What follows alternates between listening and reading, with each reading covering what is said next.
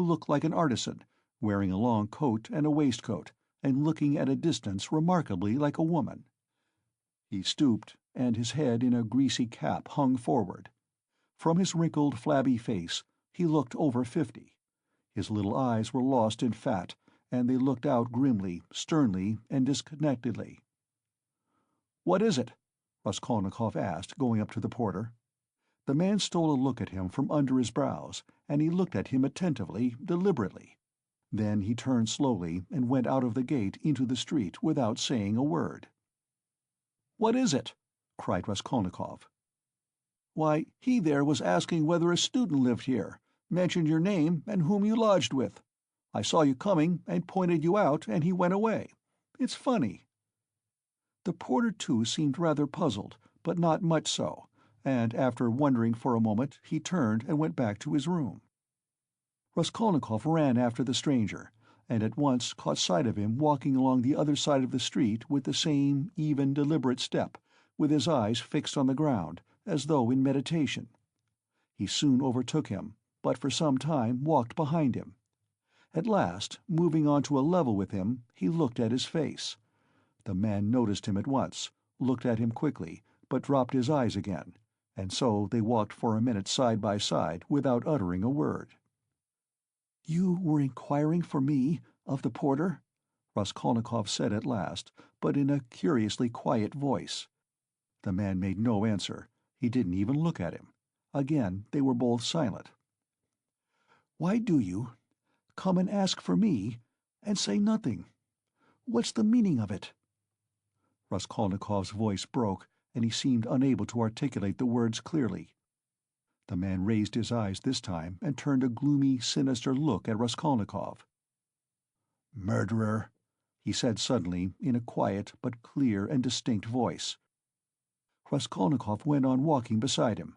His legs felt suddenly weak, a cold shiver ran down his spine, and his heart seemed to stand still for a moment, then suddenly began throbbing as though it were set free. So they walked for about 100 paces, side by side, in silence. The man did not look at him. "What do you mean? Who is a murderer?" muttered Raskolnikov, hardly audibly. "You are a murderer," the man answered still more articulately and emphatically, with a smile of triumphant hatred, and again he looked straight into Raskolnikov's pale face and stricken eyes.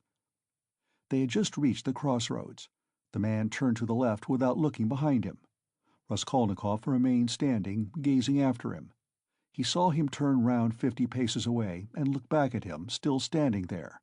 Raskolnikov could not see clearly, but he fancied that he was again smiling the same smile of cold hatred and triumph. With slow, faltering steps, with shaking knees, Raskolnikov made his way back to his little garret, feeling chilled all over.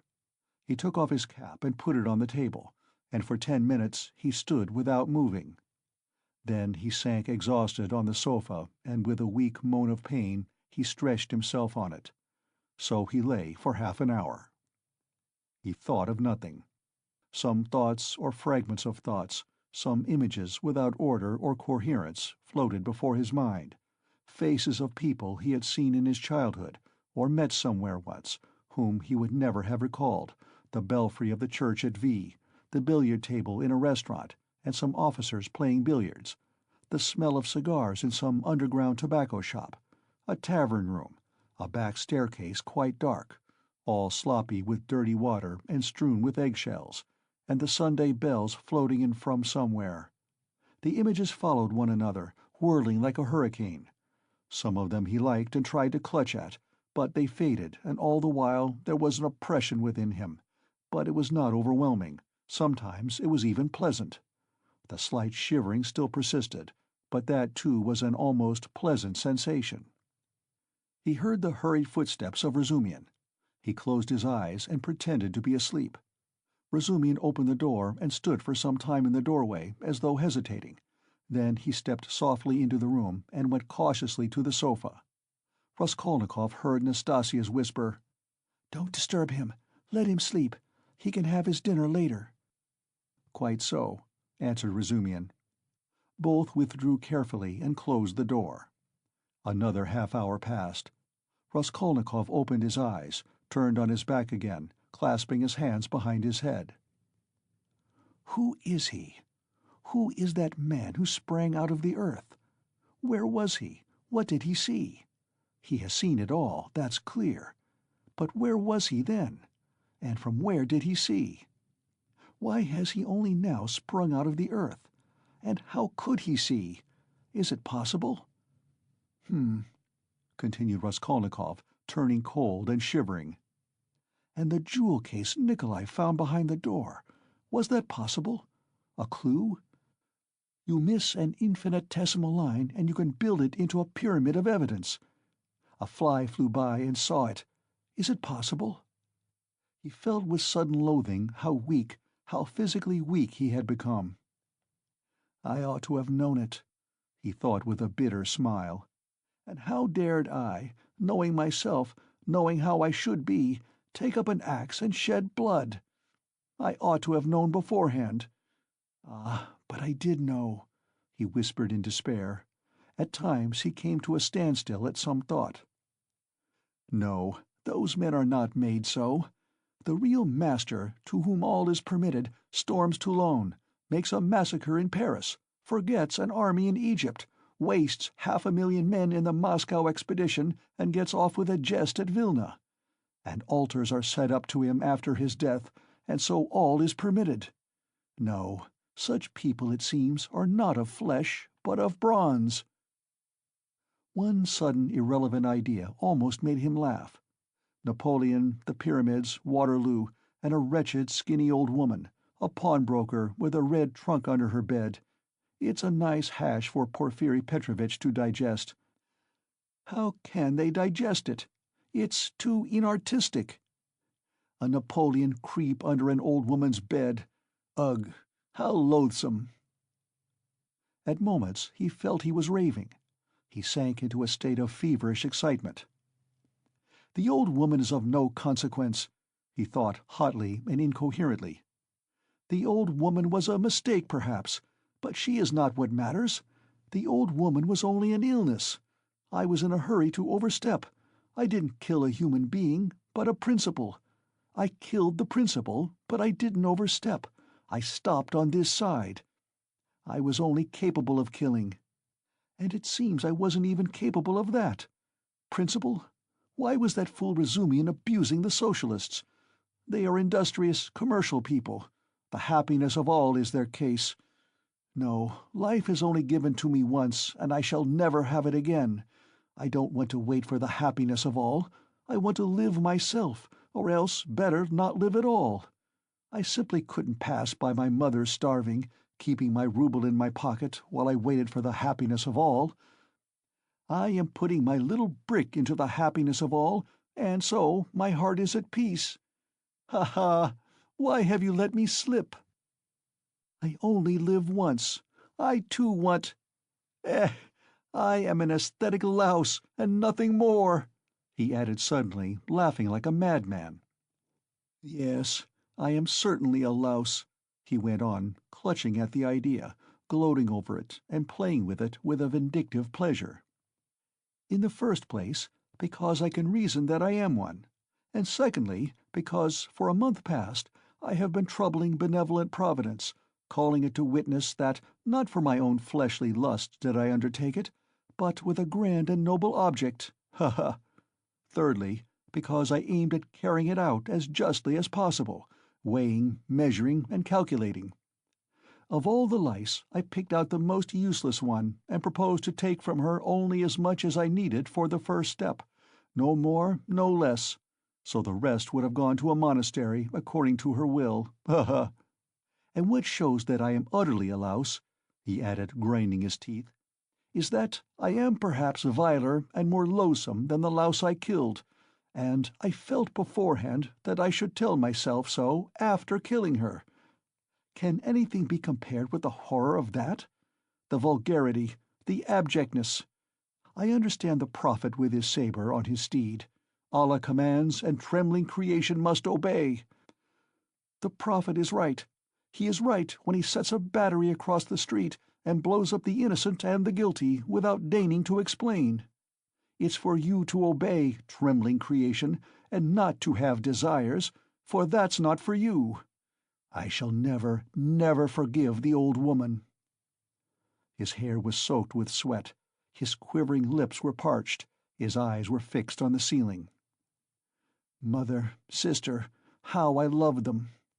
Why do I hate them now? Yes, I hate them. I feel a physical hatred for them. I can't bear them near me. I went up to my mother and kissed her, I remember, to embrace her and think if she only knew. Shall I tell her then? That's just what I might do. She must be the same as I am," he added, straining himself to think, as it were struggling with delirium. "Ah, how I hate the old woman now! I feel I should kill her again if she came to life. Poor Lizaveta! Why did she come in? It's strange, though. Why is it I scarcely ever think of her, as though I hadn't killed her? Lizaveta, Sonia, poor gentle things with gentle eyes. Dear women, why don't they weep? Why don't they moan? They give up everything. Their eyes are soft and gentle. Sonia, Sonia, gentle Sonia." He lost consciousness. It seemed strange to him that he didn't remember how he got into the street. It was late evening. The twilight had fallen and the full moon was shining more and more brightly, but there was a peculiar breathlessness in the air. There were crowds of people in the street. Workmen and business people were making their way home. Other people had come out for a walk. There was a smell of mortar, dust, and stagnant water. Raskolnikov walked along, mournful and anxious. He was distinctly aware of having come out with a purpose, of having to do something in a hurry, but what it was he had forgotten. Suddenly he stood still and saw a man standing on the other side of the street beckoning to him. He crossed over to him, but at once the man turned and walked away with his head hanging, as though he had made no sign to him. Stay, did he really beckon? Raskolnikov wondered, but he tried to overtake him. When he was within 10 paces, he recognized him and was frightened. It was the same man with stooping shoulders in the long coat. Raskolnikov followed him at a distance. His heart was beating. They went down a turning. The man still did not look round. "Does he know I am following him?" thought Raskolnikov. The man went into the gateway of a big house. Raskolnikov hastened to the gate and looked in to see whether he would look round and sign to him. In the courtyard the man did turn round and again seemed to beckon him. Raskolnikov at once followed him into the yard, but the man was gone. He must have gone up the first staircase. Raskolnikov rushed after him. He heard slow, measured steps 2 flights above. The staircase seemed strangely familiar. He reached the window on the first floor. The moon shone through the panes with a melancholy and mysterious light. Then he reached the second floor.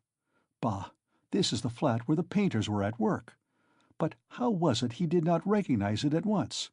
The steps of the man above had died away. So he must have stopped or hidden somewhere. He reached the third story. Should he go on? There was a stillness that was dreadful. But he went on. The sound of his own footsteps scared and frightened him. How dark it was. The man must be hiding in some corner here. Ah, the flat was standing wide open. He hesitated and went in. It was very dark and empty in the passage, as though everything had been removed. He crept on tiptoe into the parlor, which was flooded with moonlight. Everything there was as before: the chairs, the looking-glass, the yellow sofa, and the pictures in the frames. A huge, round, copper-red moon looked in at the windows. "It's the moon that makes it so still, weaving some mystery," thought Raskolnikov. He stood and waited a long while, and the more silent the moonlight, the more violently his heart beat, till it was painful. And still the same hush.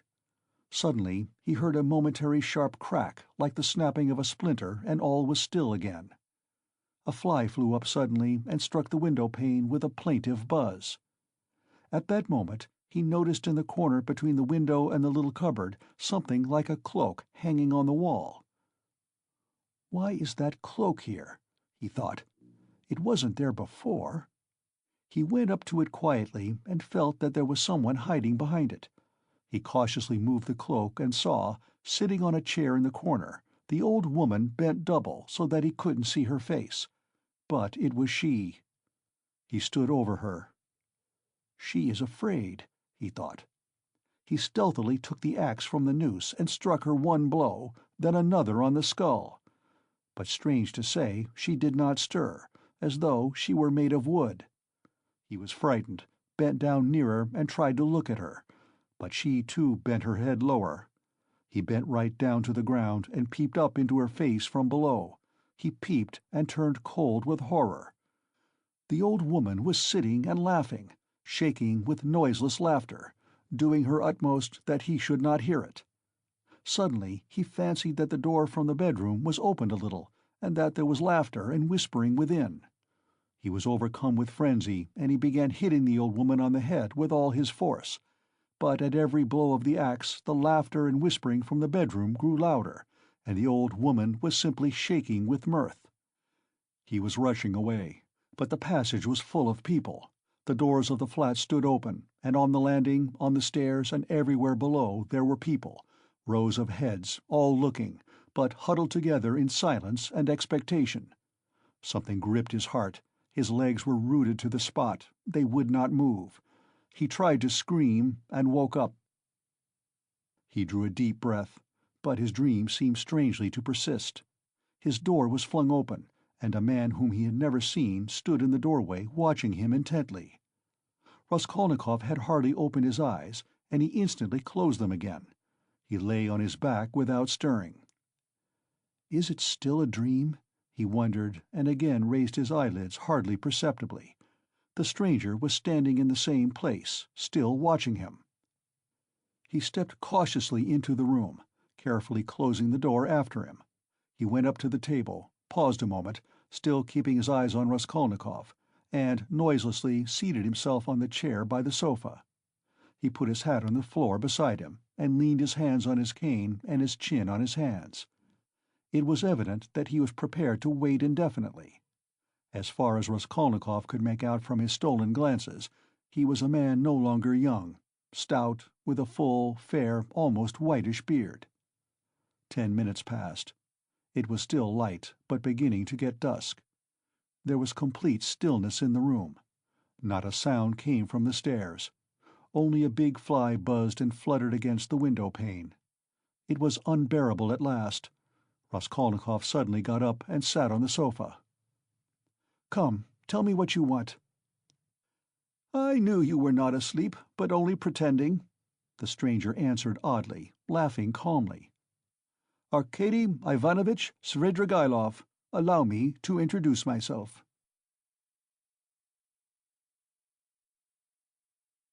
Part 4, Chapter 1. Can this be still a dream? Raskolnikov thought once more. He looked carefully and suspiciously at the unexpected visitor. "Svidrigaïlov? What nonsense! It can't be," he said at last aloud in bewilderment.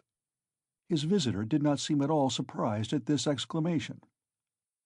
"I've come to you for 2 reasons. In the first place, I wanted to make your personal acquaintance, as I have already heard a great deal about you that is interesting and flattering. Secondly, I cherish the hope that you may not refuse to assist me in a matter directly concerning the welfare of your sister, Avdotya Romanovna. For without your support she might not let me come near her now, for she is prejudiced against me, but with your assistance I reckon on—" "You reckon wrongly," interrupted Raskolnikov. "They only arrived yesterday, may I ask you?"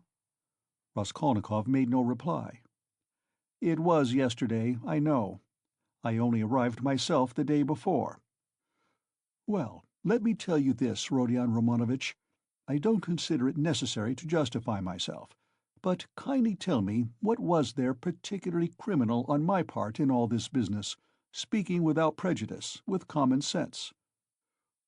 Raskolnikov continued to look at him in silence.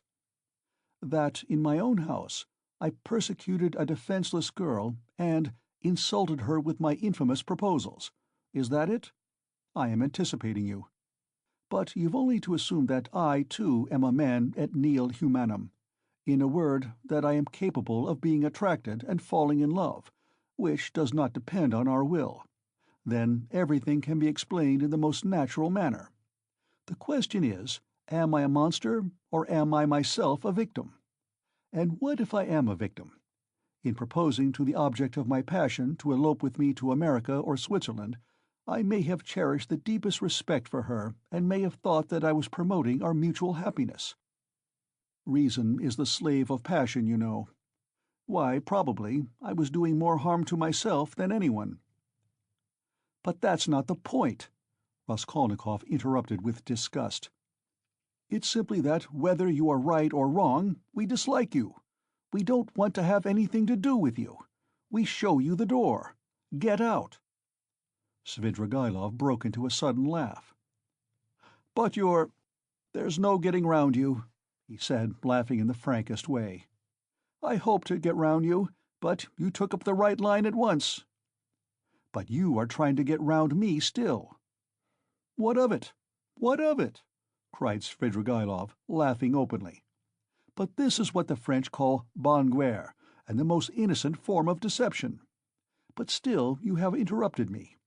One way or another, I repeat again, there would never have been any unpleasantness except for what happened in the garden.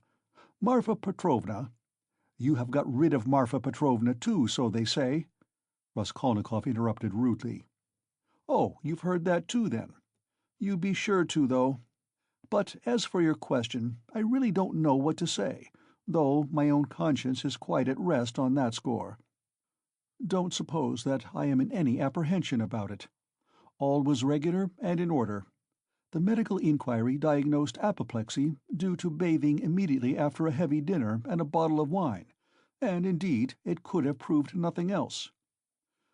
But I'll tell you what I have been thinking to myself of late, on my way here in the train. Especially, didn't I contribute to all that calamity, morally in a way, by irritation or something of the sort? But I came to the conclusion that that too was quite out of the question." Raskolnikov laughed. "I wonder you trouble yourself about it." "But what are you laughing at? Only consider, I struck her just twice with a switch. There were no marks even. Don't regard me as a cynic, please. I am perfectly aware how atrocious it was of me and all that. But I know for certain, too, that Marfa Petrovna was very pleased at my, so to say, warmth. The story of your sister had been wrung out to the last drop. For the last 3 days Marfa Petrovna had been forced to sit at home. She had nothing to show herself within the town. Besides, she had bored them so with that letter—you heard about her reading the letter—and all of a sudden those 2 switches fell from heaven. Her first act was to order the carriage to be got out. Not to speak of the fact that there are cases when women are very, very glad to be insulted in spite of all their show of indignation. There are instances of it with everyone. Human beings in general, indeed, greatly love to be insulted. Have you noticed that? But it's particularly so with women. One might even say it's their only amusement." At one time Raskolnikov thought of getting up and walking out, and so finishing the interview, but some curiosity, and even a sort of prudence, made him linger for a moment. "You are fond of fighting?" he asked carelessly. "No, not very," Svidrigaïlov answered calmly. "And Marfa Petrovna and I scarcely ever fought. We lived very harmoniously, and she was always pleased with me. I only used the whip twice in all our 7 years, not counting a third occasion of a very ambiguous character. The first time, 2 months after our marriage, immediately after we arrived in the country, and the last time was that of which we are speaking. Did you suppose I was such a monster, such a reactionary, such a slave-driver? Ha ha! By the way, do you remember, Rodion Romanovitch, how a few years ago, in those days of beneficent publicity, a nobleman, I've forgotten his name, was put to shame everywhere, in all the papers, for having thrashed a German woman in the railway train? You remember? It was in those days, that very year, I believe, the disgraceful action of the age took place. You know, the Egyptian Nights, that public reading, you remember? The dark eyes, you know.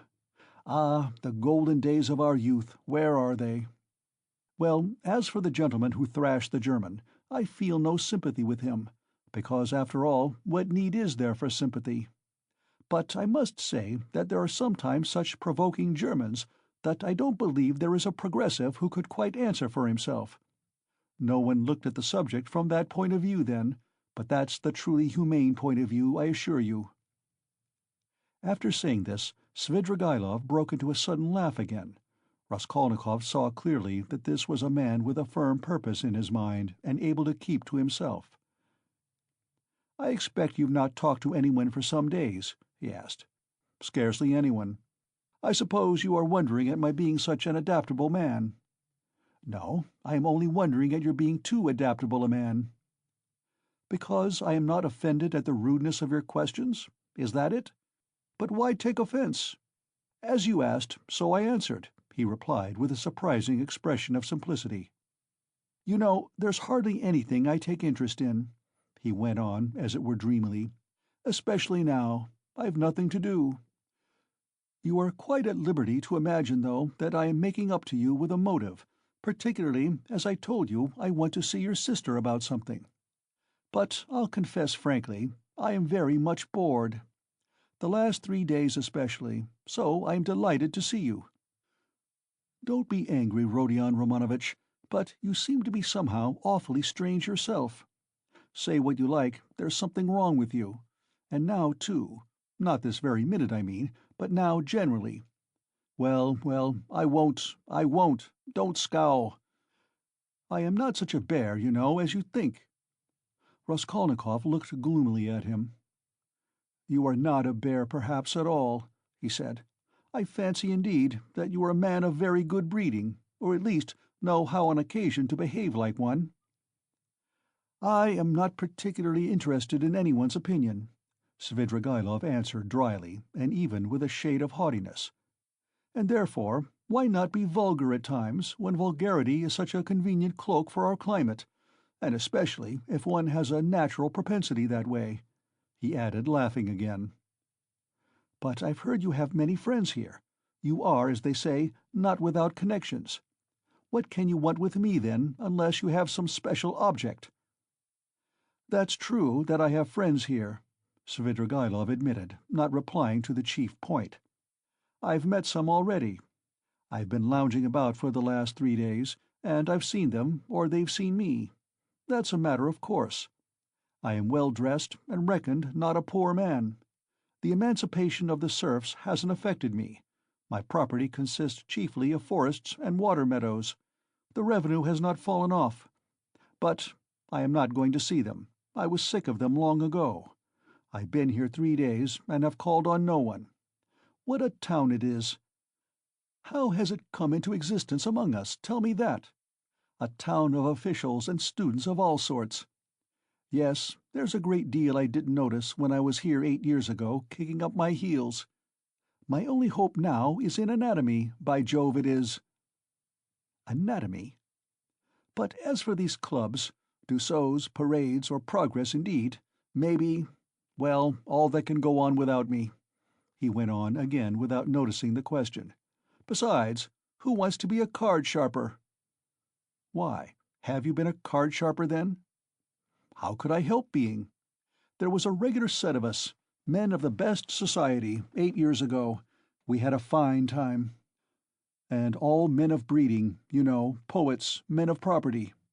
And indeed, as a rule in our Russian society, the best manners are found among those who have been thrashed. Have you noticed that? I've deteriorated in the country. But I did get into prison for debt, through a low Greek who came from Nezhin. Then Marfa Petrovna turned up. She bargained with him and bought me off for 30,000 silver pieces. I owed 70,000. We were united in lawful wedlock, and she bore me off into the country like a treasure. You know, she was 5 years older than I. She was very fond of me. For 7 years I never left the country. And, take note, that all my life she held a document over me, the IOU for 30,000 roubles, so if I were to elect to be restive about anything I should be trapped at once. And she would have done it. Women find nothing incompatible in that. If it hadn't been for that, would you have given her the slip?" "I don't know what to say. It was scarcely the document restrained me. I didn't want to go anywhere else. Marfa Petrovna herself invited me to go abroad, seeing I was bored, but I've been abroad before, and always felt sick there. For no reason but the sunrise, the Bay of Naples, the sea. You look at them, and it makes you sad. What's most revolting is that one is really sad. No, it's better at home. Here, at least, one blames others for everything and excuses oneself. I should have gone, perhaps, on an expedition to the North Pole, because j'ai le vin mauvais and hate drinking, and there's nothing left but wine. I have tried it. But, I say, I've been told old Berg is going up in a great balloon next Sunday from the Yusupov garden, and will take up passengers at a fee. Is it true?" "Why? Would you go up?" "I? No. Oh, no," muttered Svidrigaïlov, really seeming to be deep in thought. "What does he mean? Is he in earnest?" Raskolnikov wondered. "No, the document didn't restrain me," Svidrigaïlov went on meditatively. "It was my own doing, not leaving the country. And nearly a year ago Marfa Petrovna gave me back the document on my name-day, and made me a present of a considerable sum of money, too. She had a fortune, you know. 'You see how I trust you, Arkady Ivanovitch.' That was actually her expression. You don't believe she used it? But do you know I managed the estate quite decently. They know me in the neighborhood. I ordered books, too. Marfa Petrovna at first approved, but afterwards she was afraid of my over-studying." "You seem to be missing Marfa Petrovna very much." "Missing her? Perhaps. Really, perhaps I am. And, by the way, do you believe in ghosts?" "What ghosts?" "Why, ordinary ghosts." "Do you believe in them?" "Perhaps not, pour vous plaire. I wouldn't say so exactly." "Do you see them, then?" Svidrigaïlov looked at him rather oddly. "Marfa Petrovna is pleased to visit me," he said, twisting his mouth into a strange smile. "How do you mean, she is pleased to visit you?" "She has been 3 times. I saw her first on the very day of the funeral, an hour after she was buried. It was the day before I left to come here. The second time was the day before yesterday, at daybreak, on the journey at the station of Malaya Vishera. And the third time was 2 hours ago in the room where I am staying. I was alone." "Were you awake?" "Quite awake. I was wide awake every time. She comes, speaks to me for a minute, and goes out at the door. Always at the door. I can almost hear her." "What made me think that something of the sort must be happening to you?" Raskolnikov said suddenly. At the same moment he was surprised at having said it. He was much excited. "What? Did you think so?" Svidrigaïlov asked in astonishment. "Did you really? Didn't I say that there was something in common between us, eh?" "You never said so," Raskolnikov cried sharply and with heat.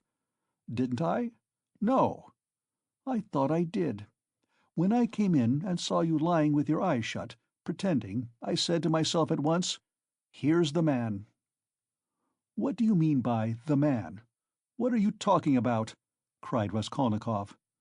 "What do I mean? I really don't know."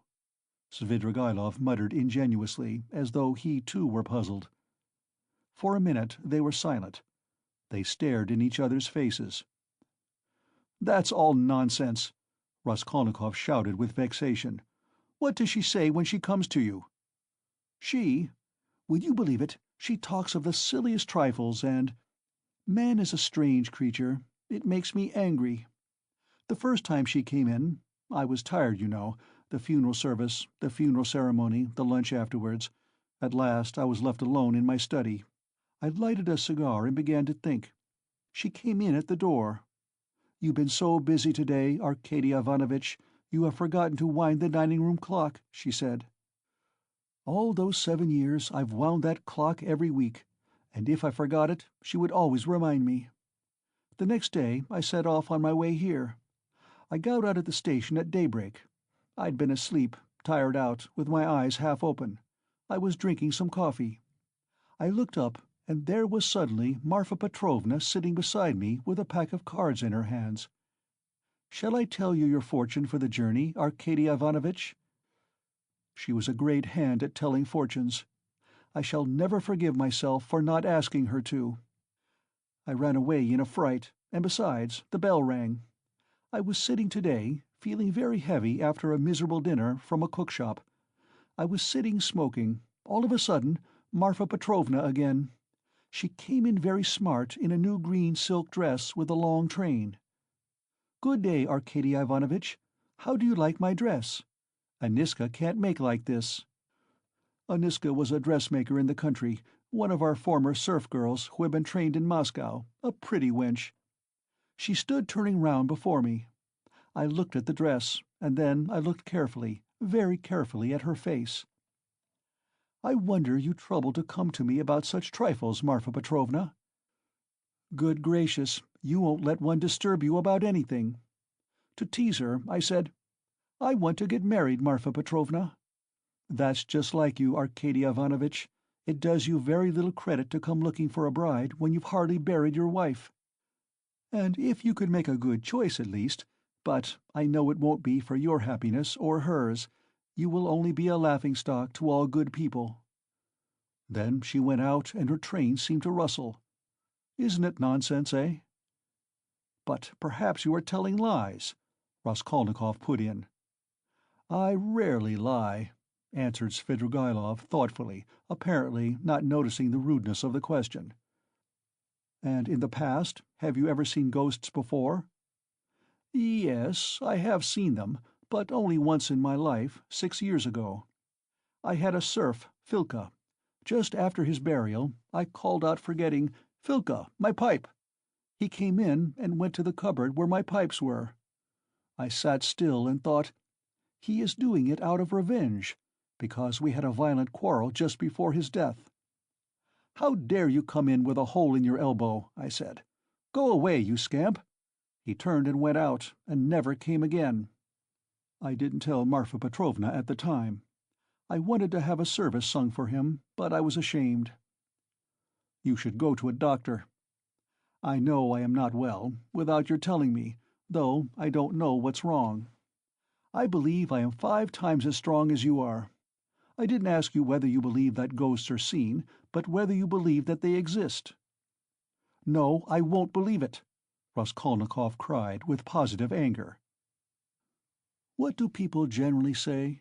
muttered Svidrigaïlov, as though speaking to himself, looking aside and bowing his head. "They say, 'You are ill, so what appears to you is only unreal fantasy.' But that's not strictly logical. I agree that ghosts only appear to the sick, but that only proves that they are unable to appear except to the sick, not that they don't exist." "Nothing of the sort," Raskolnikov insisted irritably. "No?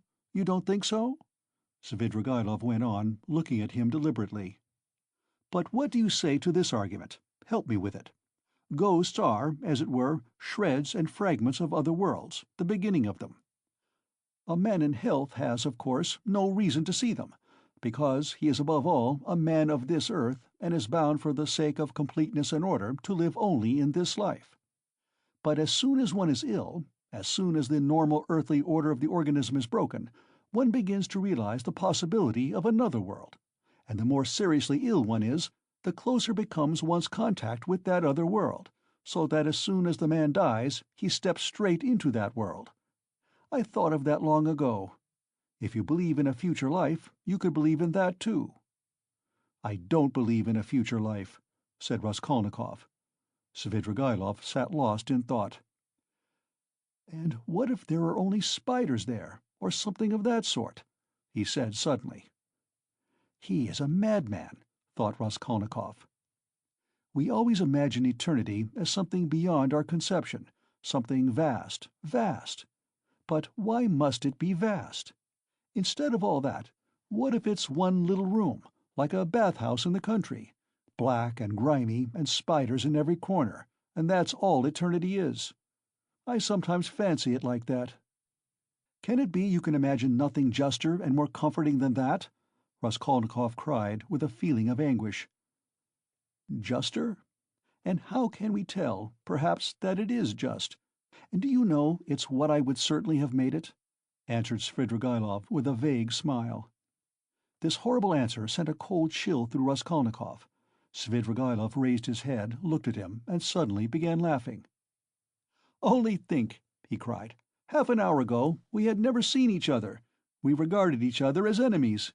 There is a matter unsettled between us. We've thrown it aside, and away we've gone into the abstract. Wasn't I right in saying that we were birds of a feather?" "Kindly allow me," Raskolnikov went on irritably, "to ask you to explain why you have honored me with your visit. And I am in a hurry. I have no time to waste. I want to go out." "By all means, by all means. Your sister, Avdotya Romanovna, is going to be married to Mr. Luzhin, Pyotr Petrovitch?" "Can you refrain from any question about my sister, and from mentioning her name? I can't understand how you dare utter her name in my presence, if you really are Svidrigaïlov." "Why, but I've come here to speak about her. How can I avoid mentioning her?" "Very good, speak, but make haste." "I am sure that you must have formed your own opinion of this Mr. Luzhin, who is a connection of mine through my wife, if you have only seen him for half an hour, or heard any facts about him. He is no match for Avdotya Romanovna. I believe Avdotya Romanovna is sacrificing herself generously and imprudently for the sake of her family. I fancied from all I had heard of you that you would be very glad if the match could be broken off without the sacrifice of worldly advantages. Now I know you personally, I am convinced of it." "All this is very naive, excuse me, I should have said imprudent on your part," said Raskolnikov. "You mean to say that I am seeking my own ends. Don't be uneasy, Rodion Romanovitch. If I were working for my own advantage, I would not have spoken out so directly. I am not quite a fool. I will confess something psychologically curious about that. Just now, defending my love for Avdotya Romanovna, I said I was myself the victim. Well, let me tell you that I've no feeling of love now, not the slightest, so that I wonder myself indeed, for I really did feel something." "Through idleness and depravity," Raskolnikov put in. "I certainly am idle and depraved, but your sister has such qualities that even I could not help being impressed by them. But that's all nonsense, as I see myself now." "Have you seen that long?"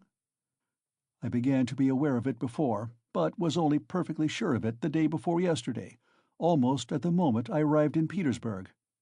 I still fancied in Moscow, though, that I was coming to try to get Avdotya Romanovna's hand and to cut out Mr. Luzhin." "Excuse me for interrupting you. Kindly be brief, and come to the object of your visit. I am in a hurry. I want to go out." "With the greatest pleasure. On arriving here and determining on a certain journey, I should like to make some necessary preliminary arrangements. I left my children with an aunt. They are well provided for, and they have no need of me personally. And a nice father I should make, too. I have taken nothing but what Marfa Petrovna gave me a year ago. That's enough for me. Excuse me, I am just coming to the point. Before the journey, which may come off, I want to settle Mr. Luzhin, too. It's not that I detest him so much, but it was through him I quarreled with Marfa Petrovna when I learned that she had dished up this marriage. I want now to see Avdotya Romanovna through your mediation, and if you like, in your presence, to explain to her that, in the first place, she will never gain anything but harm from Mr. Luzhin. Then, begging her pardon for all past unpleasantness, to make her a present of 10,000 roubles, and so assist the rupture with Mr. Luzhin, a rupture to which I believe she is herself not disinclined, if she could see the way to it." "You are certainly mad!" cried Raskolnikov, not so much angered as astonished. "How dare you talk like that?" "I knew you would scream at me. But in the first place, though I am not rich, this 10,000 roubles is perfectly free. I have absolutely no need for it. If Avdotya Romanovna does not accept it, I shall waste it in some more foolish way. That's the first thing. Secondly, my conscience is perfectly easy. I make the offer with no ulterior motive. You may not believe it, but in the end Avdotya Romanovna and you will know. The point is that I did actually cause your sister, whom I greatly respect, some trouble and unpleasantness, and so, sincerely regretting it, I want, not to compensate, not to repay her for the unpleasantness, but simply to do something to her advantage, to show that I am not, after all, privileged to do nothing but harm. If there were a millionth fraction of self-interest in my offer, I should not have made it so openly, and I should not have offered her 10,000 only, when 5 weeks ago I offered her more. Besides, I may perhaps, very soon, marry a young lady, and that alone ought to prevent suspicion of any design on Avdotya Romanovna. In conclusion, let me say that in marrying Mr. Luzhin she is taking money just the same, only from another man. Don't be angry, Rodion Romanovitch. Think it over coolly and quietly." Svidrigaïlov himself was exceedingly cool and quiet as he was saying this. "I beg you to say no more," said Raskolnikov. "In any case, this is unpardonable impertinence." "Not in the least. Then a man may do nothing but harm to his neighbor in this world, and is prevented from doing the tiniest bit of good by trivial conventional formalities. That's absurd.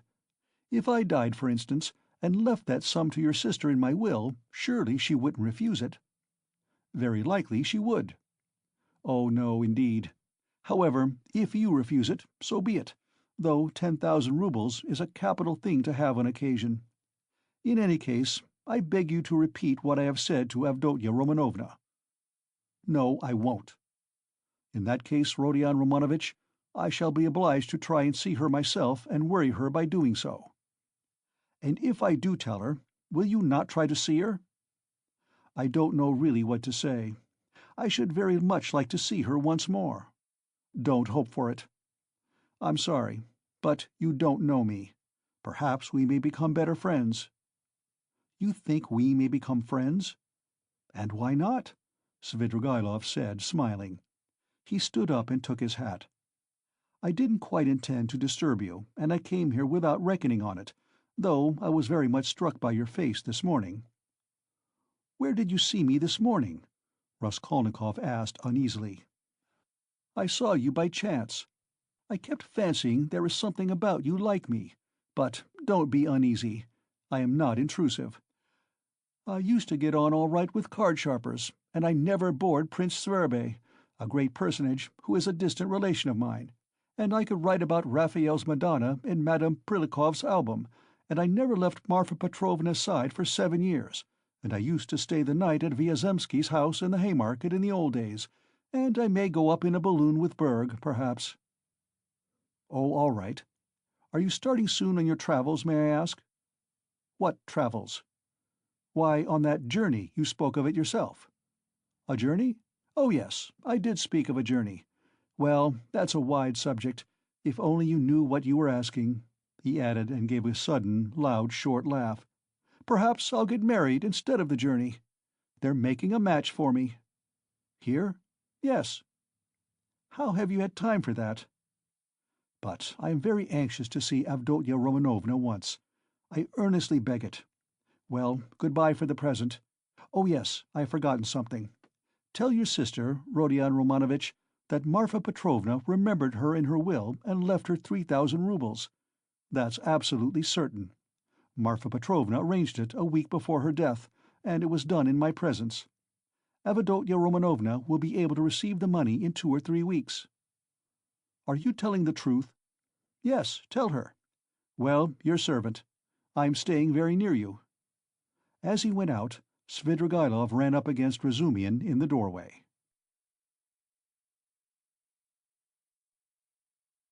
Chapter 2. It was nearly 8 o'clock. The 2 young men hurried to Bakaliev's to arrive before Luzhin. "Why, who was that?" asked Razumihin, as soon as they were in the street. "It was Svidrigaïlov, that landowner, in whose house my sister was insulted when he was their governess. Through his persecuting her with his attentions, she was turned out by his wife, Marfa Petrovna. This Marfa Petrovna begged Adonia's forgiveness afterwards, and she's just died suddenly. It was of her we were talking this morning. I don't know why I'm afraid of that man. He came here at once after his wife's funeral. He is very strange, and is determined on doing something. We must guard Donia from him. That's what I wanted to tell you. Do you hear?" "Guard her? What can he do to harm Avdotya Romanovna? Thank you, Rodya, for speaking to me like that. We will guard her. Where does he live?" "I don't know." "Why didn't you ask? What a pity. I'll find out, though." "Did you see him?" asked Raskolnikov after a pause. "Yes, I noticed him. I noticed him well." "You did really see him? You saw him clearly?" Raskolnikov insisted. "Yes, I remember him perfectly. I should know him in 1,000. I have a good memory for faces." They were silent again. That's all right," muttered Raskolnikov. "Do you know, I keep thinking that it may have been an hallucination." "What do you mean? I don't understand you."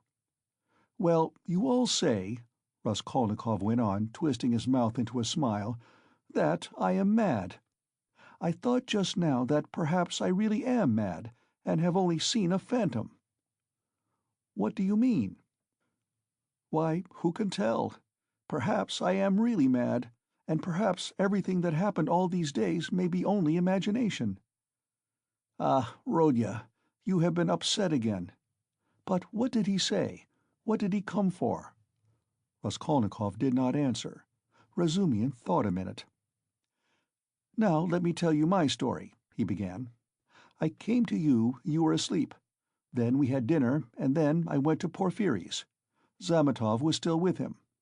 I tried to begin, but it was no use. I couldn't speak in the right way. They don't seem to understand and can't understand, but are not a bit ashamed. I drew Porfiry to the window and began talking to him, but it was still no use. He looked away and I looked away. At last I shook my fist in his ugly face, and told him as a cousin I'd brain him. He merely looked at me, I cursed and came away. That was all. It was very stupid. To Zametov I didn't say a word.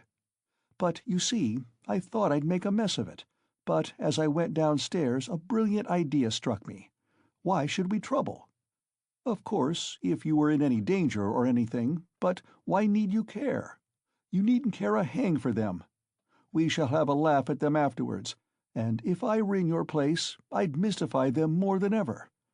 How ashamed they'll be afterwards! Hang them! We can thrash them afterwards, but let's laugh at them now."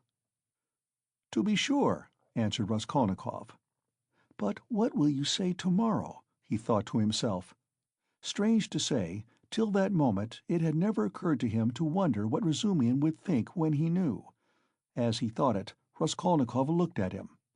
Razumihin's account of his visit to Porfiry had very little interest for him, so much had come and gone since then. In the corridor they came upon Luzhin. He had arrived punctually at 8, and was looking for the number, so that all three went in together without greeting or looking at one another. The young men walked in first, while Pyotr Petrovitch, for good manners, lingered a little in the passage, taking off his coat. Pulcheria Alexandrovna came forward at once to greet him in the doorway. Donia was welcoming her brother. Pyotr Petrovitch walked in, and quite amiably, though with redoubled dignity, bowed to the ladies. He looked, however, as though he were a little put out and could not yet recover himself. Pulcheria Alexandrovna, who seemed also a little embarrassed, hastened to make them all sit down at the round table where a samovar was boiling. Donia and Luzhin were facing one another on opposite sides of the table. Razumihin and Raskolnikov were facing Pulcheria Alexandrovna. Razumihin was next to Luzhin, and Raskolnikov was beside his sister. A moment's silence followed. Pyotr Petrovitch deliberately drew out a cambric handkerchief reeking of scent, and blew his nose with an air of a benevolent man who felt himself slighted, and was firmly resolved to insist on an explanation. In the passage the idea had occurred to him to keep on his overcoat and walk away, and so give the two ladies a sharp and emphatic lesson and make them feel the gravity of the position. But he could not bring himself to do this. Besides, he could not endure uncertainty, and he wanted an explanation. If his request had been so openly disobeyed, there was something behind it, and in that case it was better to find it out beforehand. It rested with him to punish them, and there would always be time for that. "I trust you had a favorable journey?" he inquired officially of Pulcheria Alexandrovna. "Oh, very, Pyotr Petrovitch." "I am gratified to hear it. And Avdotya Romanovna is not over-fatigued either?" "I am young and strong, I don't get tired, but it was a great strain for Mother," answered Donia. "That's unavoidable. Our national railways are of terrible length. Mother Russia, as they say, is a vast country. In spite of all my desire to do so, I was unable to meet you yesterday. But I trust all passed off without inconvenience?" "Oh no, Pyotr Petrovitch, it was all terribly disheartening," Pulcheria Alexandrova hastened to declare with peculiar intonation. "And if Dmitri Prokofitch had not been sent us, I really believe by God himself, we should have been utterly lost. Here he is, Dmitri Prokofitch Razumian," she added, introducing him to Luzhin. "I had the pleasure yesterday," muttered Pyotr Petrovitch with a hostile glance sidelong at Razumian. Then he scowled and was silent. Pyotr Petrovitch belonged to that class of persons, on the surface very polite in society, who make a great point of punctiliousness, but who, directly they are crossed in anything, are completely disconcerted, and become more like sacks of flour than elegant and lively men of society. Again all was silent. Raskolnikov was obstinately mute. Avdotya Romanovna was unwilling to open the conversation too soon. Razumian had nothing to say, so Pulcheria Alexandrovna was anxious again. "Marfa Petrovna is dead, have you heard?" she began, having recourse to her leading item of conversation. "To be sure, I heard so. I was immediately informed, and I have come to make you acquainted with the fact that Arkady Ivanovitch Svidrigaïlov set off in haste for Petersburg immediately after his wife's funeral. So at least I have excellent authority for believing." "To Petersburg? Here?" Donia asked in alarm, and looked at her mother. "Yes, indeed, and doubtless not without some design, having in view the rapidity of his departure, and all the circumstances preceding it." "Good heavens! Won't he leave Donia in peace even here?" cried Pulcheria Alexandrovna. "I imagine that neither you nor Avdotya Romanovna have any grounds for uneasiness, unless, of course, you are yourselves desirous of getting into communication with him. For my part, I am on my guard, and am now discovering where he is lodging." "Oh, Pyotr Petrovitch, you would not believe what a fright you have given me," Pulcheria Alexandrovna went on. "I've only seen him twice, but I thought him terrible, terrible. I am convinced that he was the cause of Marfa Petrovna's death." "It's impossible to be certain about that. I have precise information. I do not dispute that he may have contributed to accelerate the course of events by the moral influence, so to say, of the affront. But as to the general conduct and moral character of that personage, I am in agreement with you. I do not know whether he is well off now, and precisely what Marfa Petrovna left him. This will be known to me within a very short period. But no doubt, here in Petersburg, if he has any pecuniary resources, he will relapse at once into his old ways. He is the most depraved and abjectly vicious specimen of that class of men. I have considerable reason to believe that Marfa Petrovna, who was so unfortunate as to fall in love with him and to pay his debts 8 years ago, was of service to him in another way, solely by her exertions and sacrifices. A criminal charge, involving an element of fantastic and homicidal brutality for which he might well have been sentenced to Siberia, was hushed up. That's the sort of man he is, if you care to know." "Good heavens!" cried Pulcheria Alexandrovna. Raskolnikov listened attentively. "Are you speaking the truth when you say that you have good evidence of this?" Donia asked sternly and emphatically. "I only repeat what I was told in secret by Marfa Petrovna. I must observe that from the legal point of view the case was far from clear. There was, and I believe still is, living here a woman called Reslich, a foreigner, who lent small sums of money at interest and did other commissions, and with this woman Svidrigailov had for a long while close and mysterious relations. She had a relation, a niece I believe, living with her, a deaf and dumb girl of 15, or perhaps not more than 14. Restlich hated this girl, and grudged her every crust. She used to beat her mercilessly. One day the girl was found hanging in the garret. At the inquest the verdict was suicide. After the usual proceedings the matter ended, but later on information was given that the child had been cruelly outraged by Svidrigailov. It is true this was not clearly established. The information was given by another German woman of loose character, whose word could not be trusted. No statement was actually made to the police, thanks to Marfa Petrovna's money and exertions. It did not get beyond gossip. And yet the story is a very significant one. You heard, no doubt, Avdotya Romanovna, when you were with them, the story of the servant Philip, who died of ill treatment he received 6 years ago, before the abolition of serfdom. I heard, on the contrary, that this Philip hanged himself. Quite so. But what drove him, or rather perhaps disposed him, to suicide was the systematic persecution and severity of Mr. Svidrigailov. I don't know that, answered Donia dryly. I only heard a queer story that Philip was a sort of hypochondriac, a sort of domestic philosopher, the servants used to say, he read himself silly, and that he hanged himself partly on account of Mr. Svidrigailov's mockery of him and not his blows. When I was there he behaved well to the servants, and they were actually fond of him, though they certainly did blame him for Philip's death. I perceive, Avdotya Romanovna, that you seem disposed to undertake his defense all of a sudden, Luzhin observed, twisting his lips into an ambiguous smile. There is no doubt that he is an astute man, and insinuating where ladies are concerned, of which Marfa Petrovna, who has died so strangely, is a terrible instance. My only desire has been to be of service to you and your mother with my advice, in view of the renewed efforts which may certainly be anticipated from him. For my part, it's my firm conviction that he will end in a debtor's prison again.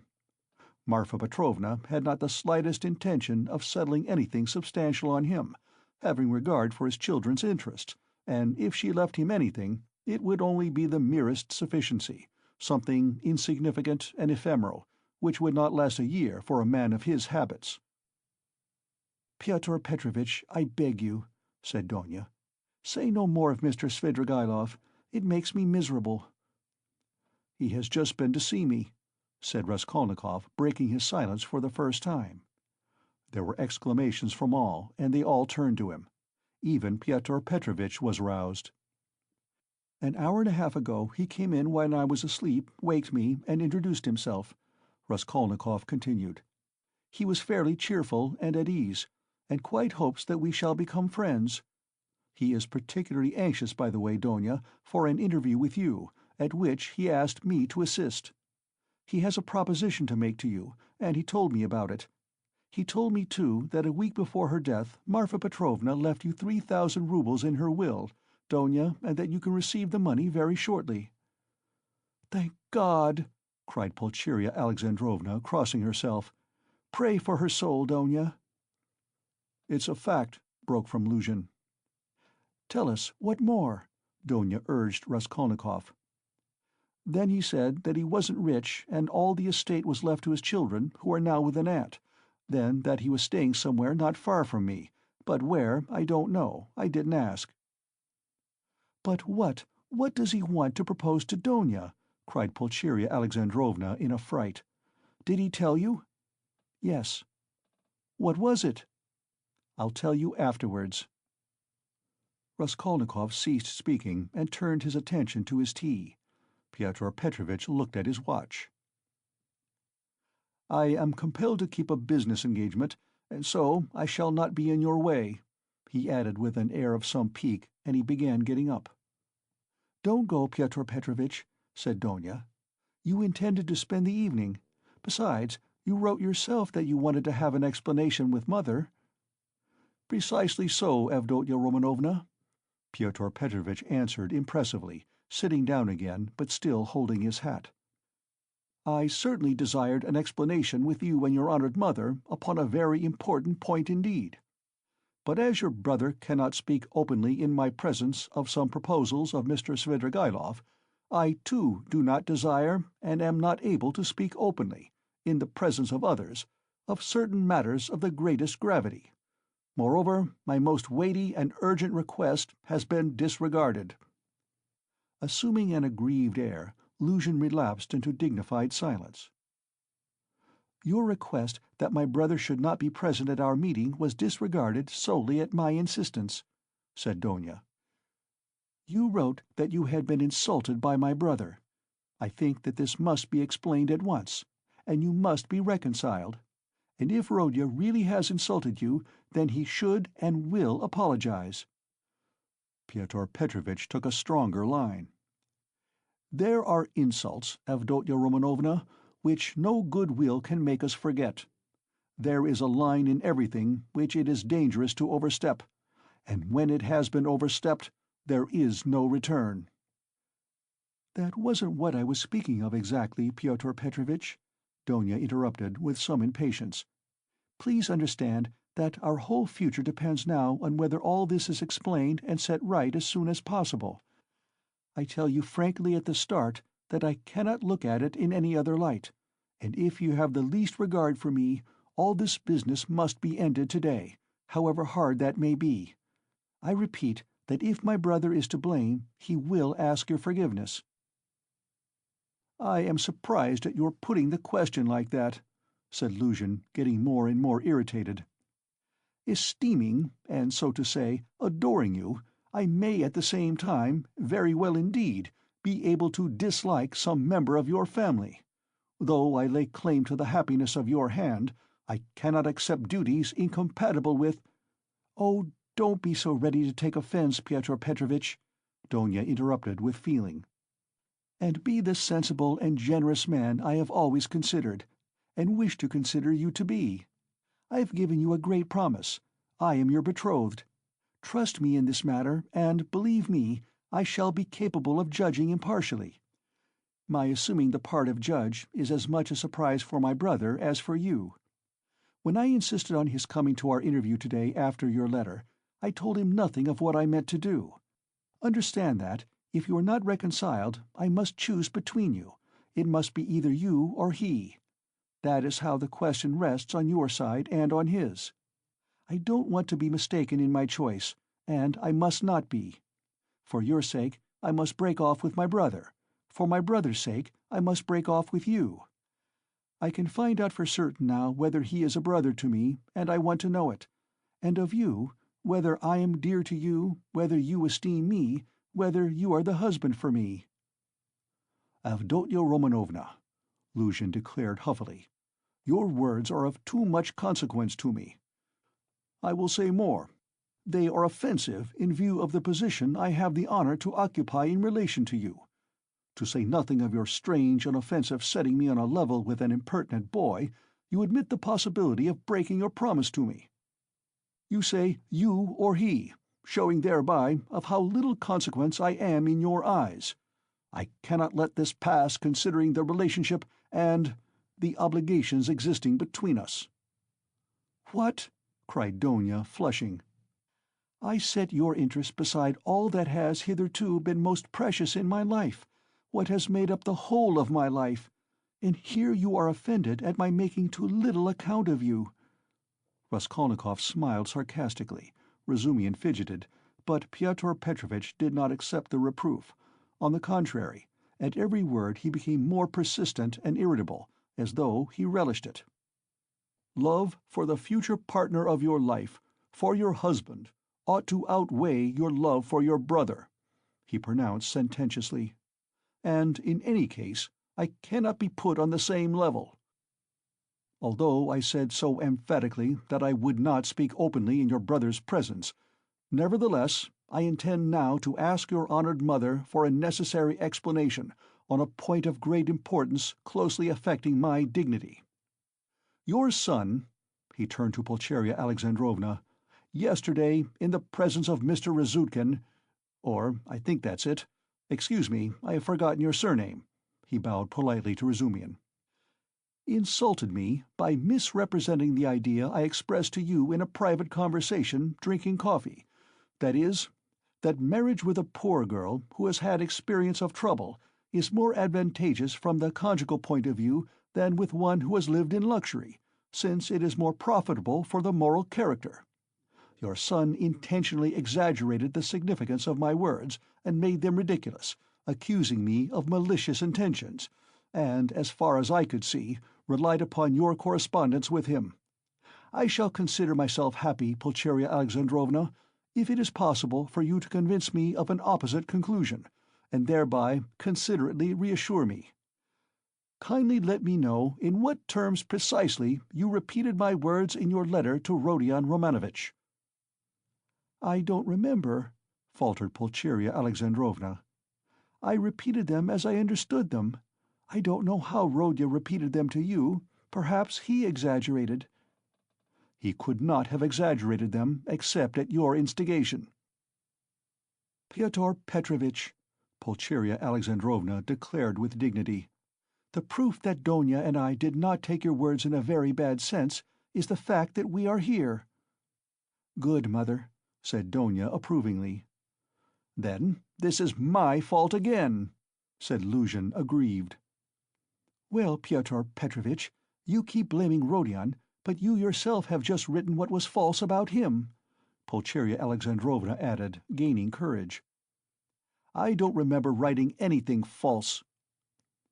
"You wrote," Raskolnikov said sharply, not turning to Luzhin, "that I gave money yesterday, not to the widow of the man who was killed, as was the fact, but to his daughter, whom I had never seen till yesterday. You wrote this to make dissension between me and my family, and for that object added coarse expressions about the conduct of a girl whom you don't know. All that is mean slander." "Excuse me, sir," said Luzhin, quivering with fury. "I enlarged upon your qualities and conduct in my letter solely in response to your sister's and mother's inquiries, how I found you, and what impression you made on me. As for what you've alluded to in my letter, be so good as to point out one word of falsehood. Show, that is, that you didn't throw away your money, and that there are not worthless persons in that family, however unfortunate. To my thinking, you, with all your virtues, are not worth the little finger of that unfortunate girl at whom you throw stones. Would you go so far, then, as to let her associate with your mother and sister?" "I have done so already, if you care to know. I made her sit down today with Mother and Donia." "Rodya!" cried Pulcheria Alexandrovna. Donia crimsoned. Razumihin knitted his brows. Luzhin smiled with lofty sarcasm. "You may see for yourself, Avdotya Romanovna," he said, "whether it is possible for us to agree. I hope now that this question is at an end, once and for all. I will withdraw, that I may not hinder the pleasures of family intimacy, and the discussion of secrets." He got up from his chair and took his hat. "But in withdrawing, I venture to request that for the future I may be spared similar meetings, and, so to say, compromises.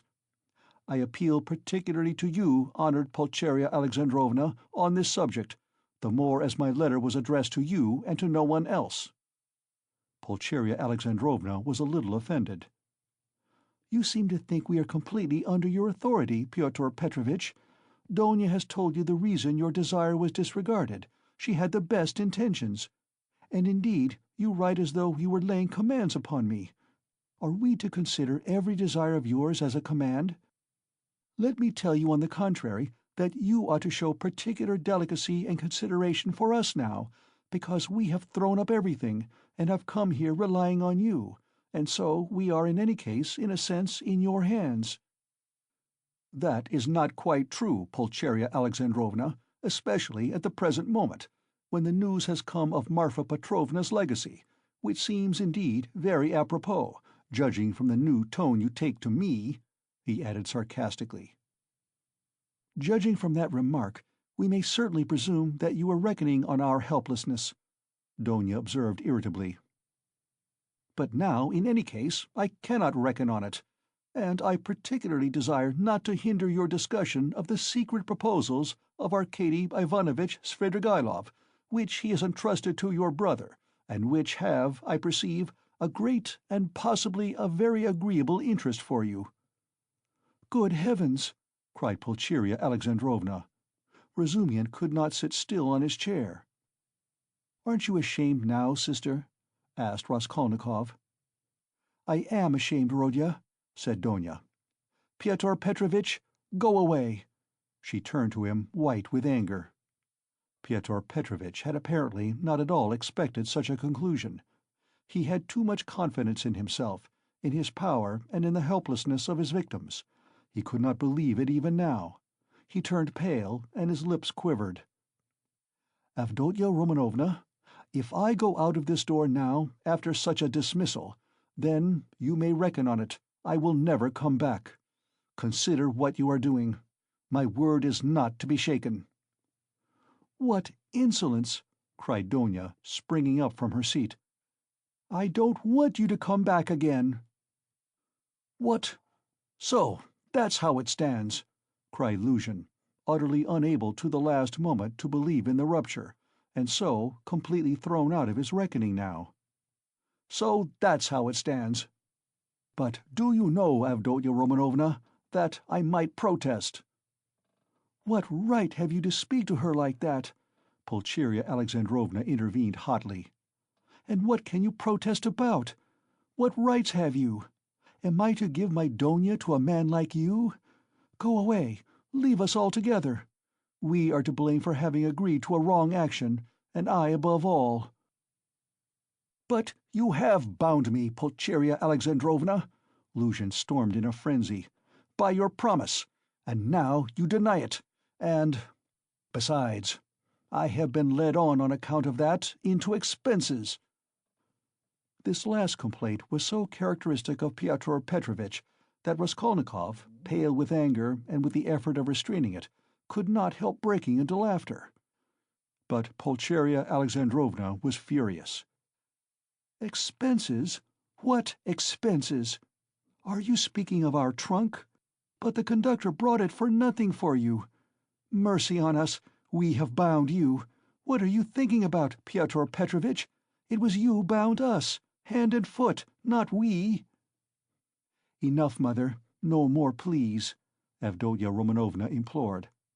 "Pyotr Petrovitch, do be kind and go." "I am going, but one last word," he said, quite unable to control himself.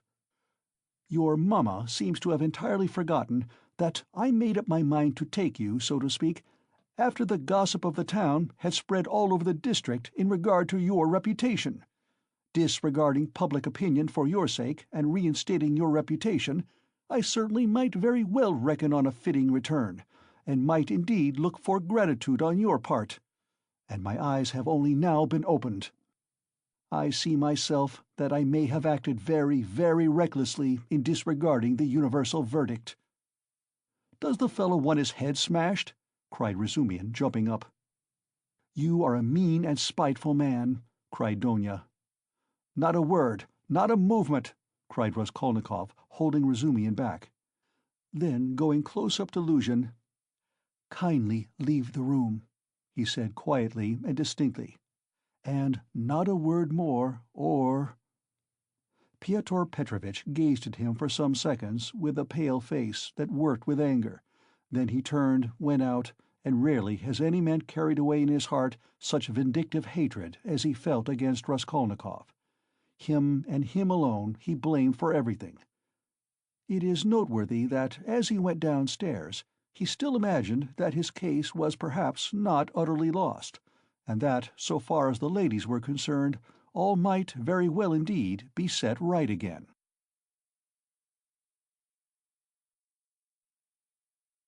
Chapter 3. The fact was that, up to the last moment, he had never expected such an ending. He had been overbearing to the last degree, never dreaming that two destitute and defenseless women could escape from his control. This conviction was strengthened by his vanity and conceit, a conceit to the point of fatuity. Pyotr Petrovitch, who had made his way up from insignificance, was morbidly given to self-admiration, had the highest opinion of his intelligence and capacities, and sometimes even gloated in solitude over his image in the glass. But what he loved and valued above all was the money he had amassed by his labor, and by all sorts of devices. That money made him the equal of all who had been his superiors. When he had bitterly reminded Donia that he had decided to take her in spite of evil report, Pyotr Petrovitch had spoken with perfect sincerity, and had, indeed, felt genuinely indignant at such black ingratitude. And yet, when he made Donia his offer, he was fully aware of the groundlessness of all the gossip. The story had been everywhere contradicted by Marfa Petrovna, and was by then disbelieved by all the townspeople, who were warm in Donia's defense. And he would not have denied that he knew all that at the time. Yet he still thought highly of his own resolution in lifting Donia to his level, and regarded it as something heroic. In speaking of it to Donia, he had let out the secret feeling he cherished and admired, and he could not understand that others should fail to admire it too. He had called on Raskolnikov with the feelings of a benefactor who is about to reap the fruits of his good deeds and to hear agreeable flattery. And as he went downstairs now, he considered himself most undeservedly injured and unrecognized. Donia was simply essential to him. To do without her was unthinkable. For many years he had had voluptuous dreams of marriage, but he had gone on waiting and amassing money. He brooded with relish, in profound secret, over the image of a girl, virtuous, poor, she must be poor, very young, very pretty, of good birth and education, very timid, one who had suffered much, and was completely humbled before him, one who would all her life look on him as her savior, worship him, admire him, and only him. How many scenes, how many amorous episodes he had imagined on this seductive and playful theme, when his work was over. And behold, the dream of so many years was all but realized. The beauty and education of Avdotya Romanovna had impressed him. Her helpless position had been a great allurement. In her he had found even more than he dreamed of. Here was a girl of pride, character, virtue, of education and breeding superior to his own, he felt that, and this creature would be slavishly grateful all her life for his heroic condescension, and would humble herself in the dust before him, and he would have absolute, unbounded power over her. Not long before, he had, too, after long reflection and hesitation, made an important change in his career, and was now entering on a wider circle of business. With this change, his cherished dreams of rising into a higher class of society seemed likely to be realized. He was, in fact, determined to try his fortune in Petersburg. He knew that women could do a very great deal. The fascination of a charming, virtuous, highly educated woman might make his way easier, might do wonders in attracting people to him, throwing an aureole round him, and now everything was in ruins. This sudden, horrible rupture affected him like a clap of thunder. It was like a hideous joke, an absurdity.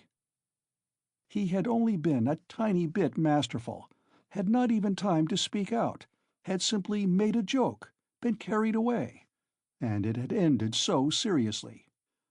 And of course, too, he did love Donia in his own way. He already possessed her in his dreams, and all at once. No. The next day, the very next day, it must all be set right, smoothed over, settled.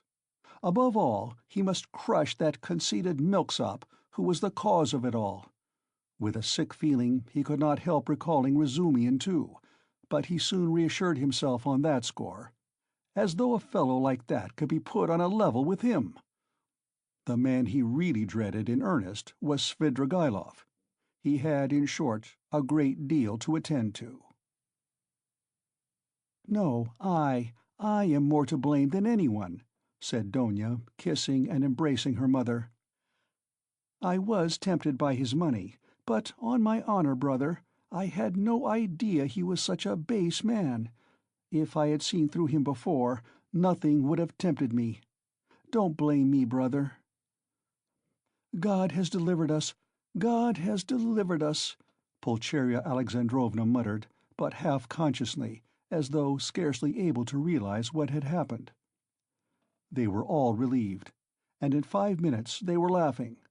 Only now and then Donia turned white and frowned, remembering what had passed. Pulcheria Alexandrovna was surprised to find that she too was glad. She had only that morning thought rupture with Luzhin a terrible misfortune. Razumian was delighted. He did not yet dare express his joy fully, but he was in a fever of excitement, as though a ton weight had fallen off his heart. Now he had the right to devote his life to them, to serve them. Anything might happen now. But he felt afraid to think of further possibilities, and dared not let his imagination range. But Raskolnikov sat still in the same place, almost sullen and indifferent. Though he had been the most insistent on getting rid of Luzhin, he seemed now the least concerned at what had happened. Donia could not help thinking that he was still angry with her, and Pulcheria Alexandrovna watched him timidly. "What did Svidrigaïlov say to you?" said Donia, approaching him. "Yes, yes," cried Pulcheria Alexandrovna. Raskolnikov raised his head. "He wants to make you a present of 10,000 roubles, and he desires to see you once in my presence." "See her? On no account!" cried Pulcheria Alexandrovna. "And how dare he offer her money?" Then Raskolnikov repeated, rather dryly, his conversation with Svidrigaïlov, omitting his account of the ghostly visitations of Marfa Petrovna, wishing to avoid all unnecessary talk. "What answer did you give him?" asked Donia. "At first I said I would not take any message to you. Then he said that he would do his utmost to obtain an interview with you without my help. He assured me that his passion for you was a passing infatuation. Now he has no feeling for you. He doesn't want you to marry Luzhin. His talk was altogether rather muddled." "How do you explain him to yourself, Rodya? How did he strike you?" "I must confess I don't quite understand him. He offers you 10,000, and yet says he is not well off. He says he is going away, and in 10 minutes he forgets he has said it. Then he says he is going to be married and has already fixed on the girl. No doubt he has a motive, and probably a bad one. But it's odd that he should be so clumsy about it if he had any designs against you. Of course, I refused his money on your account, once for all. Altogether, I thought him very strange. One might almost think he was mad. But I may be mistaken. That may only be the part he assumes. The death of Marfa Petrovna seems to have made a great impression on him." "God rest her soul!" exclaimed Pulcheria Alexandrovna. "I shall always, always pray for her. Where should we be now, Donia, without this 3,000? It's as though it had fallen from heaven. Why, Rodya, this morning we had only 3 roubles in our pocket, and Donia and I were just planning to pawn her watch, so as to avoid borrowing from that man until he offered help." Donia seemed strangely impressed by Svidrigaïlov's offer. She still stood meditating. "He has got some terrible plan," she said in a half-whisper to herself, almost shuddering. Raskolnikov noticed this disproportionate terror. "I fancy I shall have to see him more than once again," he said to Donia. "We will watch him. I will track him out," cried Razumian vigorously. "I won't lose sight of him. Rodya has given me leave. He said to me himself just now, 'Take care of my sister.' Will you give me leave too, Avdotya Romanovna?" Donia smiled and held out her hand, but the look of anxiety did not leave her face. Pulcheria Alexandrovna gazed at her timidly, but the 3,000 roubles had obviously a soothing effect on her. A quarter of an hour later they were all engaged in a lively conversation. Even Raskolnikov listened attentively for some time, though he did not talk. Razumian was the speaker. "And why should you go away?" he flowed on ecstatically. "And what are you to do in a little town? The great thing is, you are all here together, and you need one another. You do need one another, believe me. For a time, anyway. Take me into partnership, and I'll assure you we'll plan a capital enterprise. Listen, I'll explain it all in detail to you, the whole project. It all flashed into my head this morning, before anything had happened. I tell you what, I have an uncle. I must introduce him to you, a most accommodating and respectable old man. This uncle has got a capital of 1,000 roubles, and he lives on his pension and has no need of that money. For the last 2 years he has been bothering me to borrow it from him and pay him 6% interest. I know what that means. He simply wants to help me. Last year I had no need of it, but this year I resolved to borrow it as soon as he arrived. Then you lend me another 1,000 of your 3, and we have enough for a start, so we'll go into partnership. And what are we going to do?" Then Razumian began to unfold his project, and he explained at length that almost all our publishers and booksellers know nothing at all of what they are selling, and for that reason they are usually bad publishers, and that any decent publications pay as a rule and give a profit, sometimes a considerable one. Razumian had, indeed, been dreaming of setting up as a publisher. For the last 2 years he had been working in publishers' offices, and knew 3 European languages well, though he had told Raskolnikov 6 days before that he was a swatch in German, with an object of persuading him to take half his translation and half the payment for it. He had told a lie then, and Raskolnikov knew he was lying. Why should we let our chance slip when we have one of the chief means of success, money of our own?" cried Razumian warmly. "Of course there will be a lot of work, but we will work. You, Avdotya Romanovna, I, Rodion.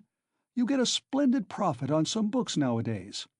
And the great point of the business is that we shall know just what wants translating, and we shall be translating, publishing, learning all at once.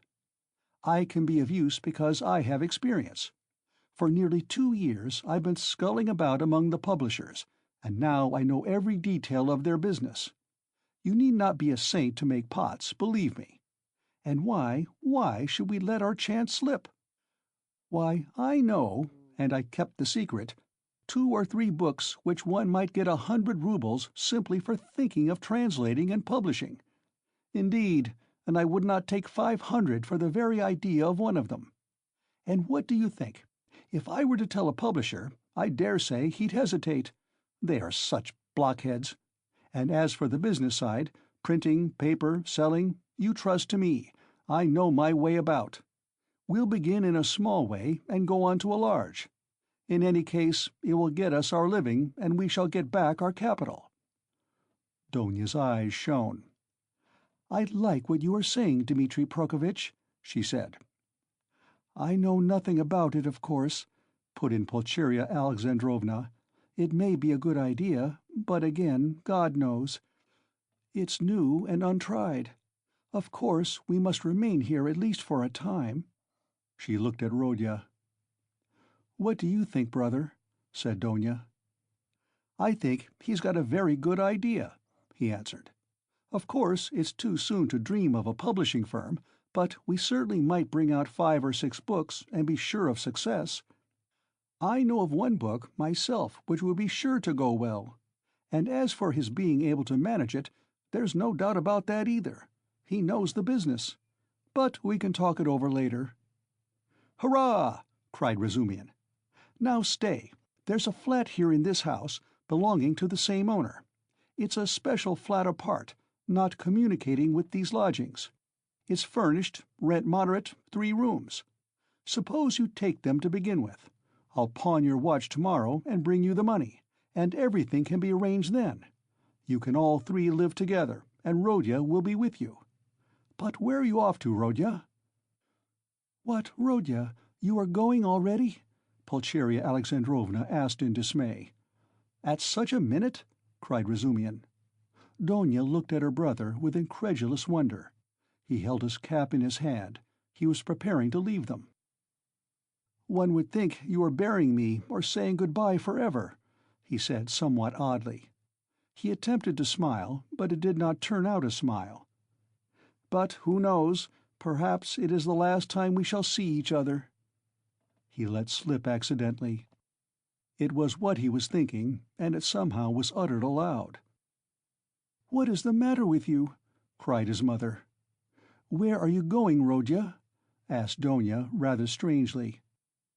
"Oh, I'm quite obliged to," he answered vaguely, as though hesitating what he would say. But there was a look of sharp determination in his white face. "I meant to say, as I was coming here, I meant to tell you, Mother, and you, Donia, that it would be better for us to part for a time. I feel ill, I am not at peace. I will come afterwards, I will come of myself, when it's possible. I remember you and love you. Leave me alone. I decided this even before. I'm absolutely resolved on it. Whatever may come to me, whether I come to ruin or not, I want to be alone. Forget me altogether, it's better. Don't inquire about me. When I can, I'll come of myself, or I'll send for you. Perhaps it will all come back, but now, if you love me, give me up, else I shall begin to hate you. I feel it. Goodbye." "Good God!" cried Pulcheria Alexandrovna. Both his mother and his sister were terribly alarmed. Razumihin was also. "Rodya, Rodya, be reconciled with us. Let us be as before," cried his poor mother. He turned slowly to the door, and slowly went out of the room. Donia overtook him. "Brother, what are you doing to Mother?" she whispered, her eyes flashing with indignation. He looked dully at her. "No matter, I shall come. I'm coming," he muttered in an undertone, as though not fully conscious of what he was saying, and he went out of the room. "Wicked, heartless egoist!" cried Donia. "He is insane, but not heartless. He is mad. Don't you see it? You're heartless after that," Razumihin whispered in her ear, squeezing her hand tightly. "I shall be back directly," he shouted to the horror-stricken mother, and he ran out of the room. Raskolnikov was waiting for him at the end of the passage. "I knew you would run after me," he said. "Go back to them. Be with them. Be with them tomorrow and always. Perhaps I shall come. If I can. Goodbye." And without holding out his hand, he walked away. "But where are you going? What are you doing? What's the matter with you? How can you go on like this?" Razumihin muttered, at his wit's end. Raskolnikov stopped once more. "Once for all, never ask me about anything. I have nothing to tell you. Don't come to see me.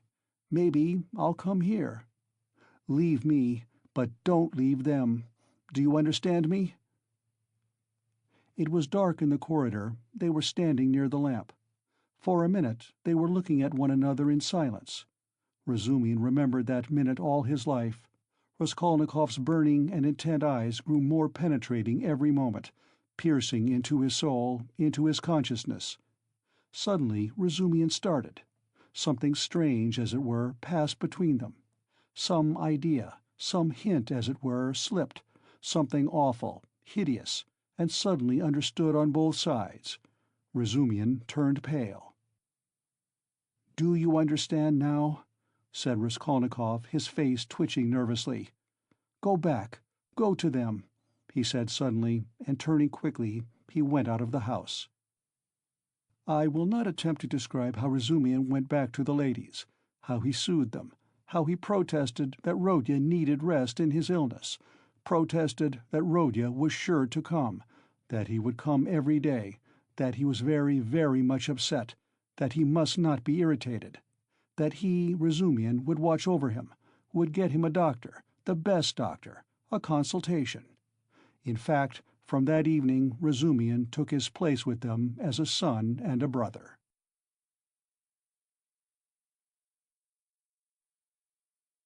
Chapter 4. Raskolnikov went straight to the house on the canal bank where Sonia lived. It was an old green house of 3 stories. He found the porter and obtained from him vague directions as to the whereabouts of Kapernaumov the tailor. Having found in the corner of the courtyard the entrance to the dark and narrow staircase, he mounted to the second floor and came out into a gallery that ran round the whole second story over the yard. While he was wandering in the darkness, uncertain where to turn for Kapernaumov's door, a door opened 3 paces from him. He mechanically took hold of it. "Who is there?" a woman's voice asked uneasily. "It's I, come to see you," answered Raskolnikov, and he walked into the tiny entry. On a broken chair stood a candle in a battered copper candlestick. "It's you! Good heavens!" cried Sonia weakly, and she stood rooted to the spot. "Which is your room? This way?" And Raskolnikov, trying not to look at her, hastened in. A minute later Sonia too came in with the candle, set down the candlestick, and, completely disconcerted, stood before him inexpressibly agitated and apparently frightened by his unexpected visit. The color rushed suddenly to her pale face, and tears came into her eyes. She felt sick and ashamed and happy too. Raskolnikov turned away quickly and sat on a chair by the table. He scanned the room in a rapid glance.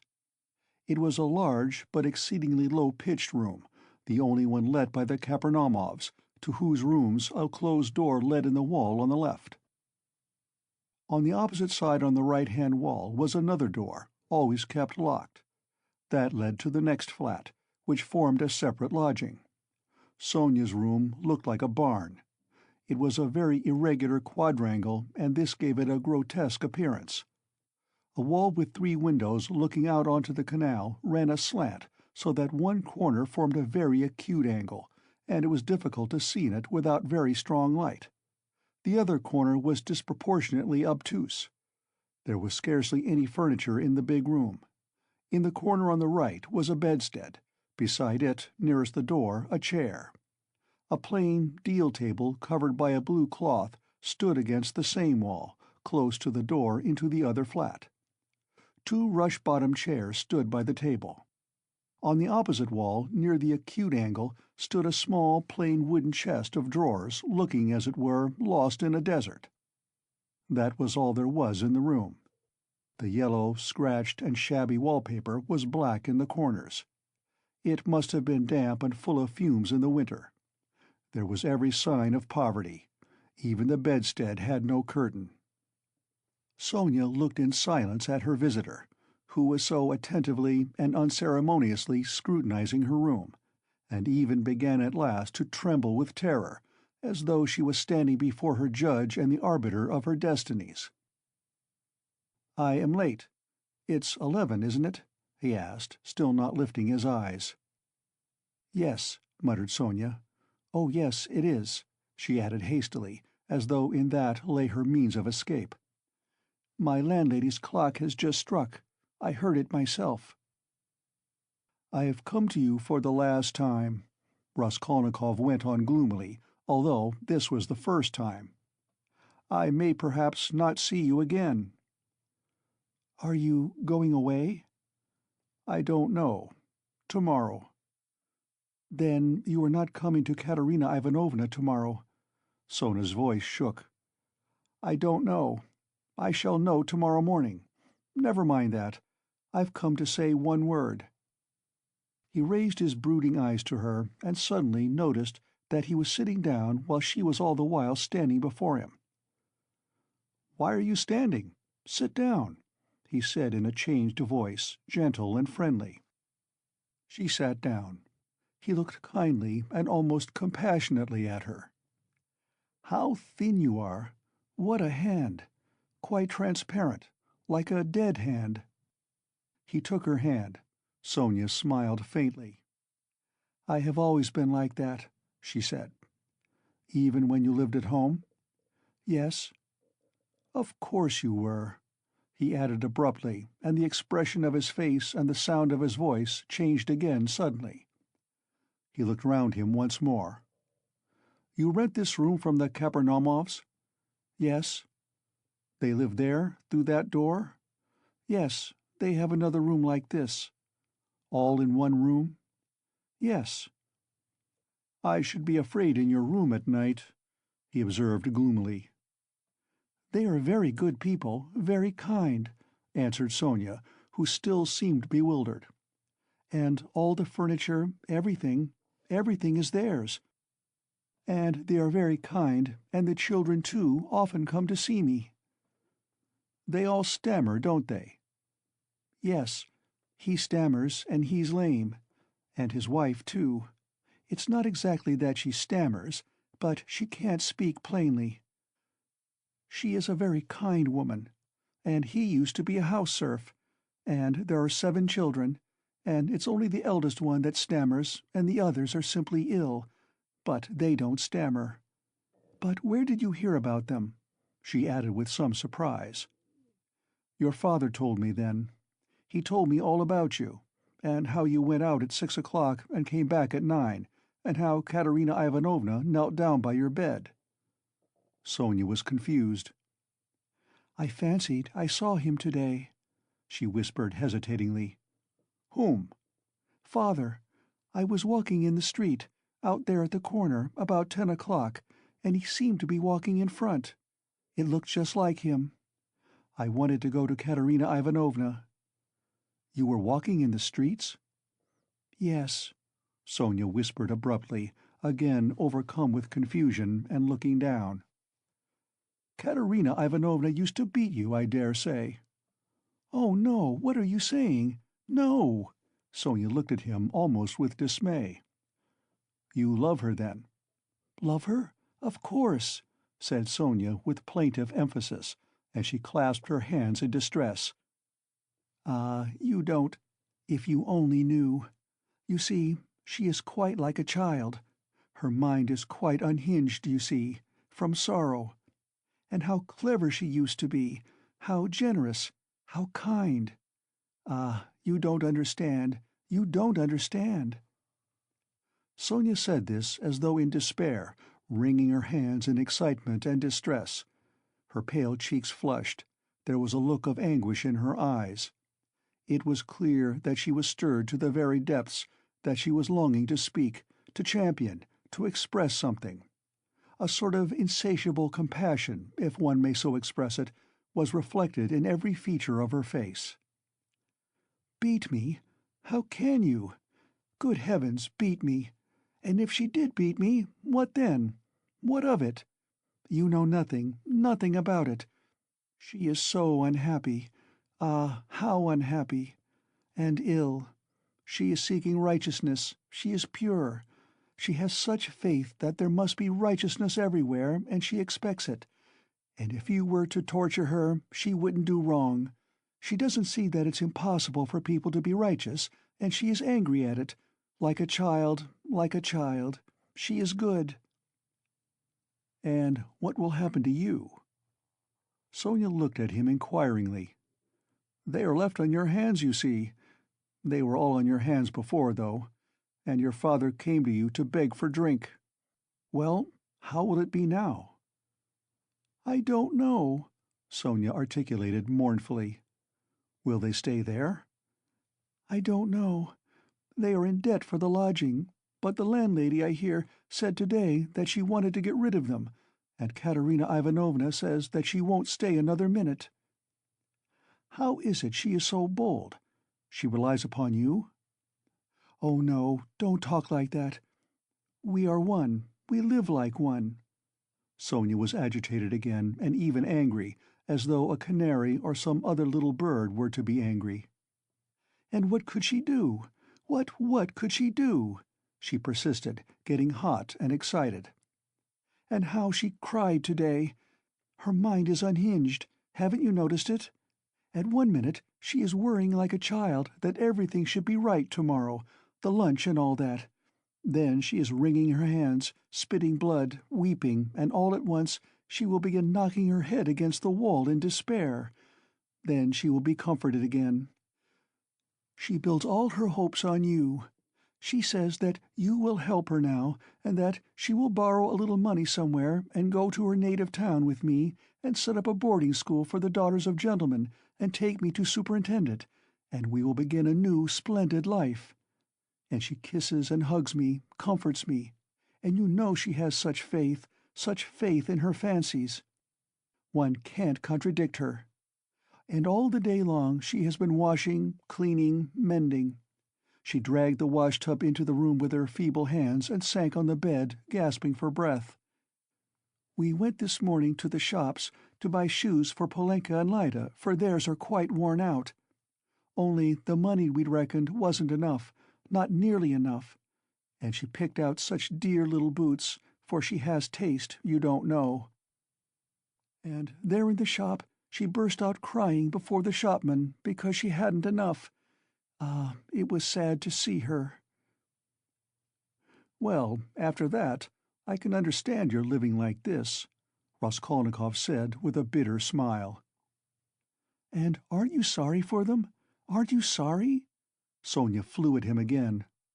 Why, I know you gave your last penny yourself, though you'd seen nothing of it, and if you'd seen everything, oh dear, and how often I've brought her to tears. Only last week, yes, only a week before his death. I was cruel, and how often I've done it. Ah, I've been wretched at the thought of it all day. Sonia wrung her hands as she spoke at the pain of remembering it. You were cruel? Yes, I. I went to see them, she went on weeping. And Father said, "Read me something, Sonia. My head aches. Read to me. Here's a book." He had a book he had got from Andrei Semyonovitch Lebeziatnikov. He lives there. He always used to get hold of such funny books. And I said, I can't stay, as I didn't want to read, and I'd gone in chiefly to show Katerina Ivanovna some collars. Lizaveta, the peddler, sold me some collars and cuffs cheap, pretty, new, embroidered ones. Katerina Ivanovna liked them very much. She put them on and looked at herself in the glass and was delighted with them. "Make me a present of them, Sonia," she said. "Please do." Please do, she said. She wanted them so much.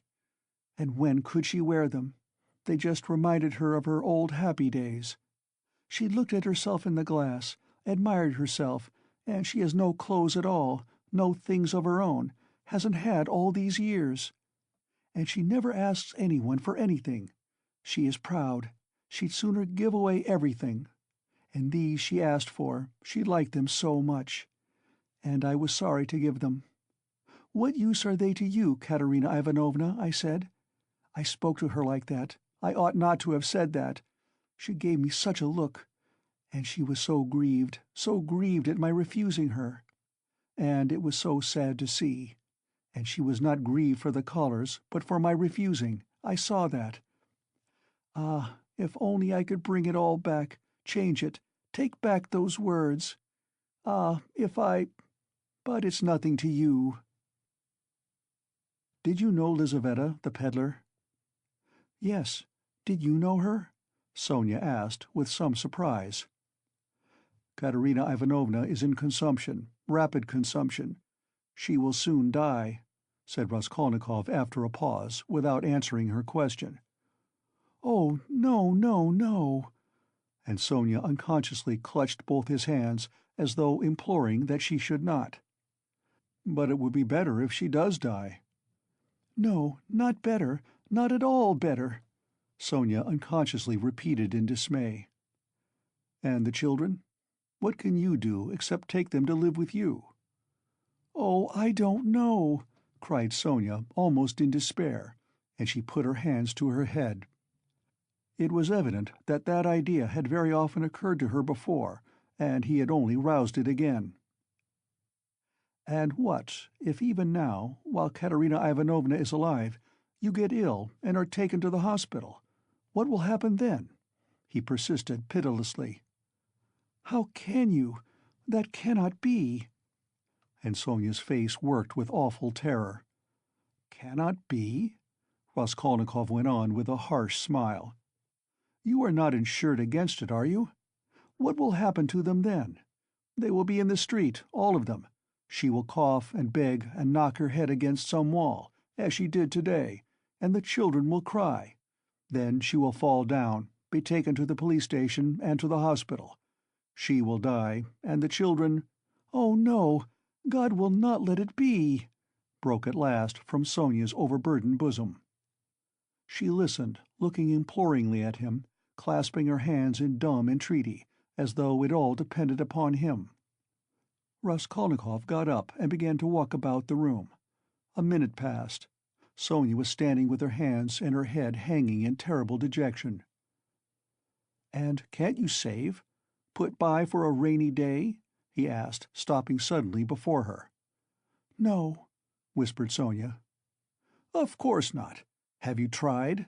he added almost ironically. "Yes." "And it didn't come off. Of course not. No need to ask." And again he paced the room. Another minute passed. "You don't get money every day?"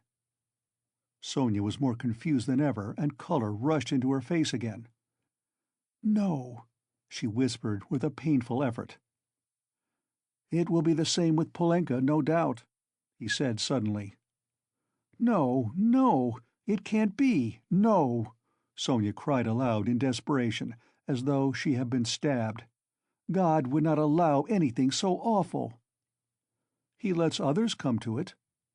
"No, no, God will protect her. God!" she repeated beside herself. "But perhaps there is no God at all," Raskolnikov answered with a sort of malignance, laughed and looked at her.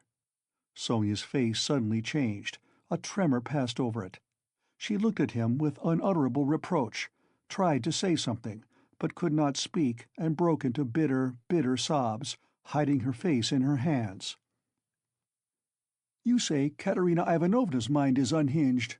Your own mind is unhinged," he said after a brief silence.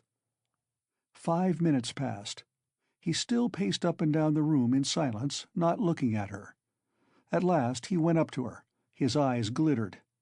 He put his 2 hands on her shoulders and looked straight into her tearful face.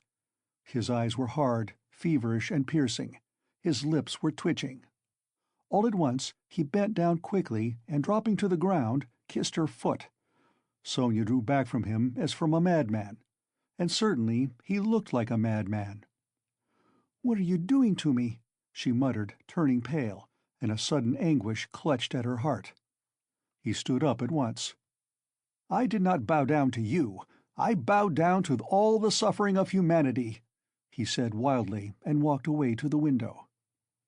"Listen," he added, turning to her a minute later. "I said just now to an insolent man that he was not worth your little finger, and that I did my sister honor making her sit beside you." "Ah, you said that to them? And in her presence?" cried Sonia, frightened. "Sit down with me? And honor? Why, I'm dishonorable. Ah, why did you say that?"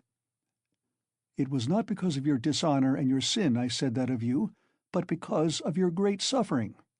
But you are a great sinner, that's true," he added almost solemnly. "And your worst sin is that you have destroyed and betrayed yourself for nothing. Isn't that fearful? Isn't it fearful that you are living in this filth which you loathe so, and at the same time you know yourself, you've only to open your eyes, that you are not helping anyone by it, not saving anyone from anything? Tell me," he went on almost in a frenzy, "how this shame and degradation can exist in you side by side with other, opposite, holy feelings. It would be better, 1,000 times better and wiser, to leap into the water and end it all." "But what would become of them?" Sonia asked faintly, gazing at him with eyes of anguish, but not seeming surprised at his suggestion. Raskolnikov looked strangely at her. He read it all in her face. So she must have had that thought already, perhaps many times, and earnestly she had thought out in her despair how to end it, and so earnestly that now she scarcely wondered at his suggestion. She had not even noticed the cruelty of his words. The significance of his reproaches and his peculiar attitude to her shame she had, of course, not noticed either, and that too was clear to him. But he saw how monstrously the thought of her disgraceful, shameful position was torturing her, and had long tortured her. What, he thought, could hitherto have hindered her from putting an end to it? Only then he realized what those poor little orphan children and that pitiful, half-crazy Katerina Ivanovna, knocking her head against the wall in her consumption, meant for Sonia. But nevertheless it was clear to him again that with her character and the amount of education she had after all received, she could not in any case remain so. He was still confronted by the question, how could she have remained so long in that position without going out of her mind, since she could not bring herself to jump into the water? Of course he knew that Sonia's position was an exceptional case, though unhappily not unique and not infrequent indeed. But that very exceptionalness, her tinge of education, her previous life might, one would have thought, have killed her at the first step on that revolting path. What held her up? Surely not depravity. All that infamy had obviously only touched her mechanically. Not one drop of real depravity had penetrated to her heart. He saw that. He saw through her as she stood before him. There are 3 ways before her, he thought: the canal, the madhouse, or, at least, to sink into depravity which obscures the mind and turns the heart to stone. The last idea was the most revolting, but he was a skeptic. He was young, abstract, and therefore cruel. And so he could not help believing that the last end was the most likely. "But can that be true?" he cried to himself. "Can that creature who has still preserved the purity of her spirit be consciously drawn at last into that sink of filth and iniquity? Can the process already have begun? Can it be that she has only been able to bear it till now, because vice has begun to be less loathsome to her? No, no, that cannot be," he cried, as Sonia had just before. No, what has kept her from the canal till now is the idea of sin, and they the children. And if she has not gone out of her mind— But who says she has not gone out of her mind? Is she in her senses? Can one talk? Can one reason as she does? How can she sit on the edge of the abyss of loathsomeness into which she is slipping, and refuse to listen when she is told of danger? Does she expect a miracle? No doubt she does. Doesn't that all mean madness? He stayed obstinately at that thought. He liked that explanation indeed better than any other. He began looking more intently at her. "So, you pray to God a great deal, Sonia?" he asked her. Sonia did not speak. He stood beside her, waiting for an answer. "What should I be without God?" she whispered rapidly, forcibly, glancing at him with suddenly flashing eyes, and squeezing his hand. "Ah, so that is it," he thought. "And what does God do for you?" he asked, probing her further. Sonia was silent a long while, as though she could not answer. Her weak chest kept heaving with emotion. "Be silent! Don't ask! You don't deserve!" she cried suddenly, looking sternly and wrathfully at him. "That's it, that's it," he repeated to himself. "She does everything," she whispered quickly, looking down again. That's the way out. That's the explanation, he decided, scrutinizing her with eager curiosity, with a new, strange, almost morbid feeling. He gazed at that pale, thin, irregular, angular little face, those soft blue eyes, which could flash with such fire, such stern energy, that little body still shaking with indignation and anger, and it all seemed to him more and more strange, almost impossible. "She is a religious maniac," he repeated to himself. There was a book lying on the chest of drawers. He had noticed it every time he paced up and down the room. Now he took it up and looked at it. It was the New Testament in the Russian translation. It was bound in leather, old and worn. "Where did you get that?" he called to her across the room. She was still standing in the same place, 3 steps from the table. "It was brought me," she answered, as it were unwillingly, not looking at him. "Who brought it?" "Lizaveta. I asked her for it." Lizaveta? Strange, he thought. Everything about Sonia seemed to him stranger and more wonderful every moment. He carried the book to the candle and began to turn over the pages. "Where is the story of Lazarus?" he asked suddenly. Sonia looked obstinately at the ground and would not answer. She was standing sideways to the table. "Where is the raising of Lazarus? Find it for me, Sonia." She stole a glance at him. "You are not looking in the right place. It's in the fourth Gospel," she whispered sternly, without looking at him. "Find it and read it to me," he said. He sat down with his elbow on the table, leaned his head on his hand, and looked away sullenly, prepared to listen. "In 3 weeks' time they'll welcome me in the madhouse. I shall be there if I am not in a worse place," he muttered to himself. Sonia heard Raskolnikov's request distrustfully and moved hesitatingly to the table. She took the book, however. "Haven't you read it?" she asked, looking up at him across the table. Her voice became sterner and sterner. "Long ago, when I was at school. Read." "And haven't you heard it in church?" "I haven't been. Do you often go?" "No," whispered Sonia. Raskolnikov smiled. "I understand. And you won't go to your father's funeral tomorrow?" "Yes, I shall.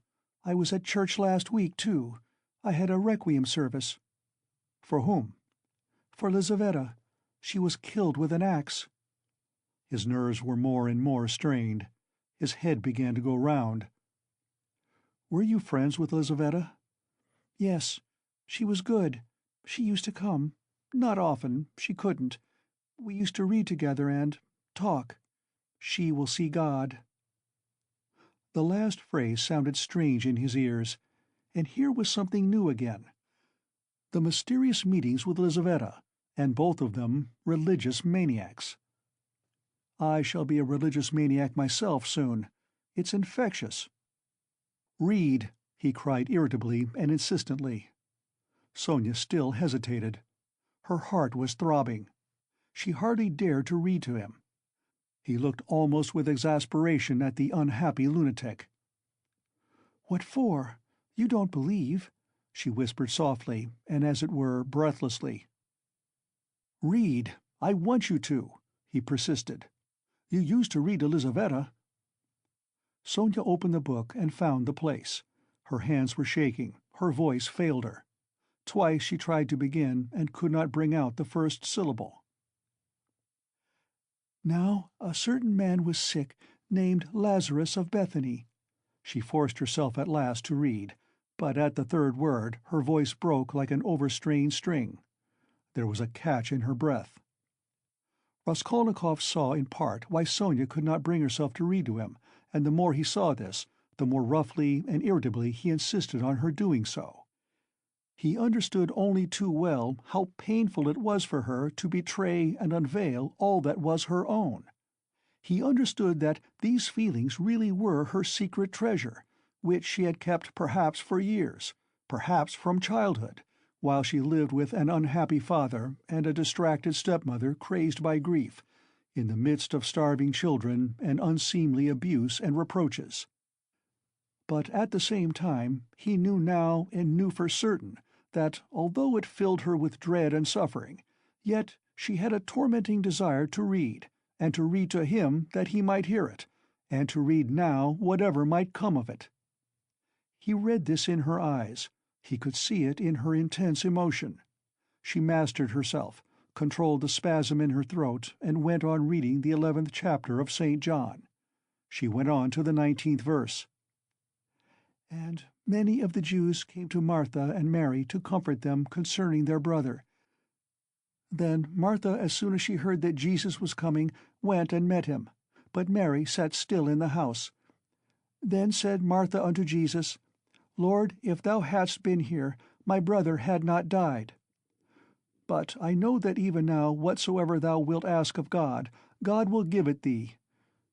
Then she stopped again with a shamefaced feeling that her voice would quiver and break again. "Jesus said unto her, Thy brother shall rise again.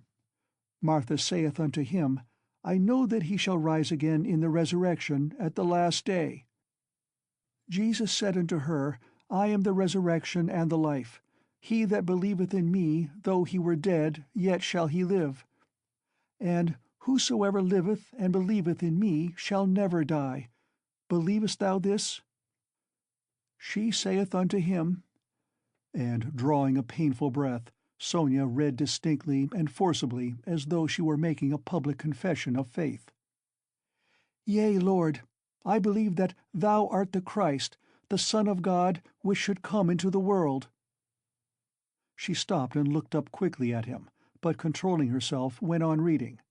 Raskolnikov sat without moving, his elbows on the table and his eyes turned away. She read to the 32nd verse. "Then, when Mary was come where Jesus was and saw him, she fell down at his feet, saying unto him, Lord, if thou hadst been here, my brother had not died. When Jesus therefore saw her weeping, and the Jews also weeping which came with her, he groaned in the spirit and was troubled, and said, Where have ye laid him? They said unto him, Lord, come and see. Jesus wept. Then said the Jews, Behold how he loved him. And some of them said, Could not this man, which opened the eyes of the blind, have caused that even this man should not have died?" Raskolnikov turned and looked at her with emotion. Yes, he had known it. She was trembling in a real physical fever. He had expected it. She was getting near the story of the greatest miracle, and a feeling of immense triumph came over her. Her voice rang out like a bell. Triumph and joy gave it power. The lines danced before her eyes, but she knew what she was reading by heart. At the last verse, could not this man which opened the eyes of the blind, dropping her voice, she passionately reproduced the doubt, the reproach and censure of the blind, disbelieving Jews, who in another moment would fall at his feet as though struck by thunder, sobbing and believing. And he, too, is blinded and unbelieving. He, too, will hear. He, too, will believe. Yes, yes, at once now, was what she was dreaming, and she was quivering with happy anticipation. Jesus, therefore, again groaning in himself, cometh to the grave. It was a cave, and a stone lay upon it. Jesus said, Take ye away the stone. Martha, the sister of him that was dead, saith unto him, Lord, by this time he stinketh, for he hath been dead 4 days. She laid emphasis on the word 4. Jesus saith unto her, Said I not unto thee that if thou wouldest believe, thou shouldest see the glory of God? Then they took away the stone from the place where the dead was laid. And Jesus lifted up his eyes and said, Father, I thank thee that thou hast heard me. And I knew that thou hearest me always.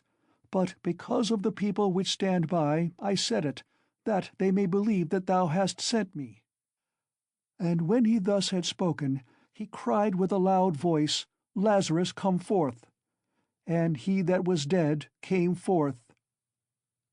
She read loudly, cold and trembling with ecstasy, as though she were seeing it before her eyes. Bound hand and foot with grave clothes, and his face was bound about with a napkin. Jesus saith unto them, Loose him, and let him go. Then many of the Jews which came to Mary and had seen the things which Jesus did, believed on him. She could read no more, closed the book, and got up from her chair quickly. That is all about the raising of Lazarus, she whispered severely and abruptly, and turning away, she stood motionless, not daring to raise her eyes to him. She still trembled feverishly. The candle end was flickering out in the battered candlestick, dimly lighting up in the poverty-stricken room the murderer and the harlot who had so strangely been reading together the eternal book. 5 minutes or more passed. "I came to speak of something," Raskolnikov said aloud, frowning. He got up and went to Sonia. She lifted her eyes to him in silence. His face was particularly stern, and there was a sort of savage determination in it. "I have abandoned my family today," he said, "my mother and sister. I am not going to see them. I've broken with them completely." "What for?" asked Sonia, amazed. Her recent meeting with his mother and sister had left a great impression which she could not analyze. She heard his news almost with horror. "I have only you now," he added. "Let us go together. I've come to you. We are both accursed. Let us go our way together." His eyes glittered, as though he were mad, Sonia thought, in her turn. "Go where?" she asked in alarm, and she involuntarily stepped back. "How do I know? I only know it's the same road. I know that and nothing more. It's the same goal." She looked at him and understood nothing. She knew only that he was terribly, infinitely unhappy. "No one of them will understand, if you tell them, but I have understood. I need you. That is why I have come to you." "I don't understand," whispered Sonia. "You'll understand later. Haven't you done the same? You, too, have transgressed, have had the strength to transgress. You have laid hands on yourself. You have destroyed a life. Your own. It's all the same. You might have lived in spirit and understanding, but you'll end in the Haymarket. You won't be able to stand it, and if you remain alone, you'll go out of your mind like me. You are a mad creature already. So we must go together on the same road. Let us go." "What for? What's all this for?" said Sonia, strangely and violently agitated by his words. "What for? Because you can't remain like this, that's why. You must look things straight in the face at last, and not weep like a child and cry that God won't allow it. What will happen if you should really be taken to the hospital tomorrow? She is mad and in consumption. She'll soon die, and the children. Do you mean to tell me Polenka won't come to grief? Haven't you seen children here at the street corner sent out by their mothers to beg? I found out where those mothers live and in what surroundings. Children can't remain children there. At 7, the child is vicious and a thief. Yet children, you know, are the image of Christ. Theirs is the kingdom of heaven. He bade us honor and love them. They are the humanity of the future." "What's to be done? What's to be done?" repeated Sonia, weeping hysterically and wringing her hands. "What's to be done? Break what must be broken, once for all, that's all, and take the suffering on oneself. What, you don't understand? You'll understand later. Freedom and power, and above all, power. Over all trembling creation and all the ant-heap. That's the goal, remember that. That's my farewell message. Perhaps it's the last time I shall speak to you. If I don't come tomorrow, you'll hear of it all, and then remember these words. And some day, later on, in years to come, you'll understand, perhaps, what they meant. If I come tomorrow, I'll tell you who killed Lizaveta. Goodbye." Sonia started with terror. "Why, do you know who killed her?" she asked, chilled with horror, looking wildly at him. "I know and will tell. You, only you. I have chosen you out. I'm not coming to you to ask forgiveness, but simply to tell you.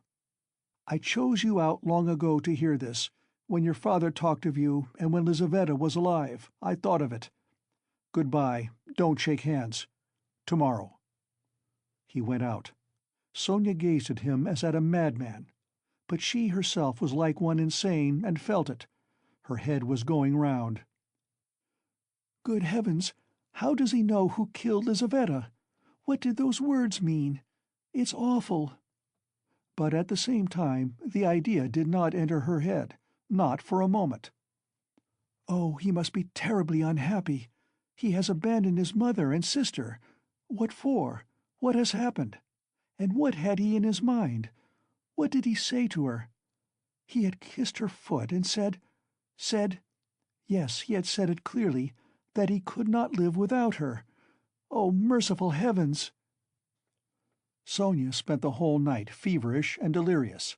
She jumped up from time to time, wept and wrung her hands, then sank again into feverish sleep and dreamt of Polenka, Katerina Ivanovna, and Lizaveta, of reading the Gospel, and him with pale face, with burning eyes, kissing her feet, weeping.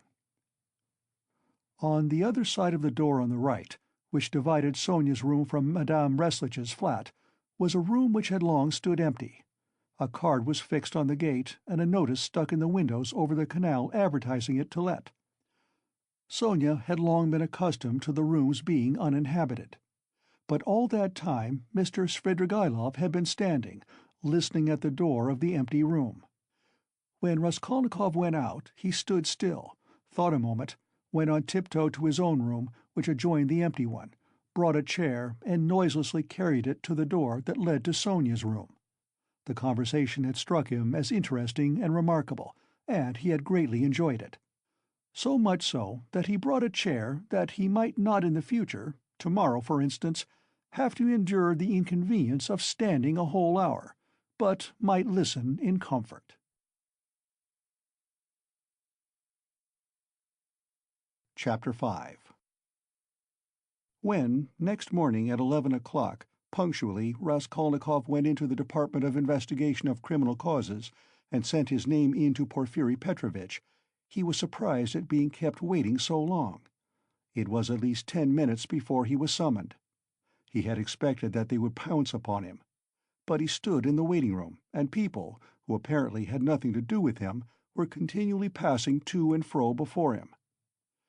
In the next room, which looked like an office, several clerks were sitting writing, and obviously they had no notion who or what Raskolnikov might be. He looked uneasily and suspiciously about him to see whether there was not some guard, some mysterious watch being kept on him to prevent his escape. But there was nothing of the sort. He saw only the faces of clerks absorbed in petty details, then other people. No one seemed to have any concern with him. He might go where he liked for them. The conviction grew stronger in him that if that enigmatic man of yesterday, that phantom sprung out of the earth, had seen everything, they would not have let him stand and wait like that. And would they have waited till he elected to appear at 11? Either the man had not yet given information, or simply he knew nothing, had seen nothing, and how could he have seen anything? And so all that had happened to him the day before was again a phantom, exaggerated by his sick and overstrained imagination. This conjecture had begun to grow strong the day before, in the midst of all his alarm and despair. Thinking it all over now and preparing for a fresh conflict, he was suddenly aware that he was trembling, and he felt a rush of indignation at the thought that he was trembling with fear at facing that hateful Porfiri Petrovitch. What he dreaded above all was meeting that man again. He hated him with an intense, unmitigated hatred, and was afraid his hatred might betray him. His indignation was such that he ceased trembling at once. He made ready to go in with a cold and arrogant bearing, and vowed to himself to keep as silent as possible, to watch and listen, and for once at least to control his overstrained nerves. At that moment he was summoned to Porfiri Petrovitch. He found Porfiri Petrovitch alone in his study. His study was a room neither large nor small, furnished with a large writing table that stood before a sofa, upholstered in checked material, a bureau, a bookcase in the corner, and several chairs, all government furniture, of polished yellow wood. In the further wall there was a closed door. Beyond it there were no doubt other rooms. On Raskolnikov's entrance, Porfiri Petrovitch had at once closed the door by which he had come in, and they remained alone. He met his visitor with an apparently genial and good-tempered air, and it was only after a few minutes that Raskolnikov saw signs of a certain awkwardness in him, as though he had been thrown out of his reckoning, or caught in something very secret. "Ah, my dear fellow, here you are, in our domain," began Porfiri, holding out both hands to him. "Come, sit down, old man, or perhaps you don't like to be called my dear fellow and old man. Tout court? Please don't think it too familiar. Here, on the sofa." Raskolnikov sat down, keeping his eyes fixed on him. In our domain, the apologies for familiarity, the French phrase tout court, were all characteristic signs. He held out both hands to me, but he did not give me one. He drew it back in time. Struck him suspiciously. Both were watching each other, but when their eyes met, quick as lightning, they looked away. "I brought you this paper, about the watch. Here it is. Is it all right, or shall I copy it again?" "What? A paper? Yes, yes, don't be uneasy. It's all right, Porfiri Petrovitch said, as though in haste, and after he had said it, he took the paper and looked at it. Yes, it's all right. Nothing more is needed, he declared with the same rapidity, and he laid the paper on the table. A minute later, when he was talking of something else, he took it from the table and put it on his bureau. "I believe you said yesterday you would like to question me, formally, about my acquaintance with the murdered woman?" Raskolnikov was beginning again. Why did I put in "I believe" passed through his mind in a flash. Why am I so uneasy at having put in that "I believe" came in a second flash.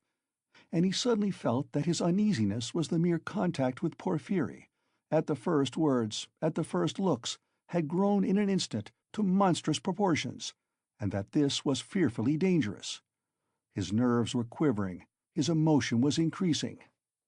"It's bad, it's bad. I shall say too much again." "Yes, yes, yes. There's no hurry, there's no hurry," muttered Porfiri Petrovitch, moving to and fro about the table without any apparent aim, as it were making dashes towards the window, the bureau and the table, at one moment avoiding Raskolnikov's suspicious glance, then again standing still and looking him straight in the face. His fat round little figure looked very strange, like a ball rolling from one side to the other and rebounding back. "We've plenty of time. Do you smoke? Have you your own? Here, a cigarette," he went on, offering his visitor a cigarette. "You know I am receiving you here, but my own quarters are through there, you know, my government quarters. But I am living outside for the time. I had to have some repairs done here. It's almost finished now. Government quarters, you know, are a capital thing. Eh, what do you think?" "Yes, a capital thing," answered Raskolnikov, looking at him almost ironically. "A capital thing, a capital thing," repeated Porfiri Petrovitch, as though he had just thought of something quite different. "Yes, a capital thing," he almost shouted at last, suddenly staring at Raskolnikov and stopping short 2 steps from him. This stupid repetition was too incongruous in its ineptitude with the serious, brooning, and enigmatic glance he turned upon his visitor. But this stirred Raskolnikov's spleen more than ever, and he could not resist an ironical and rather incautious challenge. "Tell me, please," he said suddenly, looking almost insolently at him and taking a kind of pleasure in his own insolence. "I believe it's a sort of legal rule, a sort of legal tradition, for all investigating lawyers, to begin their attack from afar, with a trivial or at least an irrelevant subject, so as to encourage, or rather to divert the man they are cross-examining, to disarm his caution, and then all at once to give him an unexpected knock-down blow with some fatal question. Isn't that so? It's a sacred tradition, mentioned, I fancy, in all the manuals of the art?" "Yes, yes. Why do you imagine that was why I spoke about government quarters, eh?" And as he said this, Porfiri Petrovitch screwed up his eyes and winked. A good-humored, crafty look passed over his face. The wrinkles on his forehead were smoothed out, his eyes contracted, his features broadened, and he suddenly went off into a nervous, prolonged laugh, shaking all over and looking Raskolnikov straight in the face. The latter forced himself to laugh too, but when Porfiri, seeing that he was laughing, broke into such a guffaw that he turned almost crimson, Raskolnikov's repulsion overcame all precaution. He left off laughing, scowled and stared with hatred at Porfiri, keeping his eyes fixed on him while his intentionally prolonged laughter lasted. There was a lack of precaution on both sides, however, for Porfiri Petrovitch seemed to be laughing in his visitor's face, and to be very little disturbed at the annoyance with which the visitor received it. The latter fact was very significant in Raskolnikov's eyes. He saw that Porfiri Petrovitch had not been embarrassed just before either, but that he, Raskolnikov, had perhaps fallen into a trap. That there must be something, some motive here unknown to him. That perhaps everything was in readiness and in another moment would break upon him. He went straight to the point at once, rose from his seat and took his cap. "Porfiri Petrovitch," He began resolutely, though with considerable irritation. "Yesterday you expressed a desire that I should come to you for some inquiries." He laid special stress on the word inquiries. "I have come, and if you have anything to ask me, ask it, and if not, allow me to withdraw. I have no time to spare. I have to be at the funeral of that man who was run over, of whom you know also," he added, feeling angry at once at having made this addition, and more irritated at his anger. "I am sick of it all, do you hear? And have long been. It's partly made me ill. In short," he shouted, feeling that the phrase about his illness was still more out of place, "in short, kindly examine me or let me go at once. And if you must examine me, do so in the proper form. I will not be allowed to do so otherwise, and so meanwhile good-bye, as we have evidently nothing to keep us now." "Good heavens, what do you mean? What shall I question you about?" cackled Porfiri Petrovitch with a change of tone, instantly leaving off laughing. "Please don't disturb yourself," he began, fidgeting from place to place and fussily making Raskolnikov sit down. "There's no hurry, there's no hurry. It's all nonsense. Oh no, I'm very glad you've come to see me at last. I look upon you simply as a visitor. And as for my confounded laughter, please excuse it, Rodion Romanovitch." "Rodion Romanovitch? That is your name?" "It's my nerves. You tickle me so with your witty observation. I assure you, sometimes I shake with laughter like an india-rubber ball for half an hour at a time.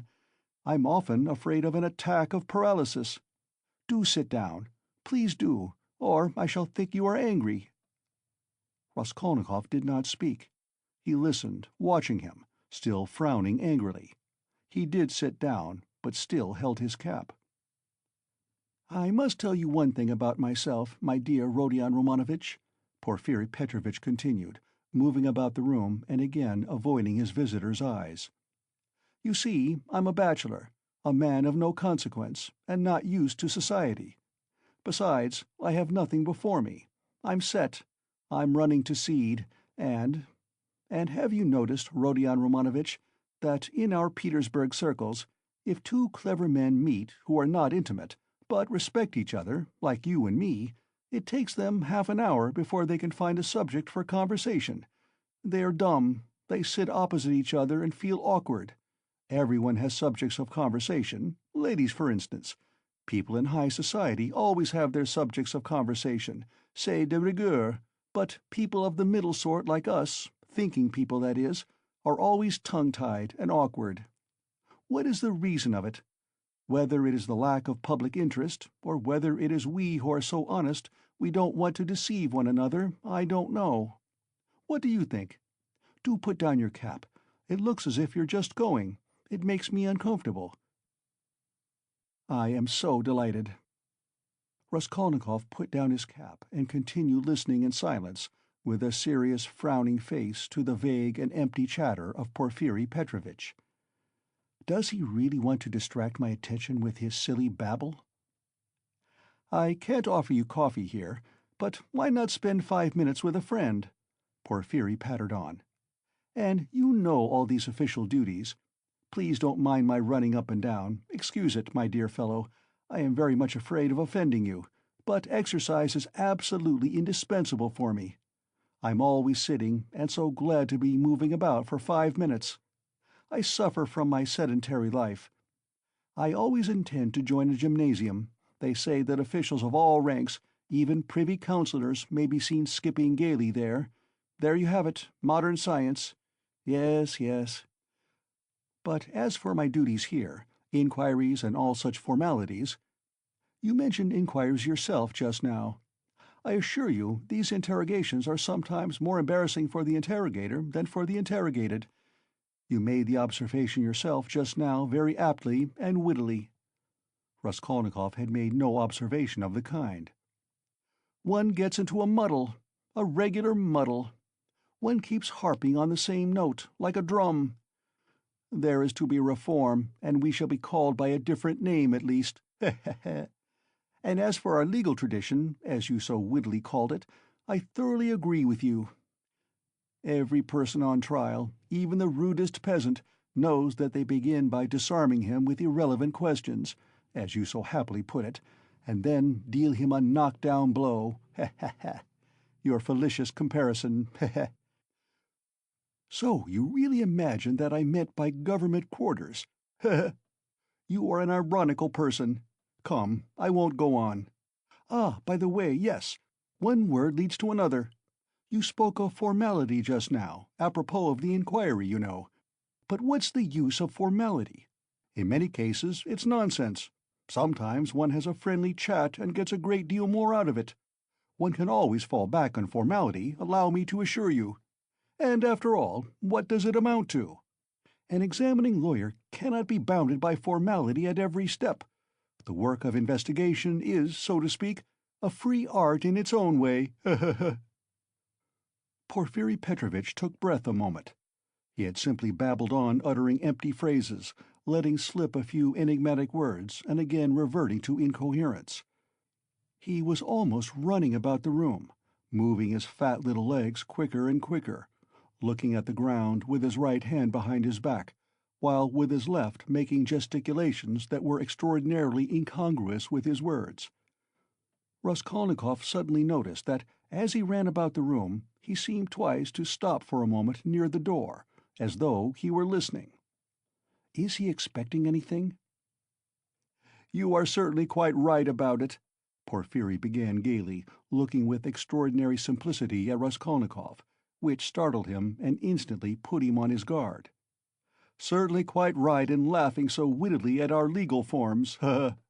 Some of these elaborate psychological methods are exceedingly ridiculous, and perhaps useless, if one adheres too closely to the forms. Yes, I am talking of forms again. Well, if I recognize, or more strictly speaking, if I suspect someone or other to be a criminal, in any case entrusted to me— You're reading for the law, of course, Rodion Romanovitch?" "Yes, I was." "Well, then, it is a precedent for you for the future, though don't suppose I should venture to instruct you after the articles you publish about crime. No, I simply make bold to state it by way of fact. If I took this man or that for a criminal, why, I ask, should I worry him prematurely, even though I had evidence against him? In one case I may be bound, for instance, to arrest a man at once, but another may be in quite a different position, you know, so why shouldn't I let him walk about the town a bit? Heh. But I see you don't quite understand, so I'll give you a clearer example. If I put him in prison too soon, I may very likely give him, so to speak, moral support. Heh. You're laughing?" Raskolnikov had no idea of laughing.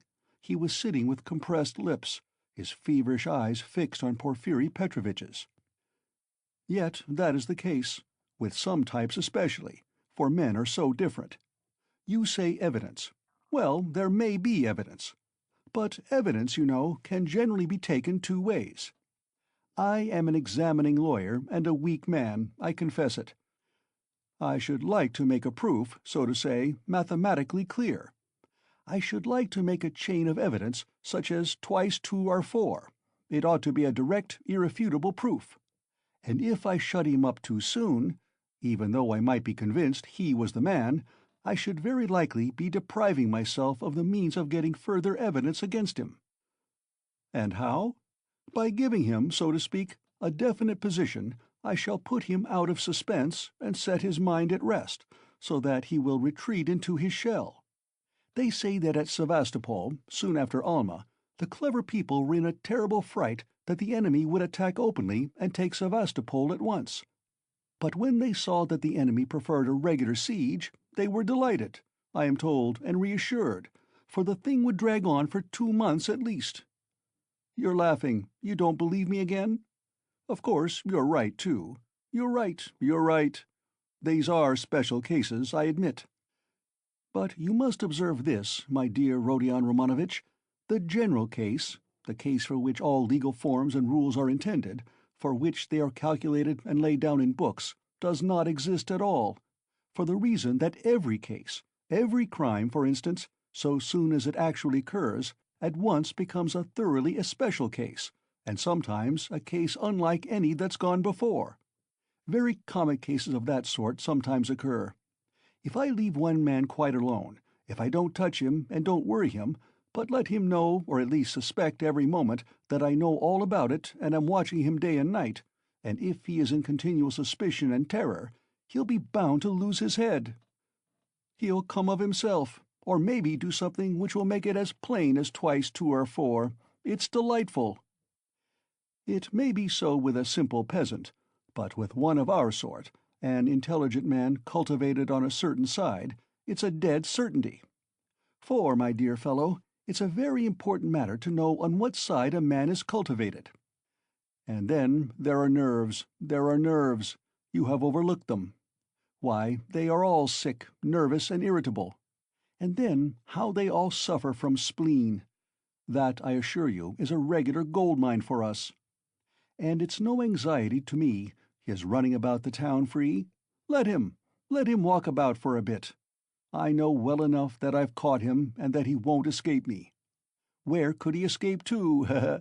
Abroad, perhaps? A Pole will escape abroad, but not here, especially as I am watching and have taken measures. Will he escape into the depths of the country, perhaps? But, you know, peasants live there, real rude Russian peasants. A modern, cultivated man would prefer prison to living with such strangers as our peasants, but that's all nonsense, and on the surface. It's not merely that he has nowhere to run to, he is psychologically unable to escape me. What an expression! Through a law of nature he can't escape me if he had anywhere to go. Have you seen a butterfly round a candle? That's how he'll keep circling and circling round me. Freedom will lose its attractions. He'll begin to brood, he'll weave a tangle round himself, he'll worry himself to death. What's more, he will provide me with a mathematical proof, if I only give him long enough interval. And he'll keep circling round me, getting nearer, and then, flop, he'll fly straight into my mouth, and I'll swallow him, and that will be very amusing. You don't believe me? Raskolnikov made no reply. He sat pale and motionless, still gazing with the same intensity into Porfiry's face. It's a lesson, he thought, turning cold. This is beyond the cat playing with a mouse like yesterday. He can't be showing off his power with no motive, prompting me. He is far too clever for that. He must have another object. What is it?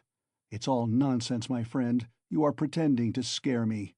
You have no proofs, and the man I saw had no real existence. You simply want to make me lose my head, to work me up beforehand, and so to crush me. But you are wrong. You won't do it. But why give me such a hint? Is he reckoning on my shattered nerves? No, my friend, you are wrong. You won't do it even though you have some trap for me. Let us see what you have in store for me.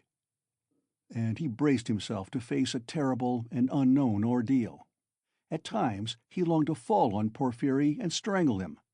This anger was what he dreaded from the beginning. He felt that his parched lips were flecked with foam, his heart was throbbing.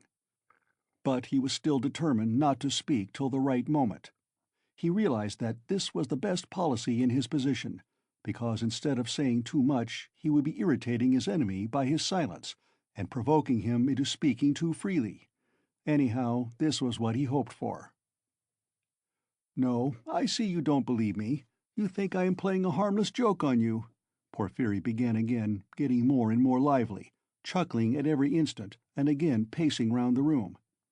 "And to be sure you're right. God has given me a figure that can awaken none but comic ideas in other people, a buffoon.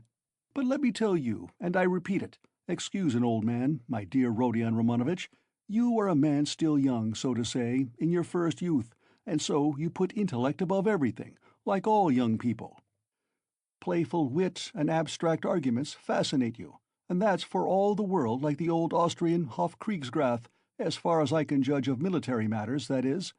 On paper they'd beaten Napoleon and taken him prisoner, and there in their study they worked it all out in the cleverest fashion. But look you, General Mack surrendered with all his army. I see, Rodion Romanovitch, you are laughing at a civilian like me, taking examples out of military history. But I can't help it, it's my weakness. I am fond of military science. and I'm ever so fond of reading all military histories. I've certainly missed my proper career. I ought to have been in the army, upon my word I ought. I shouldn't have been a Napoleon, but I might have been a major. Well, I'll tell you the whole truth, my dear fellow, about this special case, I mean. Actual fact and a man's temperament, my dear sir, are weighty matters, and it's astonishing how they sometimes deceive the sharpest calculation. I, listen to an old man, am speaking seriously, Rodion Romanovitch." As he said this, Porfiri Petrovitch, who was scarcely 35, actually seemed to have grown old. Even his voice changed, and he seemed to shrink together. "Moreover, I'm a candid man. Am I a candid man or not? What do you say? I fancy I really am. I tell you these things for nothing, and don't even expect a reward for it. Well, to proceed, wit, in my opinion, is a splendid thing. It is, so to say, an adornment of nature and a consolation of life, and what tricks it can play! So that it sometimes is hard for a poor examining lawyer to know where he is, especially when he's liable to be carried away by his own fancy, too, for you know he is a man, after all. But the poor fellow is saved by the criminal's temperament, worse luck for him. But young people, carried away by their own wit, don't think of that when they overstep all obstacles, as you wittily and cleverly expressed it yesterday. He will lie. That is, the man who is a special case, the incognito, and he will lie well, in the cleverest fashion. You might think he would triumph and enjoy the fruits of his wit, but at the most interesting, the most flagrant moment, he will faint. Of course, there may be illness and a stuffy room as well, but anyway, he's given us the idea. He lied incomparably, but he did reckon on his temperament. That's what betrays him. Another time he will be carried away by his playful wit into making fun of the man who suspects him. He will turn pale, as it were, on purpose to mislead, but his paleness will be too natural, too much like the real thing. Again, he has given us an idea. Though his questioner may be deceived at first, he will think differently next day if he is not a fool, and, of course, it is like that at every step. He puts himself forward where he is not wanted, speaks continually when he ought to keep silent, brings in all sorts of allegorical allusions, comes and asks why didn't you take me long ago, and that can happen, you know, with the cleverest man, the psychologist, the literary man. The temperament reflects everything like a mirror. Gaze into it and admire what you see. But why are you so pale, Rodion Romanovitch? Is the room stuffy? Shall I open the window?" "Oh, don't trouble, please," cried Raskolnikov, and he suddenly broke into a laugh. "Please don't trouble." Porphyry stood facing him, paused a moment, and suddenly he too laughed. Raskolnikov got up from the sofa, abruptly checking his hysterical laughter. "Porfiri Petrovitch," he began, speaking loudly and distinctly, though his legs trembled and he could scarcely stand, "I see clearly at last that you actually suspect me of murdering that old woman and her sister Lizaveta. Let me tell you for my part that I am sick of this. If you find that you have a right to prosecute me legally, to arrest me, then prosecute me, arrest me. But I will not let myself be jeered at to my face and worried." His lips trembled, his eyes glowed with fury, and he could not restrain his voice. "I won't allow it!" he shouted, bringing his fist down on the table. "Do you hear that, Porfiri Petrovitch? I won't allow it!" "Good heavens! What does it mean?" cried Porfiri Petrovitch, apparently quite frightened. "Rodion Romanovitch, my dear fellow, what is the matter with you?" "I won't allow it!" Raskolnikov shouted again. "Hush, my dear man! They'll hear and come in. Just think, what could we say to them?" Porfiri Petrovitch whispered in horror, bringing his face close to Raskolnikov's. "I won't allow it! I won't allow it!" Raskolnikov repeated mechanically, but he too spoke in a sudden whisper. Porfiri turned quickly and ran to open the window. "Some fresh air, and you must have some water, my dear fellow. You're ill." and he was running to the door to call for some when he found a decanter of water in the corner. "Come, drink a little," he whispered, rushing up to him with the decanter. "It will be sure to do you good." Porfiri Petrovitch's alarm and sympathy were so natural that Raskolnikov was silent and began looking at him with wild curiosity. He did not take the water, however. "Rodion Romanovitch, my dear fellow, you'll drive yourself out of your mind. I assure you. Ah! Have some water. Do drink a little." He forced him to take the glass. Raskolnikov raised it mechanically to his lips, but set it on the table again with disgust. "Yes, you've had a little attack. You'll bring back your illness again, my dear fellow." Porfiri Petrovitch cackled with friendly sympathy, though he still looked rather disconcerted. "Good heavens, you must take more care of yourself. Dmitri Prokofitch was here, came to see me yesterday. I know, I've a nasty, ironical temper, but what they made of it! Good heavens, he came yesterday after you'd been. We dined, and he talked and talked away, and I could only throw up my hands in despair. Did he come from you? But do sit down, for mercy's sake, sit down." "No, not from me, but I knew he went to you, and why he went," Raskolnikov answered sharply. "You knew?" "I knew. What of it?" "Why, this, Rodion Romanovitch, that I know more than that about you. I know about everything. I know how you went to take a flat at night when it was dark, and how you rang the bell and asked about the blood, so that the workman and the porter did not know what to make of it.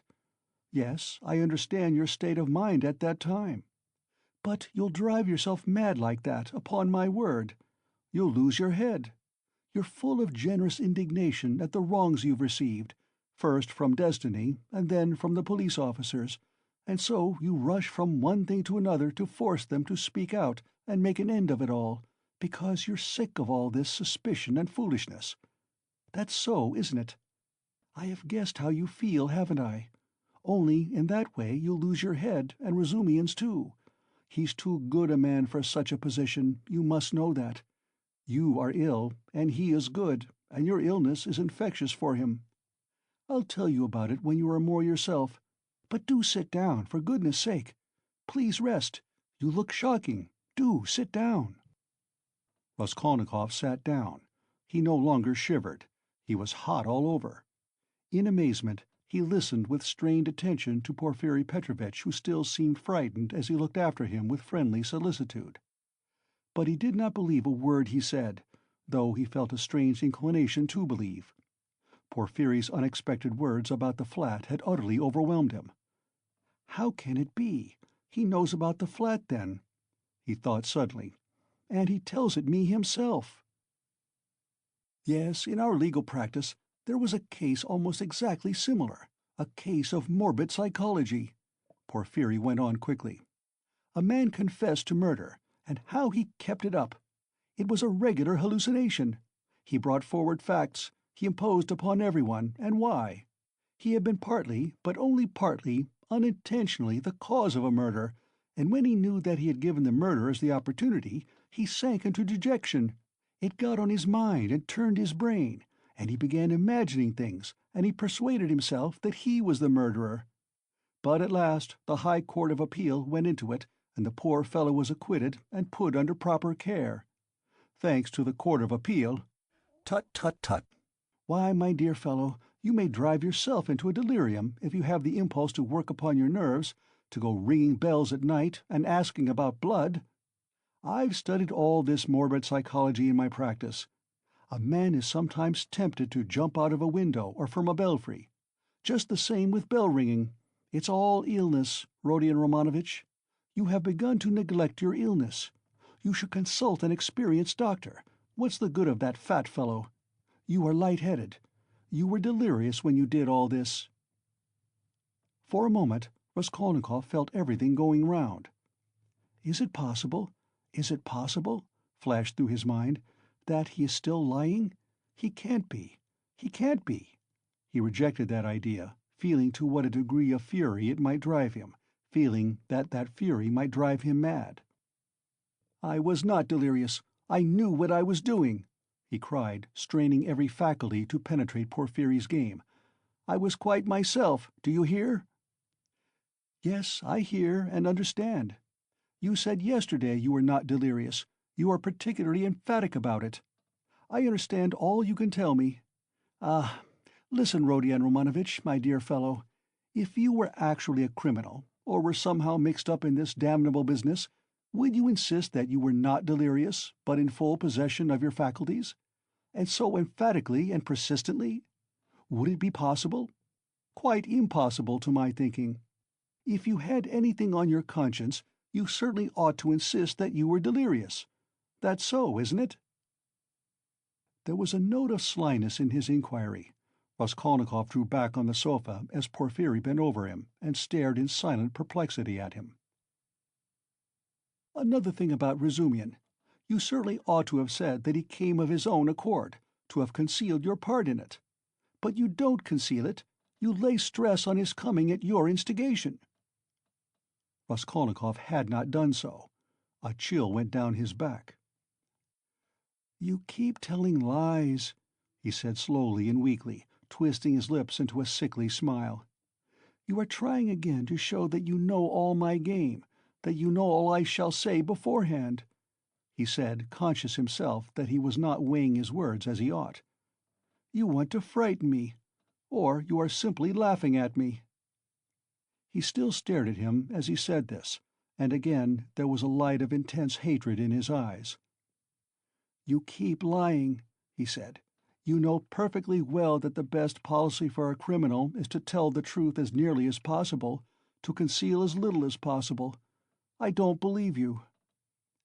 "What a wily person you are," Porfiry tittered. "There's no catching you. You've a perfect monomania. So you don't believe me? But still you do believe me. You believe a quarter. I'll soon make you believe the whole, because I have a sincere liking for you and genuinely wish you good." Raskolnikov's lips trembled. "Yes, I do," went on Porfiry, touching Raskolnikov's arm genially. "You must take care of your illness. Besides, your mother and sister are here now. You must think of them. You must soothe and comfort them, and you do nothing but frighten them." "What has that to do with you? How do you know it? What concern is it of yours? You are keeping watch on me and want to let me know it? Good heavens! Why, I learned it all from you yourself. You don't notice that, in your excitement, you tell me and others everything. From Razumian, too, I learnt a number of interesting details yesterday. No, you interrupted me, but I must tell you that, for all your wit, your suspiciousness makes you lose the common-sense view of things. To return to bell-ringing, for instance. I, an examining lawyer, have betrayed a precious thing like that, a real fact, for it is a fact worth having, and you see nothing in it. Why, if I had the slightest suspicion of you, should I have acted like that? No, I should first have disarmed your suspicions, and not let you see I knew of that fact, should have diverted your attention, and suddenly have dealt you a knock-down blow, your expression, saying, 'And what were you doing, sir, pray, at 10 or nearly 11 at the murdered woman's flat? And why did you ring the bell? And why did you ask about blood? And why did you invite the porters to go with you to the police station, to the lieutenant?' That's how I ought to have acted if I had a grain of suspicion of you. I ought to have taken your evidence in due form, searched your lodging, and perhaps have arrested you too. So I have no suspicion of you, since I have not done that. But you can't look at it normally, and you see nothing, I say again." Raskolnikov started so that Porfiry Petrovitch could not fail to perceive it. "You are lying all the while," he cried. "I don't know your object, but you are lying. You did not speak like that just now, and I cannot be mistaken." "Am I lying?" Porfiry repeated, apparently incensed, but preserving a good-humoured and ironical face, as though he were not in the least concerned at Raskolnikov's opinion of him. "I am lying. But how did I treat you just now, I, the examining lawyer? Prompting you and giving you every means for your defense. Illness, I said, delirium, injury, melancholy, and the police officers, and all the rest of it. Ah, ha, ha, ha. Though, indeed, all those psychological means of defense are not very reliable and cut both ways. Illness, delirium, I don't remember. That's all right. But why, my good sir, in your illness and in your delirium, were you haunted by just those delusions and not by any others? There may have been others, eh? Ha ha ha!" Raskolnikov looked haughtily and contemptuously at him. "Briefly," he said loudly and imperiously, rising to his feet and in so doing pushing Porphyry back a little. "Briefly, I want to know, do you acknowledge me perfectly free from suspicion or not? Tell me, Porphyry Petrovitch, tell me once for all, and make haste." "What a business I'm having with you!" cried Porphyry with a perfectly good-humored, sly, and composed face. "And why do you want to know? Why do you want to know so much, since they haven't begun to worry you? Why, you are like a child asking for matches. And why are you so uneasy? Why do you force yourself upon us, eh? Ha ha ha!" "I repeat," Raskolnikov cried furiously, "that I can't put up with it." "With what? Uncertainty?" interrupted Porphyry. "Don't jeer at me. I won't have it. I tell you I won't have it. I can't and I won't. Do you hear? Do you hear?" he shouted, bringing his fist down on the table again. "Hush, hush! They'll overhear. I warn you seriously, take care of yourself. I am not joking," Porphyry whispered, but this time there was not the look of old womanish good-nature and alarm in his face. Now he was peremptorily stern, frowning and for once laying aside all mystification. But this was only for an instant. Raskolnikov, bewildered, suddenly fell into actual frenzy. But, strange to say, he again obeyed the command to speak quietly, though he was in a perfect paroxysm of fury. "I will not allow myself to be tortured," he whispered, instantly recognizing with hatred that he could not help obeying the command, and driven to even greater fury by the thought. "Arrest me, search me, but kindly act in due form, and don't play with me. Don't dare!" "Don't worry about the form," Porphyry interrupted with the same sly smile, as it were gloating with enjoyment over Raskolnikov. "I invited you to see me quite in a friendly way." "I don't want your friendship, and I spit on it. Do you hear? And here, I take my cap and go.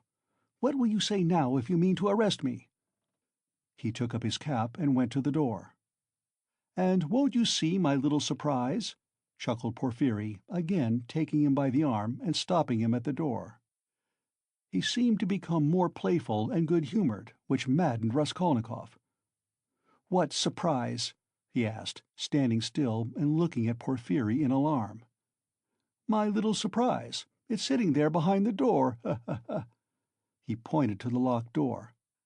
"I locked him in that he should not escape." "What is it? Where? What?"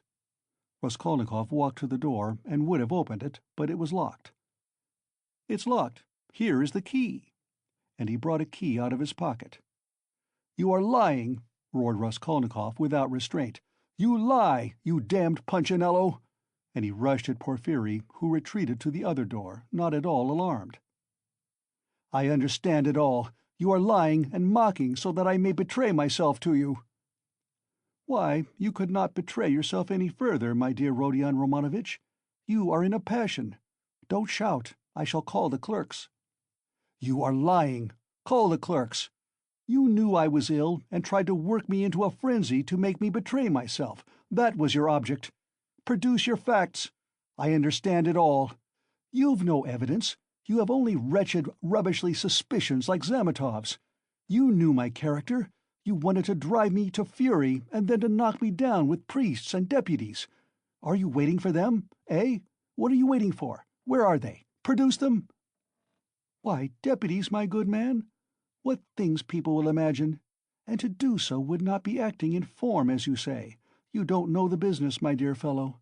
And there's no escaping form, as you see," Porphyry muttered, listening at the door, through which a noise could be heard.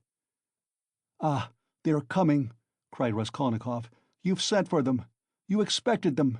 Well, produce them all. Your deputies, your witnesses, what you like. I am ready." But at this moment a strange incident occurred, something so unexpected that neither Raskolnikov nor Porphyry Petrovitch could have looked for such a conclusion to their interview.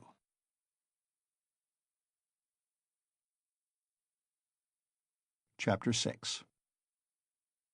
When he remembered the scene afterwards, this is how Raskolnikov saw it. The noise behind the door increased, and suddenly the door was opened a little. "What is it?" cried Porfiri Petrovitch, annoyed. "Why, I gave orders."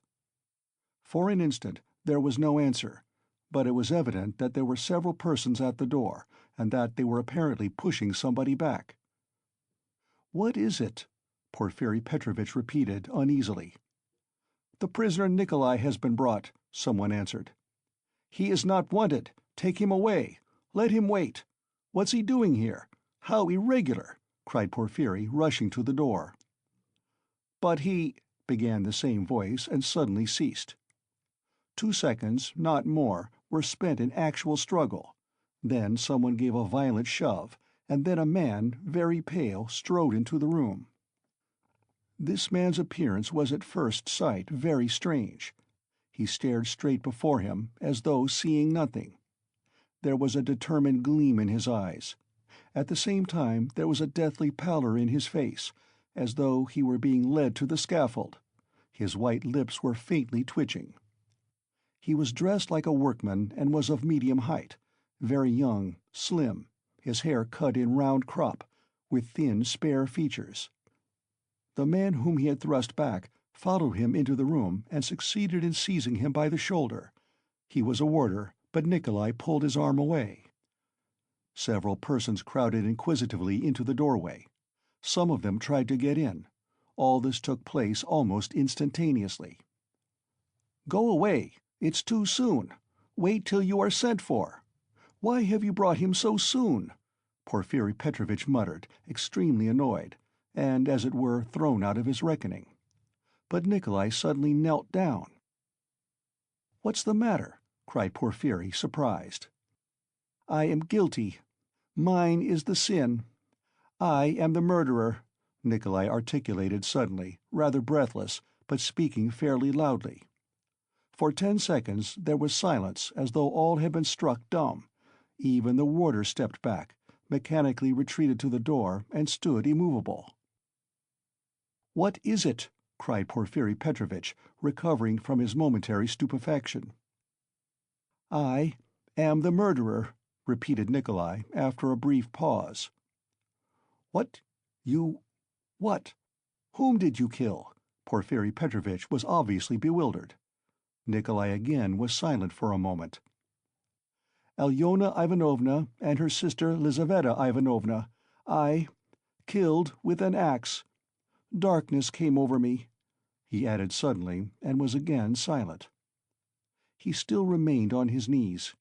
Porfiri Petrovitch stood for some moments as though meditating, but suddenly roused himself and waved back the uninvited spectators. They instantly vanished and closed the door. Then he looked towards Raskolnikov, who was standing in the corner, staring wildly at Nikolai, and moved towards him, but stopped short, looked from Nikolai to Raskolnikov, and then again at Nikolai, and, seeming unable to restrain himself, darted at the latter. "You're in too great a hurry," he shouted at him, almost angrily. "I didn't ask you what came over you. Speak, did you kill them?" "I am the murderer. I want to give evidence," Nikolai pronounced. "Ah, what did you kill them with?" "An axe. I had it ready." "Ah, he is in a hurry. Alone?" Nikolai did not understand the question. "Did you do it alone?" "Yes, alone. And Mitka is not guilty and had no share in it." "Don't be in a hurry about Mitka. Ah, how was it you ran downstairs like that at the time? The porters met you both." "It was to put them off the scent. I ran after Mitka," Nikolai replied hurriedly, as though he had prepared the answer. "I knew it," cried Porfiri, with vexation. "It's not his own tale he is telling," he muttered as though to himself, and suddenly his eyes rested on Raskolnikov again. He was apparently so taken up with Nikolai that for a moment he had forgotten Raskolnikov. He was a little taken aback. "My dear Rodion Romanovitch, excuse me." He flew up to him. "This won't do. I'm afraid you must go. It's no good your staying.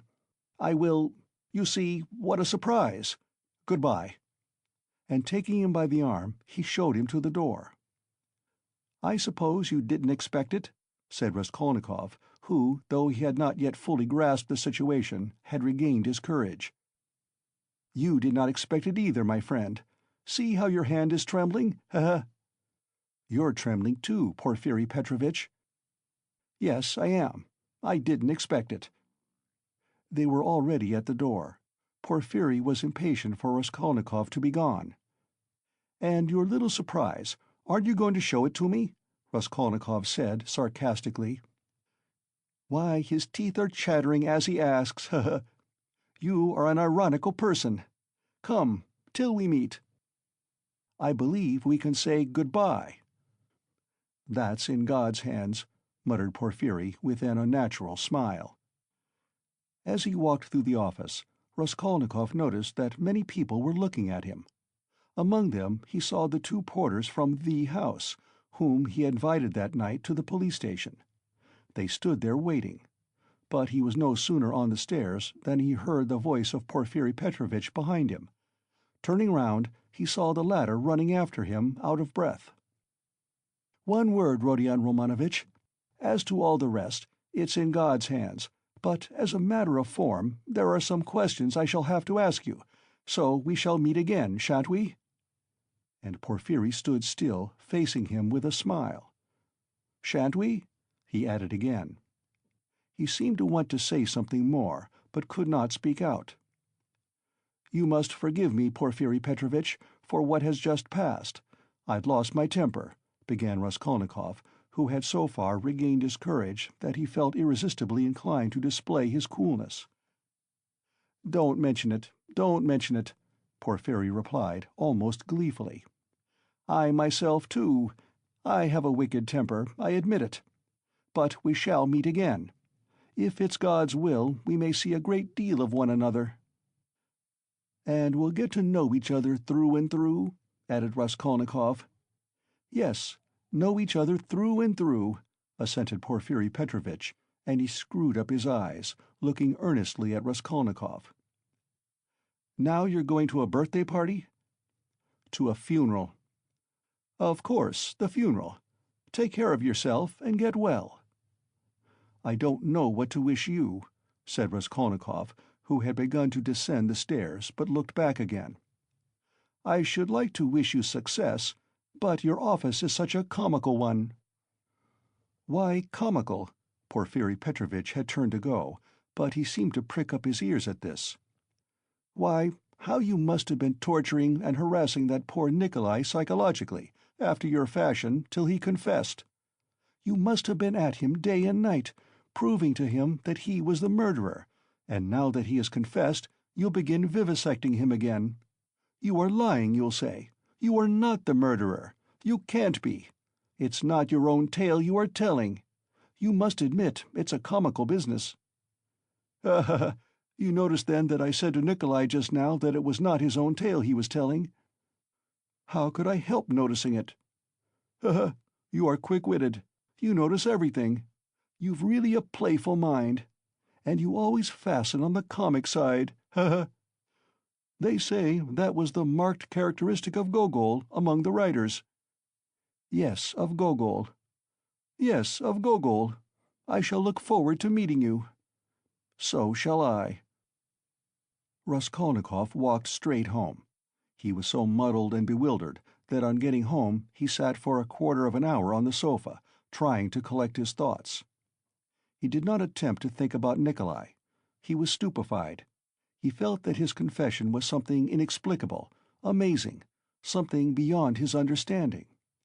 But Nikolai's confession was an actual fact. The consequences of this fact were clear to him at once. Its falsehood could not fail to be discovered, and then they would be after him again. Till then, at least, he was free and must do something for himself, for the danger was imminent. But how imminent? His position gradually became clear to him. Remembering, sketchily, the main outlines of his recent scene with Porfiri, he could not help shuddering again with horror. Of course, he did not yet know all Porfiri's aims. He could not see into all his calculations. but he had already partly shown his hand, and no one knew better than Raskolnikov how terrible Porfiry's lead had been for him. A little more, and he might have given himself away completely, circumstantially. Knowing his nervous temperament, and from the first glance seeing through him, Porfiry, though playing a bold game, was bound to win. There's no denying that Raskolnikov had compromised himself seriously, but no facts had come to light as yet. There was nothing positive. But was he taking a true view of the position? Wasn't he mistaken? What had Porfiry been trying to get at? Had he really some surprise prepared for him? And what was it? Had he really been expecting something or not? How would they have parted if it had not been for the unexpected appearance of Nikolai? Porfiry had shown almost all his cards. Of course, he had risked something in showing them. And if he had really had anything up his sleeve, Raskolnikov reflected, he would have shown that too. What was that surprise? Was it a joke? Had it meant anything? Could it have concealed anything like a fact, a piece of positive evidence? His yesterday's visitor? What had become of him? Where was he today? If Porfiry really had any evidence, it must be connected with him. He sat on the sofa with his elbows on his knees and his face hidden in his hands. He was still shivering nervously. At last he got up, took his cap, thought a minute, and went to the door. He had a sort of presentiment that, for today at least, he might consider himself out of danger. He had a sudden sense almost of joy. He wanted to make haste to Katerina Ivanovna's.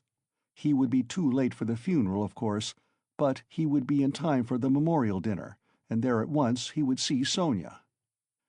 He stood still, thought a moment, and a suffering smile came for a moment onto his lips. Today, he repeated to himself. Yes, today. So it must be. But as he was about to open the door, it began opening of itself. He started and moved back. The door opened gently and slowly, and there suddenly appeared a figure, yesterday's visitor from underground. The man stood in the doorway, looked at Raskolnikov without speaking, and took a step forward into the room.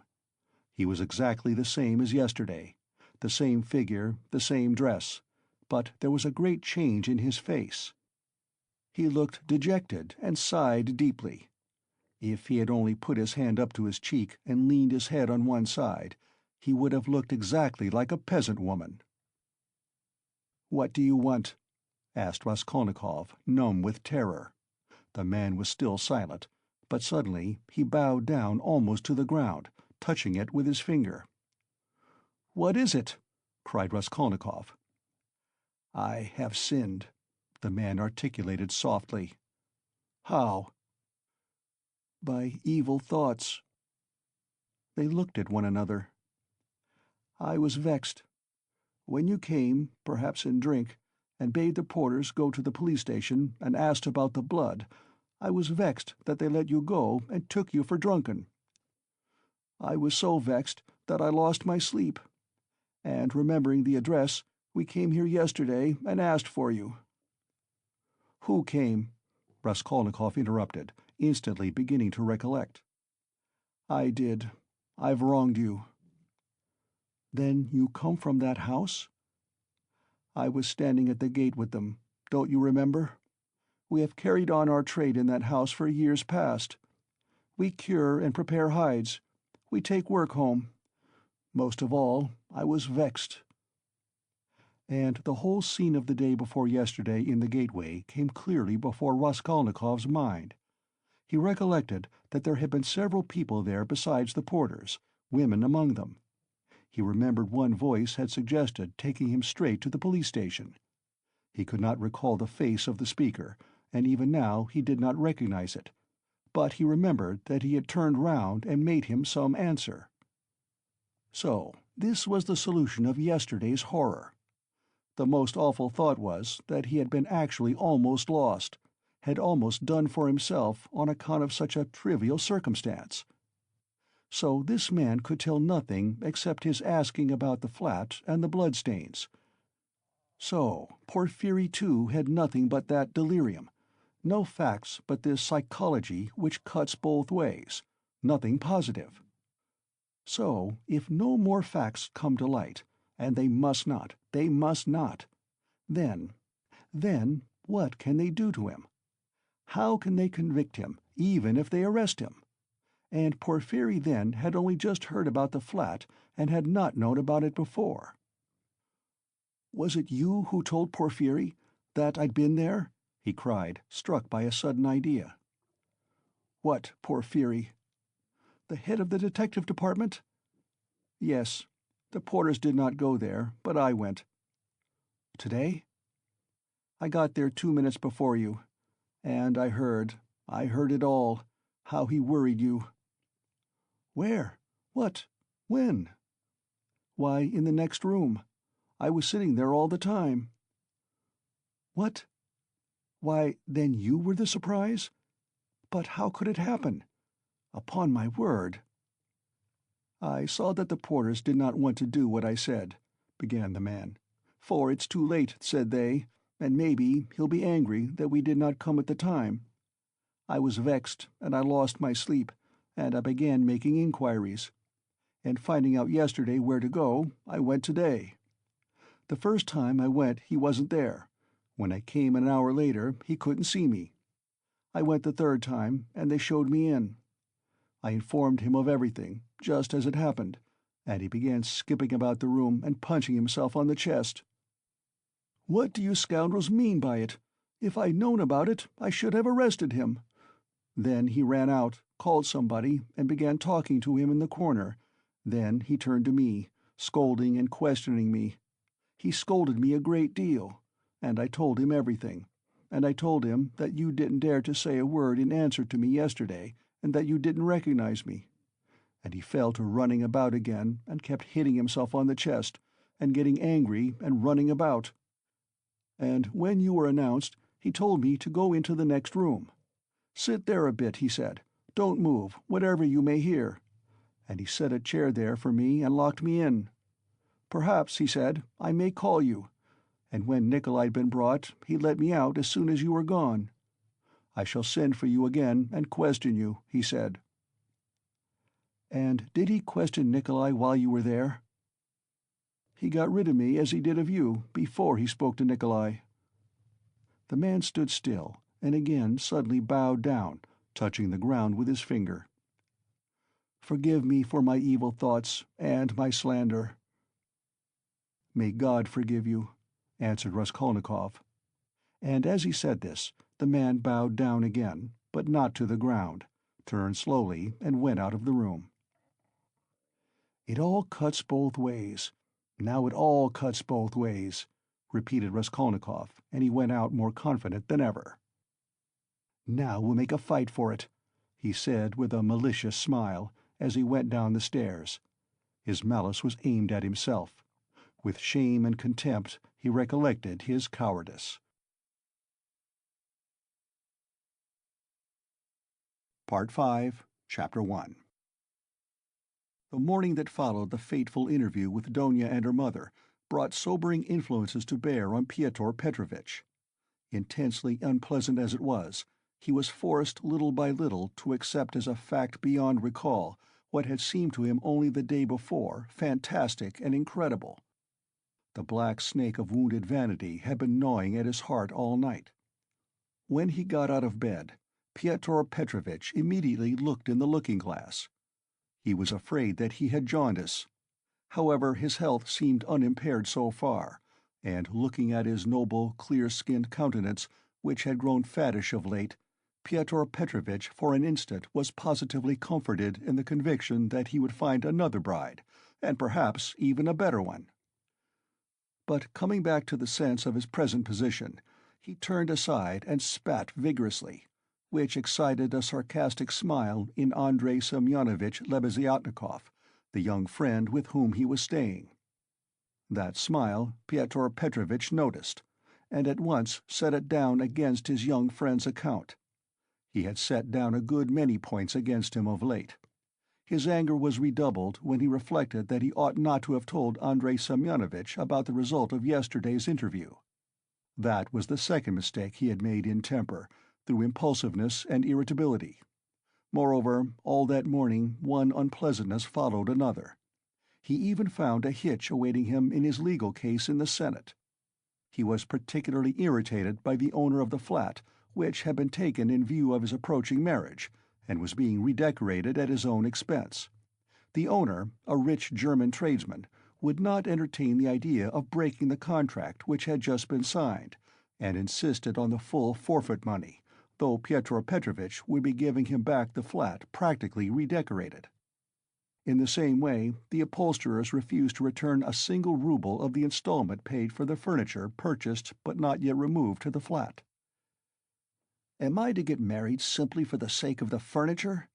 Pyotr Petrovitch ground his teeth, and at the same time, once more he had a gleam of desperate hope. "Can all that be really so irrevocably over? Is it no use to make another effort?" The thought of Donia sent a voluptuous pang through his heart.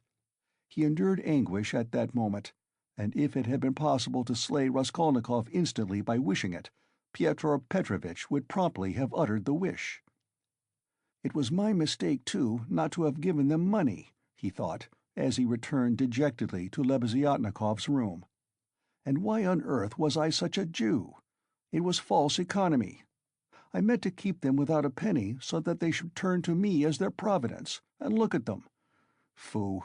If I'd spent some 1,500 rubles on them for the trousseau and presents, on knickknacks, dressing cases, jewelry, materials, and all that sort of trash from Knopf's and the English shop, my position would have been better, and stronger. They could not have refused me so easily. They are the sort of people that would feel bound to return money and presents if they broke it off, and they would find it hard to do. And their conscience would prick them. How can we dismiss a man who has hitherto been so generous and delicate? I've made a blunder." And grinding his teeth again, Pyotr Petrovitch called himself a fool, but not aloud, of course. He returned home, twice as irritated and angry as before. The preparations for the funeral dinner at Katerina Ivanovna's excited his curiosity as he passed. He had heard about it the day before. He fancied, indeed, that he had been invited, but absorbed in his own cares, he had paid no attention. Inquiring of Madame Lepevechel, who was busy laying the table while Katerina Ivanovna was away at the cemetery, he heard that the entertainment was to be a great affair, that all the lodgers had been invited, among them some who had not known the dead man, that even Andrei Semyonovitch Lebeziatnikov was invited in spite of his previous quarrel with Katerina Ivanovna, that he, Pyotr Petrovitch, was not only invited, but was eagerly expected as he was the most important of the lodgers. Amalia Ivanovna herself had been invited with great ceremony in spite of the recent unpleasantness, and so she was very busy with preparations and was taking a positive pleasure in them. She was, moreover, dressed up to the nines, all in new black silk, and she was proud of it. All this suggested an idea to Pyotr Petrovitch as he went into his room, or rather Lebeziatnikov's, somewhat thoughtful. He had learnt that Raskolnikov was to be one of the guests. Andrei Semyonovitch had been at home all the morning. The attitude of Pyotr Petrovitch to this gentleman was strange, though perhaps natural. Pyotr Petrovitch had despised and hated him from the day he came to stay with him, and at the same time he seemed somewhat afraid of him. He had not come to stay with him on his arrival in Petersburg simply from parsimony, though that had been perhaps his chief object. He had heard of Andrei Semyonovitch, who had once been his ward, as a leading young progressive who was taking an important part in certain interesting circles, the doings of which were a legend in the provinces. It had impressed Pyotr Petrovitch. These powerful, omniscient circles, who despised everyone and showed everyone up, had long inspired in him a peculiar but quite vague alarm. He had not, of course, been able to form even an approximate notion of what they meant. He, like everyone, had heard that there were, especially in Petersburg, progressives of some sort, nihilists and so on, and, like many people, he exaggerated and distorted the significance of those words to an absurd degree. What for many years past he had feared more than anything was being shown up, and this was the chief ground for his continual uneasiness at the thought of transferring his business to Petersburg. He was afraid of this as little children are sometimes panic-stricken. Some years before, when he was just entering on his own career, he had come upon two cases in which rather important personages in the province, patrons of his, had been cruelly shown up. One instance had ended in great scandal for the person attacked, and the other had very nearly ended in serious trouble. For this reason, Pyotr Petrovitch intended to go into the subject as soon as they reached Petersburg, and, if necessary, to anticipate contingencies by seeking the favor of our younger generation. He relied on Andrei Semyonovitch for this, and before his visit to Raskolnikov he had succeeded in picking up some current phrases. He soon discovered that Andrei Semyonovitch was a commonplace simpleton, but that by no means reassured Pyotr Petrovitch. Even if he had been certain that all the progressives were fools like him, it would not have allayed his uneasiness. All the doctrines, the ideas, the systems with which Andrei Semyonovitch pestered him had no interest for him. He had his own object. He simply wanted to find out at once what was happening here. Had these people any power or not? Had he anything to fear from them? Would they expose any enterprise of his? And what precisely was now the object of their attacks? Could he somehow make up to them and get round them if they really were powerful? Was this the thing to do or not? Couldn't he gain something through them? In fact, hundreds of questions presented themselves. Andrei Semyonovitch was an anemic, scrofulous little man, with strangely flaxen, mutton-chop whiskers, of which he was very proud. He was a clerk, and had almost always something wrong with his eyes. He was rather soft-hearted, but self-confident, and sometimes extremely conceited in speech, which had an absurd effect, incongruous with his little figure. He was one of the lodgers most respected by Amalia Ivanovna, for he did not get drunk and paid regularly for his lodgings. Andrei Semyonovitch really was rather stupid. He attached himself to the cause of progress and our younger generation from enthusiasm. He was one of the numerous and varied legion of dullards, of half-animate abortions, conceited, half-educated coxcombs, who attach themselves to the idea most in fashion, only to vulgarize it, and who caricature every cause they serve, however sincerely. Though Lebeziatnikov was so good-natured, he too was beginning to dislike Pyotr Petrovitch. This happened on both sides unconsciously. However simple Andrei Semyonovitch might be, he began to see that Pyotr Petrovitch was duping him and secretly despising him, and that he was not the right sort of man. He had tried expounding to him the system of Fourier and the Darwinian theory, but of late Pyotr Petrovitch began to listen too sarcastically and even to be rude. The fact was, he had begun instinctively to guess that Lebeziatnikov was not merely a commonplace simpleton, but perhaps a liar too, and that he had no connections of any consequence even in his own circle, but had simply picked things up third hand. And that very likely he did not even know much about his own work of propaganda, for he was in too great a muddle. A fine person he would be to show anyone up.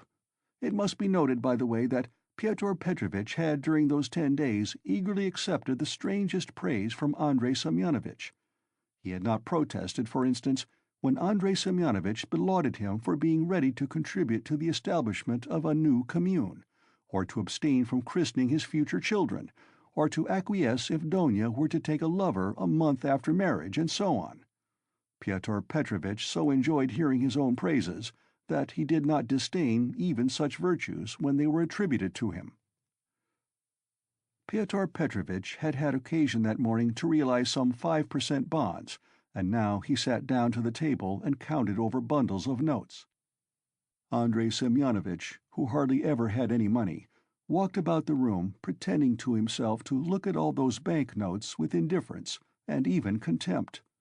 Nothing would have convinced Pyotr Petrovitch that Andrei Semyonovitch could really look on the money unmoved, and the latter, on his side, kept thinking bitterly that Pyotr Petrovitch was capable of entertaining such an idea about him, and was perhaps glad of the opportunity of teasing his young friend by reminding him of his inferiority and the great difference between them.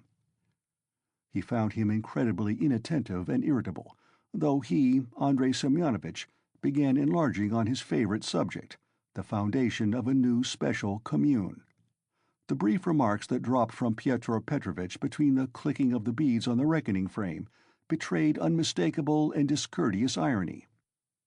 But the humane Andrei Semyonovitch ascribed Pyotr Petrovitch's ill humor to his recent breach with Donia, and he was burning with impatience to discourse on that theme. He had something progressive to say on the subject which might console his worthy friend and could not fail to promote his development. "There is some sort of festivity being prepared at the widow's, isn't there?" Pyotr Petrovitch asked suddenly, interrupting Andrei Semyonovitch at the most interesting passage. "Why, don't you know? Why, I was telling you last night what I think about all such ceremonies. And she invited you too, I heard. You were talking to her yesterday." "I should never have expected that beggarly fool would have spent on this feast all the money she got from that other fool Raskolnikov. I was surprised just now as I came through at the preparations there, the wines. Several people are invited. It's beyond everything," continued Pyotr Petrovitch, who seemed to have some object in pursuing the conversation. "What? You say I am asked too? When was that? I don't remember. But I shan't go. Why should I? I only said a word to her in passing yesterday of the possibility of her obtaining a year's salary as a destitute widow of a government clerk. I suppose she has invited me on that account, hasn't she? Heh heh heh." "I don't intend to go either," said Lebeziatnikov. "I should think not, after giving her a thrashing. You might well hesitate. Heh heh." "Who thrashed? Whom?" cried Lebeziatnikov, flustered and blushing. "Why, you thrashed Katerina Ivanovna a month ago. I heard so yesterday. So that's what your convictions amount to. And the woman question, too, wasn't quite sound. Heh heh heh." And Pyotr Petrovitch, as though comforted, went back to clicking his beads. "It's all slander and nonsense," cried Lebeziatnikov, who was always afraid of allusions to the subject. "It was not like that at all. It was quite different. You've heard it wrong. It's a libel. I was simply defending myself. She rushed at me first with her nails. She pulled out all my whiskers. It's permissible for anyone, I should hope, to defend himself, and I never allow anyone to use violence to me on principle, for it's an act of despotism. What was I to do? I simply pushed her back." "Heh heh heh," Luzhin went on, laughing maliciously. "You keep on like that because you are out of humor yourself. But that's nonsense, and it has nothing whatever to do with the woman question. You don't understand. I used to think, indeed, that if women are equal to men in all respects, even in strength, as is maintained now, there ought to be equality in that too. Of course, I reflected afterwards that such a question ought not really to arise, for there ought not to be fighting, and in the future society fighting is unthinkable, and that it would be a queer thing to seek for equality in fighting. I am not so stupid. Though, of course, there is fighting.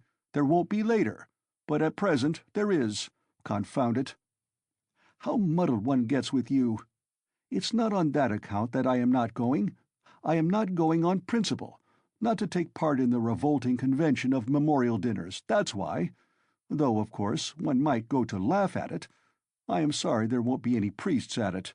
I should certainly go if there were." "Then you would sit down at another man's table and insult it and those who invited you, eh?" "Certainly not insult, but protest. I should do it with a good object. I might indirectly assist the cause of enlightenment and propaganda. It's a duty of every man to work for enlightenment and propaganda, and the more harshly, perhaps, the better.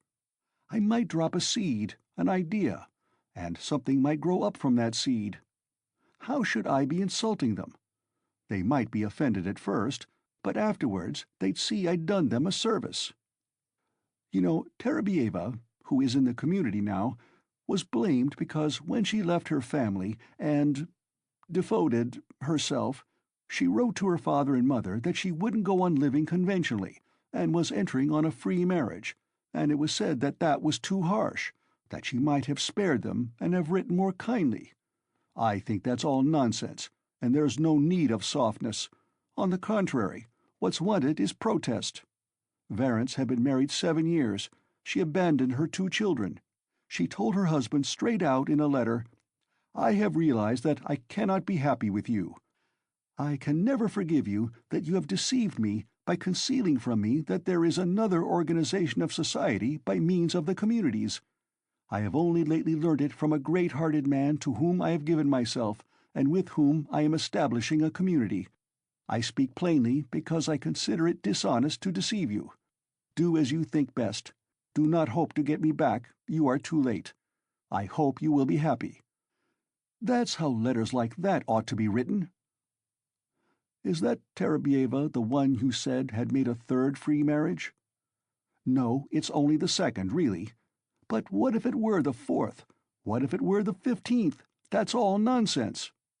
And if ever I regretted the death of my father and mother, it is now, and I sometimes think if my parents were living, what a protest I would have aimed at them. I would have done something on purpose. I would have shown them.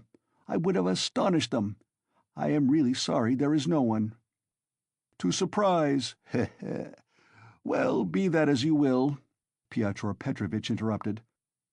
But tell me this. Do you know the dead man's daughter, the delicate-looking little thing? It's true what they say about her, isn't it? What of it? I think, that is, it is my own personal conviction that this is the normal condition of women. Why not? I mean, distinguons. In our present society, it is not altogether normal, because it is compulsory. But in the future society, it will be perfectly normal, because it will be voluntary. Even as it is, she was quite right. She was suffering, and that was her asset, so to speak, her capital, which she had a perfect right to dispose of. Of course, in the future society, there will be no need of assets, but her part will have another significance, rational and in harmony with her environment. As to Sofya Semyonovna personally, I regard her action as a vigorous protest against the organization of society, and I respect her deeply for it. I rejoice indeed when I look at her. I was told that you got her turned out of these lodgings. Lebeziatnikov was enraged. That's another slander, he yelled. It was not so at all. That was all Katerina Ivanovna's invention, for she did not understand. And I never made love to Sofya Semyonovna. I was simply developing her, entirely disinterestedly, trying to rouse her to protest. All I wanted was her protest, and Sofya Semyonovna could not have remained here anyway. Have you asked her to join your community? You keep on laughing, and very inappropriately, allow me to tell you. You don't understand. There is no such role in a community. The community is established that there should be no such roles. In a community, such a role is essentially transformed, and what is stupid here is sensible there. What, under present conditions, is unnatural becomes perfectly natural in the community. It all depends on the environment. It's all the environment, and man himself is nothing. And I am on good terms with Sofya Semyonovna to this day, which is a proof that she never regarded me as having wronged her. I am trying now to attract her to the community, but on quite a different footing. What are you laughing at?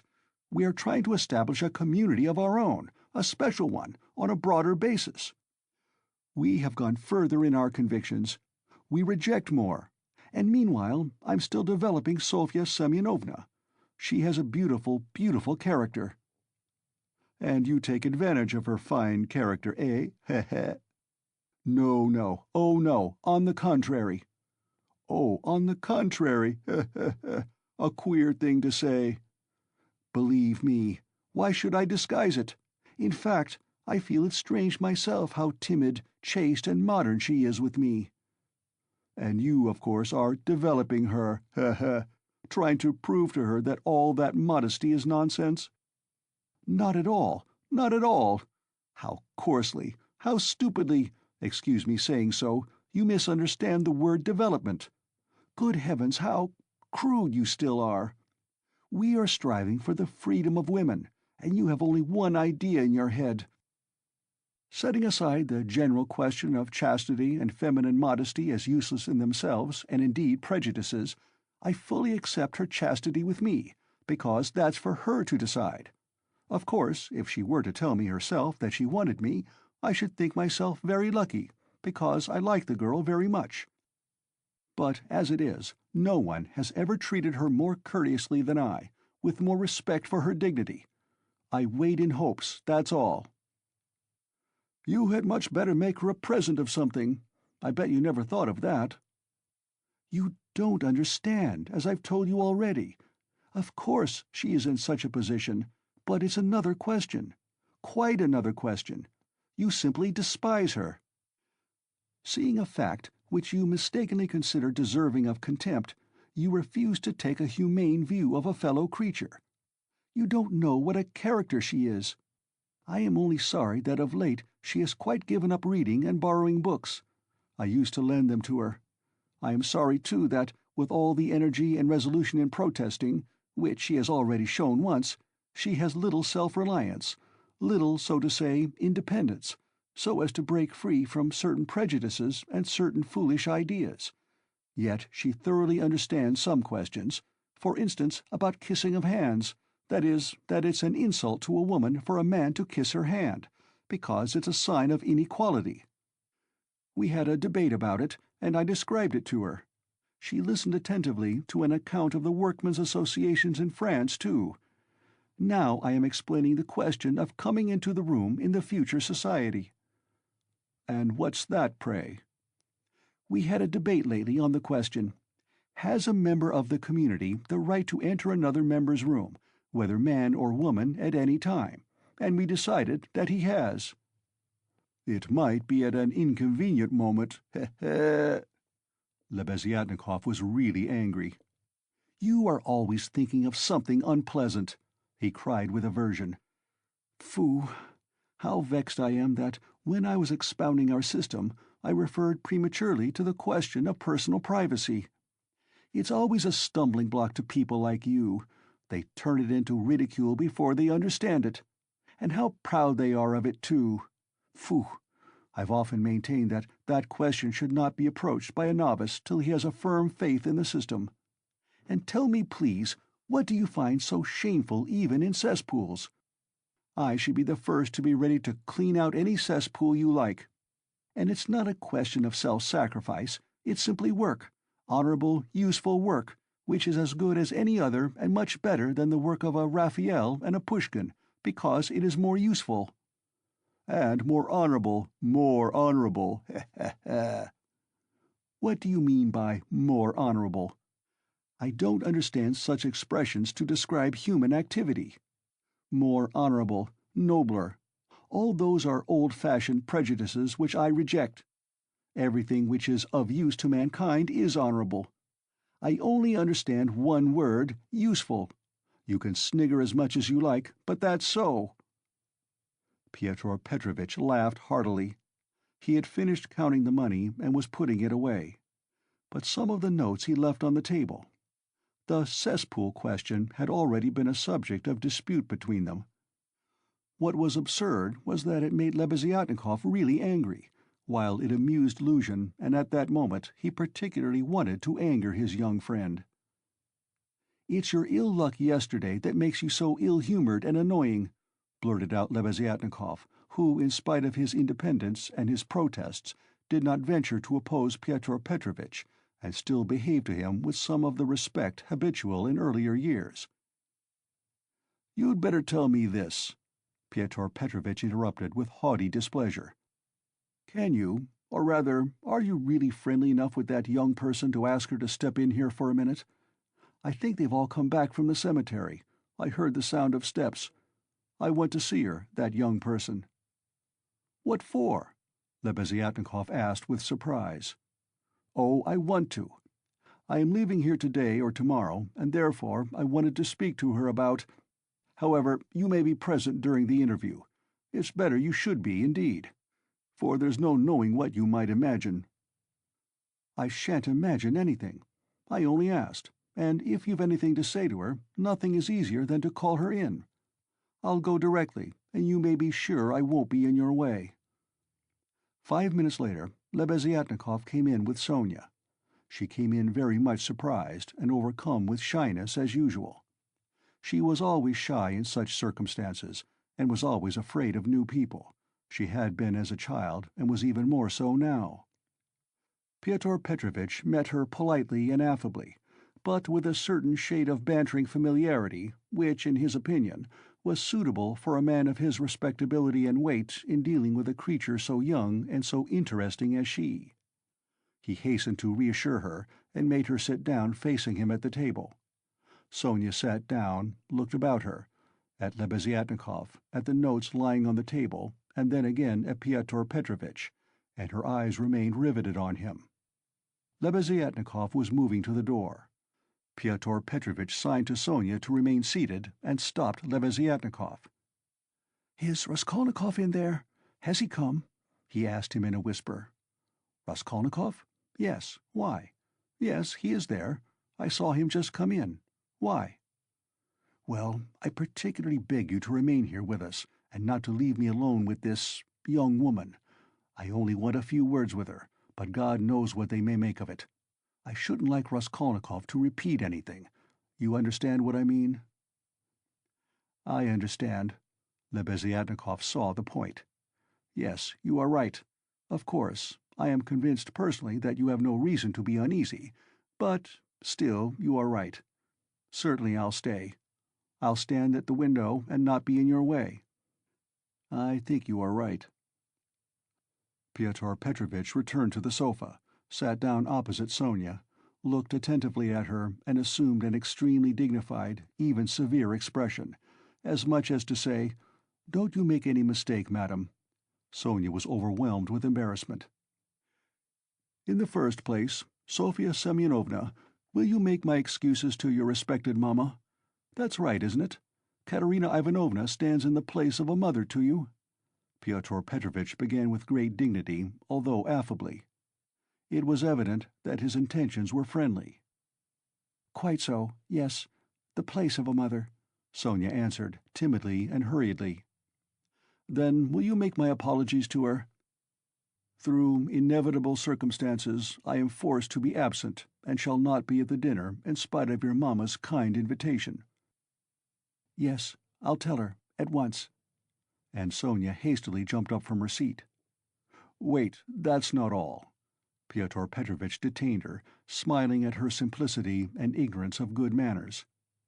"And you know me little, my dear Sofya Semyonovna, if you suppose I would have ventured to trouble a person like you for a matter of so little consequence affecting myself only. I have another object." Sonia sat down hurriedly. Her eyes rested again for an instant on the grey and rainbow-colored notes that remained on the table, but she quickly looked away and fixed her eyes on Pyotr Petrovitch. She felt it horribly indecorous, especially for her, to look at another person's money. She stared at the gold eyeglass which Pyotr Petrovitch held in his left hand, and at the massive and extremely handsome ring with a yellow stone on his middle finger. But suddenly she looked away, and, not knowing where to turn, ended by staring Pyotr Petrovitch again straight in the face. After a pause of still greater dignity, he continued. "I chanced yesterday in passing to exchange a couple of words with Katerina Ivanovna, poor woman. That was sufficient to enable me to ascertain that she is in a position, preternatural, if one may so express it." "Yes, preternatural," Sonia hurriedly assented. "Or it would be simpler and more comprehensible to say ill." "Yes, simpler and more yes, ill." "Quite so. So then, from a feeling of humanity, and so to speak compassion, I should be glad to be of service to her in any way, foreseeing her unfortunate position. I believe the whole of this poverty-stricken family depends now entirely on you." "Allow me to ask." Sonia rose to her feet. Did you say something to her yesterday of the possibility of a pension? Because she told me you had undertaken to get her one. Was that true?" "Not in the slightest, and indeed it's an absurdity. I merely hinted at her obtaining temporary assistance as the widow of an official who had died in the service, if only she has patronage. But apparently your late parent had not served his full term, and had not indeed been in the service at all of late. In fact, if there could be any hope, it would be very ephemeral, because there would be no claim for assistance in that case, far from it. And she is dreaming of a pension already. Go ahead, lady." "Yes, she is, for she is credulous and good-hearted, and she believes everything from the goodness of her heart, and she is like that. Yes, you must excuse her," said Sonia, and again she got up to go. "But you haven't heard what I have to say." "No, I haven't heard," muttered Sonia. "Then sit down." She was terribly confused. She sat down again a third time. "Seeing her position with her unfortunate little ones, I should be glad, as I have said before, so far as lies in my power, to be of service. That is, so far as is in my power, not more. One might, for instance, get up a subscription for her, or a lottery, something of the sort, such as is always arranged in such cases by friends, or even outsiders, desirous of assisting people. It was of that I intended to speak to you. It might be done." "Yes, yes, God will repay you for it," faltered Sonia, gazing intently at Pyotr Petrovitch. "It might be, but we will talk of it later. We might begin it today. We will talk it over this evening, and lay the foundation, so to speak. Come to me at 7 o'clock. Mr. Lebeziatnikov, I hope, will assist us. But there is one circumstance of which I ought to warn you beforehand, and for which I venture to trouble you, Sofia Semyonovna, to come here. In my opinion, money cannot be, indeed it's unsafe to put it into Katerina Ivanovna's own hands. The dinner today is a proof of that.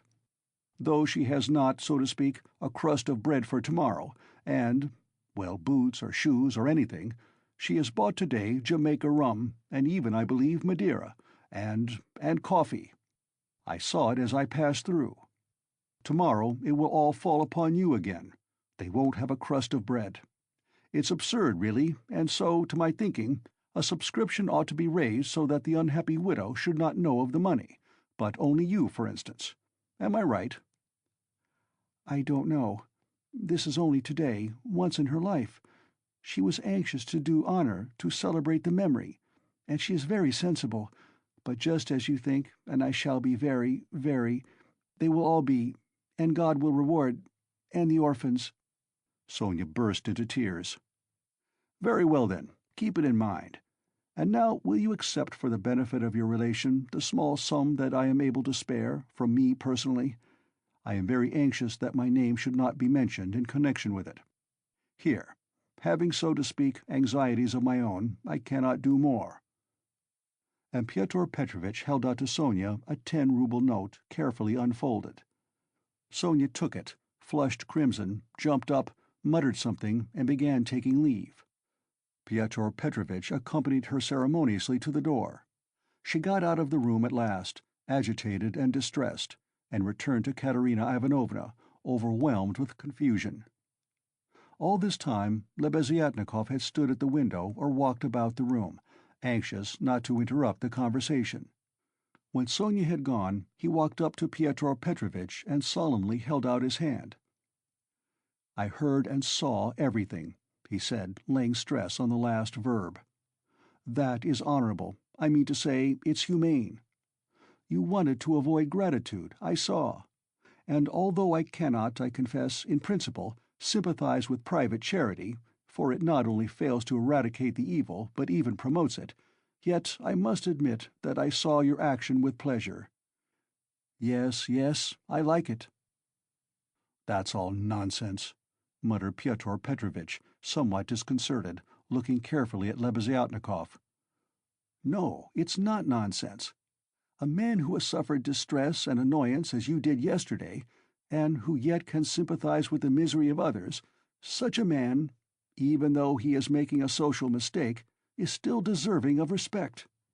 I did not expect it indeed of you, Pyotr Petrovitch, especially as according to your ideas— Oh, what a drawback your ideas are to you! How distressed you are, for instance, by your ill luck yesterday!" cried the simple-hearted Lebeziatnikov, who felt a return of affection for Pyotr Petrovitch. "And what do you want with marriage, with legal marriage, my dear, noble Pyotr Petrovitch? Why do you cling to this legality of marriage? Well, you may beat me if you like, but I am glad, positively glad it hasn't come off, that you are free, that you are not quite lost for humanity. You see, I've spoken my mind. Because I don't want in your free marriage to be made a fool of, and to bring up another man's children.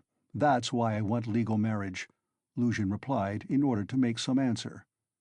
He seemed preoccupied by something. "Children? You referred to children." Lebeziatnikov started off like a war-horse at the trumpet call. "Children are a social question, and a question of first importance, I agree. But the question of children has another solution. Some refuse to have children altogether, because they suggest the institution of the family.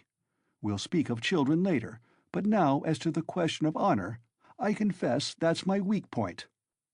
That horrid, military, Pushkin expression is unthinkable in the dictionary of the future. What does it mean indeed? It's nonsense. There will be no deception in a free marriage. That is only the natural consequence of a legal marriage, so to say, its correction, a protest. So that indeed it's not humiliating. And if I ever, to suppose an absurdity, were to be legally married, I should be positively glad of it. I should say to my wife, 'My dear, hitherto I have loved you. Now I respect you, for you've shown you can protest.' You laugh. That's because you're incapable of getting away from prejudices. Confound it all! I understand now where the unpleasantness is of being deceived in a legal marriage, but it's simply a despicable consequence of a despicable position in which both are humiliated. When the deception is open, as in a free marriage, then it does not exist. It's unthinkable. Your wife will only prove how she respects you by considering you incapable of opposing her happiness and avenging yourself on her for her new husband. Damn it all! I sometimes dream if I were to be married. Phoo! I mean, if I were to be married, legally or not, it's just the same. I should present my wife with a lover, if she had not found one herself. 'My dear,' I should say, 'I love you, but even more than that, I desire you to respect me.' See? Am I not right?" Pyotr Petrovitch sniggered as he listened, but without much merriment. He hardly heard it indeed. He was preoccupied with something else, and even Lebeziatnikov at last noticed it. Pyotr Petrovitch seemed excited and rubbed his hands. Lebeziatnikov remembered all this and reflected upon it afterwards.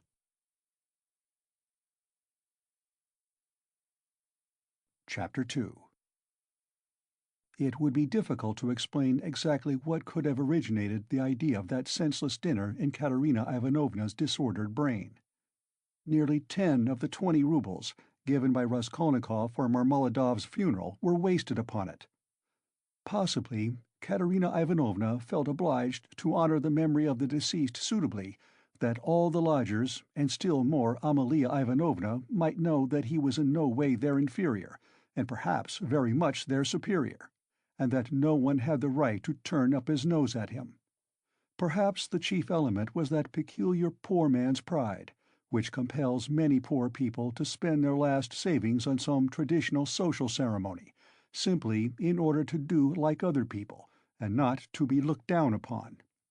It is very probable, too, that Katerina Ivanovna longed on this occasion, at the moment when she seemed to be abandoned by everyone, to show those wretched contemptible lodgers that she knew how to do things, how to entertain, and that she had been brought up in a genteel, she might almost say aristocratic colonel's family, and had not been meant for sweeping floors and washing the children's rags at night. Even the poorest and most broken-spirited people are sometimes liable to these paroxysms of pride and vanity, which take the form of an irresistible nervous craving. And Katerina Ivanovna was not broken-spirited. She might have been killed by circumstance, but her spirit could not have been broken. That is, she could not have been humiliated, her will could not be crushed. Moreover, Sonia had said with good reason that her mind was unhinged. She could not be said to be insane, but for a year past she had been so harassed that her mind might well be overstrained. The later stages of consumption are apt, doctors tell us, to affect the intellect. There was no great variety of wines, nor was there Madeira, but wine there was. There was vodka, rum, and Lisbon wine, all of the poorest quality, but in sufficient quantity.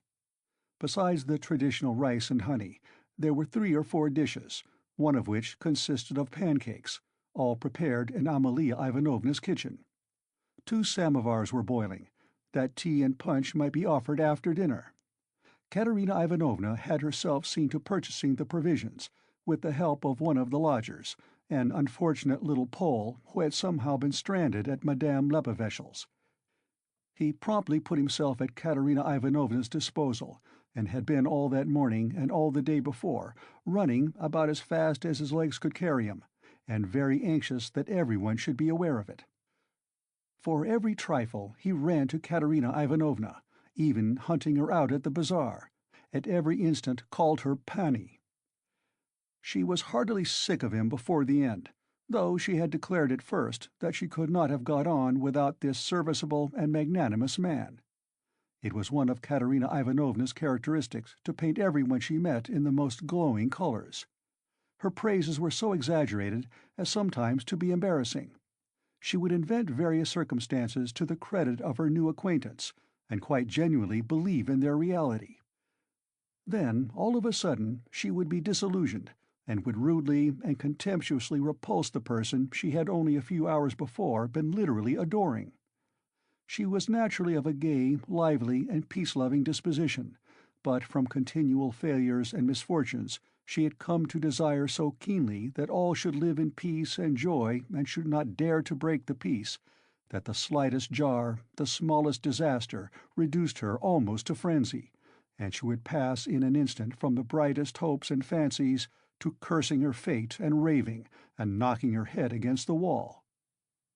Amalia Ivanovna, too, suddenly acquired extraordinary importance in Katerina Ivanovna's eyes, and was treated by her with extraordinary respect, probably only because Amalia Ivanovna had thrown herself heart and soul into the preparations. She had undertaken to lay the table, to provide the linen, crockery, etc., and to cook the dishes in her kitchen, and Katerina Ivanovna had left it all in her hands and gone herself to the cemetery. Everything had been well done. Even the tablecloth was nearly clean. The crockery, knives, forks, and glasses were, of course, of all shapes and patterns, lent by different lodgers. But the table was properly laid at the time fixed, and Amalia Ivanovna, feeling she had done her work well, had put on a black silk dress and a cap with new mourning ribbons, and met the returning party with some pride. This pride, though justifiable, displeased Katerina Ivanovna for some reason. As though the table could not have been laid except by Amalia Ivanovna! She disliked the cap with the new ribbons, too. Could she be stuck up, the stupid German, because she was a mistress of the house and had consented as a favor to help her poor lodgers? As a favor! Fancy that! Katerina Ivanovna's father, who had been a colonel and almost a governor, had sometimes had the table set for 40 persons, and then anyone like Amalia Ivanovna, or rather Ludwigovna, would not have been allowed into the kitchen.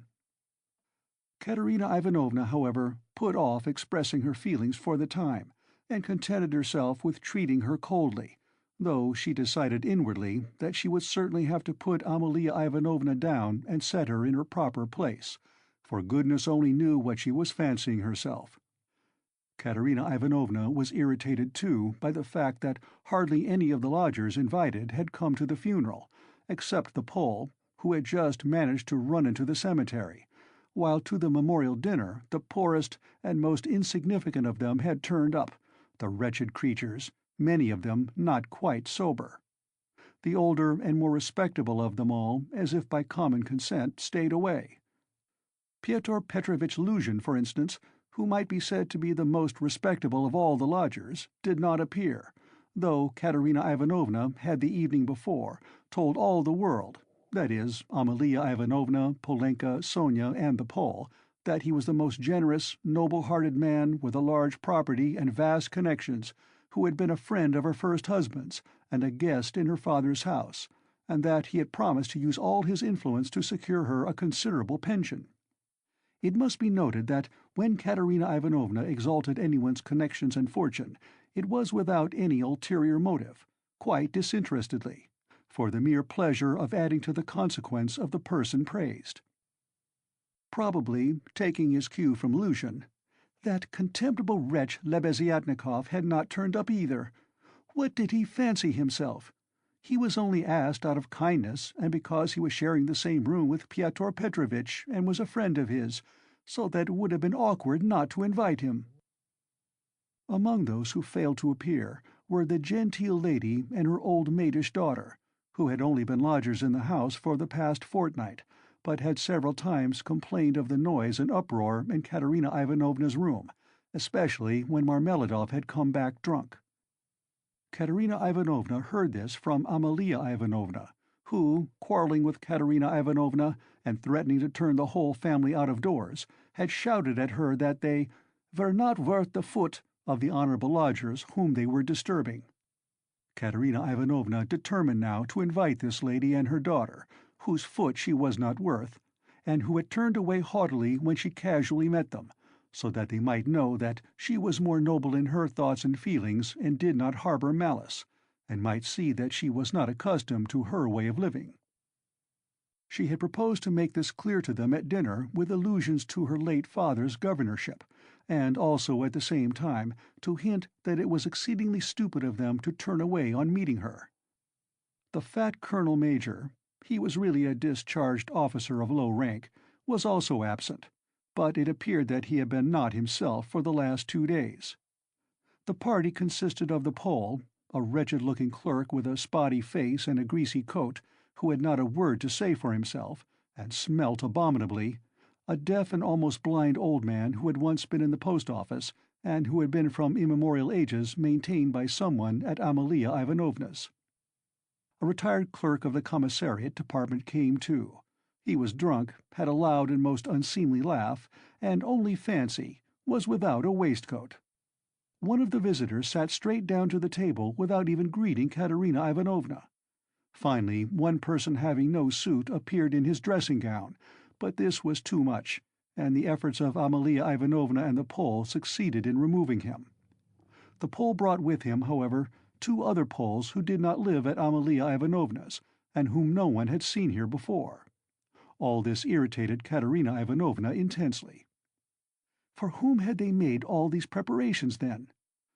To make room for the visitors, the children had not even been laid for at the table, but the 2 little ones were sitting on a bench in the furthest corner with their dinner laid on a box, while Polenka, as a big girl, had to look after them, feed them, and keep their noses wiped like well-bred children's. Katerina Ivanovna, in fact, could hardly help meeting her guests with increased dignity, and even haughtiness. She stared at some of them with special severity, and loftily invited them to take their seats. Rushing to the conclusion that Amalia Ivanovna must be responsible for those who were absent, she began treating her with extreme nonchalance, which the latter promptly observed and resented. Such a beginning was no good omen for the end. All were seated at last. Raskolnikov came in almost at the moment of their return from the cemetery. Katerina Ivanovna was greatly delighted to see him. In the first place, because he was the one educated visitor, and, as everyone knew, was in 2 years to take a professorship in the university. And secondly, because he immediately and respectfully apologized for having been unable to be at the funeral. She positively pounced upon him, and made him sit on her left hand. Amalia Ivanovna was on her right. In spite of her continual anxiety that the dishes should be passed round correctly and that everyone should taste them, in spite of the agonizing cough which interrupted her every minute, and seemed to have grown worse during the last few days, she hastened to pour out in a half-whisper to Raskolnikov all her suppressed feelings and her just indignation at the failure of the dinner, interspersing her remarks with lively and uncontrollable laughter at the expense of her visitors, and especially of her landlady. "It's all that cuckoo's fault. You know whom I mean? Her." Katerina Ivanovna nodded towards the landlady. "Look at her. She's making round eyes. She feels that we are talking about her and can't understand. Phoo, the owl. Ha ha! Cough, cough, cough. And what does she put on that cap for? Cough, cough, cough. Have you noticed that she wants everyone to consider that she is patronizing me and doing me an honor by being here? I asked her like a sensible woman to invite people, especially those who knew my late husband, and look at the set of fools she has brought. The sweeps. Look at that one with the spotty face. And those wretched Poles. Ha ha ha! Cough, cough, cough. Not one of them has ever poked his nose in here. I've never set eyes on them. What have they come here for, I ask you? There they sit in a row. Hey, Pan! She cried suddenly to one of them. Have you tasted the pancakes? Take some more. Have some beer. Won't you have some vodka? Look, he's jumped up and is making his bows. They must be quite starved, poor things. Never mind, let them eat. They don't make a noise anyway, though I'm really afraid for our landlady's silver spoons. Amalia Ivanovna, she addressed her suddenly, almost aloud. If your spoon should happen to be stolen, I won't be responsible, I warn you. Ha ha ha! She laughed, turning to Raskolnikov, and again nodding towards the landlady, in high glee at her sally. She didn't understand. She didn't understand again. Look how she sits with her mouth open. An owl, a real owl. An owl in new ribbons. Ha ha ha! Here her laugh turned again to an insufferable fit of coughing that lasted 5 minutes. Drops of perspiration stood out on her forehead, and her handkerchief was stained with blood. She showed Raskolnikov the blood in silence, and, as soon as she could get her breath, began whispering to him again with extreme animation and a hectic flush on her cheeks. "Do you know, I gave her the most delicate instructions, so to speak, for inviting that lady and her daughter. You understand of whom I am speaking. It needed the utmost delicacy, the greatest nicety, but she has managed things so that that fool, that conceited baggage, that provincial non-entity, simply because she is the widow of a major, and has come to try and get a pension and to fray out her skirts in the government offices, because at 50 she paints her face, everybody knows it. A creature like that did not think fit to come, and has not even answered the invitation, which the most ordinary good manners required. Can't understand why Pyotr Petrovitch has not come. But where's Sonia?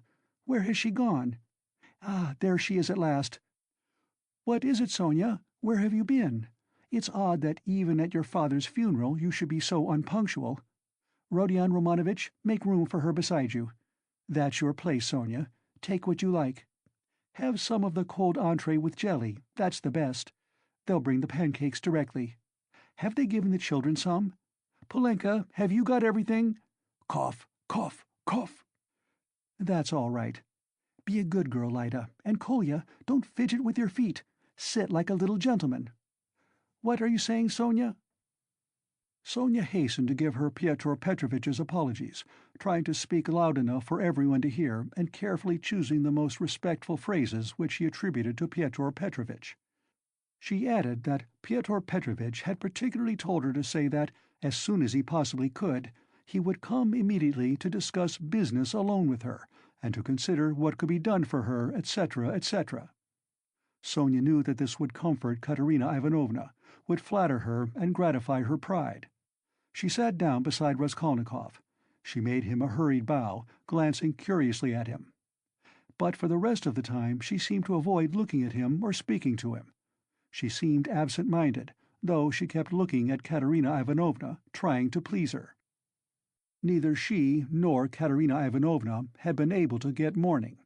Sonia was wearing dark brown, and Katerina Ivanovna had on her only dress, a dark striped cotton one.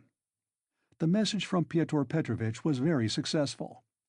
Listening to Sonia with dignity, Katerina Ivanovna inquired with equal dignity how Pyotr Petrovitch was, then at once whispered almost aloud to Raskolnikov that it certainly would have been strange for a man of Pyotr Petrovitch's position and standing to find himself in such extraordinary company, in spite of his devotion to her family and his old friendship with her father. That's why I'm so grateful to you, Rodion Romanovitch, that you have not disdained my hospitality even in such surroundings," she added almost aloud. "But I am sure that it was only your special affection for my poor husband that has made you keep your promise." Then once more with pride and dignity she scanned her visitors, and suddenly inquired aloud across the table of the deaf man, "Wouldn't he have some more meat? And had he been given some wine?" The old man made no answer, and for a long while could not understand what he was asked, though his neighbors amused themselves by poking and shaking him. He simply gazed about him with his mouth open, which only increased the general mirth. "What an imbecile! Look, look! Why was he brought? But as to Pyotr Petrovitch, I always had confidence in him," Katerina Ivanovna continued. "And, of course, he is not like—" With an extremely stern face she addressed Amalia Ivanovna so sharply and loudly that the latter was quite disconcerted. "Not like your dressed-up draggle-tails, whom my father would not have taken as cooks into his kitchen, and my late husband would have done them honor if he had invited them in the goodness of his heart." "Yes, he was fond of drink, he was fond of it, he did drink," cried the commissariat clerk, gulping down his 12th glass of vodka. "My late husband certainly had that weakness, and everyone knows it." Katerina Ivanovna attacked him at once. "But he was a kind and honorable man, who loved and respected his family. The worst of it was his good nature made him trust all sorts of disreputable people, and he drank with fellows who were not worth the sole of his shoe. Would you believe it, Rodion Romanovitch, they found a gingerbread cock in his pocket. He was dead drunk, but he did not forget the children." "A cock? Did you say a cock?" shouted the commissariat clerk. Katerina Ivanovna did not vouchsafe a reply. She sighed, lost in thought. "No doubt you think, like everyone, that I was too severe with him," she went on, addressing Raskolnikov. "But that's not so. He respected me very much. He was a kind-hearted man. And how sorry I was for him sometimes. He would sit in a corner and look at me. I used to feel so sorry for him, I used to want to be kind to him, and then would think to myself, 'Be kind to him and he will drink again.' It was only by severity that you could keep him within bounds." "Yes, he used to get his hair pulled pretty often," roared the commissariat clerk again, swallowing another glass of vodka. "Some fools would be better for a good drubbing, as well as having their hair pulled. I am not talking of my late husband now," Katerina Ivanovna snapped at him. The flush on her cheeks grew more and more marked, her chest heaved. In another minute she would have been ready to make a scene. Many of the visitors were sniggering, evidently delighted. They began poking the commissariat clerk and whispering something to him. They were evidently trying to egg him on. "Allow me to ask what you are alluding to," began the clerk. "That is to say, about whom, did you say just now? But I don't care. That's nonsense. Widow, I forgive you. Pass." And he took another drink of vodka. Raskolnikov sat in silence, listening with disgust. He only ate from politeness, just tasting the food that Katerina Ivanovna was continually putting on his plate, to avoid hurting her feelings. He watched Sonia intently, but Sonia became more and more anxious and distressed. She too foresaw that the dinner would not end peaceably, and saw with terror Katerina Ivanovna's growing irritation. She knew that she, Sonia, was the chief reason for the genteel lady's contemptuous treatment of Katerina Ivanovna's invitation. She had heard from Amalia Ivanovna that the mother was positively offended at the invitation, and had asked the question, how could she let her daughter sit down beside that young person? Sonia had a feeling that Katerina Ivanovna had already heard this, and an insult to Sonia meant more to Katerina Ivanovna than an insult to herself, her children, or her father. Sonia knew that Katerina Ivanovna would not be satisfied now till she had shown those draggle-tails that they were both. To make matters worse, someone passed Sonia, from the other end of the table, a plate with 2 hearts pierced with an arrow, cut out of black bread. Katerina Ivanovna flushed crimson and at once said aloud across the table that the man who sent it was a drunken ass. Amalia Ivanovna was foreseeing something amiss, and at the same time deeply wounded by Katerina Ivanovna's haughtiness, and to restore the good humor of the company and raise herself in their esteem, she began, apropos of nothing, telling a story about an acquaintance of hers, Karl from the chemist's, who was driving one night in a cab, and that the cabman wanted to kill, and Karl very much begged him not to kill, and wept and clasped hands, and frightened and from fear pierced his heart. Though Katerina Ivanovna smiled, she observed at once that Amalia Ivanovna ought not to tell anecdotes in Russian. The latter was still more offended, and she retorted that Vater aus Berlin was a very important man, and always went with his hands in pockets. Katerina Ivanovna could not restrain herself, and laughed so much that Amalia Ivanovna lost patience and could scarcely control herself. "Listen to the owl," Katerina Ivanovna whispered at once, her good humor almost restored. "She meant to say he kept his hands in his pockets, but she said he put his hands in people's pockets. Cough, cough. And have you noticed, Rodion Romanovitch, that all these Petersburg foreigners, the Germans especially, are all stupider than we? Can you fancy any one of us telling how Karl from the chemist's pierced his heart from fear, and that the idiot, instead of punishing the cabman, clasped his hands and wept and much begged? Ah, the fool! And you know she fancies it's very touching, and does not suspect how stupid she is. To my thinking, that drunken commissariat clerk is a great deal cleverer. Anyone can see that he has addled his brains with drink. But you know, these foreigners are always so well-behaved and serious. Look how she sits glaring. She is angry, ha-ha. Cough, cough, cough." Regaining her good humor, Katerina Ivanovna began at once telling Raskolnikov that when she had obtained her pension, she intended to open a school for the daughters of gentlemen in her native town, T. This was the first time she had spoken to him of the project, and she launched out into the most alluring details. It suddenly appeared that Katerina Ivanovna had in her hands the very certificate of honor of which Marmeladov had spoken to Raskolnikov in the tavern, when he told him that Katerina Ivanovna, his wife, had danced the chawl dance before the governor and other great personages on leaving school. This certificate of honor was obviously intended now to prove Katerina Ivanovna's right to open a boarding school, but she had armed herself with it chiefly with the object of overwhelming those two stuck-up draggle-tails if they came to the dinner, and proving incontestably that Katerina Ivanovna was of the most noble, she might even say aristocratic family, a colonel's daughter, and was far superior to certain adventuresses who have been so much to the fore of late. The certificate of honor immediately passed into the hands of the drunken guests, and Katerina Ivanovna did not try to retain it, for it actually contained the statement en toute lettres that her father was of the rank of a major, and also a companion of an order, so that she really was almost the daughter of a colonel. Warming up, Katerina Ivanovna proceeded to enlarge on the peaceful and happy life they would lead in T, on the gymnasium teachers whom she would engage to give lessons in her boarding school, one a most respectable old Frenchman, one Mangot, who had taught Katerina Ivanovna herself in old days and was still living in T, and would no doubt teach in her school on moderate terms. Next she spoke of Sonia, who would go with her to T, and help her in all her plans. At this, someone at the further end of the table gave a sudden guffaw.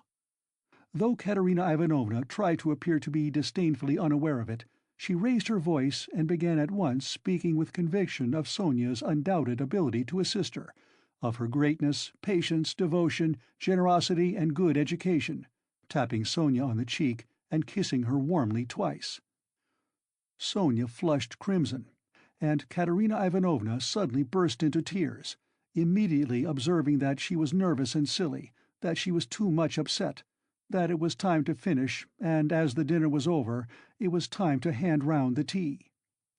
At that moment, Amalia Ivanovna, deeply aggrieved at taking no part in the conversation, and not being listened to, made one last effort, and with secret misgivings ventured on an exceedingly deep and weighty observation, that, in the future boarding school, she would have to pay particular attention to the Vasha, and that there certainly must be a good dama to look after the linen, and secondly, that the young ladies must not novels at night read."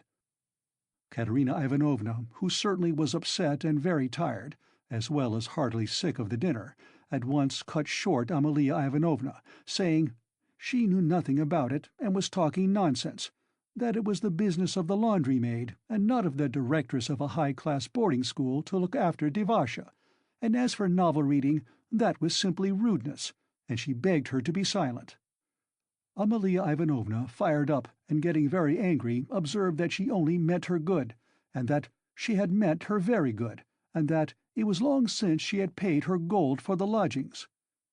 Katerina Ivanovna at once set her down, saying that it was a lie to say she wished her good, because only yesterday, when her dead husband was lying on the table, she had worried her about the lodgings.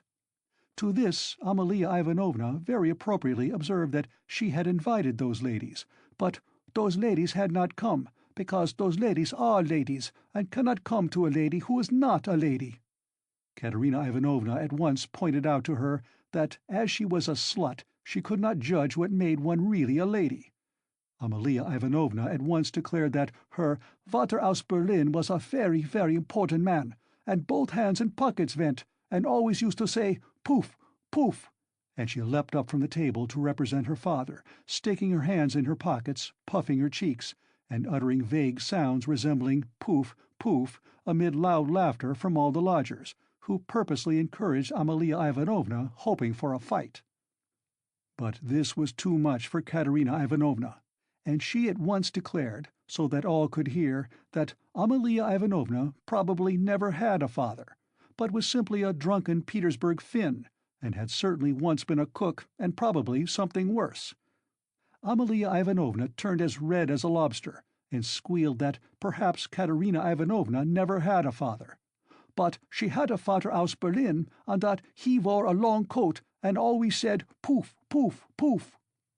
Katerina Ivanovna observed contemptuously that all knew what her family was, and that on that very certificate of honor it was stated in print that her father was a colonel, while Amalia Ivanovna's father, if she really had one, was probably some Finnish milkman, but that probably she never had a father at all, since it was still uncertain whether her name was Amalia Ivanovna or Amalia Ludwigovna.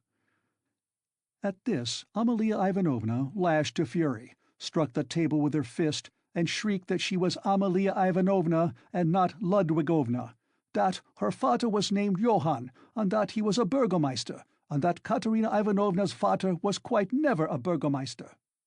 Katerina Ivanovna rose from her chair, and with a stern and apparently calm voice, though she was pale and her chest was heaving, observed that if she dared for one moment to set her contemptible wretch of a father on a level with her papa, she, Katerina Ivanovna, would tear her cap off her head and trample it underfoot.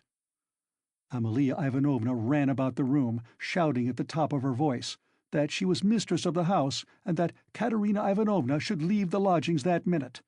Then she rushed for some reason to collect the silver spoons from the table. There was a great outcry and uproar. The children began crying. Sonia ran to restrain Katerina Ivanovna. But when Amalia Ivanovna shouted something about the yellow ticket, Katerina Ivanovna pushed Sonia away and rushed at the landlady to carry out her threat. At that minute the door opened, and Pyotr Petrovitch Luzhin appeared on the threshold. He stood scanning the party with severe and vigilant eyes. Katerina Ivanovna rushed to him. Chapter 3. "Pyotr Petrovitch," she cried, "protect me, you at least. Make this foolish woman understand that she can't behave like this to a lady in misfortune, that there is a law for such things. I'll go to the Governor-General himself. She shall answer for it. Remembering my father's hospitality, protect these orphans." "Allow me, madam, allow me." Pyotr Petrovitch waved her off. "Your papa, as you are well aware, I had not the honor of knowing." Someone laughed aloud. "And I do not intend to take part in your everlasting squabbles with Amalia Ivanovna. I have come here to speak of my own affairs, and I want to have a word with your stepdaughter, Sofia. Ivanovna, I think it is. Allow me to pass." Pyotr Petrovitch, edging by her, went to the opposite corner where Sonia was. Katerina Ivanovna remained standing where she was, as though thunderstruck. She could not understand how Pyotr Petrovitch could deny having enjoyed her father's hospitality. Though she had invented it herself, she believed in it firmly by this time. She was struck too by the businesslike, dry, and even contemptuous menacing tone of Pyotr Petrovitch. All the clamor gradually died away at his entrance. Not only was this serious businessman strikingly incongruous with the rest of the party, but it was evident, too, that he had come upon some matter of consequence, that some exceptional cause must have brought him, and that, therefore, something was going to happen. Raskolnikov, standing beside Sonia, moved aside to let him pass. Pyotr Petrovitch did not seem to notice him. A minute later, Lebeziatnikov, too, appeared in the doorway. He did not come in, but stood still, listening with marked interest, almost wonder, and seemed for a time perplexed. "Excuse me for possibly interrupting you, but it's a matter of some importance," Pyotr Petrovitch observed, addressing the company generally. "I am glad indeed to find other persons present. Amalia Ivanovna, I humbly beg you as mistress of the house to pay careful attention to what I have to say to Sofya Ivanovna. Sofya Ivanovna," he went on, addressing Sonia, who was very much surprised and already alarmed, "immediately after your visit I found that 100-rouble note was missing from my table, in the room of my friend Mr. Lebeziatnikov. If in any way whatever you know and will tell us where it is now, I assure you on my word of honor, and call all present to witness, that the matter shall end here. In the opposite case, I shall be compelled to have recourse to very serious measures, and then you must blame yourself." Complete silence reigned in the room. Even the crying children were still. Sonia stood deadly pale, staring at Luzhin and unable to say a word. She seemed not to understand. Some seconds passed. "Well, how is it to be, then?" asked Luzhin, looking intently at her. "I don't know. I know nothing about it," Sonia articulated faintly at last. "No, you know nothing?" Luzhin repeated, and again he paused for some seconds. "Think a moment, mademoiselle," he began severely, but still, as it were, admonishing her. "Reflect. I am prepared to give you time for consideration. Kindly observe this. If I were not so entirely convinced, I should not, you may be sure, with my experience, venture to accuse you so directly. Seeing that, for such direct accusation before witnesses, if false or even mistaken, I should myself, in a certain sense, be made responsible, I am aware of that. This morning I changed for my own purposes several 5% securities for the sum of approximately 3,000 roubles. The account is noted down in my pocketbook. On my return home, I proceeded to count the money, as Mr. Lebeziatnikov will bear witness, and after counting 2,300 roubles, I put the rest in my pocketbook in my coat pocket. About 500 roubles remained on the table, and among them 3 notes of 100 roubles each. At that moment you entered, at my invitation, and all the time you were present you were exceedingly embarrassed, so that 3 times you jumped up in the middle of the conversation and tried to make off. Mr. Lebeziatnikov can bear witness to this. You yourself, mademoiselle, probably will not refuse to confirm my statement that I invited you through Mr. Lebeziatnikov solely in order to discuss with you the hopeless and destitute position of your relative, Katerina Ivanovna, whose dinner I was unable to attend, and the advisability of getting up something of the nature of a subscription, lottery or the like, for her benefit. You thanked me, and even shed tears. I describe all this as it took place, primarily to recall it to your mind, and secondly to show you that not the slightest detail has escaped my recollection. Then I took a 10-rouble note from the table and handed it to you by way of first installment on my part for the benefit of your relative. Mr. Lebeziatnikov saw all this. Then I accompanied you to the door, you being still in the same state of embarrassment, after which, being left alone with Mr. Lebeziatnikov, I talked to him for 10 minutes. Then Mr. Lebeziatnikov went out, and I returned to the table, with the money lying on it, intending to count it and to put it aside, as I proposed doing before. To my surprise, 100-ruble note had disappeared. Kindly consider the position. Mr. Lebeziatnikov I cannot suspect. I am ashamed to allude to such a supposition. I cannot have made a mistake in my reckoning, for the minute before your entrance I had finished my accounts and found the total correct. You will admit that, recollecting your embarrassment, your eagerness to get away, and the fact that you kept your hands for some time on the table, and taking into consideration your social position and the habits associated with it, I was, so to say, with horror and positively against my will, compelled to entertain a suspicion, a cruel but justifiable suspicion.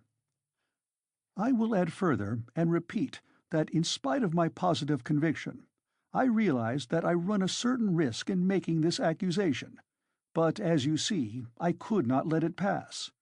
I have taken action, and I will tell you why. Solely, madam, solely owing to your black ingratitude. Why, I invite you for the benefit of your destitute relative.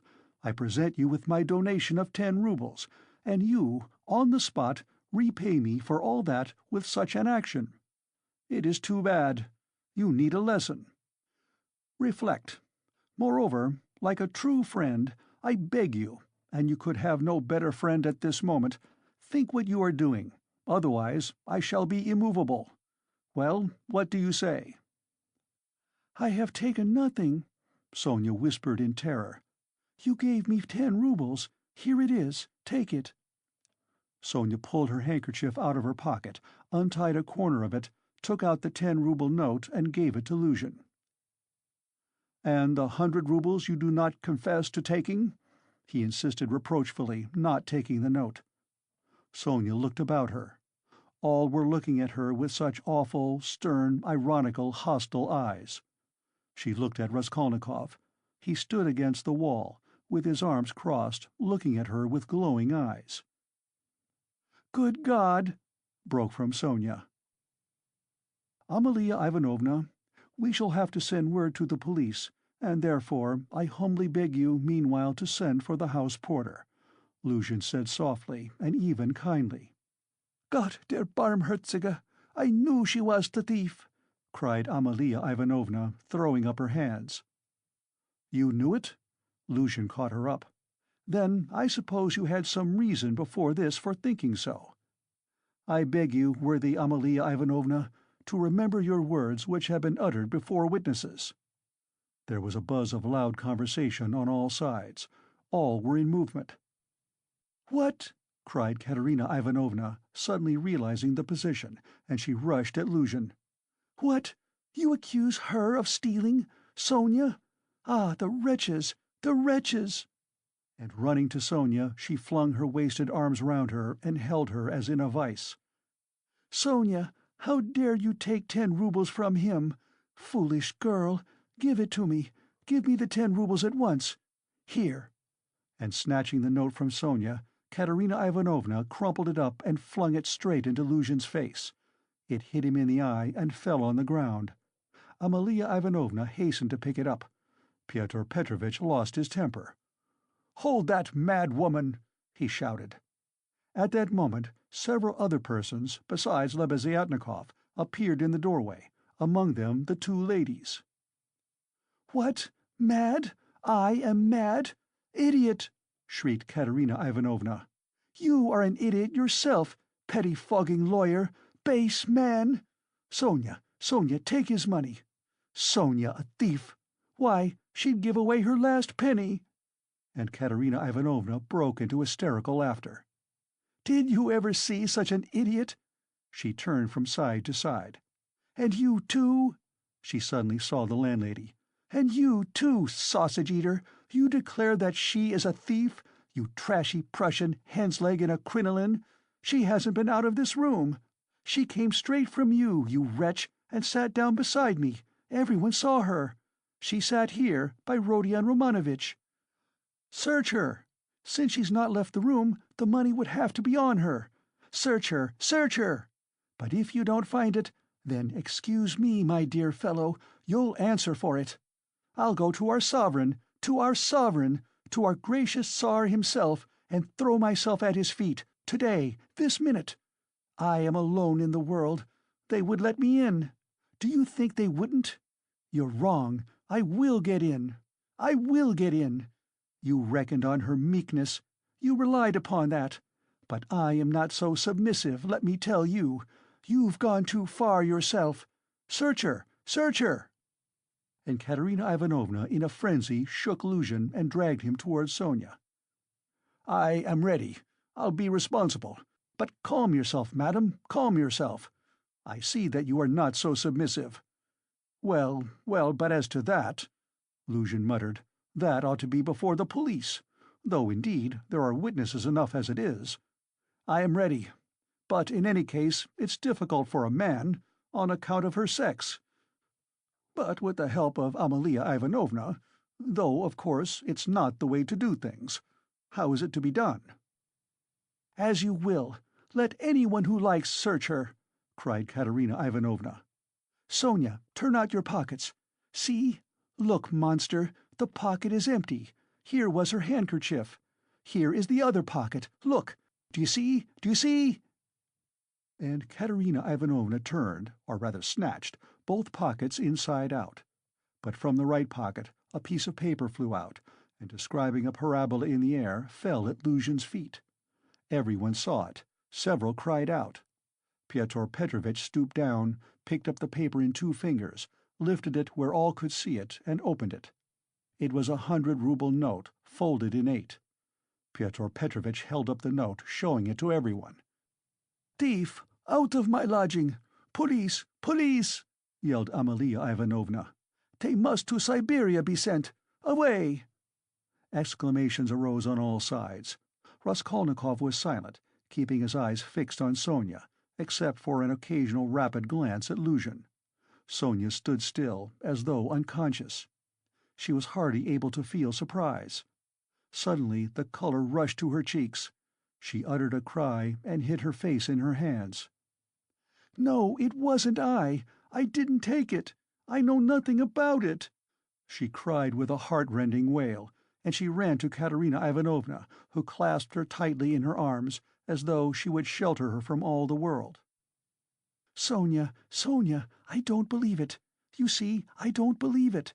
she cried in the face of the obvious fact, swaying her to and fro in her arms like a baby, kissing her face continually, then snatching at her hands and kissing them too. "You took it! How stupid these people are! Oh dear, you are fools, fools!" she cried, addressing the whole room.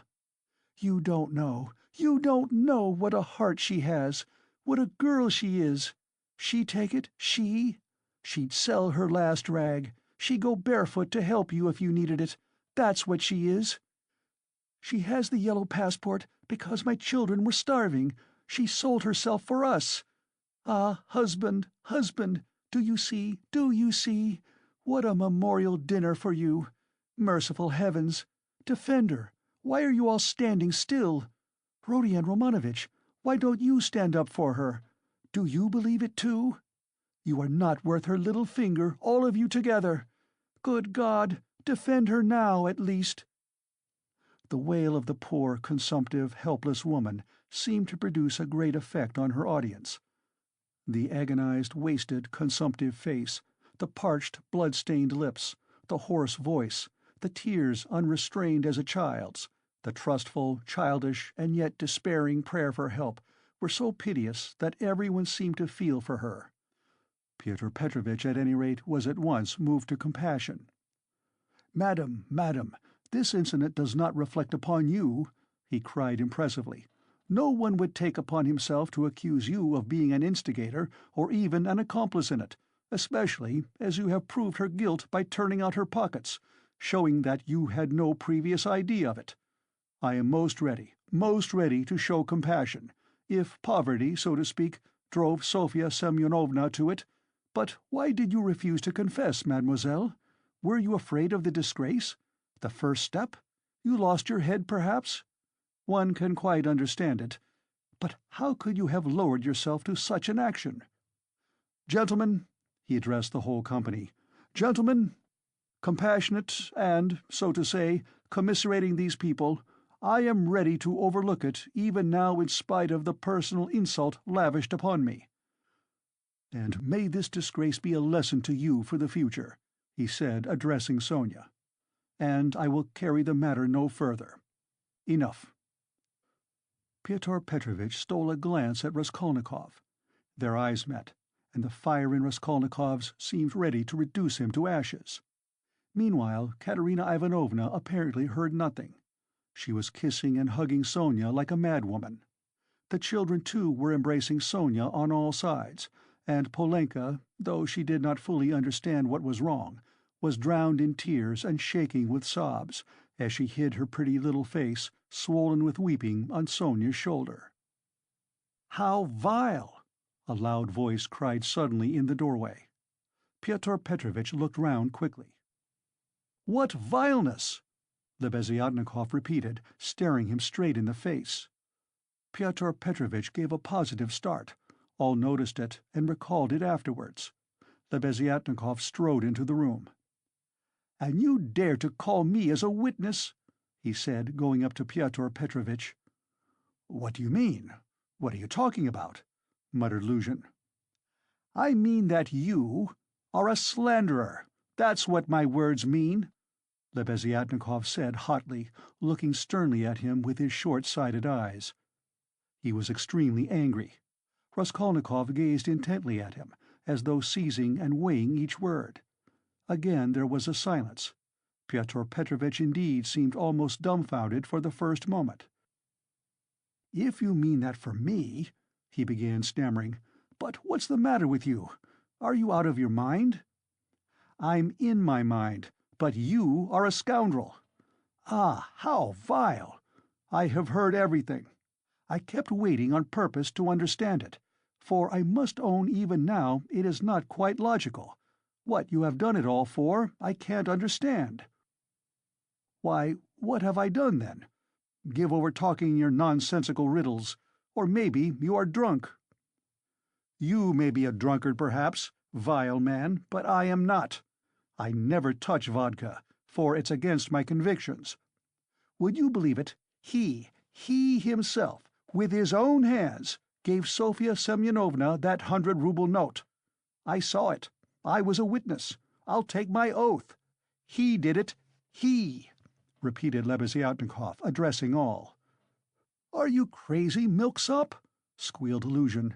"She is herself before you. She herself here declared just now before everyone that I gave her only 10 rubles. How could I have given it to her?" "I saw it. I saw it," Lebeziatnikov repeated. "And though it is against my principles, I am ready this very minute to take any oath you like before the court, for I saw how you slipped it in her pocket. Only, like a fool, I thought you did it out of kindness. When you were saying good-bye to her at the door, while you held her hand in one hand, with the other, the left, you slipped the note into her pocket. I saw it. I saw it." Luzhin turned pale.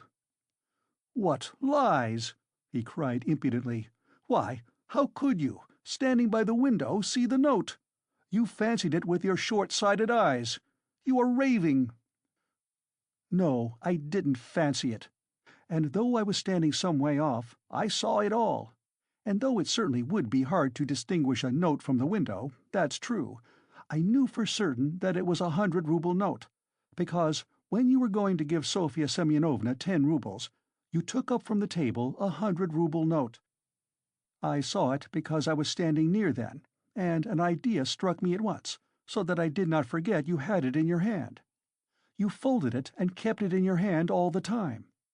I didn't think of it again until, when you were getting up, you changed it from your right hand to your left, and nearly dropped it. I noticed it because the same idea struck me again, that you meant to do her a kindness without my seeing. You can fancy how I watched you, and I saw how you succeeded in slipping it into her pocket. I saw it. I saw it. I'll take my oath." Lebeziatnikov was almost breathless. Exclamations arose on all hands, chiefly expressive of wonder, but some were menacing in tone. They all crowded round Pyotr Petrovitch. Katerina Ivanovna flew to Lebeziatnikov. "I was mistaken in you. Protect her. You are the only one to take her part. She is an orphan. God has sent you." Katerina Ivanovna, hardly knowing what she was doing, sank on her knees before him.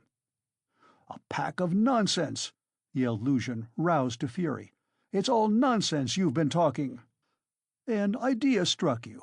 You didn't think. You noticed. What does it amount to? So I gave it to her on the sly, on purpose? What for? With what object? What have I to do with this?" "What for? That's what I can't understand. But that what I am telling you is the fact, that's certain. So far from my being mistaken, you infamous criminal man, I remember how, on account of it, a question occurred to me at once, just when I was thanking you and pressing your hand. What made you put it secretly in her pocket? Why you did it secretly, I mean. Could it simply be to conceal it from me, knowing that my convictions are opposed to yours, and that I do not approve of private benevolence, which effects no radical cure? Well, I decided that you really were ashamed of giving such a large sum before me. Perhaps, too, I thought, he wants to give her a surprise, when she finds a whole 100-rouble note in her pocket. For I know some benevolent people are very fond of decking out their charitable actions in that way. Then the idea struck me, too, that you wanted to test her, to see whether, when she found it, she would come to thank you. Then, too, that you wanted to avoid thanks, and that, as the saying is, your right hand should not know—something of that sort, in fact. I thought of so many possibilities that I put off considering it, but still thought it indelicate to show you that I knew your secret. But another idea struck me again, that Sofya Semyonovna might easily lose the money before she noticed it. That was why I decided to come in here and call her out of the room and to tell her that you put 100 roubles in her pocket. But on my way I went first to Madame Kobilatnikov's to take them the general treatise on the positive method, and especially to recommend Pederet's article and also Wagner's. Then I come on here, and what a state of things I find! Now could I have all these ideas and reflections if I had not seen you put the 100-rouble note in her pocket?" When Lebeziatnikov finished his long-winded harangue, with the logical deduction at the end, he was quite tired, and the perspiration streamed from his face. He could not, alas, even express himself correctly in Russian, though he knew no other language, so that he was quite exhausted, almost emaciated after this heroic exploit. But his speech produced a powerful effect. He had spoken with such vehemence, with such conviction, that everyone obviously believed him. Pyotr Petrovitch felt that things were going badly with him. "What is it to do with me if silly ideas did occur to you?" he shouted. "That's no evidence. You may have dreamt it, that's all. And I tell you, you are lying, sir. You are lying and slandering from some spite against me, simply from pique, because I did not agree with your free-thinking, godless social propositions." But this retort did not benefit Pyotr Petrovitch. Murmurs of disapproval were heard on all sides. "Ah, that's your line now, is it?" cried Lebeziatnikov. "That's nonsense. Call the police, and I'll take my oath. There's only one thing I can't understand. What made him risk such a contemptible action? Oh, pitiful, despicable man!" "I can explain why he risked such an action, and if necessary, I too will swear to it," Raskolnikov said at last in a firm voice, and he stepped forward. He appeared to be firm and composed. Everyone felt clearly, from the very look of him, that he really knew about it and that the mystery would be solved. "Now I can explain it all to myself," said Raskolnikov, addressing Lebeziatnikov. "From the very beginning of the business, I suspected that there was some scoundrelly intrigue at the bottom of it. I began to suspect it from some special circumstances known to me only, which I will explain at once to everyone. They account for everything. Your valuable evidence has finally made everything clear to me. I beg all to listen. This gentleman," he pointed to Luzhin, "was recently engaged to be married to a young lady, my sister, Avdotya Romanovna Raskolnikov. But coming to Petersburg, he quarrelled with me, the day before yesterday, at our first meeting, and I drove him out of my room. I have 2 witnesses to prove it. He is a very spiteful man. The day before yesterday I did not know that he was staying here in your room, and that consequently, on the very day we quarreled, the day before yesterday, he saw me give Katerina Ivanovna some money for the funeral, as a friend of the late Mr. Marmeladov. He at once wrote a note to my mother, and informed her that I had given away all my money, not to Katerina Ivanovna, but to Sofya Semyonovna, and referred in a most contemptible way to the character of Sofya Semyonovna, that is, hinted at the character of my attitude to Sofya Semyonovna. All this, you understand, was with the object of dividing me from my mother and sister, by insinuating that I was squandering on unworthy objects the money which they had sent me and which was all they had. Yesterday evening, before my mother and sister and in his presence, I declared that I had given the money to Katerina Ivanovna for the funeral, and not to Sofya Semyonovna, and that I had no acquaintance with Sofya Semyonovna, and had never seen her before indeed. At the same time I added that he, Pyotr Petrovitch Luzhin, with all his virtues, was not worth Sofya Semyonovna's little finger, though he spoke so ill of her. To his question, would I let Sofya Semyonovna sit down beside my sister, I answered that I had already done so that day. Irritated that my mother and sister were unwilling to quarrel with me at his insinuations, he gradually began being unpardonably rude to them. A final rupture took place, and he was turned out of the house. All this happened yesterday evening.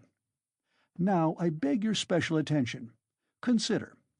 If he had now succeeded in proving that Sofya Semyonovna was a thief, he would have shown to my mother and sister that he was almost right in his suspicions, that he had reason to be angry at my putting my sister on a level with Sofya Semyonovna, that in attacking me he was protecting and preserving the honor of my sister, his betrothed.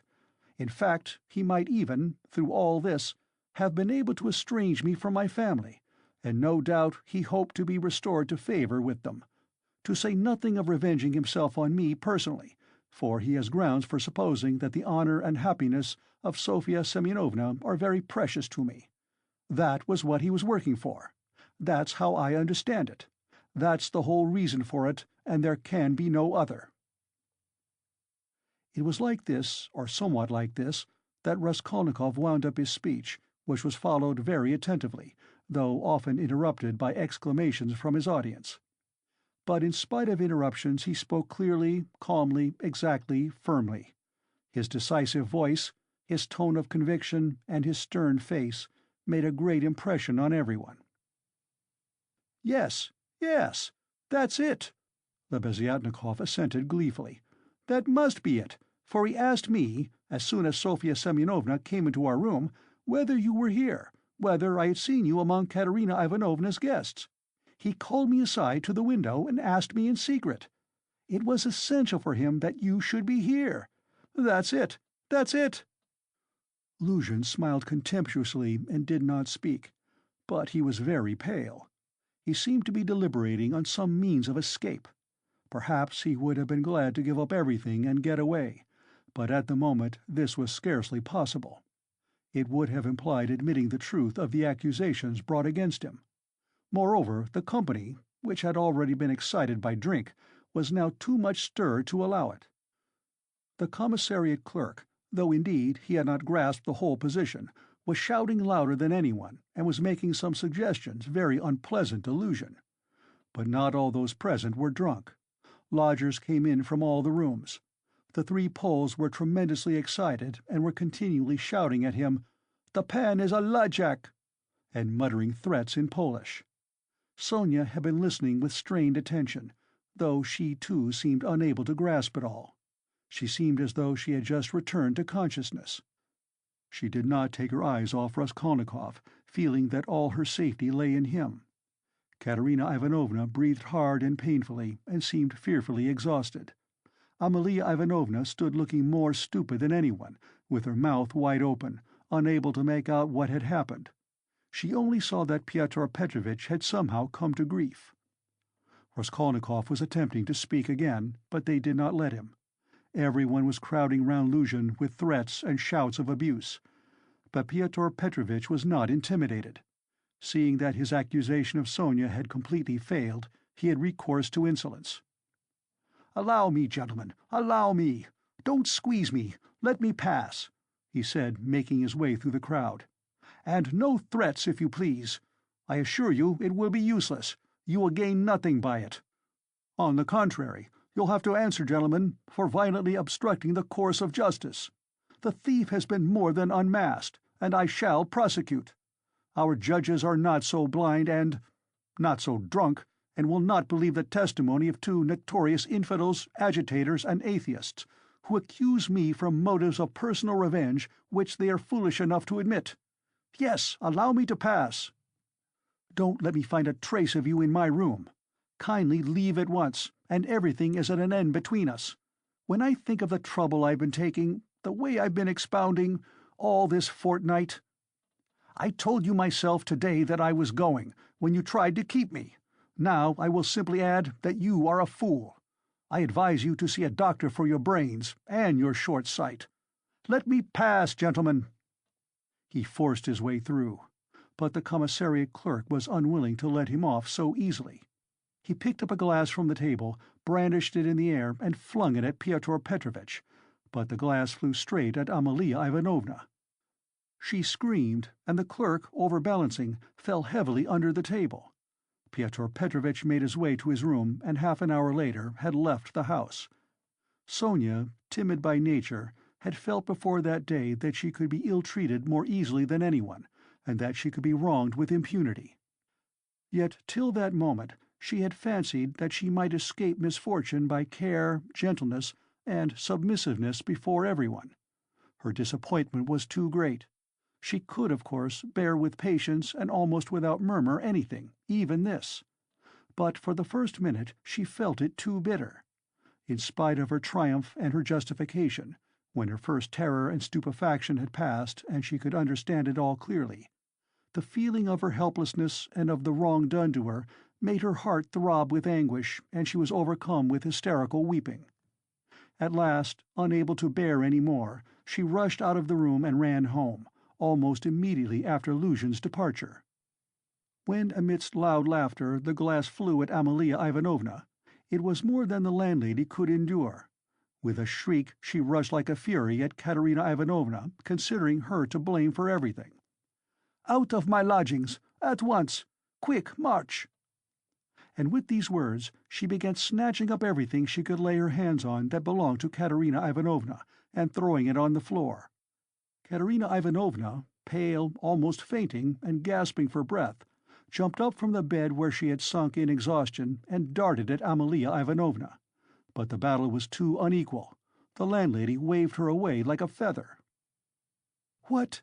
As though that godless calumny was not enough, this vile creature attacks me! What? On the day of my husband's funeral I am turned out of my lodging! After eating my bread and salt, she turns me into the street with my orphans. Where am I to go?" wailed the poor woman, sobbing and gasping. "Good God!" she cried with flashing eyes. "Is there no justice upon earth? Whom should you protect if not us orphans? We shall see. There is law and justice on earth. There is, I will find it. Wait a bit, godless creature. Polenka, stay with the children. I'll come back. Wait for me, if you have to wait in the street.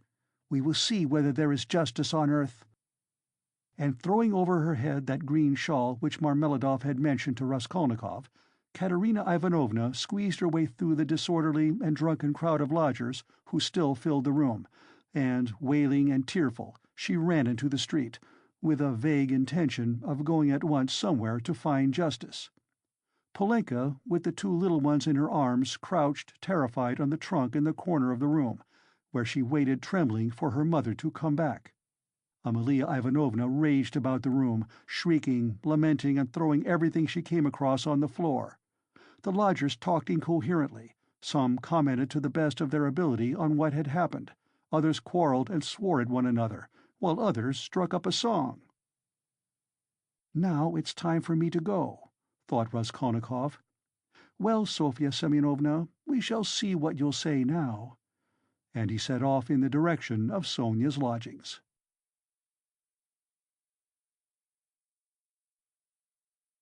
Chapter 4. Raskolnikov had been a vigorous and active champion of Sonia against Luzhin, although he had such a load of horror and anguish in his own heart. But having gone through so much in the morning, he found a sort of relief in a change of sensations, apart from the strong personal feeling which impelled him to defend Sonia. He was agitated too, especially at some moments, by the thought of his approaching interview with Sonia. He had to tell her who had killed Lizaveta. He knew the terrible suffering it would be to him, and, as it were, brushed away the thought of it. So when he cried as he left Katerina Ivanovna's, "Well, Sofya Semyonovna, we shall see what you'll say now," he was still superficially excited, still vigorous and defiant from his triumph over Luzhin. But, strange to say, by the time he reached Sonia's lodging, he felt a sudden impotence and fear. He stood still in hesitation at the door, asking himself the strange question, must he tell her who killed Lizaveta? It was a strange question because he felt at the very time not only that he could not help telling her, but also that he could not put off the telling. He did not know why it must be so, he only felt it. And the agonizing sense of his impotence before the inevitable almost crushed him. To cut short his hesitation and suffering, he quickly opened the door and looked at Sonia from the doorway. She was sitting with her elbows on the table and her face in her hands, but seeing Raskolnikov, she got up at once and came to meet him as though she were expecting him. "What would have become of me but for you?" she said quickly, meeting him in the middle of the room. Evidently she was in haste to say this to him. It was what she had been waiting for. Raskolnikov went to the table and sat down on the chair, from which she had only just risen. She stood facing him 2 steps away, just as he had done the day before. "Well, Sonia," he said, and felt that his voice was trembling. "It was all due to your social position and the habits associated with it. Did you understand that just now?" Her face showed her distress. "Only don't talk to me as you did yesterday," she interrupted him. "Please don't begin it. There is misery enough without that." She made haste to smile, afraid that he might not like the reproach. "I was silly to come away from there. What is happening there now? I wanted to go back directly, but I kept thinking that you would come." He told her that Amalia Ivanovna was turning them out of their lodging, and that Katerina Ivanovna had run off somewhere to seek justice. "My God!" cried Sonia. "Let's go at once." And she snatched up her cape. "It's everlastingly the same thing," said Raskolnikov irritably. "You've no thought except for them. Stay a little with me." "But Katerina Ivanovna—" "You won't lose Katerina Ivanovna, you may be sure. She'll come to you herself since she has run out," he added peevishly. "If she doesn't find you here, you'll be blamed for it." Sonia sat down in painful suspense.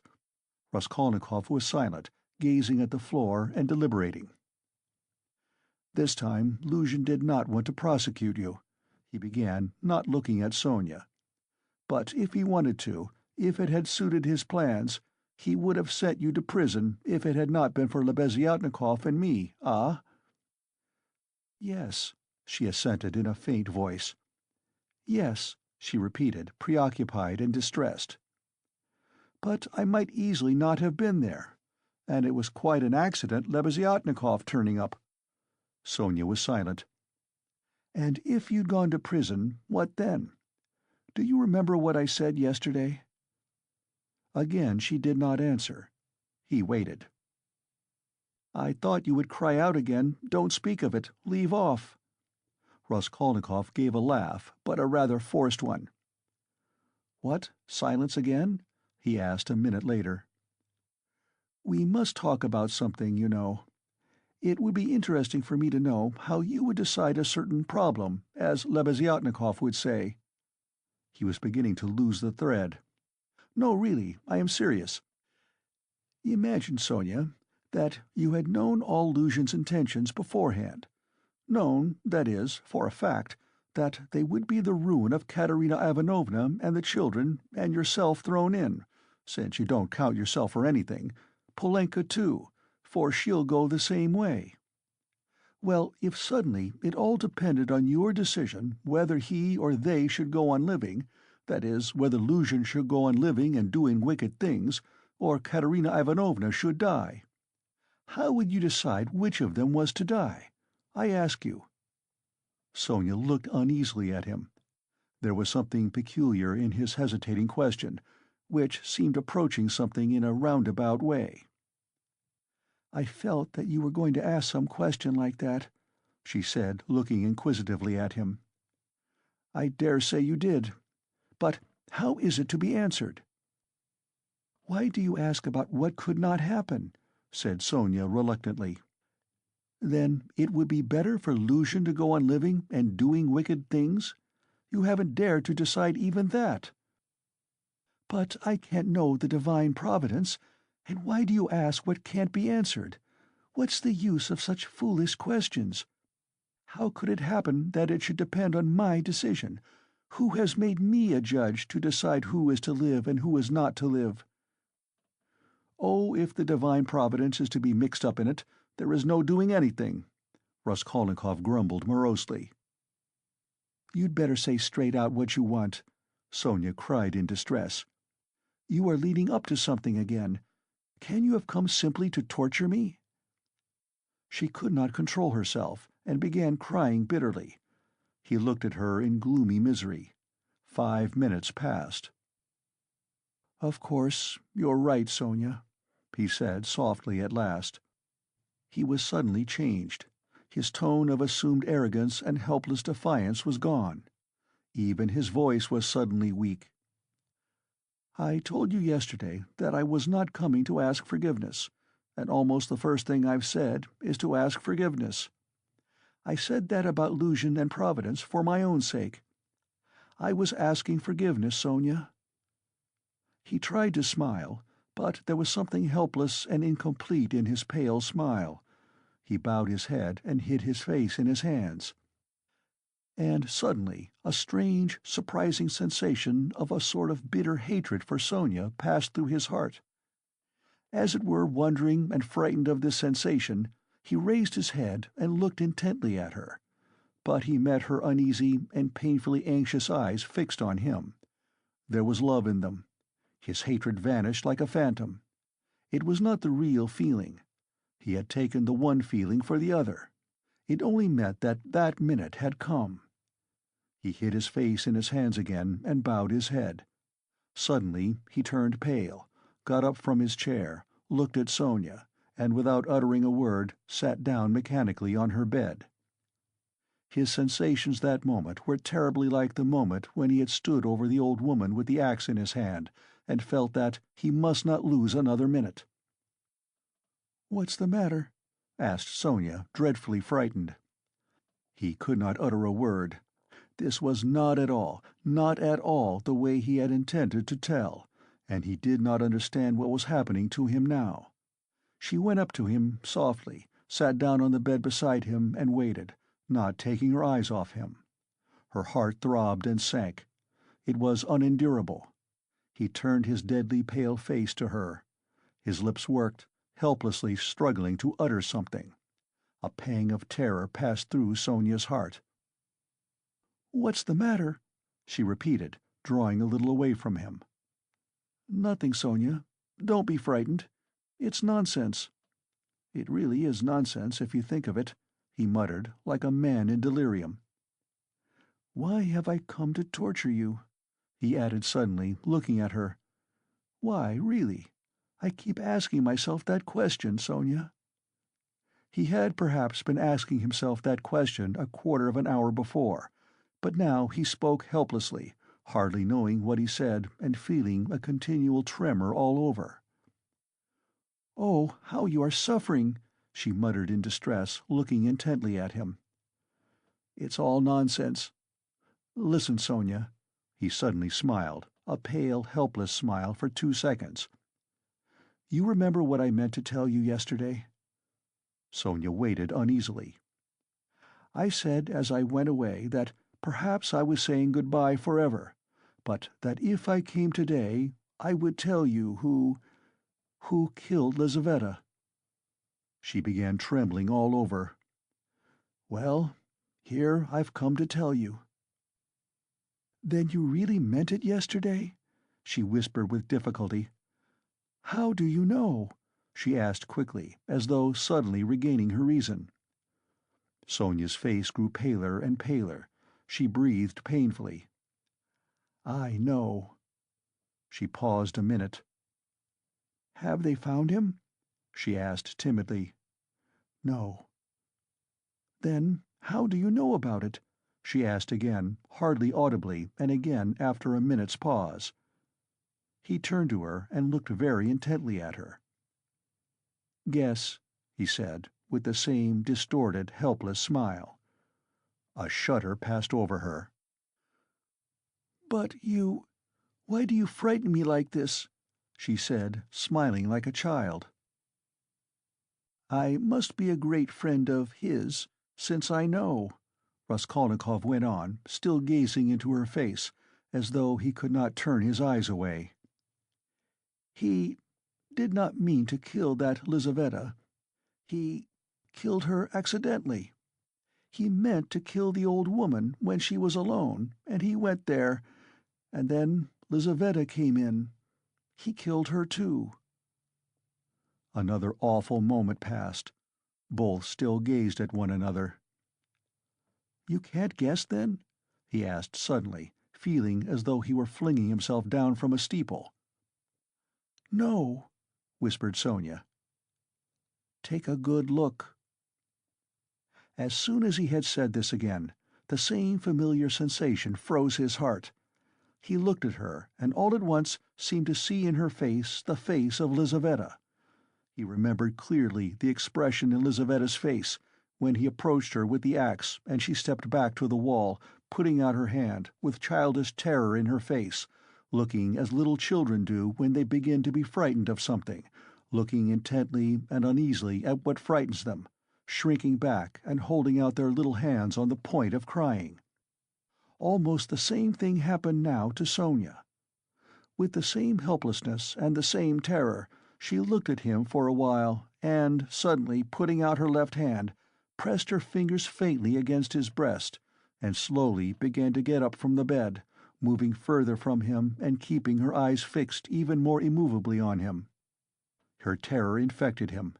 The same fear showed itself on his face. In the same way he stared at her, and almost with the same childish smile. "Have you guessed?" he whispered at last. "Good God!" broke in an awful wail from her bosom. She sank helplessly on the bed, with her face in the pillows, but a moment later she got up, moved quickly to him, seized both of his hands, and, gripping them tight in her thin fingers, began looking into his face again with the same intent stare. In this last desperate look, she tried to look into him and catch some last hope. But there was no hope. There was no doubt remaining. It was all true. Later on, indeed, when she recalled that moment, she thought it strange and wondered why she had seen at once that there was no doubt. She could have not said, for instance, that she had foreseen something of the sort, and yet now, as soon as he told her, she suddenly fancied that she had really foreseen this very thing. "Stop, Sonia, enough. Don't torture me," he begged her miserably. It was not at all, not at all like this he had thought of telling her, but this is how it happened. She jumped up, seeming not to know what she was doing, and, wringing her hands, walked into the middle of the room, but quickly went back and sat down again beside him, her shoulder almost touching his. All of a sudden she started as though she had been stabbed, uttered a cry, and fell on her knees before him, she did not know why. "What have you done? What have you done to yourself?" she said in despair, and jumping up, she flung herself on his neck, threw her arms around him, and held him tightly. Raskolnikov drew back and looked at her with a mournful smile. You are a strange girl, Sonia. You kiss me and hug me when I tell you about that. You don't think what you are doing. There is no one in the whole world now so unhappy as you, she cried in a frenzy, not hearing what he said, and she suddenly broke into violent hysterical weeping. A feeling long unfamiliar to him flooded his heart and softened it at once. He did not struggle against it. 2 tears started into his eyes and hung on his eyelashes. "Then you won't leave me, Sonia?" he said, looking at her almost with hope. "No, no, never, nowhere!" cried Sonia. "I will follow you. I will follow you everywhere. Oh, my God! Oh, how miserable I am! Why didn't I know you before? Why didn't you come before? Oh, dear!" "Here I have come." "Yes, now. What's to be done now?" "Together, together," she repeated, as it were, unconsciously, and she hugged him again. "I'll follow you to Siberia." He recoiled at this, and the same hostile, almost haughty smile came to his lips. "Perhaps I don't want to go to Siberia yet, Sonia," he said. Sonia looked at him quickly.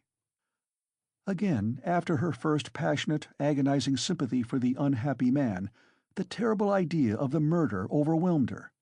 In his changed tone she seemed to hear the murderer speaking. She looked at him bewildered. She knew nothing as yet, why, how, with what object it had been. Now all these questions rushed at once into her mind, and again she could not believe it. He is a murderer. Could it be true? "What is the meaning of it? Where am I?" she said in complete bewilderment, as though still unable to recover herself. "How could you, a man like you, how could you bring yourself to it? What does it mean?" "Oh, well, to plunder. Leave off, Sonia," he answered wearily, almost with vexation. Sonia stood as though struck dumb, but suddenly she cried, "You were hungry. It was to help your mother, yes?" "No, Sonia, no," he muttered, turning away and hanging his head. "I was not so hungry. I certainly did not want to help my mother, but that's not the real thing either. Don't torture me, Sonia." Sonia clasped her hands. Could it all be true? Good God, what a truth! Who could believe it? And how could you give away your last farthing and yet rob and murder? "Ah!" she cried suddenly. "That money you gave Katerina Ivanovna, that money, can that money—" "No, Sonia," he broke in hurriedly. "That money was not it. Don't worry yourself. That money my mother sent me, and it came when I was ill, the day I gave it to you. Razumihin saw it. He received it for me. That money was mine, my own."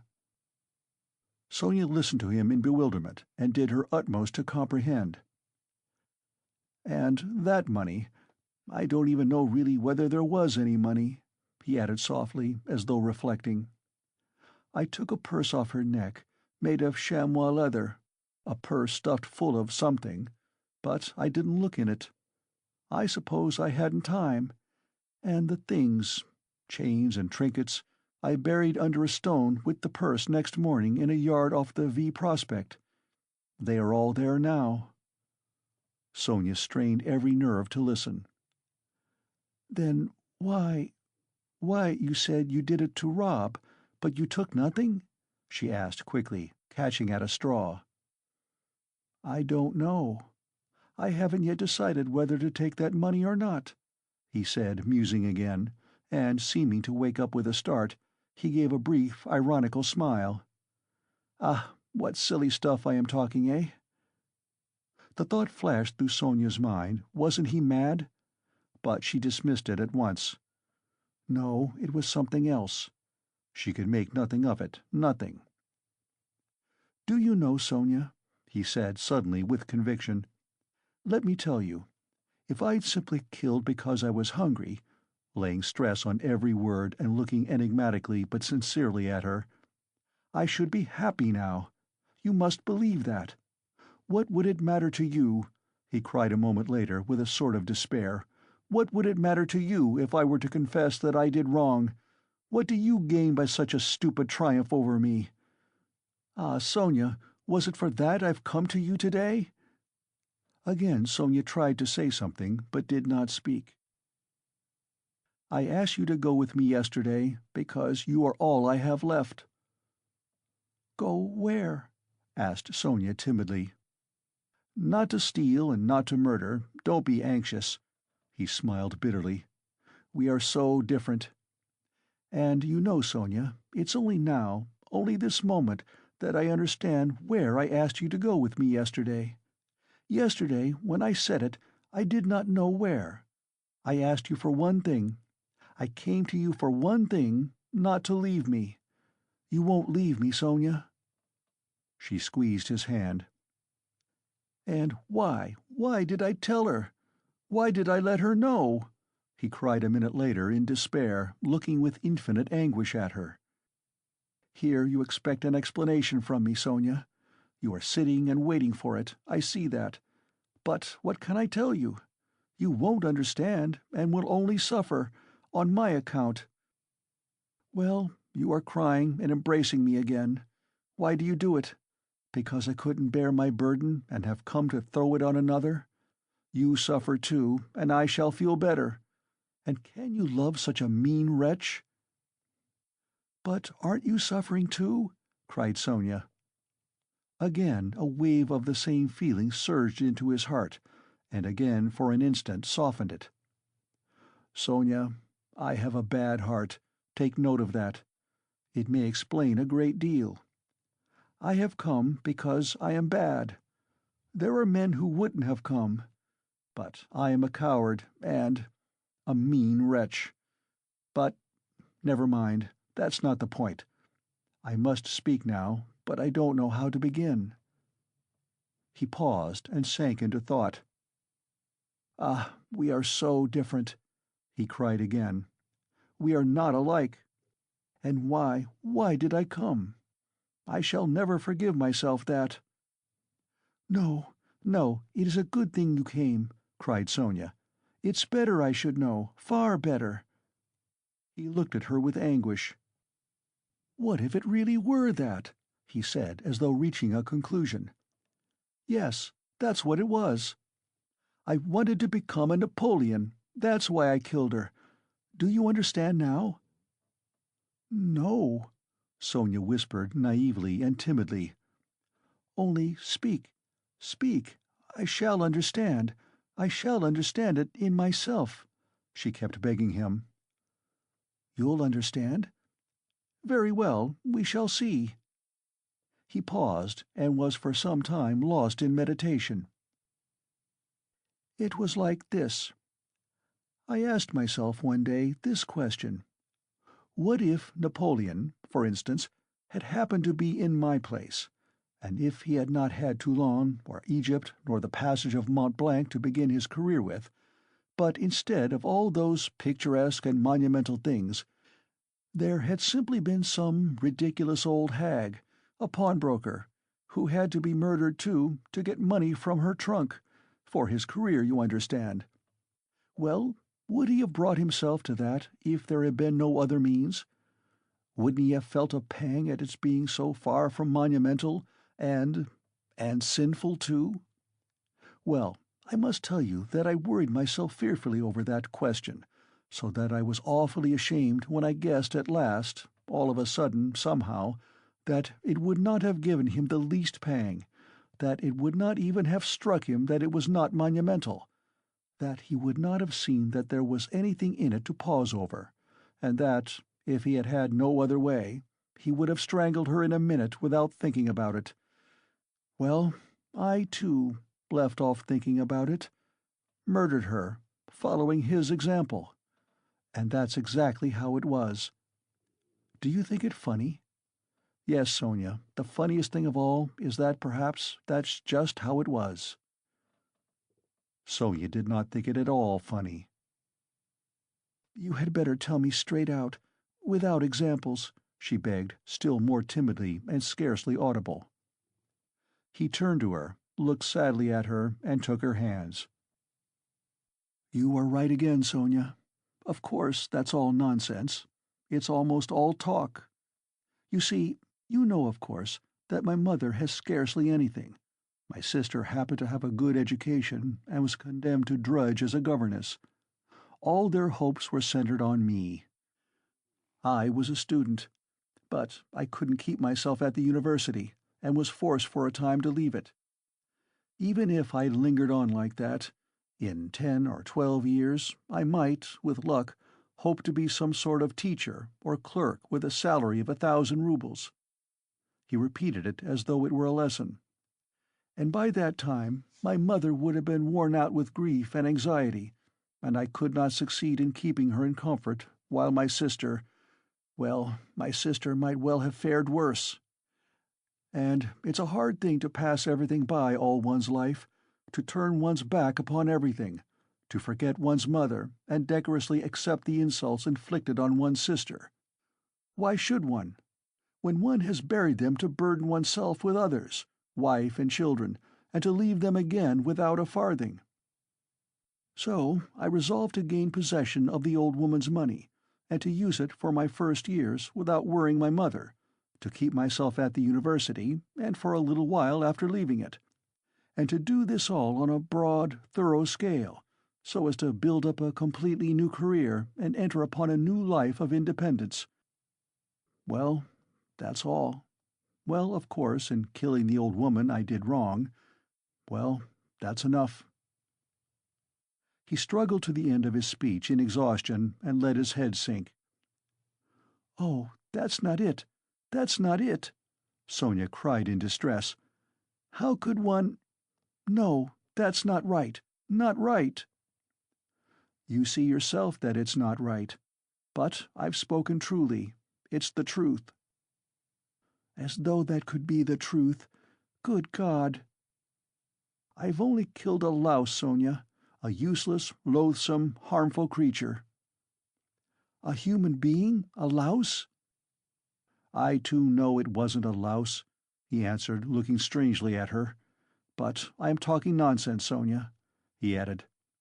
"I've been talking nonsense a long time. That's not it. You are right there. There were quite other causes for it. I haven't talked to anyone for so long, Sonia. My head aches dreadfully now." His eyes shone with feverish brilliance. He was almost delirious. An uneasy smile strayed on his lips. His terrible exhaustion could be seen through his excitement. Sonia saw how he was suffering. She too was growing dizzy. And he talked so strangely. It seemed somehow comprehensible, but yet— "But how? How? Good God!" And she wrung her hands in despair.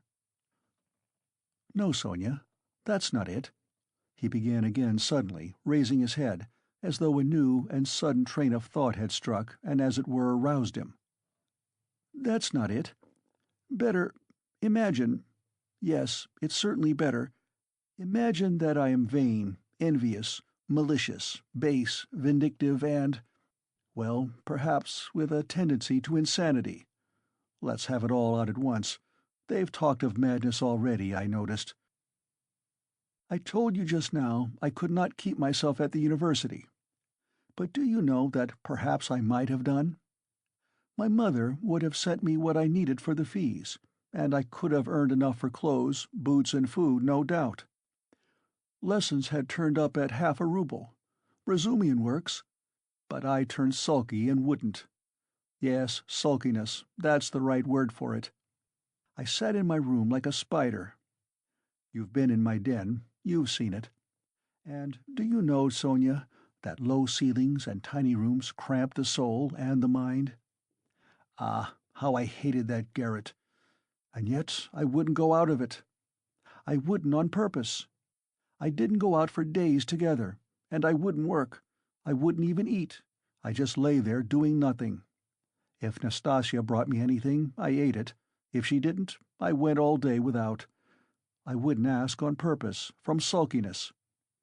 At night I had no light. I lay in the dark, and I wouldn't earn money for candles. I ought to have studied, but I sold my books, and the dust lies an inch thick on the notebooks on my table. I preferred lying still and thinking. And I kept thinking. And I had dreams all the time, strange dreams of all sorts, no need to describe. Only then I began to fancy that— No, that's not it. Again, I'm telling you wrong. You see, I kept asking myself then, why am I so stupid that if others are stupid, and I know they are, yet I won't be wiser? Then I saw, Sonia, that if one waits for everyone to get wiser, it will take too long. Afterwards, I understood that that would never come to pass, that men won't change, and that nobody can alter it, and that it's not worth wasting effort over it. Yes, that's so. That's the law of their nature, Sonia. That's so. And I know now, Sonia, that whoever is strong in mind and spirit will have power over them. Anyone who is greatly daring is right in their eyes. He who despises most things will be a lawgiver among them, and he who dares most of all will be most in the right. So it has been till now, and so it will always be. A man must be blind not to see it." Though Raskolnikov looked at Sonia as he said this, he no longer cared whether she understood or not. The fever had complete hold of him. He was in a sort of gloomy ecstasy. He certainly had been too long without talking to anyone. Sonia felt that his gloomy creed had become his faith and code. "I divined then, Sonia," he went on eagerly, "that power is only vouchsafed to the man who dares to stoop and pick it up. There is only one thing needful. One has only to dare." Then, for the first time in my life, an idea took shape in my mind which no one had ever thought of before me, no one. I saw clear as daylight how strange it is that not a single person living in this mad world has had the daring to go straight for it all and send it flying to the devil. I wanted to have the daring, and I killed her. I only wanted to have the daring, Sonia. That was the whole cause of it." "Oh, hush, hush!" cried Sonia, clasping her hands. "You turned away from God, and God has smitten you, has given you over to the devil." "Then, Sonia, when I used to lie there in the dark and all this became clear to me, was it a temptation of the devil, eh?" "Hush, don't laugh, blasphemer. You don't understand, you don't understand. Oh, God, he won't understand." "Hush, Sonia, I am not laughing. I know myself that it was the devil leading me. Hush, Sonia, hush," he repeated with gloomy insistence. "I know it all.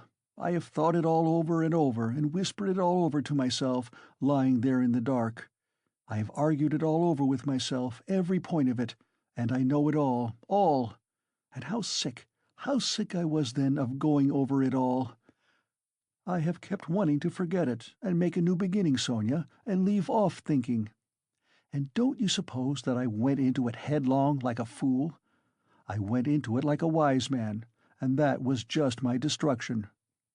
And you mustn't suppose that I didn't know, for instance, that if I began to question myself whether I had the right to gain power, I certainly hadn't the right, or that if I asked myself whether a human being is a louse, it proved that it wasn't so for me, though it might be for a man who would go straight to his goal without asking questions. If I worried myself all those days, wondering whether Napoleon would have done it or not, I felt clearly, of course, that I wasn't Napoleon.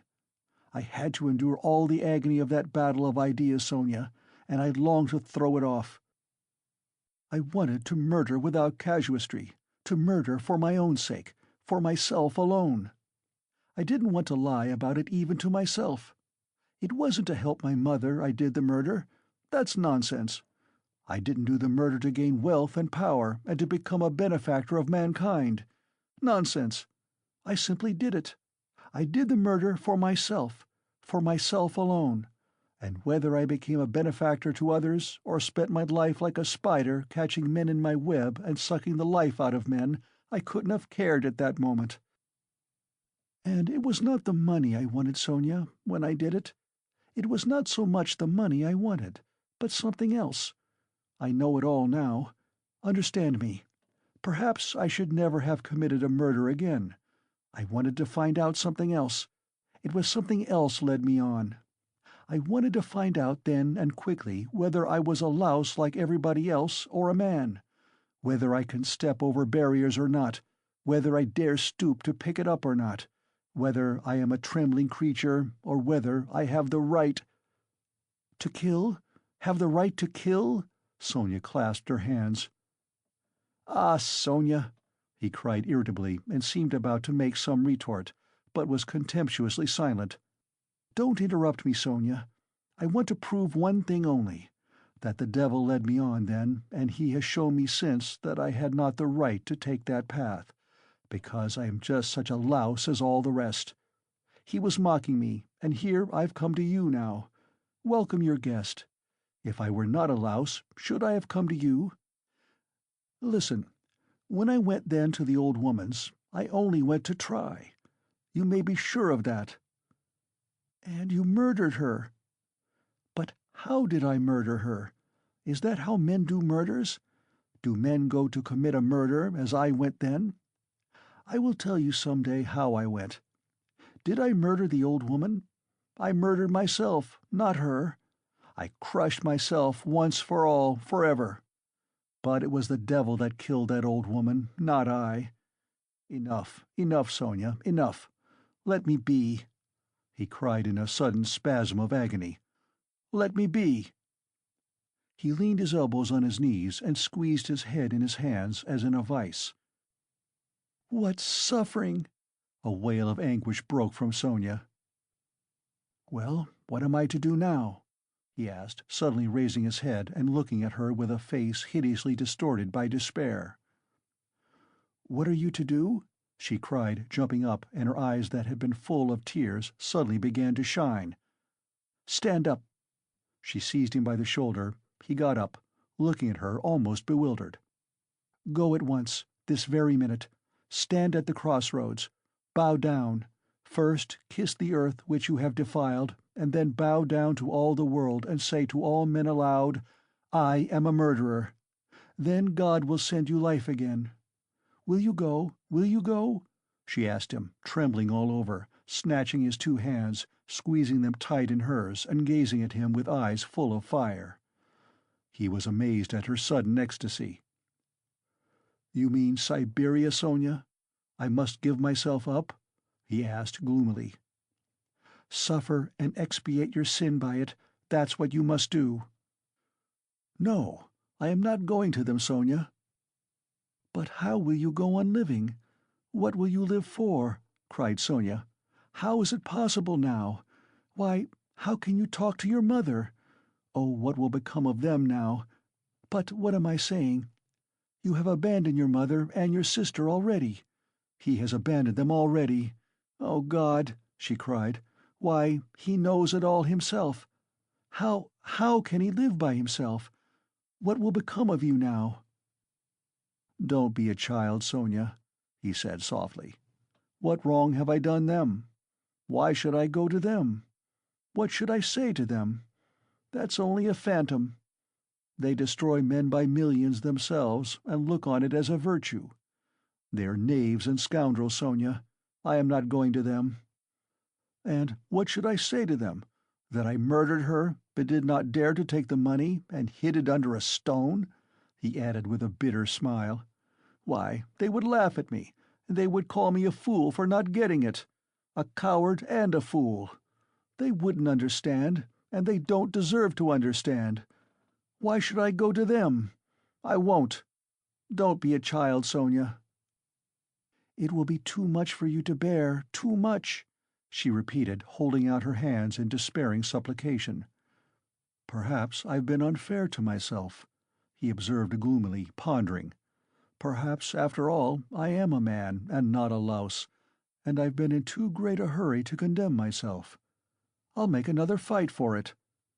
A haughty smile appeared on his lips.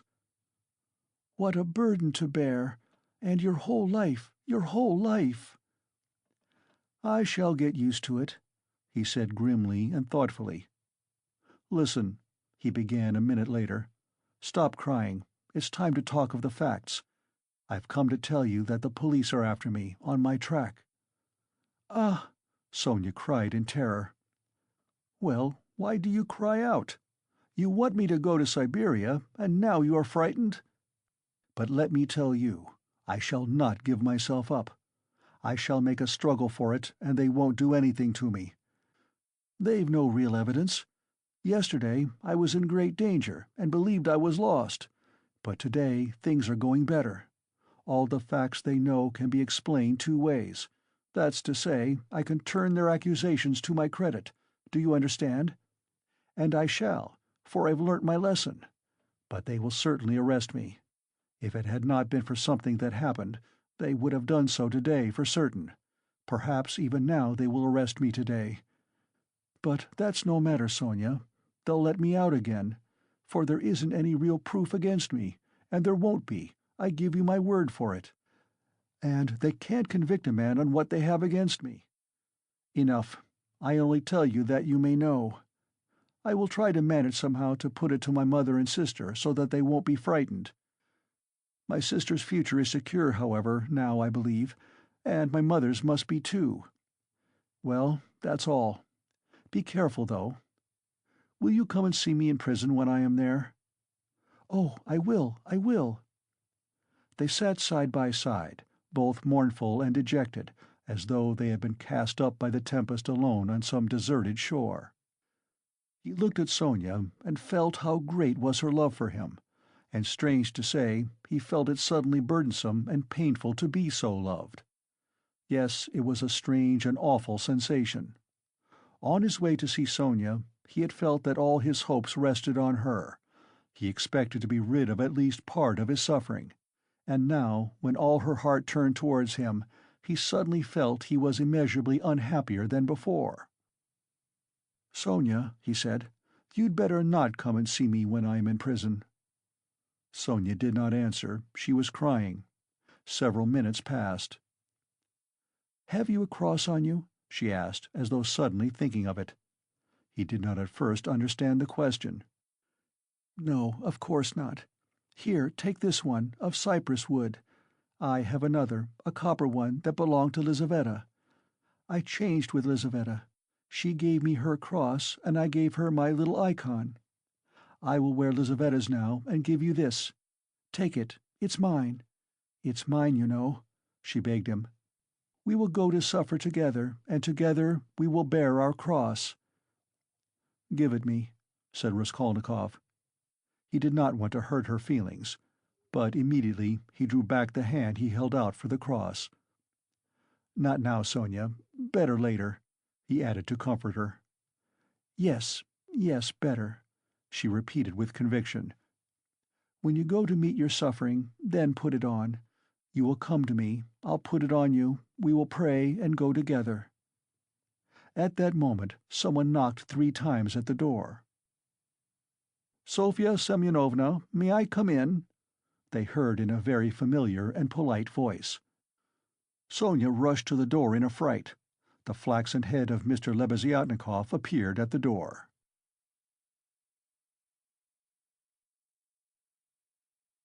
Chapter 5. Lebeziatnikov looked perturbed. "I've come to you, Sofya Semyonovna," he began. "Excuse me, I thought I should find you," he said, addressing Raskolnikov suddenly. "That is, I didn't mean anything of that sort, but I just thought—" "Katerina Ivanovna has gone out of her mind," he blurted out suddenly, turning from Raskolnikov to Sonia. Sonia screamed. "At least it seems so, but we don't know what to do, you see. She came back. She seems to have been turned out somewhere, perhaps beaten, so it seems at least. She had run to your father's former chief. She didn't find him at home. He was dining at some other general's. Only fancy, she rushed off there to the other general's, and, imagine, she was so persistent that she managed to get the chief to see her, had him fetched out from dinner, it seems. You can imagine what happened. She was turned out, of course, but, according to her own story, she abused him and threw something at him. One may well believe it." How it is she wasn't taken up, I can't understand. Now she was telling everyone, including Amalia Ivanovna. But it's difficult to understand her. She is screaming and flinging herself about. Oh yes, she shouts that since everyone has abandoned her, she will take the children and go into the street with a barrel organ, and the children will sing and dance, and she too, and collect money, and will go every day under the general's window, to let everyone see well-born children, whose father was an official, begging in the street. She keeps beating the children, and they are all crying. She is teaching Lida to sing My Village, the boy to dance, Polenka the same. She is tearing up all the clothes, and making them little caps like actors. She means to carry a tin basin and make it tinkle, instead of music. She won't listen to anything. Imagine the state of things. It's beyond anything." Lebeziatnikov would have gone on, but Sonia, who had heard him almost breathless, snatched up her cloak and hat and ran out of the room, putting on her things as she went. Raskolnikov followed her, and Lebeziatnikov came after him. "She has certainly gone mad," he said to Raskolnikov as they went out into the street. "I didn't want to frighten Sofya Semyonovna, so I said it seemed like, but there isn't a doubt of it. They say that in consumption the tubercles sometimes occur in the brain. It's a pity I know nothing of medicine. I did try to persuade her, but she wouldn't listen." "Did you talk to her about the tubercles?" "Not precisely of the tubercles. Besides, she wouldn't have understood. But what I say is, that if you convince a person logically that he has nothing to cry about, he'll stop crying. That's clear. Is it your conviction that he won't?" "Life would be too easy if it were so," answered Raskolnikov. Excuse me. Of course it would be rather difficult for Katerina Ivanovna to understand, but do you know that in Paris they have been conducting serious experiments as to the possibility of curing the insane simply by logical argument? One professor there, a scientific man of standing, lately dead, believed in the possibility of such treatment. His idea was that there's really nothing wrong with the physical organism of the insane, and that insanity is, so to speak, a logical mistake, an error of judgment, an incorrect view of things. He gradually showed the madman his error, and, would you believe it, they say he was successful? But as he made use of douches too, how far success was due to that treatment remains uncertain. So it seems, at least. Raskolnikov had long ceased to listen. Reaching the house where he lived, he nodded to Lebeziatnikov and went in at the gate. Lebeziatnikov woke up with a start, looked about him, and hurried on.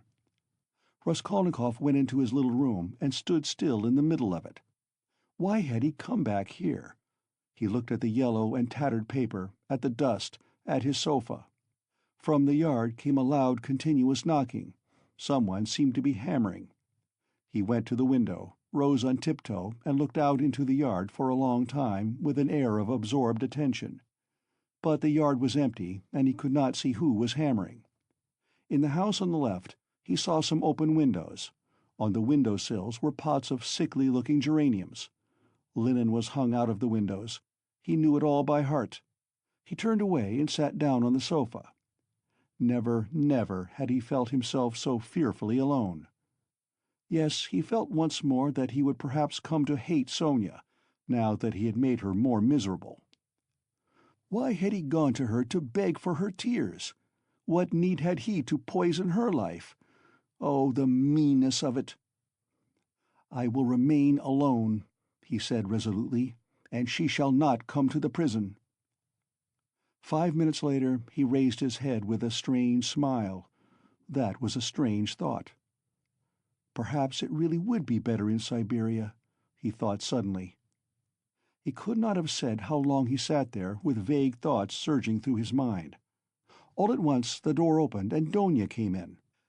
At first she stood still and looked at him from the doorway, just as he had done at Sonia. Then she came in and sat down in the same place as yesterday, on the chair facing him. He looked silently and almost vacantly at her. "Don't be angry, brother. I've only come for 1 minute," said Donia. Her face looked thoughtful, but not stern. Her eyes were bright and soft. He saw that she too had come to him with love. Brother, now I know all. Dmitri Prokofitch has explained and told me everything. They are worrying and persecuting you through a stupid and contemptible suspicion. Dmitri Prokofitch told me that there is no danger, and that you are wrong in looking upon it with such horror. I don't think so, and I fully understand how indignant you must be, and that indignation may have a permanent effect on you.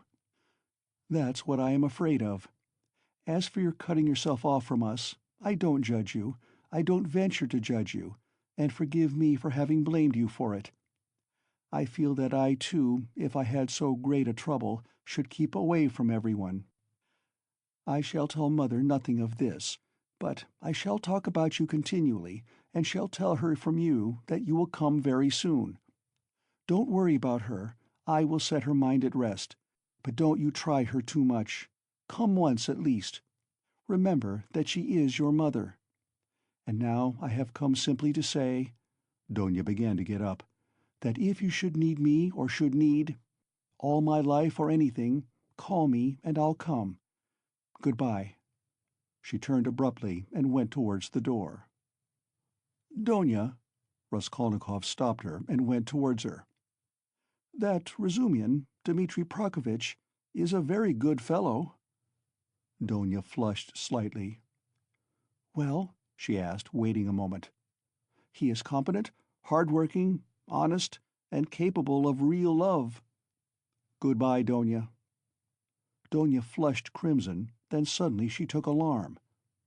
"But what does it mean, brother? Are we really parting forever, that you give such a parting message?" "Never mind. Goodbye." He turned away and walked to the window. She stood a moment, looked at him uneasily, and went out troubled. No, he was not cold to her. There was an instant, the very last one, when he had longed to take her in his arms and say good-bye to her, and even to tell her, but he had not dared even to touch her hand. "Afterwards she may shudder when she remembers that I embraced her, and will feel that I stole her kiss." "And would she stand that test?" he went on a few minutes later to himself. "No, she wouldn't. Girls like that can't stand things. They never do." And he thought of Sonia. There was a breath of fresh air from the window. The daylight was fading. He took up his cap and went out. He could not, of course, and would not consider how ill he was. But all this continual anxiety and agony of mind could not but affect him. And if he were not lying in high fever, it was perhaps just because his continual inner strain helped to keep him on his legs and in possession of his faculties. But this artificial excitement could not last long. He wandered aimlessly. The sun was setting. A special form of misery had begun to oppress him of late. There was nothing poignant, nothing acute about it, but there was a feeling of permanence, of eternity about it. It brought a foretaste of hopeless years of this cold, leaden misery, a foretaste of an eternity on a square yard of space. Towards evening this sensation usually began to weigh on him more heavily. "With this idiotic, purely physical weakness, depending on the sunset or something, one can't help doing something stupid. You'll go to Donia, as well as to Sonia," he muttered bitterly. He heard his name called. He looked round. Lebeziatnikov rushed up to him. "Only fancy, I've been to your room looking for you. Only fancy, she's carried out her plan and taken away the children. Sofya Semyonovna and I have had a job to find them. She is rapping on a frying pan and making the children dance. The children are crying. They keep stopping at the crossroads and in front of shops. There's a crowd of fools running after them. Come along." "And Sonia?" Raskolnikov asked anxiously, hurrying after Lebeziatnikov. "Simply frantic. That is, it's not Sofya Semyonovna's frantic, but Katerina Ivanovna, though Sofya Semyonovna's frantic too. But Katerina Ivanovna is absolutely frantic. I tell you, she is quite mad. They'll be taken to the police. You can fancy what an effect that will have. They are on the canal bank, near the bridge now, not far from Sofya Semyonovna's, quite close." On the canal bank near the bridge, and not 2 houses away from the one where Sophia lodged, there was a crowd of people, consisting principally of gutter children. The hoarse, broken voice of Katerina Ivanovna could be heard from the bridge, and it certainly was a strange spectacle likely to attract a street crowd. Katerina Ivanovna, in her old dress with the green shawl, wearing a torn straw hat, crushed in a hideous way on one side, was really frantic. She was exhausted and breathless. Her wasted, consumptive face looked more suffering than ever, and indeed out of doors in the sunshine a consumptive always looks worse than at home. But her excitement did not flag, and every moment her irritation grew more intense. She rushed at the children, shouted at them, coaxed them, told them before the crowd how to dance and what to sing, began explaining to them why it was necessary, and driven to desperation by their not understanding, beat them. Then she would make a rush at the crowd. If she noticed any decently dressed person stopping to look, she immediately appealed to him to see what these children, from a genteel, one may say aristocratic house, had been brought to. If she heard laughter or jeering in the crowd, she would rush at once at the scoffers and begin squabbling with them. Some people laughed, others shook their heads, but everyone felt curious at the sight of the madwoman with the frightened children. The frying pan of which Lebeziatnikov had spoken was not there, at least Raskolnikov did not see it. But instead of rapping on the pan, Katerina Ivanovna began clapping her wasted hands, when she made Lida and Kolya dance and Polenka sing. She too joined in the singing, but broke down at the second note with a fearful cough, which made her curse in despair and even shed tears. What made her most furious was the weeping and terror of Kolya and Lida. Some effort had been made to dress the children up as street singers are dressed. The boy had on a turban made of something red and white to look like a Turk. There had been no costume for Lida. She simply had a red knitted cap, or rather a nightcap that had belonged to Marmeladov, decorated with a broken piece of white ostrich feather, which had been Katerina Ivanovna's grandmother's and had been preserved as a family possession. Polenka was in her everyday dress. She looked in timid perplexity at her mother, and kept at her side, hiding her tears. She dimly realized her mother's condition, and looked uneasily about her. She was terribly frightened of the street and the crowd. Sonia followed Katerina Ivanovna, weeping and beseeching her to return home, but Katerina Ivanovna was not to be persuaded. "Leave off, Sonia, leave off," she shouted, speaking fast, panting and coughing. "You don't know what you ask. You are like a child. I've told you before that I am not coming back to that drunken German. Let everyone, let all Petersburg see the children begging in the streets, though their father was an honorable man who served all his life in truth and fidelity, and one may say died in the service." Katerina Ivanovna had by now invented this fantastic story and thoroughly believed it. "Let that wretch of a general see it. You are silly, Sonia. What have we to eat? Tell me that. We have worried you enough. I won't go on so. Ah, Rodion Romanovitch, is that you?" she cried, seeing Raskolnikov and rushing up to him. "Explain to this silly girl, please, that nothing better could be done. Even organ grinders earn their living, and everyone will see at once that we are different, that we are an honorable and bereaved family reduced to beggary. And that general will lose his post, you'll see. We shall perform under his windows every day, and if the Tsar drives by, I'll fall on my knees, put the children before me, show them to him, and say, 'Defend us, Father.' He is the father of the fatherless. He is merciful. He'll protect us, you'll see, and that wretch of a general. Lida, tenez-vous droit. Kolya, you'll dance again. Why are you whimpering? Whimpering again. What are you afraid of, stupid? Goodness, what am I to do with them, Rodion Romanovitch? If you only knew how stupid they are! What's one to do with such children?" And she, almost crying herself, which did not stop her uninterrupted, rapid flow of talk, pointed to the crying children.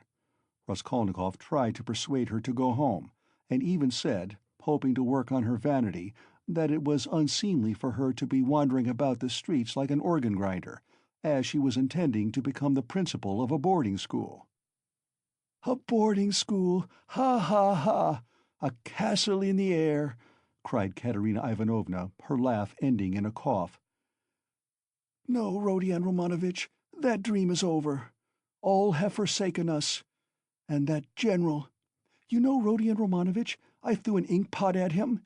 It happened to be standing in the waiting room by the paper where you sign your name. I wrote my name, threw it at him, and ran away. Oh, the scoundrels! The scoundrels! But enough of them. Now I'll provide for the children myself. I won't bow down to anybody. She has had to bear enough for us." She pointed to Sonia. "Polenka, how much have you got? Show me. What? Only 2 farthings? Oh, the mean wretches! They give us nothing, only run after us, putting their tongues out. There, what is that blockhead laughing at?" She pointed to a man in the crowd. "It's all because Kolya here is so stupid. I have such a bother with him. What do you want, Polenka? Tell me in French, parlez-moi français. Why, I've taught you, you know some phrases. Else how are you to show that you are of good family, well-brought-up children, and not at all like other organ-grinders? We aren't going to have a Punch and Judy show in the street, but to sing a genteel song. Ah, yes, what are we to sing? You keep putting me out, but you see, we are standing here, Rodion Romanovitch, to find something to sing and get money, something Kolya can dance to. For, as you can fancy, our performance is all impromptu. We must talk it over and rehearse it all thoroughly, and then we shall go to Nevsky, where there are far more people of good society, and we shall be noticed at once. Lida knows my village only, nothing but my village, and everyone sings that. We must sing something far more genteel. Well, have you thought of anything, Polenka? If only you'd help your mother. My memory's quite gone, or I should have thought of something. We really can't sing An Hussar. Ah, let us sing in French Cinq Sous. I have taught it you, I have taught it you, and as it is in French, people will see at once that you are children of good family, and that will be much more touching.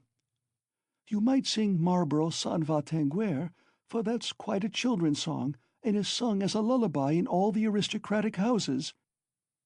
Marlborough s'en va t'enguer, ne sait quand reviendra, she began singing. But no, better sing Cinq Sous. Now, Kolya, your hands on your hips, make haste, and you, Lida, keep turning the other way, and Polenka and I will sing and clap our hands. Cinq sous, pour monter notre ménage. Cough, cough, cough. Set your dress straight, Polenka. It slipped down on your shoulders, she observed, panting from coughing. Now, it's particularly necessary to behave nicely and genteelly, that all may see that you are well-born children. I said at the time that the bodice should be cut longer and made of 2 widths. It was your fault, Sonia, with your advice to make it shorter, and now you see the child is quite deformed by it.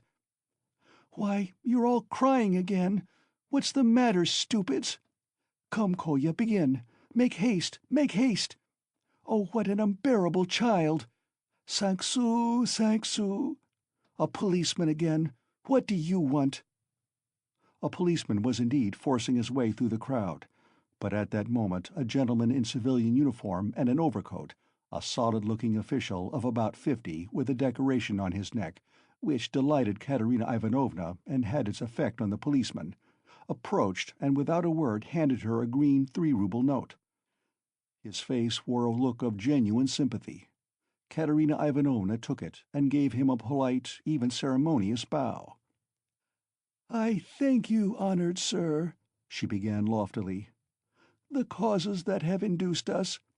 Take the money, Polenka. You see, there are generous and honorable people who are ready to help a poor gentlewoman in distress.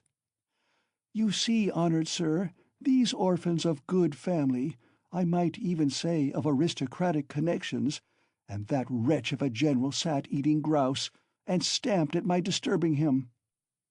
Your Excellency, I said, protect the orphans, for you knew my late husband, Semyon Zaharovitch, and on the very day of his death the basest of scoundrels slandered his only daughter. That policeman again! Protect me!" she cried to the official. "Why is that policeman edging up to me? We have only just run away from one of them. What do you want, fool?" "It's forbidden in the streets. You mustn't make a disturbance." "It's you're making a disturbance. It's just the same as if I were grinding an organ. What business is it of yours?" "You have to get a license for an organ, and you haven't got one, and in that way you collect a crowd. Where do you lodge?" "What? A license?" wailed Katerina Ivanovna. "I buried my husband today. What need of a license?" "Calm yourself, madam, calm yourself," began the official. "Come along. I will escort you. This is no place for you in the crowd. You are ill."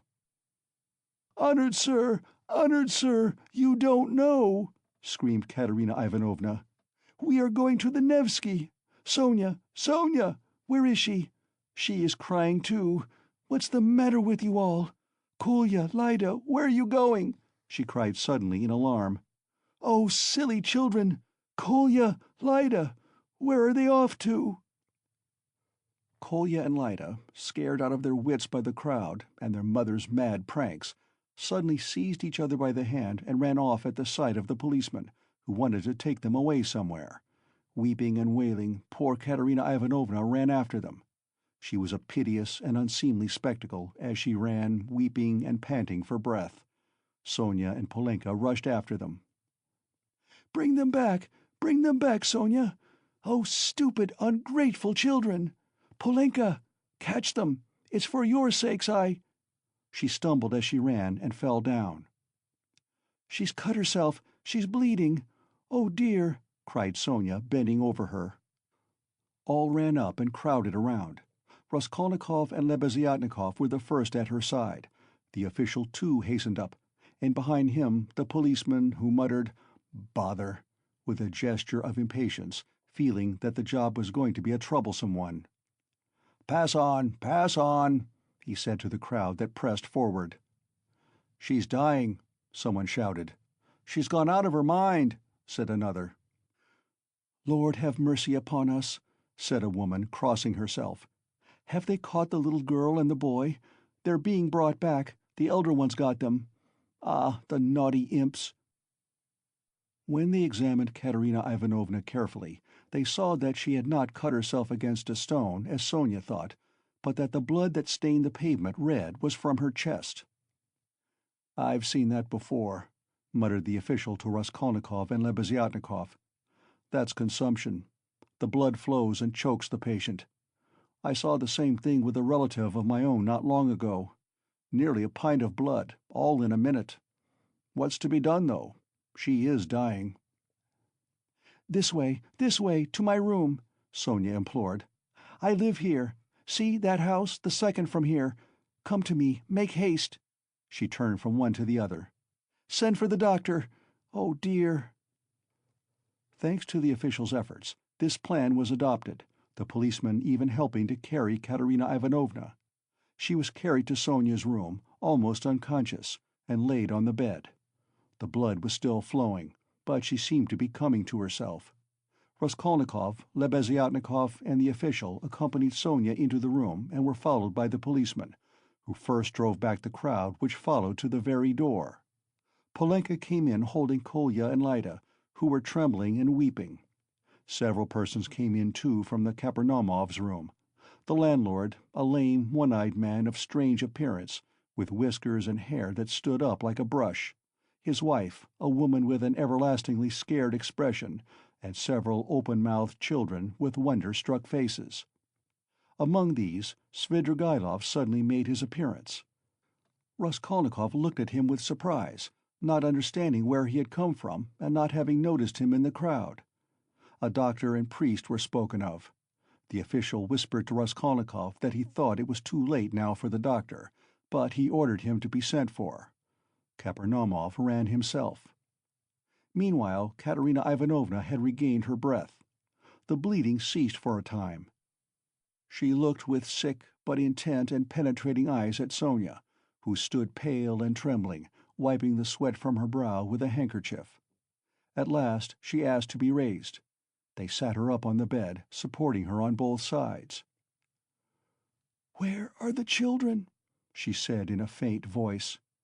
"You've brought them, Polenka? Oh, the sillies! Why did you run away? Ah!" Once more her parched lips were covered with blood. She moved her eyes, looking about her.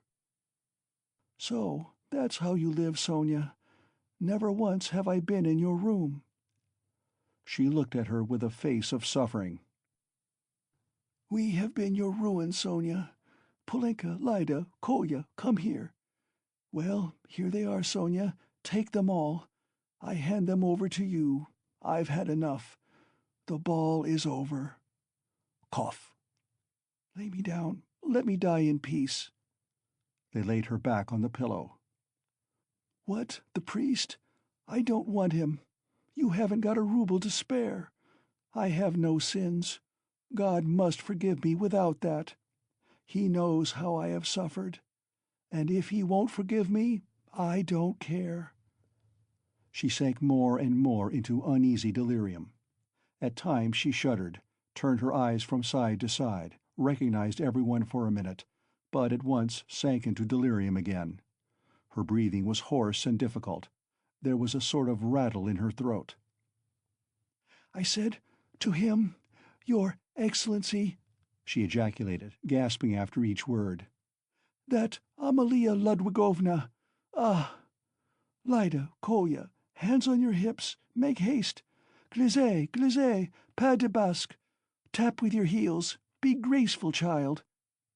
Du hast Diamanten und Perlen. What next? That's the thing to sing.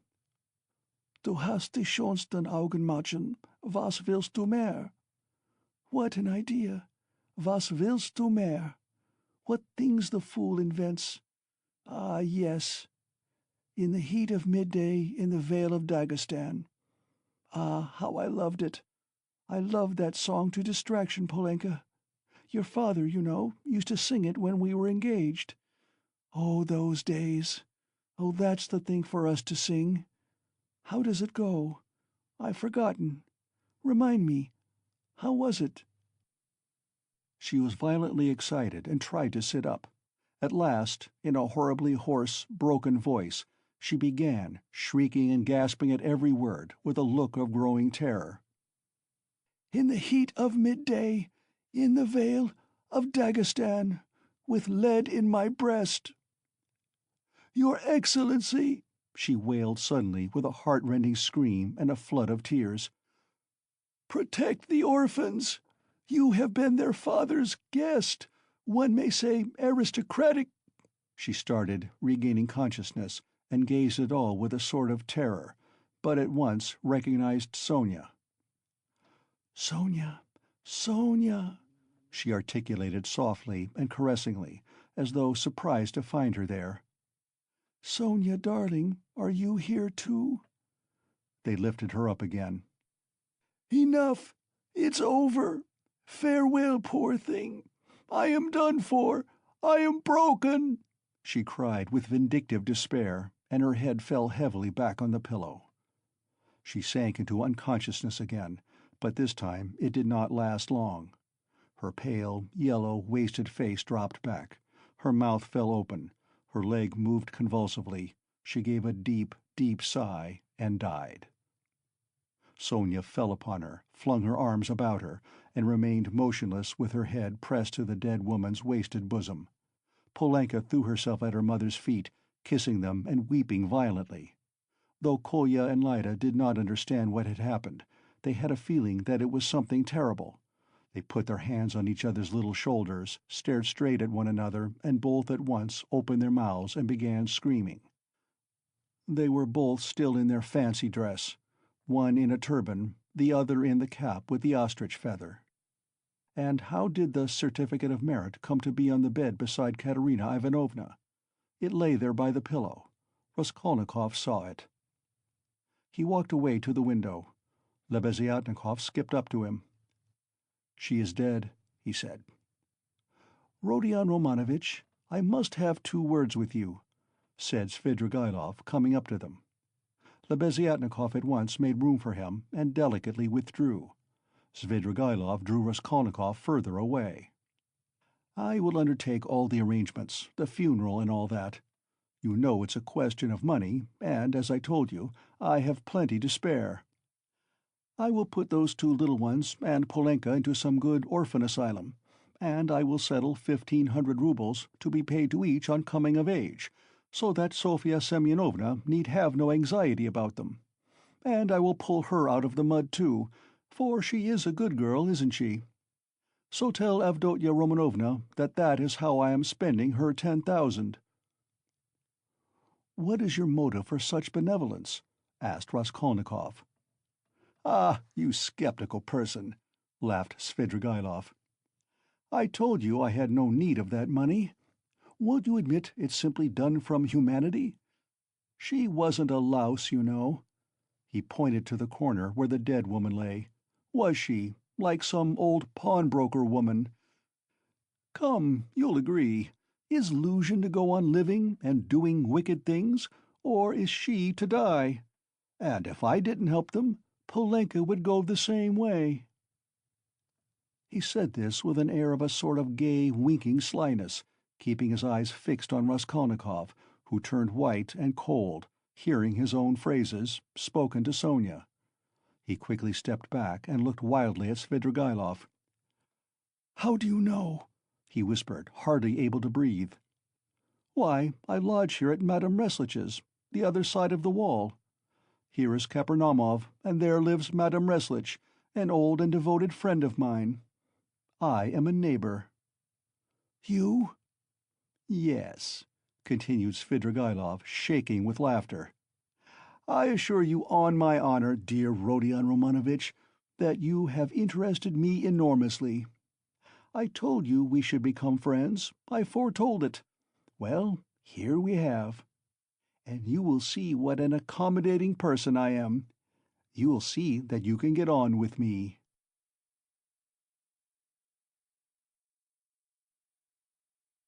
Part 6, Chapter 1. A strange period began for Raskolnikov. It was as though a fog had fallen upon him and wrapped him in a dreary solitude, from which there was no escape. Recalling that period long after, he believed that his mind had been clouded at times, and that it had continued so with intervals till the final catastrophe. He was convinced that he had been mistaken about many things at that time, for instance, as to the date of certain events. Anyway, when he tried later on to piece his recollections together, he learnt a great deal about himself from what other people told him. He had mixed up incidents and had explained events as due to circumstances which existed only in his imagination. At times he was a prey to agonies of morbid uneasiness, amounting sometimes to panic. But he remembered, too, moments, hours, perhaps whole days of complete apathy, which came upon him as a reaction from his previous terror, and might be compared with the abnormal insensibility sometimes seen in the dying. He seemed to be trying in that latter stage to escape from a full and clear understanding of his position. Certain essential facts which required immediate consideration were particularly irksome to him.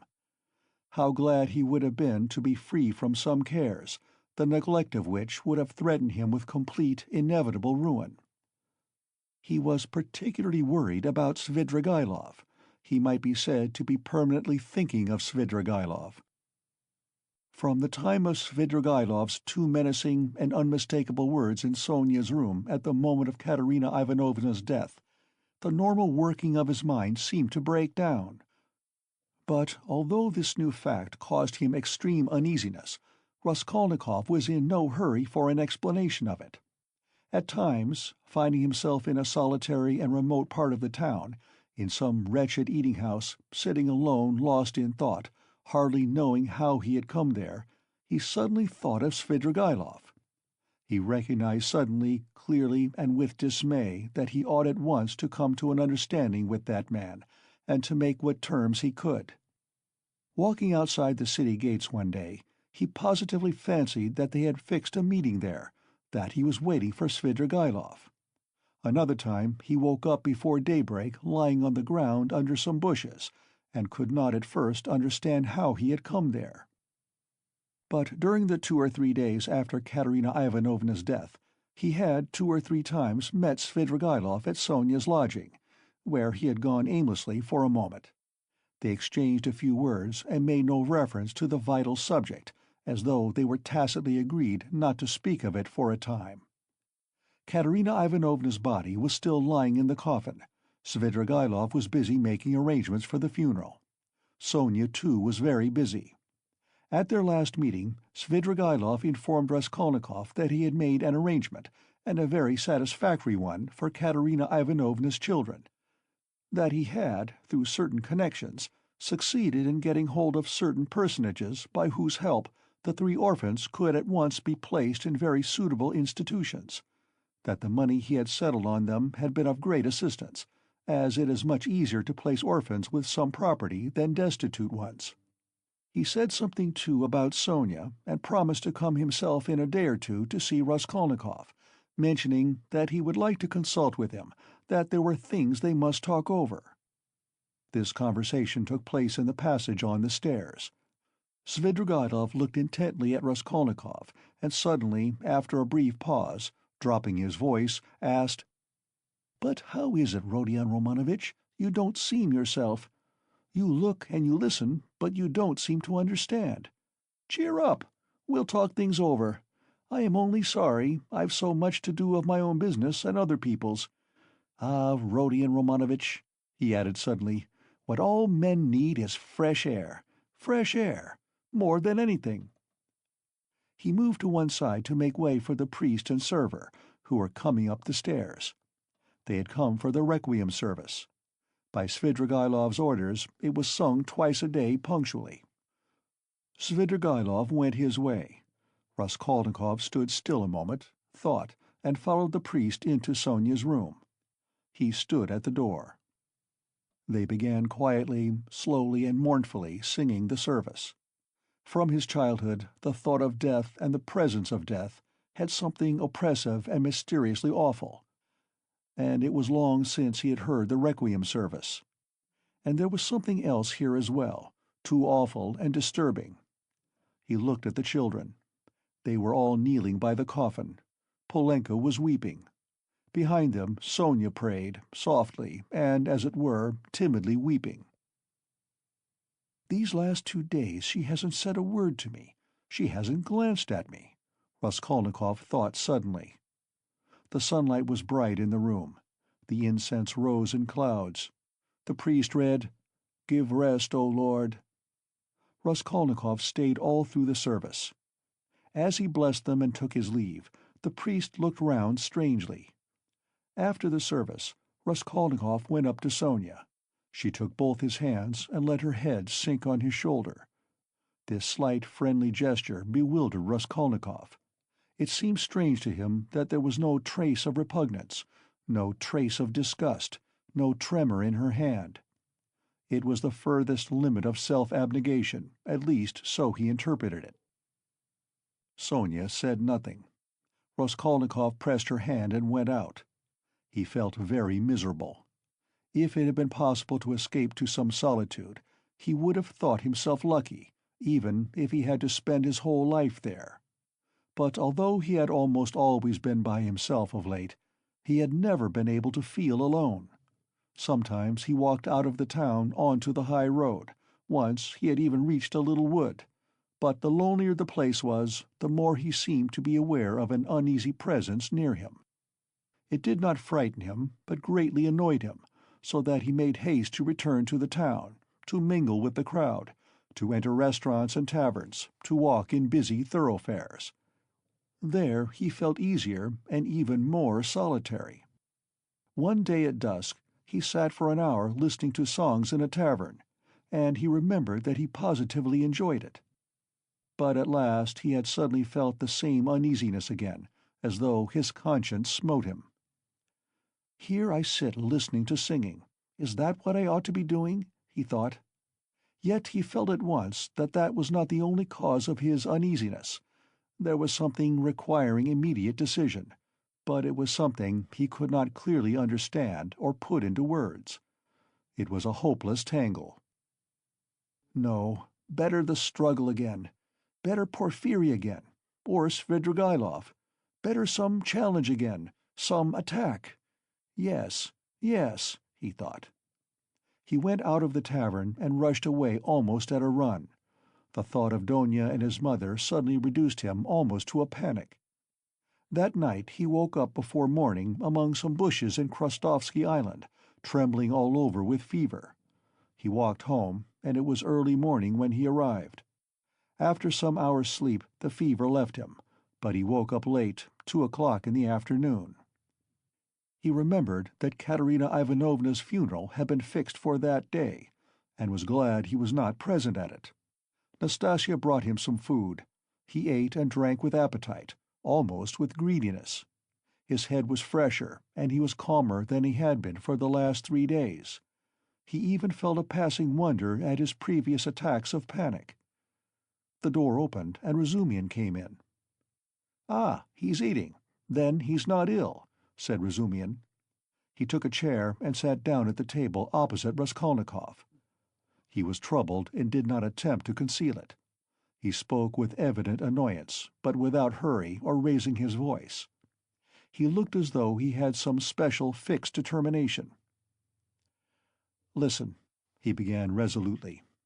"As far as I am concerned, you may all go to hell, but from what I see, it's clear to me that I can't make head or tail of it. Please don't think I've come to ask you questions. I don't want to know, hang it. If you begin telling me your secrets, I dare say I shouldn't stay to listen. I should go away cursing. I have only come to find out once for all whether it's a fact that you are mad. There is a conviction in the air that you are mad, or very nearly so. I admit I've been disposed to that opinion myself, judging from your stupid, repulsive, and quite inexplicable actions, and from your recent behavior to your mother and sister. Only a monster or a madman could treat them as you have, so you must be mad." "When did you see them last?" "Just now.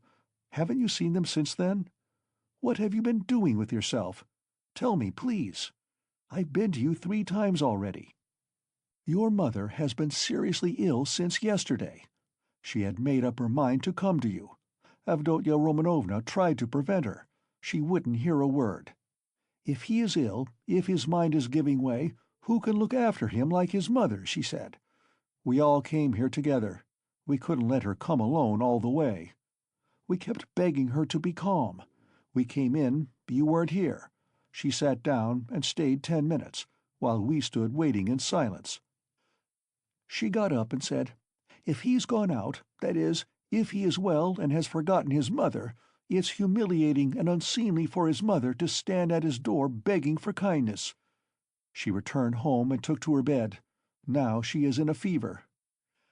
'I see,' she said, 'that he has time for his girl.' She means by your girl Sofya Semyonovna, your betrothed or your mistress, I don't know. I went at once to Sofya Semyonovna's, for I wanted to know what was going on. I looked round, I saw the coffin, the children crying, and Sofya Semyonovna trying them on mourning dresses. No sign of you. I apologized, came away, and reported to Avdotya Romanovna. So that's all nonsense, and you haven't got a girl. The most likely thing is that you are mad. But here you sit, guzzling boiled beef as though you'd not had a bite for 3 days. Though as far as that goes, madmen eat too, but though you have not said a word to me yet, you are not mad. That I'd swear. Above all, you are not mad. So you may go to hell, all of you, for there's some mystery, some secret about it, and I don't intend to worry my brains over your secrets. So I've simply come to swear at you," he finished, getting up, "to relieve my mind. And I know what to do now." "What do you mean, to do now?" "What business is it of yours what I mean to do?"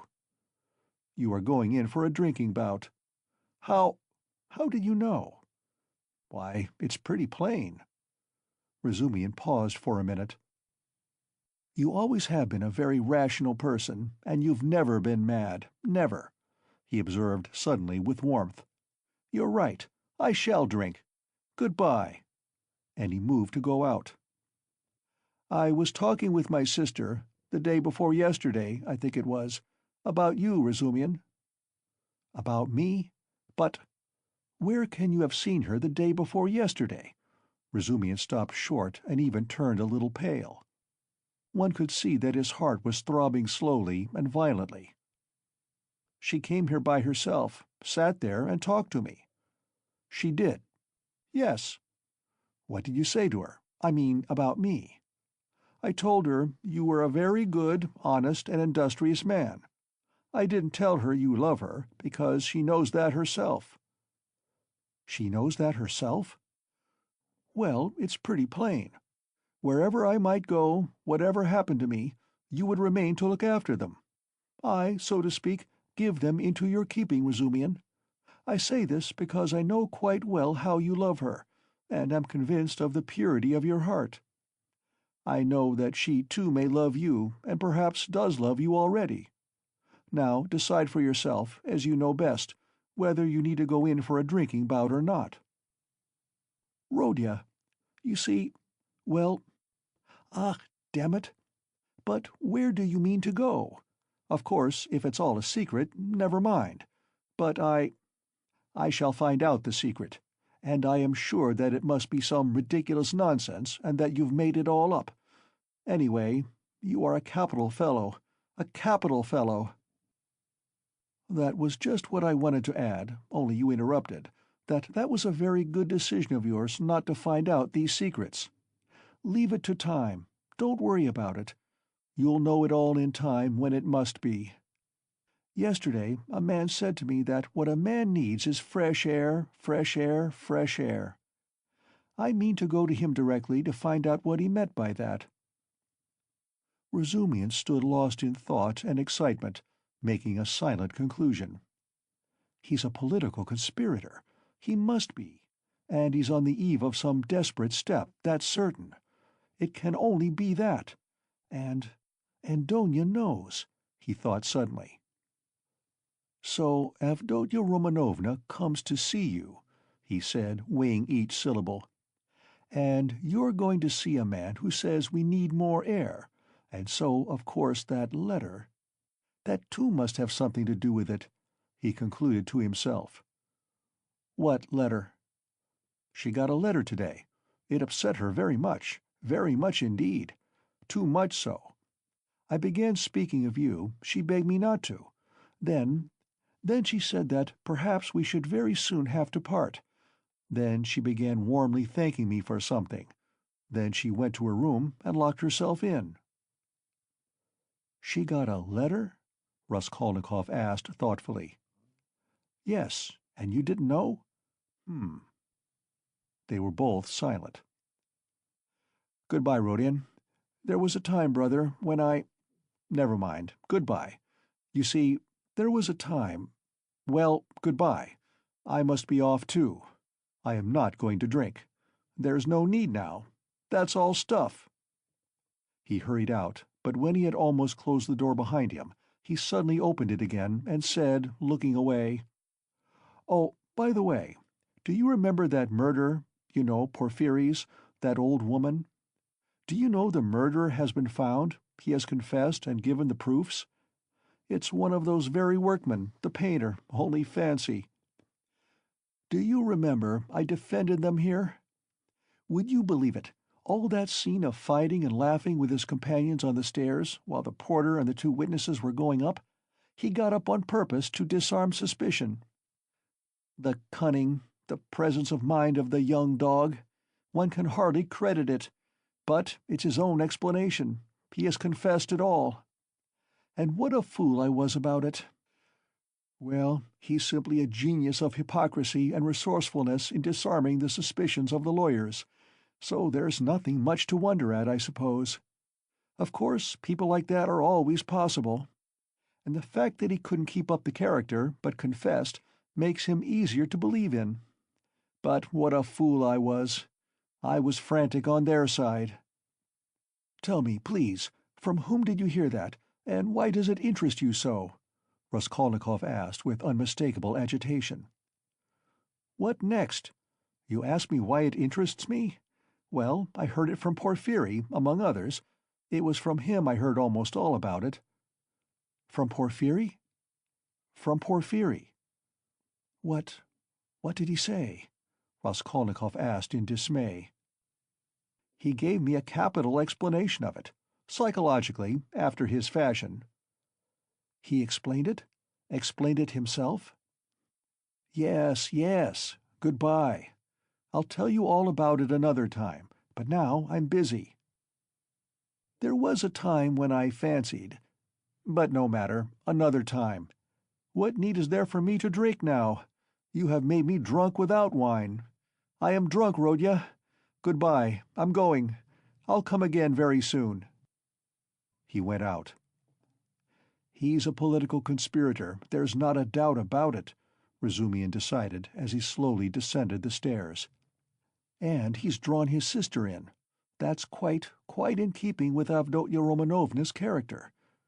There are interviews between them. She hinted at it too. So many of her words, and hints, bear that meaning. And how else can all this tangle be explained? And I was almost thinking— Good heavens, what I thought! Yes, I took leave of my senses, and I wronged him. It was his doing, under the lamp in the corridor that day. Phew! What a crude, nasty, vile idea on my part. Nikolai is a brick for confessing, and how clear it all is now. His illness then, all his strange actions. Before this, in the university, how morose he used to be, how gloomy. But what's the meaning now of that letter? There's something in that, too, perhaps. Whom was it from? I suspect— No, I must find out." He thought of Donia, realizing all he had heard, and his heart throbbed, and he suddenly broke into a run. As soon as Razumihin went out, Raskolnikov got up, turned to the window, walked into one corner and then into another, as though forgetting the smallness of his room, and sat down again on the sofa. He felt, so to speak, renewed. Again the struggle, so a means of escape had come. Yes, a means of escape had come. It had been too stifling, too cramping, the burden had been too agonizing. A lethargy had come upon him at times. From the moment of the scene with Nikolai at Porphyry's, he had been suffocating, penned in without hope of escape. After Nikolai's confession, on that very day had come the scene with Sonia. His behavior and his last words had been utterly unlike anything he could have imagined beforehand. He had grown feebler, instantly and fundamentally. And he had agreed at the time with Sonia, he had agreed in his heart he could not go on living alone with such a thing on his mind. And Svidrigaïlov was a riddle. He worried him, that was true, but somehow not on the same point. He might still have a struggle to come with Svidrigaïlov. Svidrigaïlov, too, might be a means of escape, but Porphyry was a different matter. And so Porphyry himself had explained it to Razumihin, had explained it psychologically. He had begun bringing in his damn psychology again. Porphyry? But to think that Porphyry should for one moment believe that Nikolai was guilty, after what had passed between them before Nikolai's appearance, after that tete-a-tete interview, which could only have one explanation? During those days, Raskolnikov had often recalled passages in that scene with Porphyry. He could not bear to let his mind rest on it. Such words, such gestures had passed between them, they had exchanged such glances, things had been said in such a tone and had reached such a pass, that Nikolai, whom Porphyry had seen through at the first word, at the first gesture, could not have shaken his conviction. And to think that even Razumihin had begun to suspect. The scene in the corridor under the lamp had produced its effect then. He had rushed to Porphyry. But what had induced the latter to receive him like that? What had been his object in putting Razumihin off with Nikolai? He must have some plan. There was some design. But what was it? It was true that a long time had passed since that morning, too long a time, and no sight nor sound of Porphyry. Well, that was a bad sign. Raskolnikov took his cap and went out of the room, still pondering. It was the first time for a long while that he had felt clear in his mind, at least. I must settle Svidrigaïlov, he thought, and as soon as possible. He, too, seemed to be waiting for me to come to him of my own accord. and at that moment there was such a rush of hate in his weary heart that he might have killed either of those two, Porfiry or Svidrigailov. At least he felt that he would be capable of doing it later, if not now. "We shall see, we shall see," he repeated to himself. But no sooner had he opened the door than he stumbled upon Porfiry himself in the passage. He was coming in to see him. Raskolnikov was dumbfounded for a minute, but only for 1 minute. Strange to say, he was not very much astonished at seeing Porfiry and scarcely afraid of him. He was simply startled, but was instantly on his guard. Perhaps this will mean the end. But how could Porfiry have approached so quietly, like a cat, so that he had heard nothing? Could he have been listening at the door? "You didn't expect a visitor, Rodion Romanovitch," Porfiry explained, laughing. "I've been meaning to look in a long time. I was passing by, and thought, why not go in for 5 minutes? Are you going out? I won't keep you long. Just let me have one cigarette." "Sit down, Porfiry Petrovitch, sit down." Raskolnikov gave his visitor a seat with so pleased and friendly an expression that he would have marveled at himself if he could have seen it. The last moment had come. The last drops had to be drained. So a man will sometimes go through half an hour of mortal terror with a brigand, yet when the knife is at his throat at last, he feels no fear. Raskolnikov seated himself directly facing Porfiry, and looked at him without flinching. Porfiry screwed up his eyes and began lighting a cigarette. "Speak, speak!" seemed as though it would burst from Raskolnikov's heart. "Come, why don't you speak?"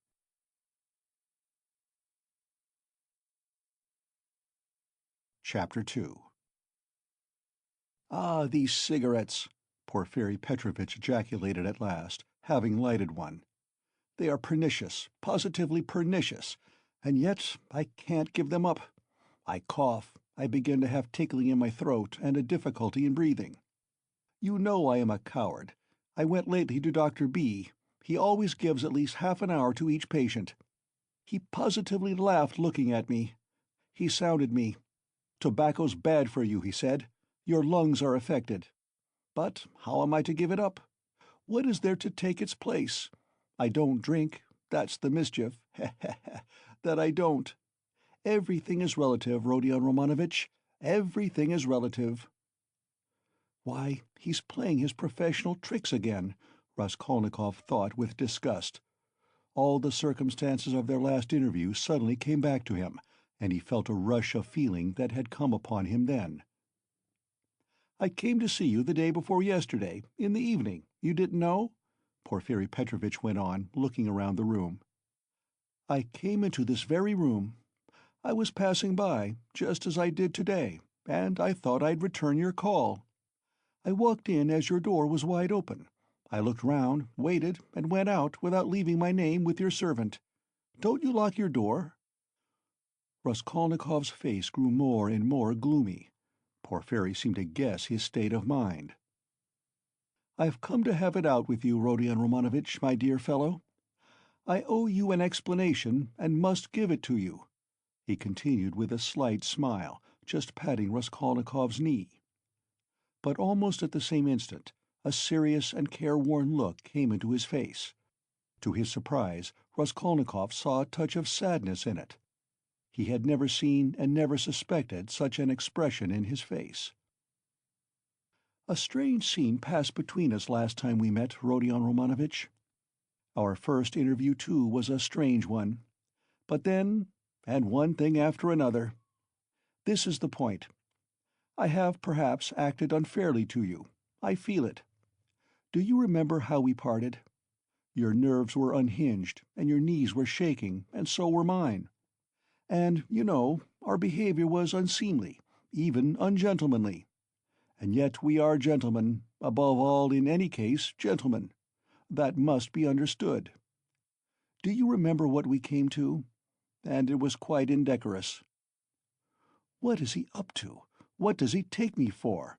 Raskolnikov asked himself in amazement, raising his head and looking with open eyes on Porfiry. "I've decided openness is better between us," Porfiri Petrovitch went on, turning his head away and dropping his eyes, as though unwilling to disconcert his former victim, and as though disdaining his former wiles. "Yes, such suspicions and such scenes cannot continue for long. Nikolai put a stop to it, or I don't know what we might not have come to. That damned workman was sitting at the time in the next room. Can you realize that? You know that, of course, and I am aware that he came to you afterwards. But what you supposed then was not true.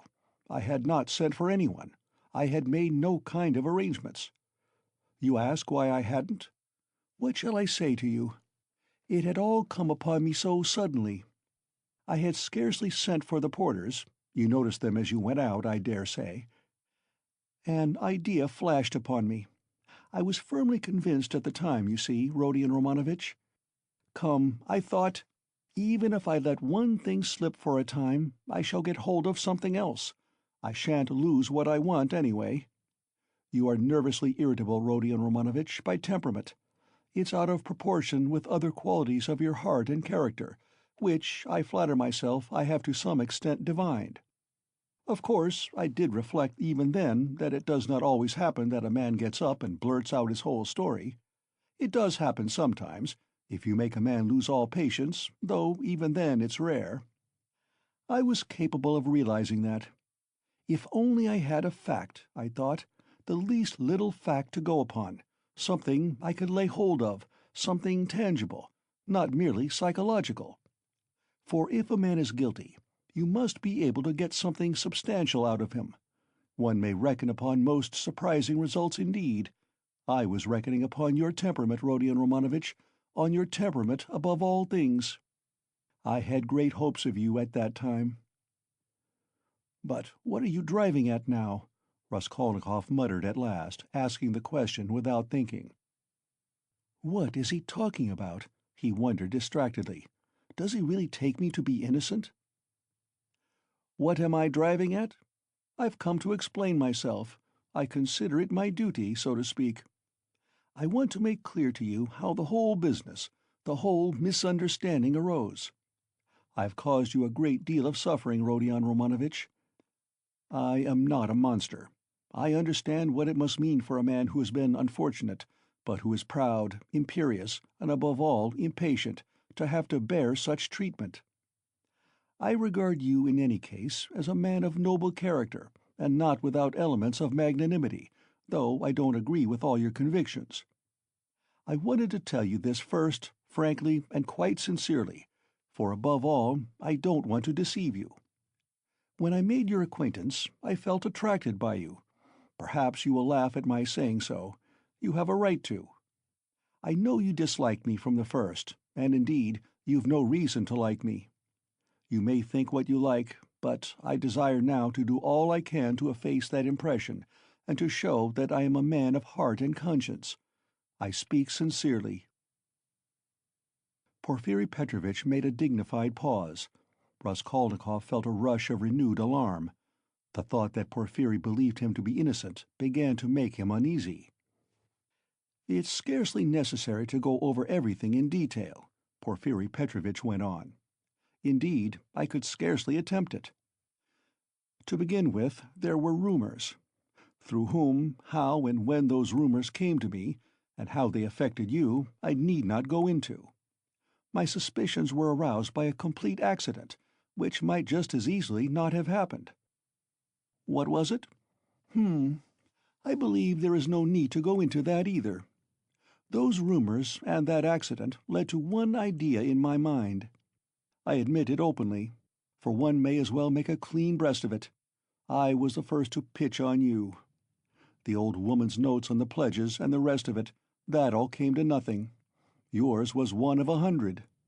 I happened, too, to hear of the scene at the office, from a man who described it capitally, unconsciously reproducing the scene with great vividness. It was just one thing after another, Rodion Romanovitch, my dear fellow. How could I avoid being brought to certain ideas? From 100 rabbits you can't make a horse. 100 suspicions don't make a proof, as the English proverb says, but that's only from the rational point of view. You can't help being partial, for after all, a lawyer is only human.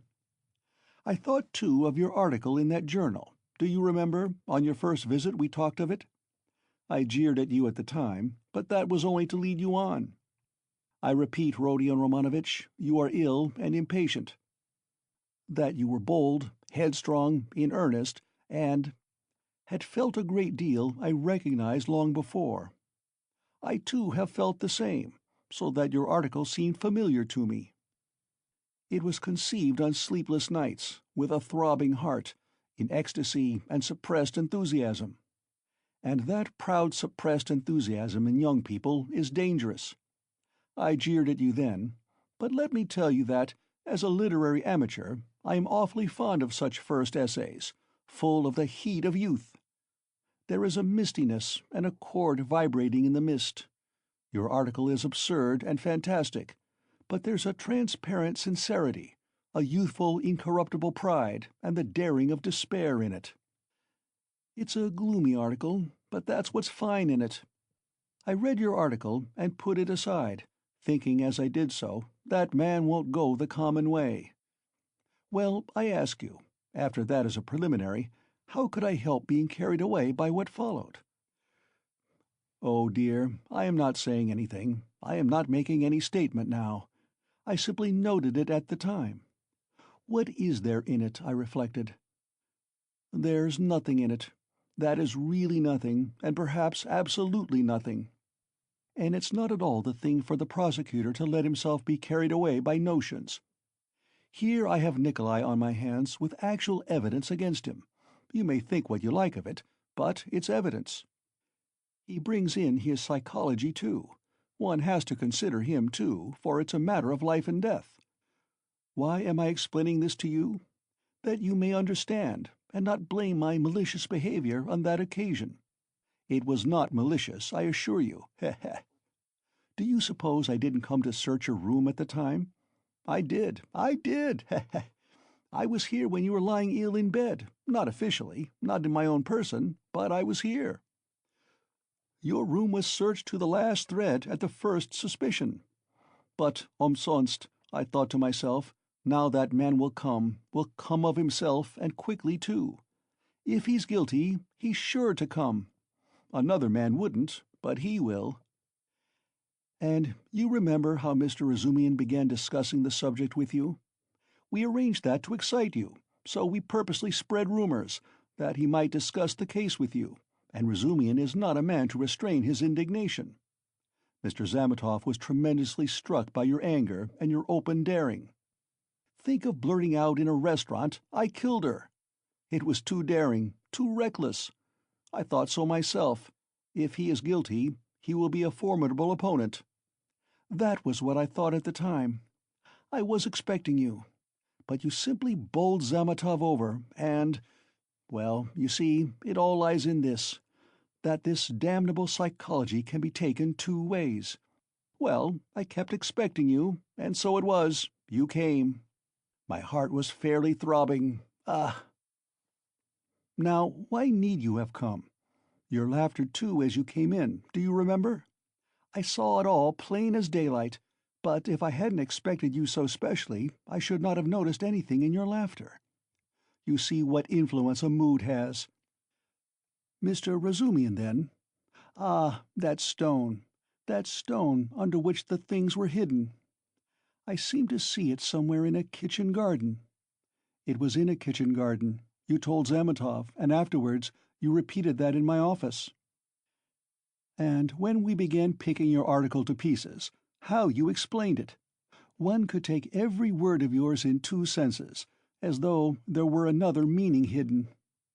So in this way, Rodion Romanovitch, I reached the furthest limit, and knocking my head against a post, I pulled myself up, asking myself what I was about.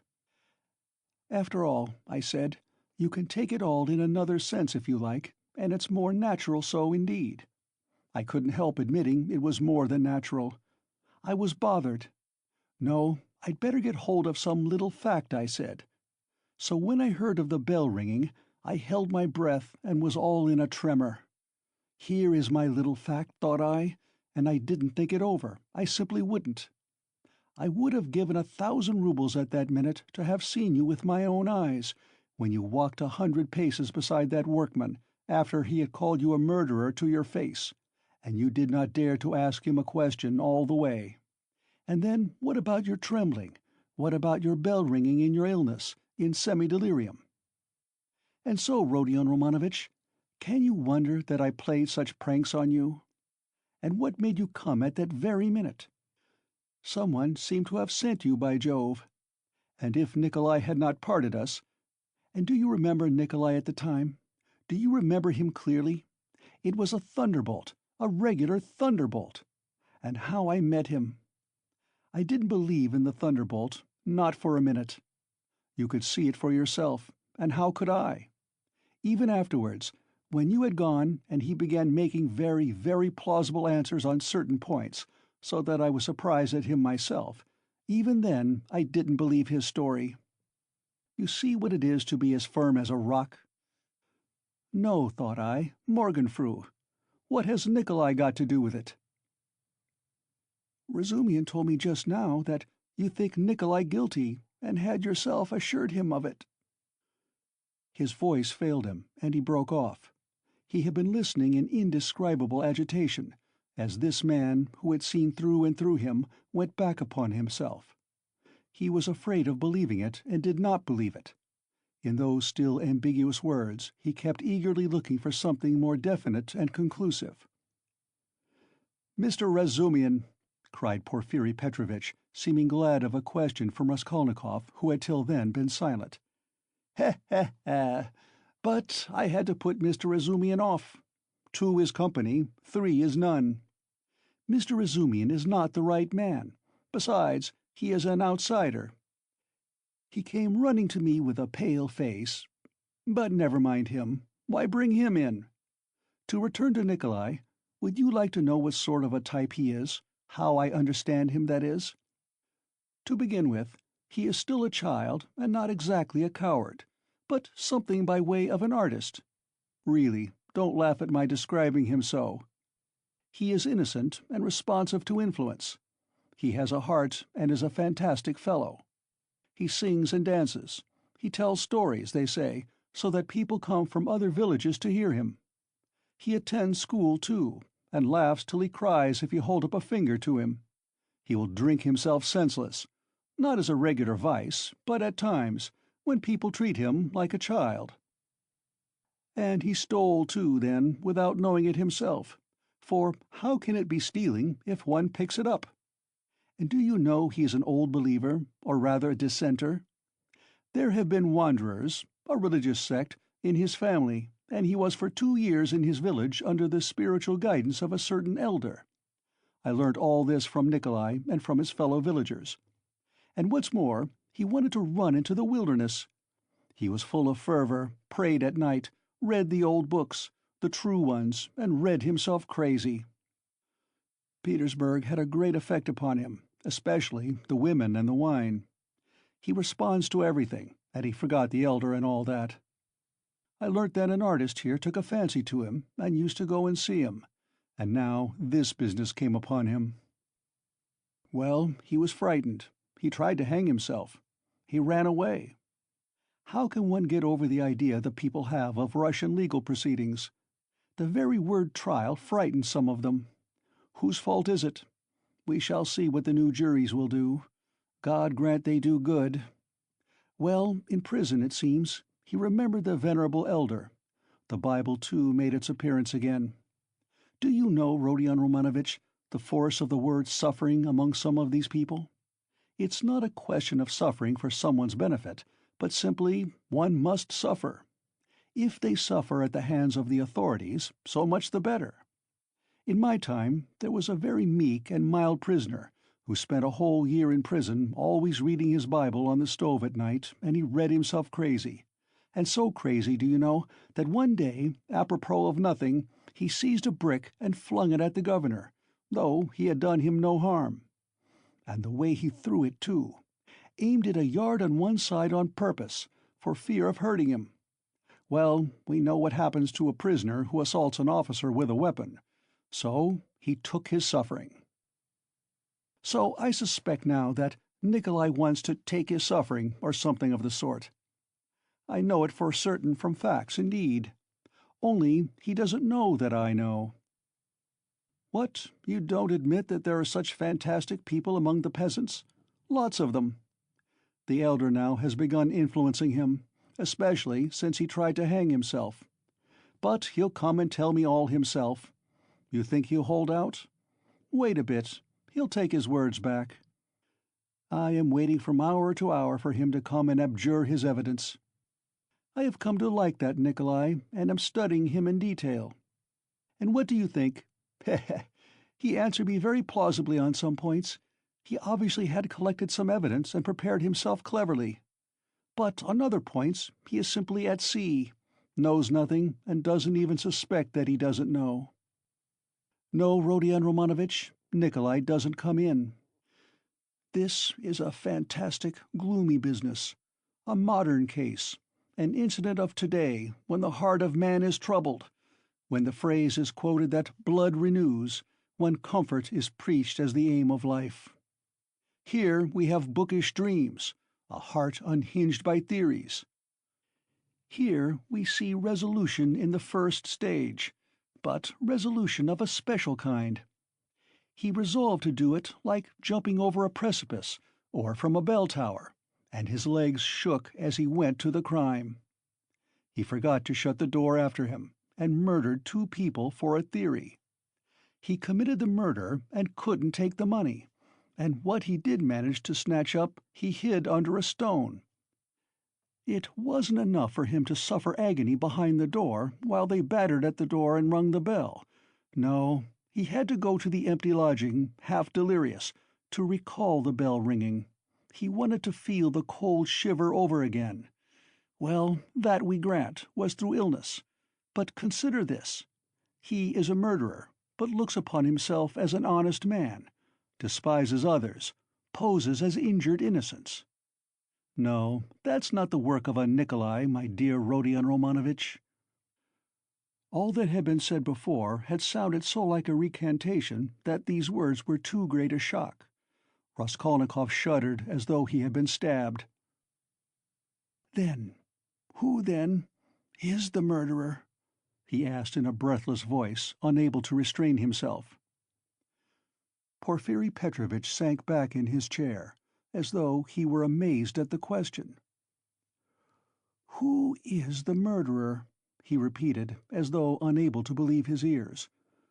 "Why, you, Rodion Romanovich. You are the murderer," he added, almost in a whisper, in a voice of genuine conviction. Raskolnikov leapt from the sofa, stood up for a few seconds, and sat down again without uttering a word. His face twitched convulsively. "Your lip is twitching, just as it did before," Porfiri Petrovitch observed, almost sympathetically. "You've been misunderstanding me, I think, Rodion Romanovich," he added after a brief pause. "That's why you're so surprised. I came on purpose to tell you everything and deal openly with you." "It was not I murdered her," Raskolnikov whispered, like a frightened child caught in the act. "No, it was you, Rodion Romanovich, and no one else," Porfiri whispered sternly, with conviction. They were both silent, and the silence lasted strangely long, about 10 minutes. Raskolnikov put his elbow on the table and passed his fingers through his hair. Porfiri Petrovitch sat quietly waiting. Suddenly Raskolnikov looked scornfully at Porfiri. "You are at your old tricks again, Porfiri Petrovitch. Your old method again. I wonder you don't get sick of it." "Oh, stop that. What does that matter now? It would be a different matter if there were witnesses present, but we are whispering alone. You see yourself that I have not come to chase and capture you like a hare. Whether you confess it or not is nothing to me now. For myself, I am convinced without it." "If so, what did you come for?" Raskolnikov asked irritably. "I ask you the same question again. If you consider me guilty, why don't you take me to prison?" "Oh, that's your question. I will answer you point for point. In the first place, to arrest you so directly is not to my interest." "How so? If you are convinced, you ought—" "Ah, what if I am convinced? That's only my dream for the time. Why should I put you in safety? You know that's it, since you ask me to do it. If I confront you with that workman, for instance, and you say to him, 'Were you drunk or not? Who saw me with you?' I simply took you to be drunk, and you were drunk too. Well, what could I answer? Especially as your story is a more likely one than his, for there's nothing but psychology to support his evidence. That's almost unseemly with his ugly mug, while you hit the mark exactly, for the rascal is an inveterate drunkard and notoriously so. And I have myself admitted candidly several times already that psychology can be taken in two ways, and that the second way is stronger and looks far more probable, and that apart from that I have as yet nothing against you. And though I shall put you in prison, and indeed have come, quite contrary to etiquette, to inform you of it beforehand, yet I tell you frankly, also contrary to etiquette, that it won't be to my advantage. Well, secondly, I've come to you because—" "Yes, yes, secondly?" Raskolnikov was listening, breathless. "Because, as I told you just now, I consider I owe you an explanation. I don't want you to look upon me as a monster, as I have a genuine liking for you. You may believe me or not. And in the third place, I've come to you with a direct and open proposition, that you should surrender and confess. It will be infinitely more to your advantage, and to my advantage too, for my task will be done. Well, is this open on my part or not?" Raskolnikov thought a minute. "Listen, Porfiri Petrovitch. You said just now you have nothing but psychology to go on, yet now you've gone on mathematics. Well, what if you are mistaken yourself now?" "No, Rodion Romanovitch, I am not mistaken. I have a little fact even then. Providence sent it me." "What little fact?" "I won't tell you what, Rodion Romanovitch. And in any case, I haven't the right to put it off any longer. I must arrest you. So think it over. It makes no difference to me now, and so I speak only for your sake. Believe me, it will be better, Rodion Romanovitch." Raskolnikov smiled malignantly. "That's not simply ridiculous, it's positively shameless. Why, even if I were guilty, which I don't admit, what reason should I have to confess, when you tell me yourself that I shall be in greater safety in prison?" "Ah, Rodion Romanovitch, don't put too much faith in words. Perhaps prison will not be altogether a restful place. That's only theory, and my theory, and what authority am I for you? Perhaps, too, even now I am hiding something from you. I can't lay bare everything, heh. And how can you ask what advantage? Don't you know how it would lessen your sentence? You would be confessing at a moment when another man has taken the crime on himself, and so has muddled the whole case. Consider that. I swear before God that I will so arrange that your confession shall come as a complete surprise. We will make a clean sweep of all the psychological points, of a suspicion against you, so that your crime will appear to have been something like an aberration, for in truth it was an aberration. I am an honest man, Rodion Romanovitch, and will keep my word." Raskolnikov maintained a mournful silence and let his head sink dejectedly. He pondered a long while, and at last smiled again, but his smile was sad and gentle. "No," he said, apparently abandoning all attempt to keep up appearances with Porphyry. "It's not worth it. I don't care about lessening the sentence." "That's just what I was afraid of," Porphyry cried warmly, and, as it seemed, involuntarily. "That's just what I feared, that you wouldn't care about the mitigation of sentence." Raskolnikov looked sadly and expressively at him. "Ah, don't disdain life," Porphyry went on. "You have a great deal of it still before you. How can you say you don't want a mitigation of sentence? You are an impatient fellow." "A great deal of what lies before me?" "Of life. What sort of prophet are you?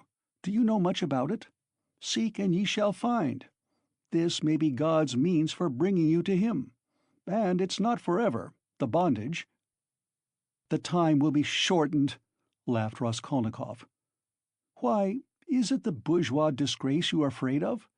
It may be that you are afraid of it without knowing it, because you are young. But anyway, you shouldn't be afraid of giving yourself up and confessing."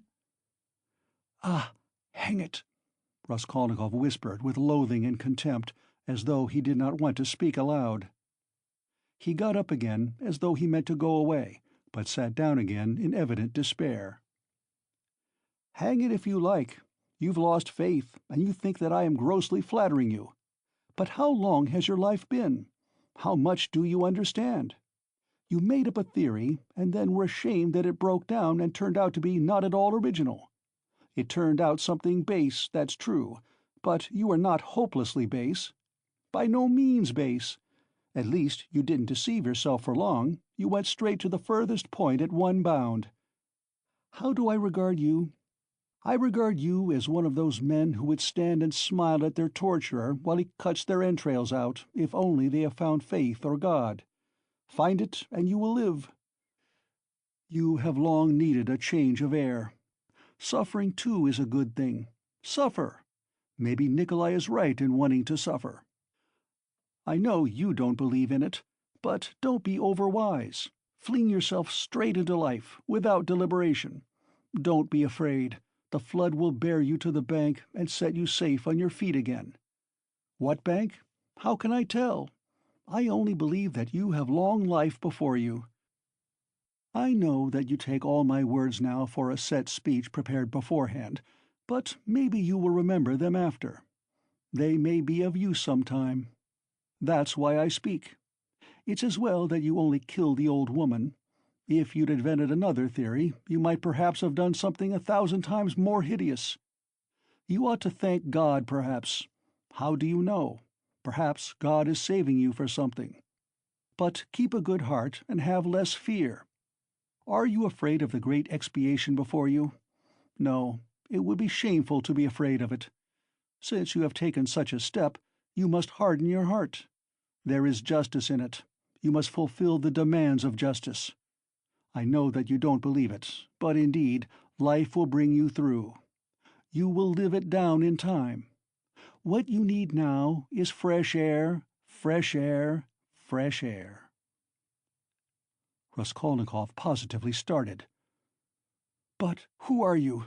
What prophet are you? From the height of what majestic calm do you proclaim these words of wisdom?" "Who am I? I am a man with nothing to hope for, that's all. A man perhaps of feeling and sympathy, maybe of some knowledge too, but my day is over. But you are a different matter. There is life waiting for you. Though, who knows, maybe your life too will pass off in smoke and come to nothing. Come, what does it matter, that you will pass into another class of men? It's not comfort you regret, with your heart.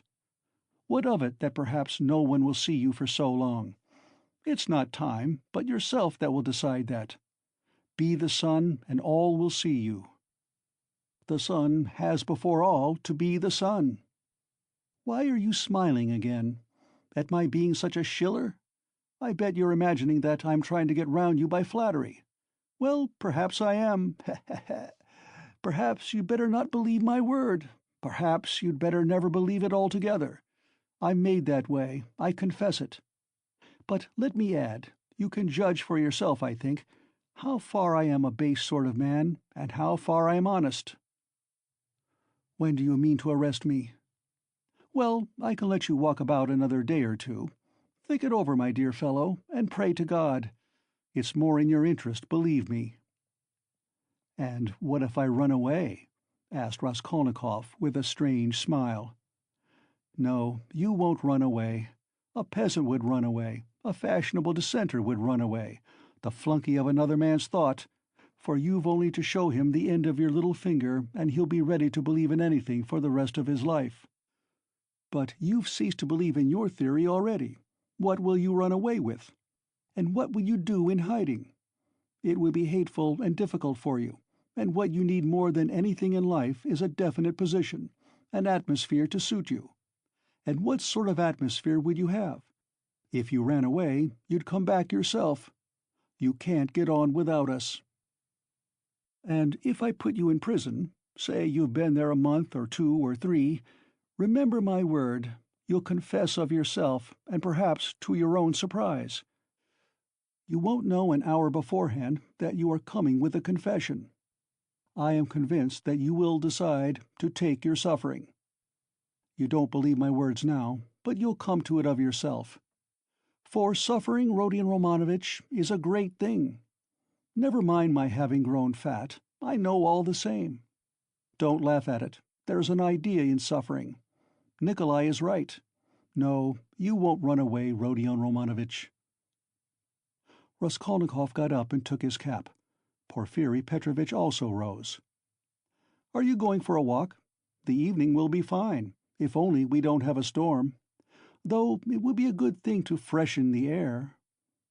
He too took his cap. Porfiri Petrovitch, please don't take up the notion that I have confessed to you today, Raskolnikov pronounced with sullen insistence. You're a strange man, and I've listened to you from simple curiosity, but I have admitted nothing, remember that. Oh, I know that, I'll remember. Look at him, he's trembling. Don't be uneasy, my dear fellow, have it your own way. Walk about a bit, you won't be able to walk too far. If anything happens, I'll have one request to make of you, he added, dropping his voice. It's an awkward one, but important. If anything were to happen, though indeed I don't believe in it and think you quite incapable of it, yet in case you were taken during these 40 or 50 hours with the notion of putting an end to the business in some other way, in some fantastic fashion, laying hands on yourself, it's an absurd proposition, but you must forgive me for it. Do leave a brief but precise note, only 2 lines, and mention the stone. It will be more generous. Come, till we meet.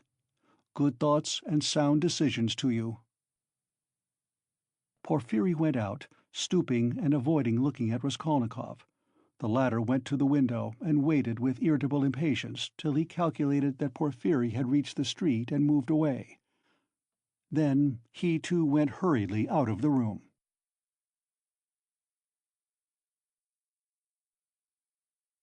Chapter 3. He hurried to Svidrigaïlov's. What he had to hope from that man he did not know, but that man had some hidden power over him. Having once recognized this, he could not rest, and now the time had come. On the way, one question particularly worried him. Had Svidrigaïlov been to Porfiri's? As far as he could judge, he would swear to it that he had not. He pondered again and again, went over Porfiri's visit. No, he hadn't been. Of course he hadn't. But if he had not been yet, would he go? Meanwhile, for the present, he fancied he couldn't. Why?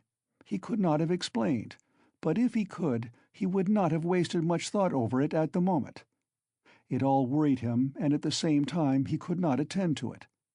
Strange to say, none would have believed it, perhaps, but he only felt a faint, vague anxiety about his immediate future. Another, much more important anxiety tormented him. It concerned himself, but in a different, more vital way. Moreover, he was conscious of immense moral fatigue, though his mind was working better that morning than it had done of late. And was it worth while, after all that had happened, to contend with these new trivial difficulties? Was it worth while, for instance, to maneuver that Svidrigaïlov should not go to Porfiri's? Was it worth while to investigate, to ascertain the facts, to waste time over anyone like Svidrigaïlov? Oh, how sick he was of it all! And yet he was hastening to Svidrigaïlov. Could he be expecting something new from him, information or means of escape? Men will catch at straws. Was it destiny or some instinct bringing them together? Perhaps it was only fatigue, despair. Perhaps it was not Svidrigaïlov, but some other whom he needed, and Svidrigaïlov had simply presented himself by chance. Sonia? But what should he go to Sonia for now? To beg her tears again? He was afraid of Sonia, too. Sonia stood before him as an irrevocable sentence. He must go his own way or hers. At that moment especially, he did not feel equal to seeing her. No, would it not be better to try Svidrigaïlov? And he could not help inwardly owning that he had long felt that he must see him for some reason. But what could they have in common? Their very evil-doing could not be of the same kind. The man, moreover, was very unpleasant, evidently depraved, undoubtedly cunning and deceitful, possibly malignant. Such stories were told about him. It is true he was befriending Katerina Ivanovna's children, but who could tell with what motive and what it meant? The man always had some design, some project. There was another thought which had been continually hovering of late about Raskolnikov's mind, and causing him great uneasiness. It was so painful that he made distinct efforts to get rid of it. He sometimes thought that Svidrigaïlov was dogging his footsteps. Svidrigaïlov had found out his secret, and had designs on Donia. What if he had them still? Wasn't it practically certain that he had? And what if, having learnt his secret and so having gained power over him, he were to use it as a weapon against Donia? This idea sometimes even tormented his dreams, but it had never presented itself so vividly to him as on his way to Svidrigaïlov. The very thought moved him to gloomy rage. To begin with, this would transform everything, even his own position. He would have at once to confess his secret to Donia. Would he have to give himself up, perhaps, to prevent Donia from taking some rash step? The letter? This morning Donia had received a letter. From whom could she get letters in Petersburg? Luzhin, perhaps? It's true Razumian was there to protect her, but Razumian knew nothing of the position. Perhaps it was his duty to tell Razumian. He thought of it with repugnance. In any case, he must see Svidrigaïlov as soon as possible, he decided finally. Thank God, the details of the interview were of little consequence, if only he could get at the root of the matter. But if Svidrigaïlov were capable, if he were intriguing against Donia, then— Raskolnikov was so exhausted by what he had passed through that month that he could only decide such questions in one way. Then I shall kill him, he thought in cold despair. A sudden anguish oppressed his heart. He stood in the middle of the street and began looking about to see where he was and which way he was going. He found himself in X Prospect, 30 or 40 paces from the Haymarket, through which he had come. The whole second story of the house on the left was used as a tavern. All the windows were wide open. Judging from the figures moving at the windows, the rooms were full to overflowing. There were sounds of singing, of clarinet and violin, and the boom of a Turkish drum. He could hear women shrieking. He was about to turn back, wondering why he had come to the X Prospect, when suddenly, at one of the end windows, he saw Svidrigaïlov, sitting at a tea-table right in the open window with a pipe in his mouth. Raskolnikov was dreadfully taken aback, almost terrified. Svidrigaïlov was silently watching and scrutinizing him, and, what struck Raskolnikov at once, seemed to be meaning to get up and slipped away unobserved. Raskolnikov at once pretended not to have seen him, but to be looking absent-mindedly away, while he watched him out of the corner of his eye. His heart was beating violently. Yet it was evident that Svidrigaïlov did not want to be seen.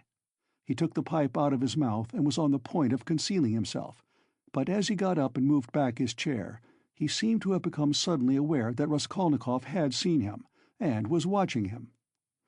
What had passed between them was much the same as what happened at their first meeting in Raskolnikov's room. A sly smile came to Svidrigaïlov's face, and grew broader and broader. Each knew that he was seen and watched by the other. At last Svidrigaïlov broke into a loud laugh. "Well, well, come in if you want me. I am here," he shouted from the window. Raskolnikov went up into the tavern. He found Svidrigaïlov in a tiny back room, adjoining the saloon in which merchants, clerks, and numbers of people of all sorts were drinking tea at 20 little tables to the desperate bawling of a chorus of singers. The click of billiard balls could be heard in the distance. On the table before Svidrigaïlov stood an open bottle and a glass half full of champagne. In the room he found also a boy with a little hand-organ, a healthy-looking, red-cheeked girl of 18, wearing a tucked-up, striped skirt and a Tyrolese hat with ribbons. In spite of the chorus in the other room, she was singing some servants' hall song in a rather husky contralto, to the accompaniment of the organ. "Come, that's enough." Svidrigaïlov stopped her at Raskolnikov's entrance. The girl at once broke off and stood waiting respectfully. She had sung her guttural rhymes, too, with a serious and respectful expression in her face. "Hey, Philippe, a glass!" shouted Svidrigaïlov. "I won't drink anything," said Raskolnikov. "As you like. I didn't mean it for you. Drink, Katya. I don't want anything more today. You can go." He poured her out a full glass and laid down a yellow note. Katya drank off her glass of wine, as women do, without putting it down, in 20 gulps, took the note and kissed Svidrigaïlov's hand, which he allowed quite seriously. She went out of the room, and the boy trailed after her with the organ. Both had been brought in from the street. Svidrigaïlov had not been a week in Petersburg, but everything about him was already, so to speak, on a patriarchal footing. The waiter, Philippe, was by now an old friend and very obsequious. The door leading to the saloon had a lock on it. Svidrigaïlov was at home in this room, and perhaps spent whole days in it. The tavern was dirty and wretched, not even second-rate. "I was going to see you and looking for you," Raskolnikov began, "but I don't know what made me turn from the Haymarket into the X-Prospect just now. I never take this turning. I turned to the right from the Haymarket. And this isn't the way to you. I simply turned, and here you are. It is strange." "Why don't you say at once, 'It's a miracle'?" "Because it may be only chance." "Oh, that's the way with all you folk," laughed Svidrigaïlov. "You won't admit it, even if you do inwardly believe it a miracle. Here you say that it may be only a chance. And what cowards they all are here, about having an opinion of their own, you can't fancy, Rodion Romanovitch. I don't mean you. You have an opinion of your own, and are not afraid to have it. That's how it was you attracted my curiosity." "Nothing else?" "Well, that's enough, you know." Svidrigaïlov was obviously exhilarated, but only slightly so. He had not had more than a half-glass of wine. "I fancy you came to see me before you knew that I was capable of having what you call an opinion of my own," observed Raskolnikov. "Oh, well, it was a different matter. Everyone has his own plans. And, apropos of the miracle, let me tell you that I think you have been asleep for the last 2 or 3 days. I told you of this tavern myself. There is no miracle in your coming straight here. I explained the way myself, told you where it was, and the hours you could find me here. Do you remember?" "I don't remember," answered Raskolnikov with surprise. "I believe you. I told you twice. The address has been stamped mechanically on your memory. You turned this way mechanically, and yet precisely according to the direction, though you were not aware of it. When I told you then, I hardly hoped you understood me. You give yourself away too much, Rodion Romanovitch. And another thing, I'm convinced there are lots of people in Petersburg who talk to themselves as they walk. This is a town of crazy people. If only we had scientific men, doctors, lawyers, and philosophers, might make most valuable investigations in Petersburg, each in his own line. There are few places where there are so many gloomy, strong, and queer influences on the soul of man as in Petersburg. The mere influences of climate mean so much. And it's the administrative center of all Russia, and its character must be reflected on the whole country. But that's neither here nor there now. The point is that I have several times watched you. You walk out of your house, holding your head high. 20 paces from home, you let it sink, and fold your hands behind your back. You look, and evidently see nothing before nor beside you. At last, you begin moving your lips and talking to yourself, and sometimes you wave one hand and declaim, and at last stand still in the middle of the road. That's not at all the thing. Someone may be watching you besides me, and it won't do you any good. It's nothing really to do with me, and I can't cure you of it. But, of course, you understand me." "Do you know that I am being followed?" asked Raskolnikov, looking inquisitively at him. No, I know nothing about it," said Svidrigailov, seeming surprised. "Well then, let us leave me alone," Raskolnikov muttered, frowning. "Very good, let us leave you alone. You had better tell me, if you've come here to drink, and directed me twice to come here to you, why did you hide, and try to get away just now when I looked at the window from the street? I saw it." "Ha ha! And why was it you lay on your sofa with closed eyes and pretended to be asleep, though you were wide awake while I stood in your doorway? I saw it." "I may have had reasons. You know that yourself. And I may have had my reasons, though you don't know them." Raskolnikov dropped his right elbow on the table, leaned his chin in the fingers of his right hand, and stared intently at Svidrigailov. For a full minute he scrutinized his face, which had impressed him before. It was a strange face, like a mask, white and red, with bright red lips, with a flaxen beard and still thick flaxen hair. His eyes were somehow too blue, and their expression somehow too heavy and fixed. There was something awfully unpleasant in that handsome face, which looked so wonderfully young for his age. Svidrigailov was smartly dressed in light summer clothes, and was particularly dainty in his linen. He wore a huge ring with a precious stone in it. "Have I got to bother myself about you two now?" said Raskolnikov suddenly, coming with nervous impatience straight to the point. "Even though perhaps you are the most dangerous man if you care to injure me, I don't want to put myself out any more. I will show you at once that I don't prize myself as you probably think I do. I've come to tell you at once that if you keep to your former intentions with regard to my sister, and if you think to derive any benefit in that direction from what has been discovered of late, I will kill you before you get me locked up. You can reckon on my word. You know that I can keep it. And in the second place, if you want to tell me anything, for I keep fancying all this time that you have something to tell me, make haste and tell it, for time is precious, and very likely it will soon be too late." "Why in such haste?" asked Svidrigailov, looking at him curiously. "Everyone has his plans," Raskolnikov answered gloomily and impatiently. "You urged me yourself to frankness just now, and at the first question you refused to answer," Svidrigailov observed with a smile. "You keep fancying that I have aims of my own, and so you look at me with suspicion. Of course, it's perfectly natural in your position. But though I should like to be friends with you, I shan't trouble myself to convince you of the contrary. The game isn't worth the candle, and I wasn't intending to talk to you about anything special." "What do you want me for, then? It was you who came hanging about me." "Why, simply as an interesting subject for observation. I liked the fantastic nature of your position. That's what it was.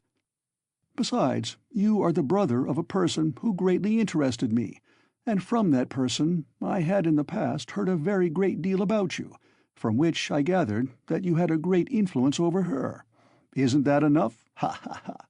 Still, I must admit that your question is rather complex, and is difficult for me to answer. Here you, for instance, have come to me not only for a definite object, but for the sake of hearing something new. Isn't that so? Isn't that so?" persisted Svidrigailov with a sly smile. "Well, can't you fancy then that I too, on my way here in the train, was reckoning on you, on your telling me something new, and on my making some profit out of you? You see what rich men we are." "What profit could you make?" "How can I tell you? How do I know? You see in what a tavern I spend all my time, and it's my enjoyment. That's to say, it's no great enjoyment, but one must sit somewhere. That poor Katya now, you saw her?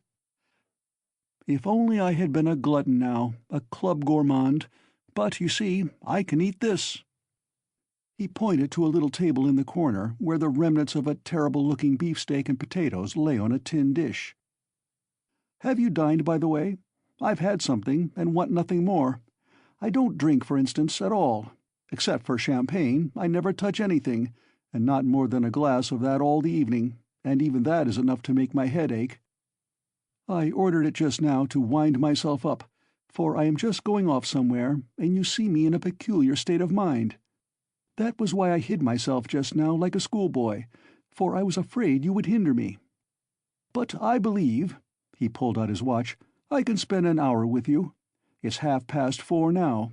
If only I'd been something, a landowner, a father, a cavalry officer, a photographer, a journalist. I am nothing, no specialty, and sometimes I am positively bored. I really thought you would tell me something new." "But what are you, and why have you come here?" "What am I? You know, a gentleman. I served for 2 years in the cavalry. Then I knocked about here in Petersburg. Then I married Marfa Petrovna and lived in the country. There, you have my biography." "You are a gambler, I believe?" "No, a poor sort of gambler. A card sharper, not a gambler." "You have been a card sharper, then?" "Yes, I've been a card sharper, too." "Didn't you get thrashed sometimes?" "It did happen. Why?" "Why, you might have challenged them. Altogether, it must have been lively." "I won't contradict you. And besides, I am no hand at philosophy. I confess that I hastened here for the sake of the women." "As soon as you buried Marfa Petrovna?" "Quite so." Svidrigaïlov smiled with engaging candor. "What of it? You seem to find something wrong in my speaking like that about women." "You ask whether I find anything wrong in vice?" "Vice? Oh, that's what you were after. But I'll answer you in order. First, about women in general. You know I am fond of talking. Tell me, what should I restrain myself for? Why should I give up women, since I have a passion for them? It's an occupation, anyway." "So you hope for nothing here but vice?" "Oh, very well, for vice, then. You insist on its being vice. But anyway, I like a direct question. In this vice, at least, there is something permanent, founded indeed upon nature, and not dependent on fantasy, something present in the blood, like an ever-burning ember, for ever setting one on fire, and, maybe, not to be quickly extinguished, even with years. You'll agree, it's an occupation of a sort." "That's nothing to rejoice at. It's a disease, and a dangerous one." "Oh, that's what you think, is it? I agree that it is a disease like everything that exceeds moderation. And, of course, in this one must exceed moderation. But in the first place, everybody does so in one way or another, and in the second place, of course, one ought to be moderate and prudent, however mean it may be. But what am I to do? If I hadn't this, I might have to shoot myself. I am ready to admit that a decent man ought to put up with being bored, but yet—" "And could you shoot yourself?" "Oh, come," Svidrigaïlov parried with disgust. "Please, don't speak of it," he added hurriedly, and with none of the bragging tone he had shown in all the previous conversation. His face quite changed. "I admit it's an unpardonable weakness, but I can't help it. I am afraid of death, and I dislike its being talked of. Do you know that I am to a certain extent a mystic?" "Ah, the apparitions of Marfa Petrovna. Do they still go on visiting you?" "Oh, don't talk of them. There have been no more in Petersburg, confound them," he cried with an air of irritation. "Let's rather talk of that. Though, I have not much time, and can't stay long with you. It's a pity. I should have found plenty to tell you." "What's your engagement? A woman?" "Yes, a woman, a casual incident. No, that's not what I want to talk of." "And the hideousness, the filthiness of all your surroundings, doesn't that affect you? Have you lost the strength to stop yourself?" "And do you pretend to strength, too? You surprised me just now, Rodion Romanovitch, though I knew beforehand it would be so. You preached to me about vice and aesthetics. You, a Schiller. You, an idealist. Of course, that's all as it should be, and it would be surprising if it were not so.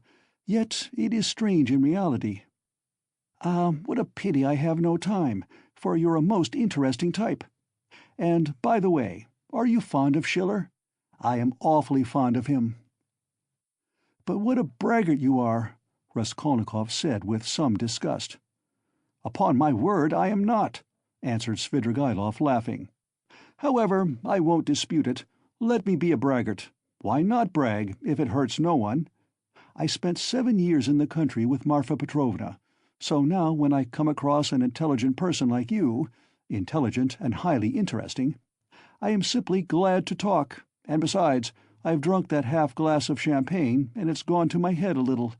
And besides, there's a certain fact that has wound me up tremendously. But about that will keep quiet." "Where are you off to?" he asked in alarm. Raskolnikov had begun getting up. He felt oppressed and stifled, and, as it were, ill at ease at having come here. He felt convinced that Svidrigaïlov was the most worthless scoundrel on the face of the earth. "Ah, sit down, stay a little," Svidrigaïlov begged. "Let them bring you some tea, anyway. Stay a little. I won't talk nonsense, about myself, I mean. I'll tell you something. If you like, I'll tell you how a woman tried to save me, as you would call it. It will be an answer to your first question indeed, for the woman was your sister. May I tell you? It will help to spend the time." "Tell me, but I trust that you—" "Oh, don't be uneasy. Besides, even in a worthless low fellow like me, Avdotya Romanovna can only excite the deepest respect."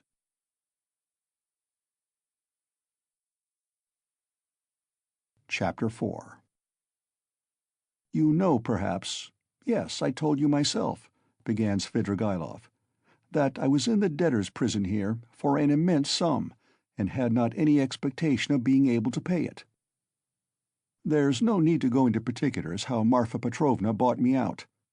Do you know to what a point of insanity a woman can sometimes love? She was an honest woman, and very sensible, although completely uneducated. Would you believe that this honest and jealous woman, after many scenes of hysterics and reproaches, condescended to enter into a kind of contract with me, which she kept throughout our married life? She was considerably older than I, and besides, she always kept a clove or something in her mouth. There was so much swinishness in my soul, and honesty too, of a sort, as to tell her straight out that I couldn't be absolutely faithful to her. This confession drove her to frenzy, but yet she seems in a way to have liked my brutal frankness. She thought it showed I was unwilling to deceive her if I warned her like this beforehand, and for a jealous woman, you know, that's the first consideration. After many tears, an unwritten contract was drawn up between us. First, that I would never leave Marfa Petrovna and would always be her husband. Secondly, that I would never absent myself without her permission. Thirdly, that I would never set up a permanent mistress. Fourthly, in return for this, Marfa Petrovna gave me a free hand with the maidservants, but only with her secret knowledge. Fifthly, God forbid my falling in love with a woman of our class. Sixthly, in case I, which God forbid, should be visited by a great serious passion, I was bound to reveal it to Marfa Petrovna. On this last score, however, Marfa Petrovna was fairly at ease. She was a sensible woman, and so she could not help looking upon me as a dissolute profligate, incapable of real love. But a sensible woman and a jealous woman are two very different things, and that's where the trouble came in. But to judge some people impartially, we must renounce certain preconceived opinions, and our habitual attitude to the ordinary people about us. I have reason to have faith in your judgment rather than anyone's. Perhaps you have already heard a great deal that was ridiculous and absurd about Marfa Petrovna. She certainly had some very ridiculous ways, but I tell you frankly that I feel really sorry for the innumerable woes of which I was the cause. Well, and that's enough, I think, by way of a decorous oraison funèbre for the most tender wife of a most tender husband. When we quarrelled, I usually held my tongue and did not irritate her, and that gentlemanly conduct rarely failed to attain its object. It influenced her. It pleased her indeed. These were times when she was positively proud of me. But your sister she couldn't put up with anyway. And however she came to risk taking such a beautiful creature into her house as a governess. My explanation is that Marfa Petrovna was an ardent and impressionable woman, and simply fell in love herself, literally fell in love with your sister. Well, little wonder. Look at Avdotya Romanovna. I saw the danger at the first glance, and what do you think? I resolved not to look at her even. But Avdotya Romanovna herself made the first step, would you believe it? Would you believe it, too, that Marfa Petrovna was positively angry with me at first for my persistent silence about your sister, for my careless reception of her continual adoring praises of Avdotya Romanovna? I don't know what it was she wanted. Well, of course, Marfa Petrovna told Avdotya Romanovna every detail about me.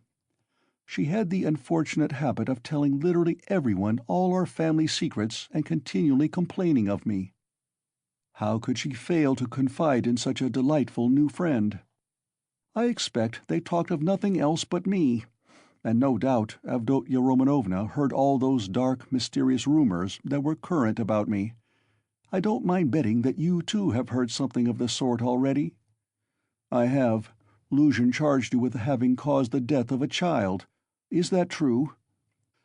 Don't refer to those vulgar tales, I beg, said Svidrigaïlov with disgust and annoyance. If you insist on wanting to know about all that idiocy, I will tell you one day. But now... I was told, too, about some footman of yours in the country whom you treated badly. I beg you to drop the subject, Svidrigaïlov interrupted again with obvious impatience. Was that the footman who came to you after death to fill your pipe? You told me about it yourself. Raskolnikov felt more and more irritated. Svidrigaïlov looked at him attentively, and Raskolnikov fancied he caught a flash of spiteful mockery in that look. But Svidrigaïlov restrained himself and answered very civilly, "Yes, it was. I see that you, too, are extremely interested, and shall feel it my duty to satisfy your curiosity at the first opportunity. Upon my soul, I see that I really might pass for a romantic figure with some people.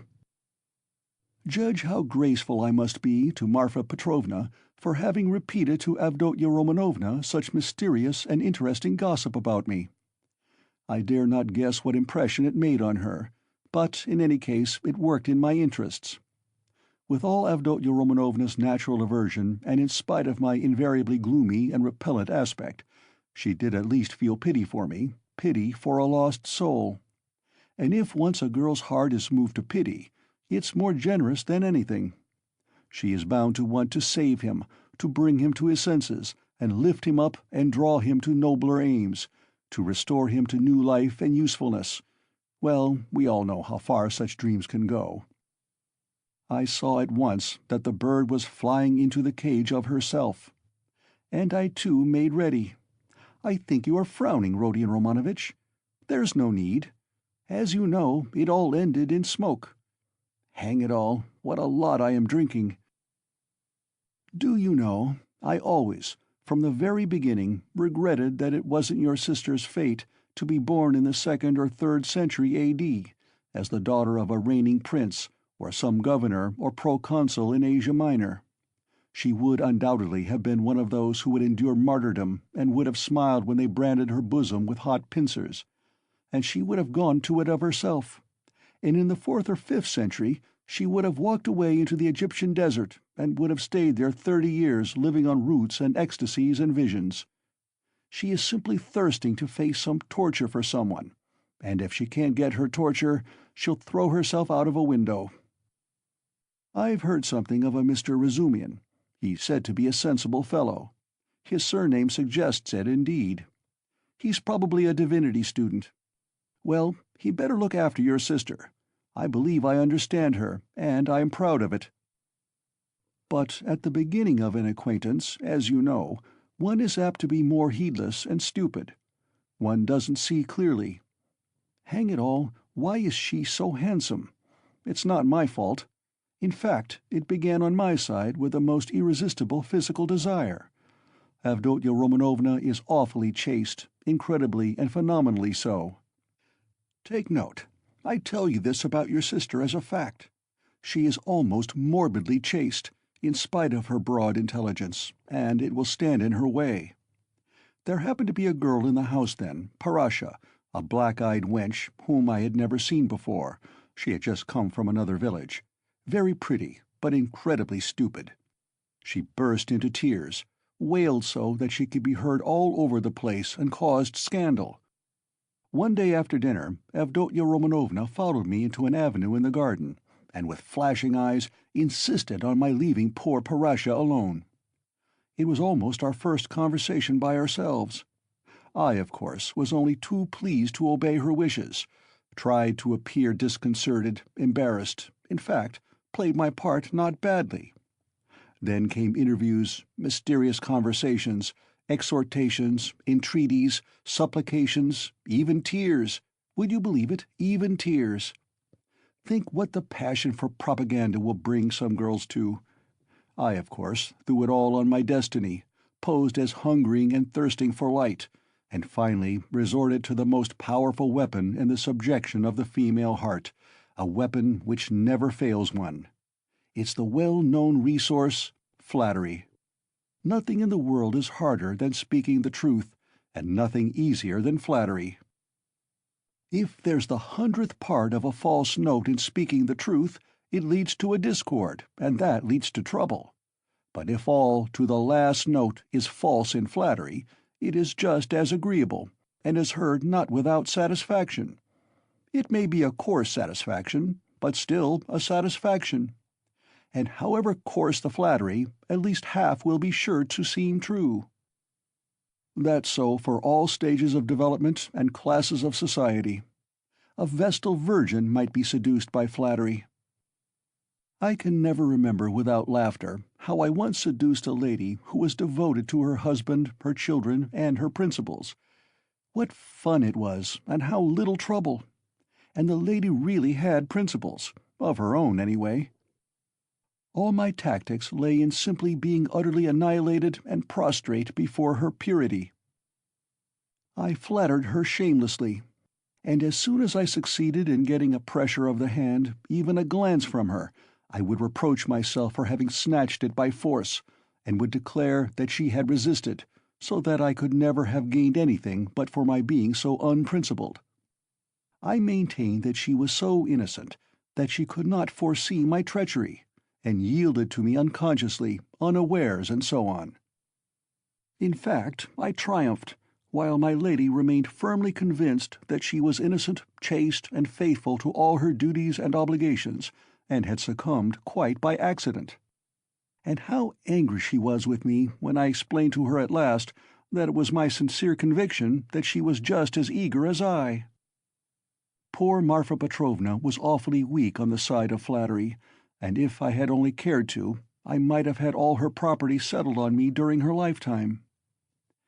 I am drinking an awful lot of wine now, and talking too much. I hope you won't be angry if I mention now that I was beginning to produce the same effect on Avdotya Romanovna. But I was stupid and impatient and spoiled it all.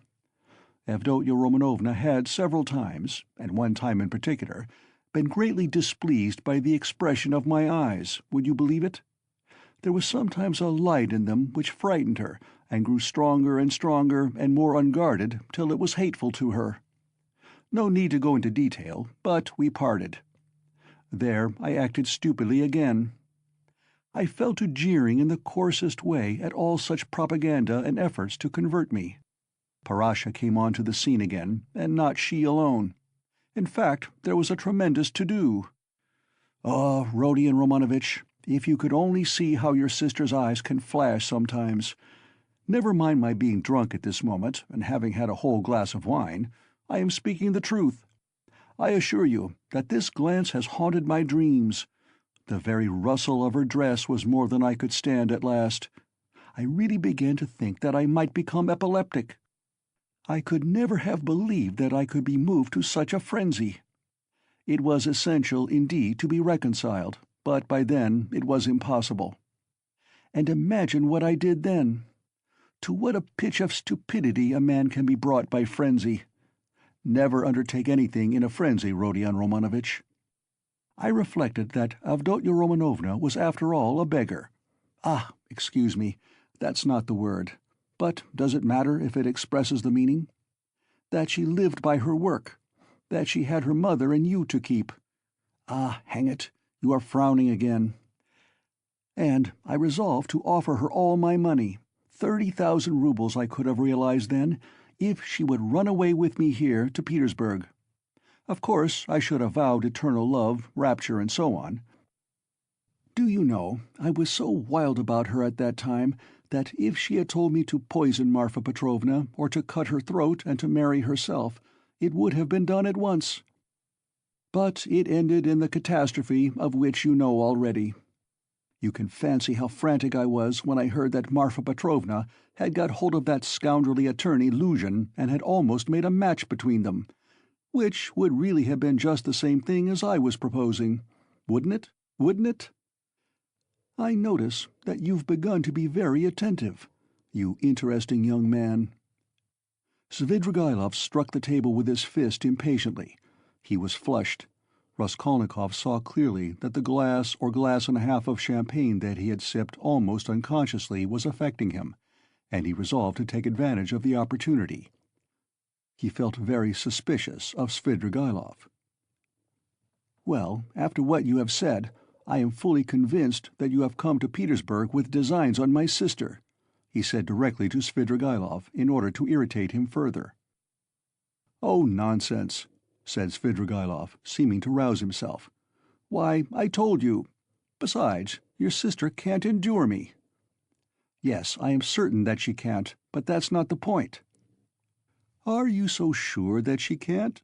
Svidrigaïlov screwed up his eyes and smiled mockingly.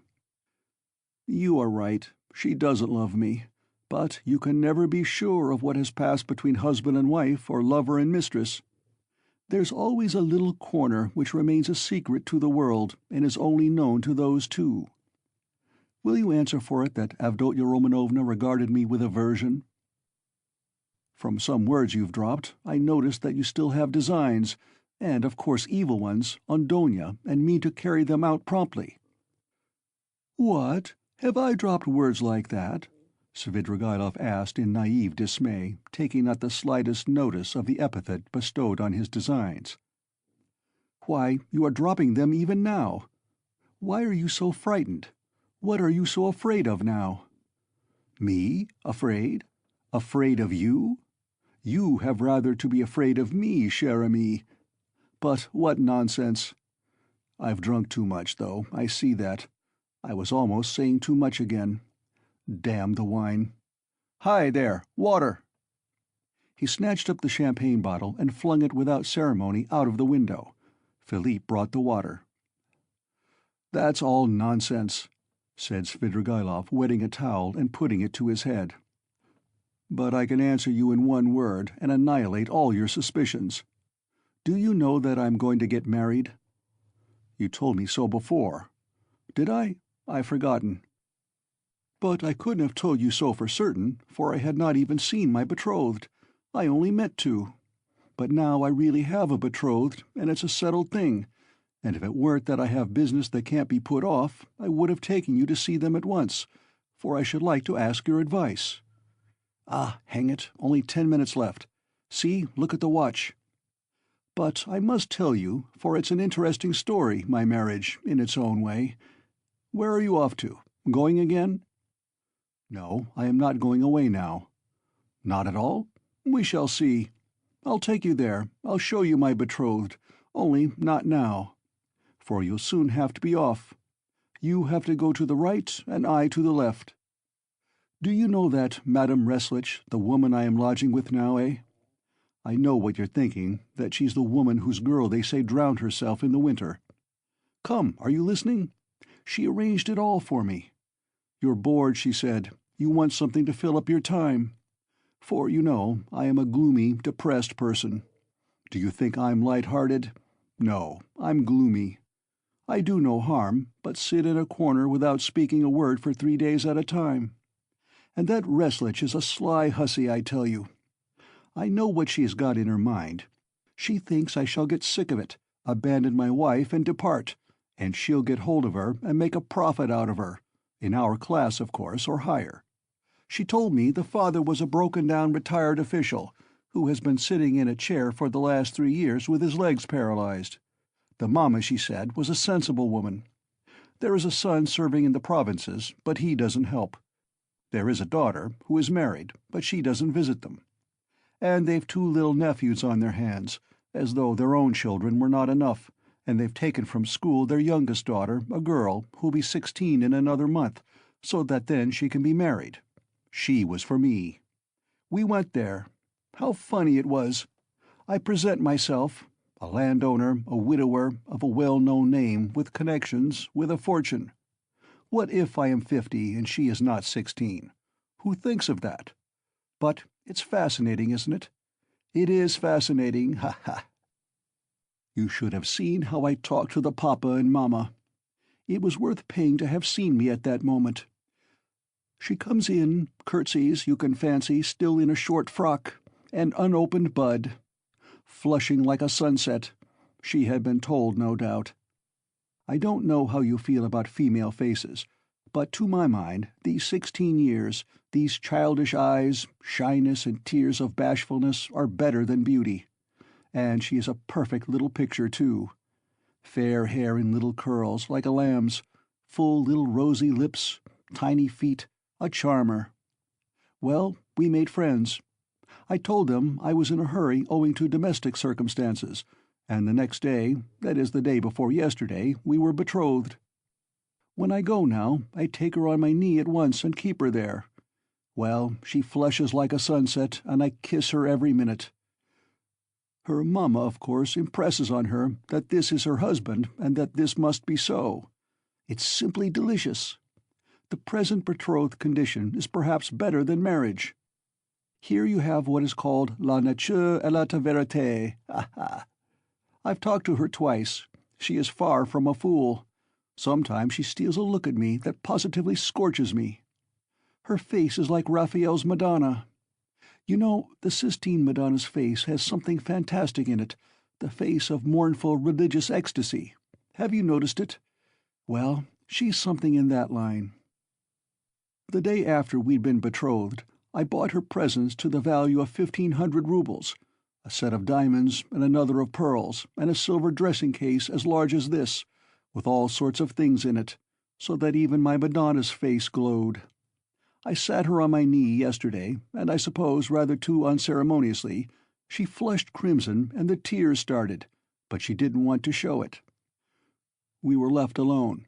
She suddenly flung herself on my neck, for the first time of her own accord, put her little arms around me, kissed me, and vowed that she would be an obedient, faithful, and good wife, would make me happy, would devote all her life, every minute of her life, would sacrifice everything, everything, and that all she asks in return is my respect, and that she wants nothing, nothing more from me, no presents. You'll admit that to hear such a confession, alone, from an angel of 16 in a muslin frock, with little curls, with a flush of maiden shyness in her cheeks and tears of enthusiasm in her eyes, is rather fascinating. Isn't it fascinating? It's worth paying for, isn't it? Well, listen, we'll go to see my betrothed, only not just now. The fact is, this monstrous difference in age and development excites your sensuality. Will you really make such a marriage? Why, of course. Everyone thinks of himself, and he lives most gaily who knows best how to deceive himself. Ha ha! But why are you so keen about virtue? Have mercy on me, my good friend. I am a sinful man. Ha ha ha! But you have provided for the children of Katerina Ivanovna, though you had your own reasons. I understand it all now. I am always fond of children, very fond of them, laughed Svidrigaïlov. I can tell you one curious instance of it. The first day I came here, I visited various haunts. After 7 years, I simply rushed at them. You probably noticed that I am not in a hurry to renew acquaintance with my old friends. I shall do without them as long as I can. Do you know, when I was with Marfa Petrovna in the country, I was haunted by the thought of these places where anyone who knows his way about can find a great deal. Yes, upon my soul. The peasants have vodka. The educated young people, shut out from activity, waste themselves in impossible dreams and visions and are crippled by theories. Jews have sprung up and are amassing money, and all the rest give themselves up to debauchery. From the first hour the town reeked of its familiar odors. I chanced to be in a frightful den. I like my dens dirty. It was a dance, so-called, and there was a can-can, such as I never saw in my day. Yes, there you have progress. All of a sudden, I saw a little girl of 13, nicely dressed, dancing with a specialist in that line, with another one vis-a-vis. Her mother was sitting on a chair by the wall. You can't fancy what a can-can that was. The girl was ashamed, blushed, at last felt insulted, and began to cry. Her partner seized her and began whirling her round and performing before her. Everyone laughed, and I like your public, even the can-can public. They laughed and shouted, "Serves her right! Serves her right! Shouldn't bring children!" Well, it's not my business whether that consoling reflection was logical or not.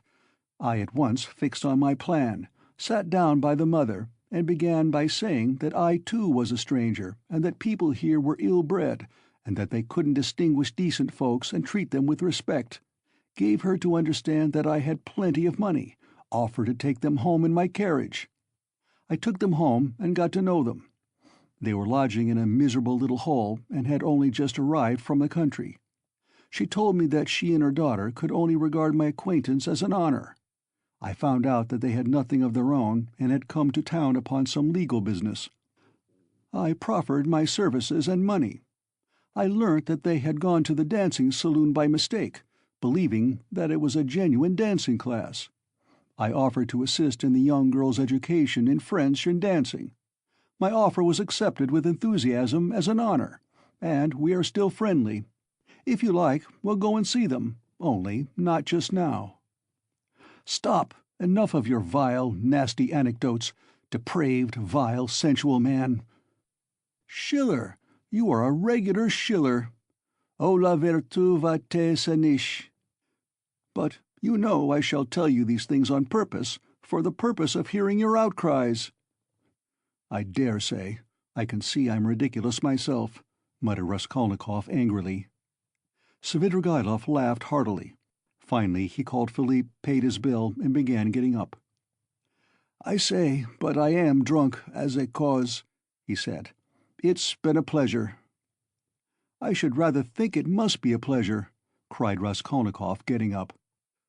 "No doubt it is a pleasure for a worn-out profligate to describe such adventures with a monstrous project of the same sort in his mind, especially under such circumstances and to such a man as me.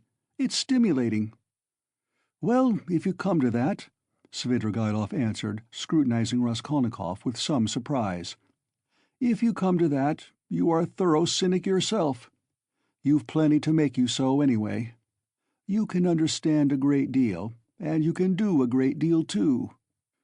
But enough. I sincerely regret not having had more talk with you, but I shan't lose sight of you. Only wait a bit." Svidrigaïlov walked out of the restaurant. Raskolnikov walked out after him. Svidrigaïlov was not, however, very drunk. The wine had affected him for a moment, but it was passing off every minute. He was preoccupied with something of importance and was frowning. He was apparently excited and uneasy in anticipation of something. His manner to Raskolnikov had changed during the last few minutes, and he was ruder and more sneering every moment. Raskolnikov noticed all this, and he too was uneasy. He became very suspicious of Svidrigaïlov and resolved to follow him. They came out onto the pavement. "You go to the right and I to the left, or if you like, the other way. Only adieu, mon plaisir, may we meet again." And he walked to the right towards the Haymarket.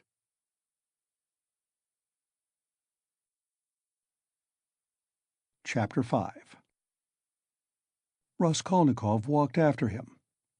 "What's this?" cried Svidrigaïlov, turning round. "I thought I said—" "It means that I am not going to lose sight of you now." "What?" Both stood still and gazed at one another, as though measuring their strength. "From all your half-tipsy stories," Raskolnikov observed harshly, "I am positive that you have not given up your designs on my sister, but are pursuing them more actively than ever. I have learnt that my sister received a letter this morning. You have hardly been able to sit still all this time. You may have unearthed a wife on the way, but that means nothing. I should like to make certain myself." Raskolnikov could hardly have said himself what he wanted and of what he wished to make certain. "Upon my word, I'll call the police." "Call away." Again they stood for a minute facing each other. At last Svidrigaïlov's face changed. Having satisfied himself that Raskolnikov was not frightened at his threat, he assumed a mirthful and friendly air. "What a fellow! I purposely refrain from referring to your affair, though I am devoured by curiosity. It's a fantastic affair. I've put it off till another time, but you're enough to rouse the dead. Well, let us go. Only, I warn you beforehand, I am only going home for a moment, to get some money. Then I shall lock up the flat, take a cab, and go to spend the evening at the islands. Now, are you going to follow me? I'm coming to your lodgings, not to see you but Sofya Semyonovna, to say I'm sorry not to have been at the funeral. That's as you like, but Sofya Semyonovna is not at home. She has taken the 3 children to an old lady of high rank, the patroness of some orphan asylums, whom I used to know years ago. I charmed the old lady by depositing a sum of money with her to provide for the 3 children of Katerina Ivanovna, and subscribing to the institution as well. I told her, too, the story of Sofya Semyonovna in full detail, suppressing nothing. It produced an indescribable effect on her. That's why Sofya Semyonovna has been invited to call today at the X-Hotel, where the lady is staying for the time. No matter, I'll come all the same. As you like, it's nothing to me, but I won't come with you. Here we are at home. By the way, I am convinced that you regard me with suspicion just because I have shown such delicacy, and have not so far troubled you with questions. You understand? It struck you as extraordinary. I don't mind betting it's that. Well, it teaches one to show delicacy. And to listen at doors. "Ah, that's it, is it?" laughed Svidrigaïlov. "Yes, I should have been surprised if you had let that pass after all that has happened. Ha ha! Though I did understand something of the pranks you had been up to and were telling Sofya Semyonovna about. What was the meaning of it? Perhaps I am quite behind the times and can't understand.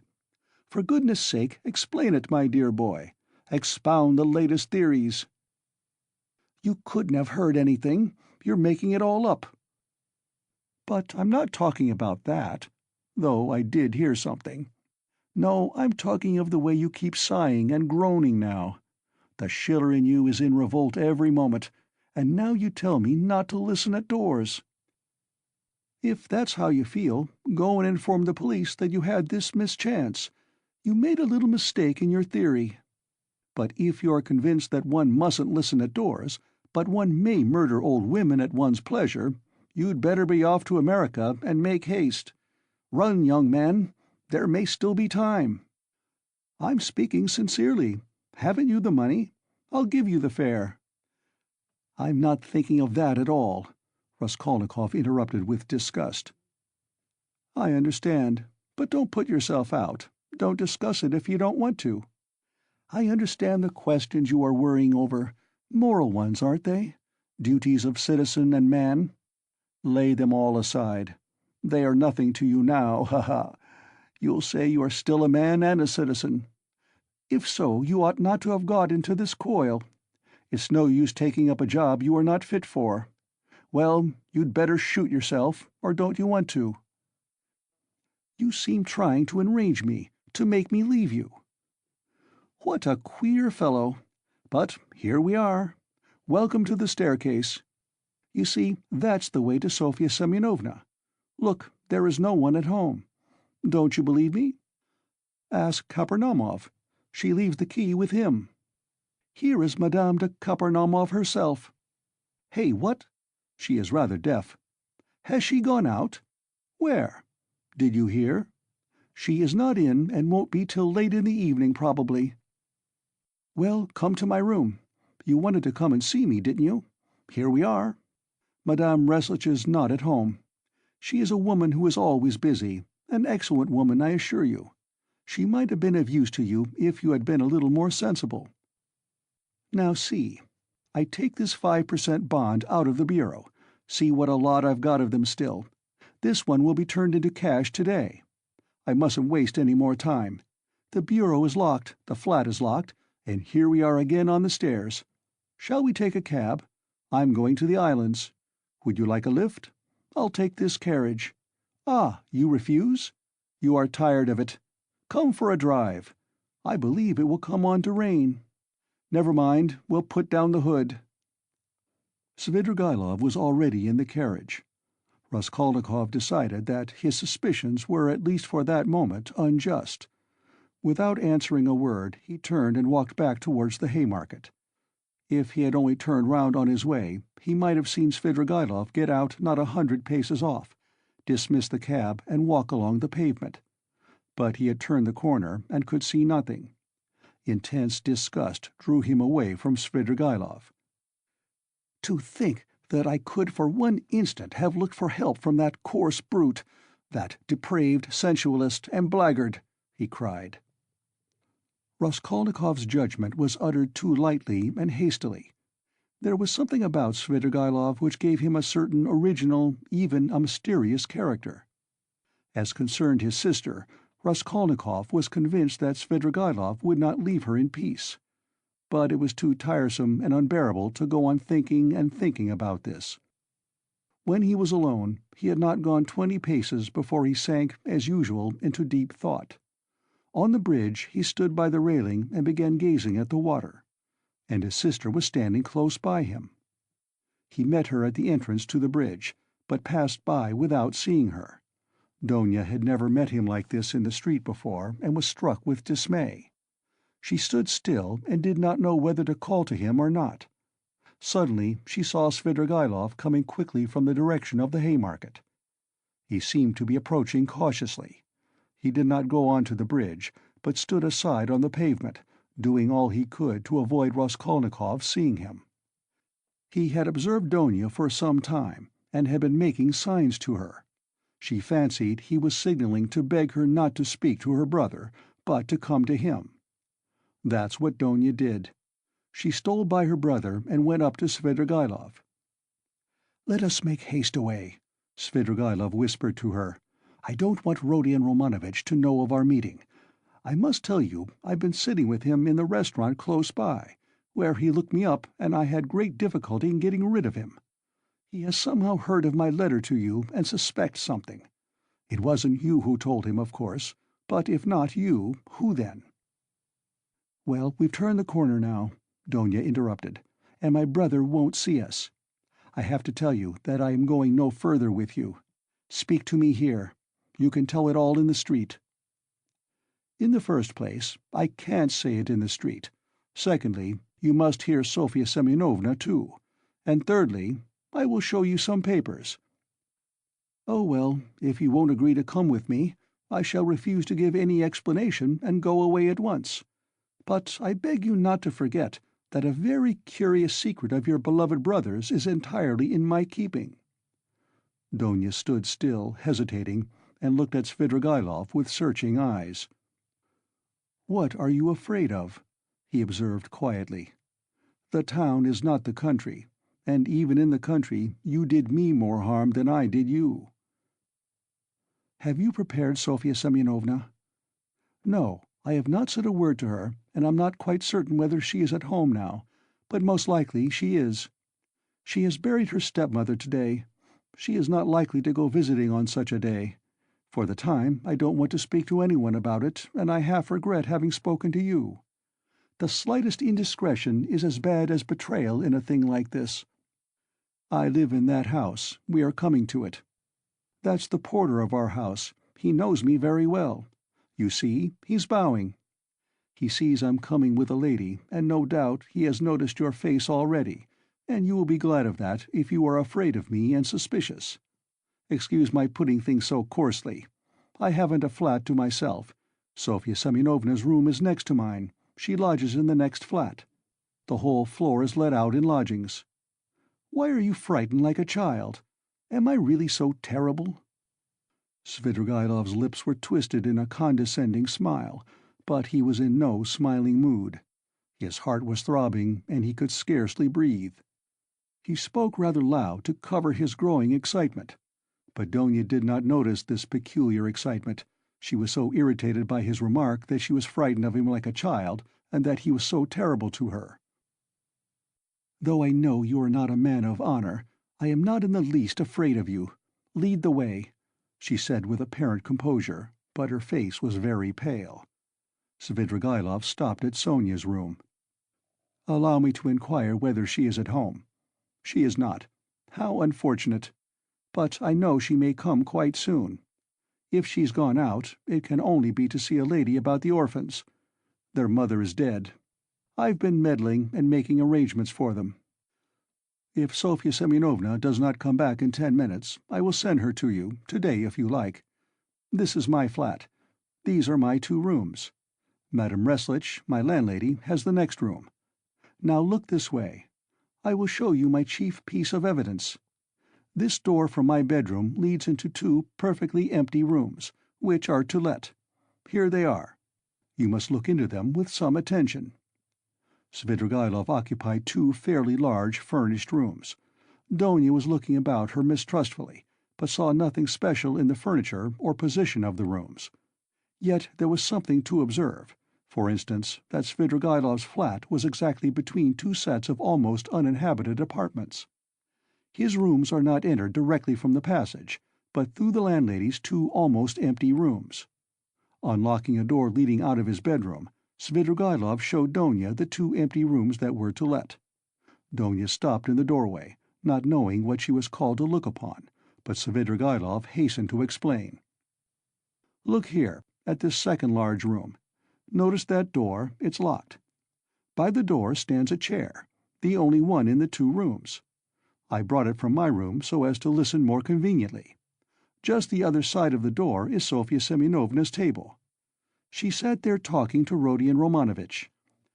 And I sat here listening on 2 successive evenings, for 2 hours each time, and of course I was able to learn something. What do you think?"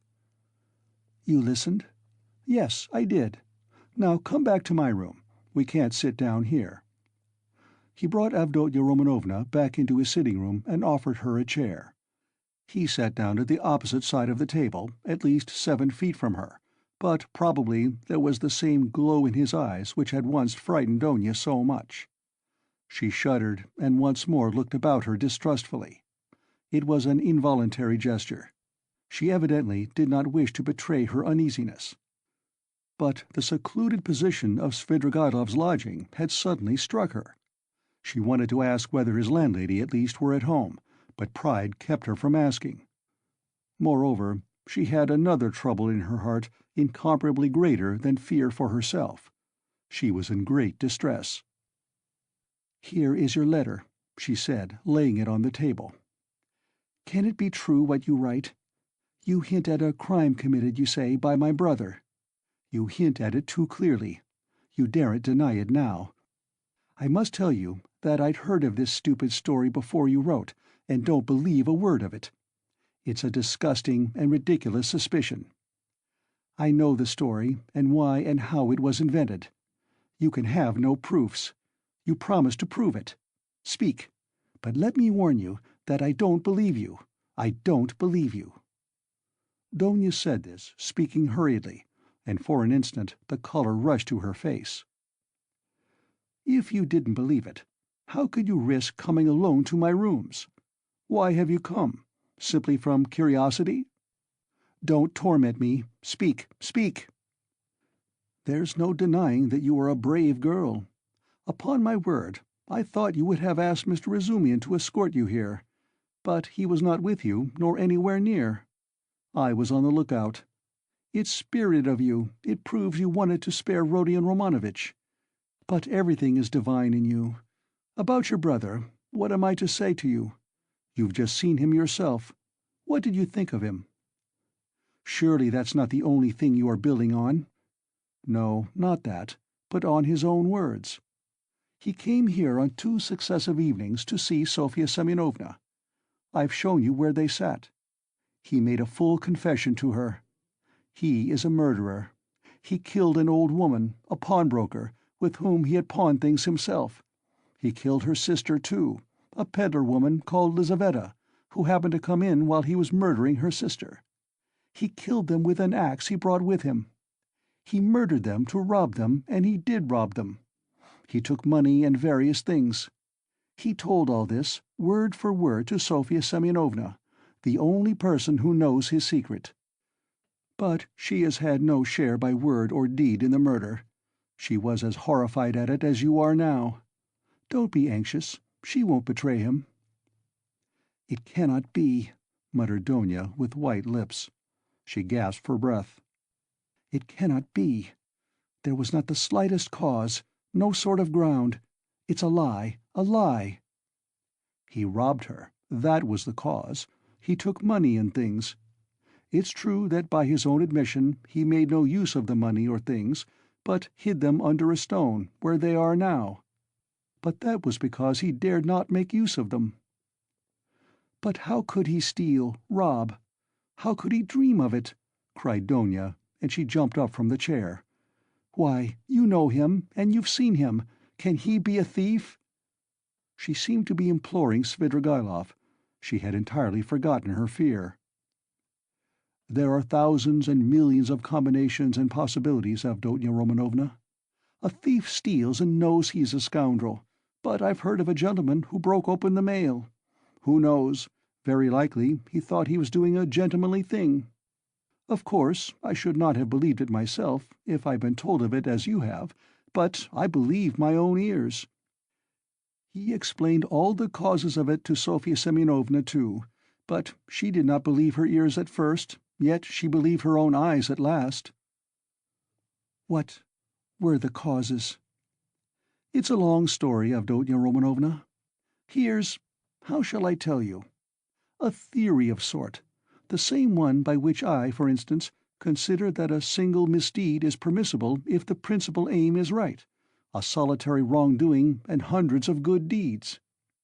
It's galling too, of course, for a young man of gifts and overweening pride to know that if he had, for instance, a paltry 3,000, his whole career, his whole future would be differently shaped, and yet not to have that 3,000. Add to that nervous irritability from hunger, from lodging in a hole, from rags, from a vivid sense of the charm of his social position and his sister's and mother's position too. Above all, vanity, pride and vanity, though goodness knows he may have good qualities too. I am not blaming him, please don't think it. Besides, it's not my business.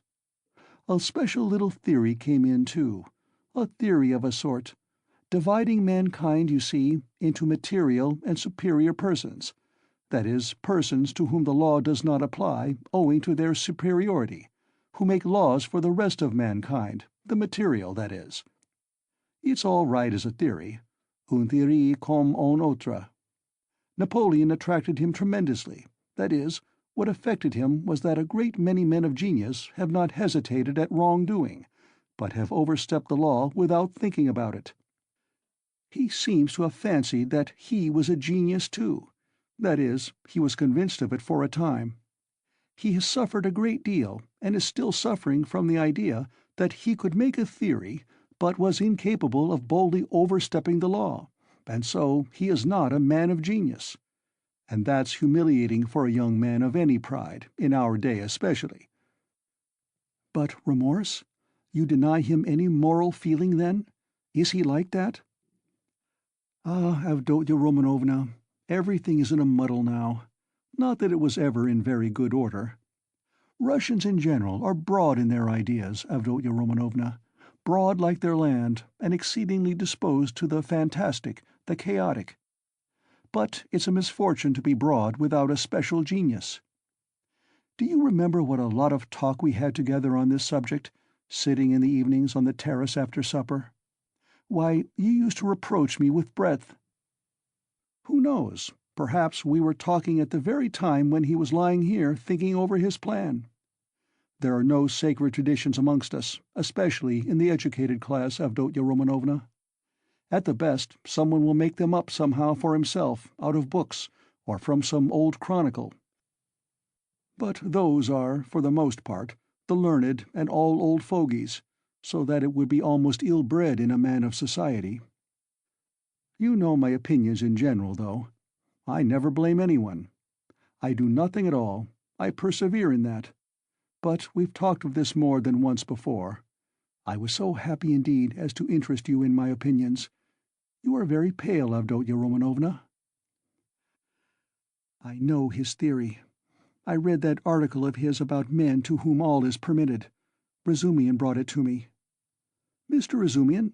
Your brother's article? In a magazine? Is there such an article?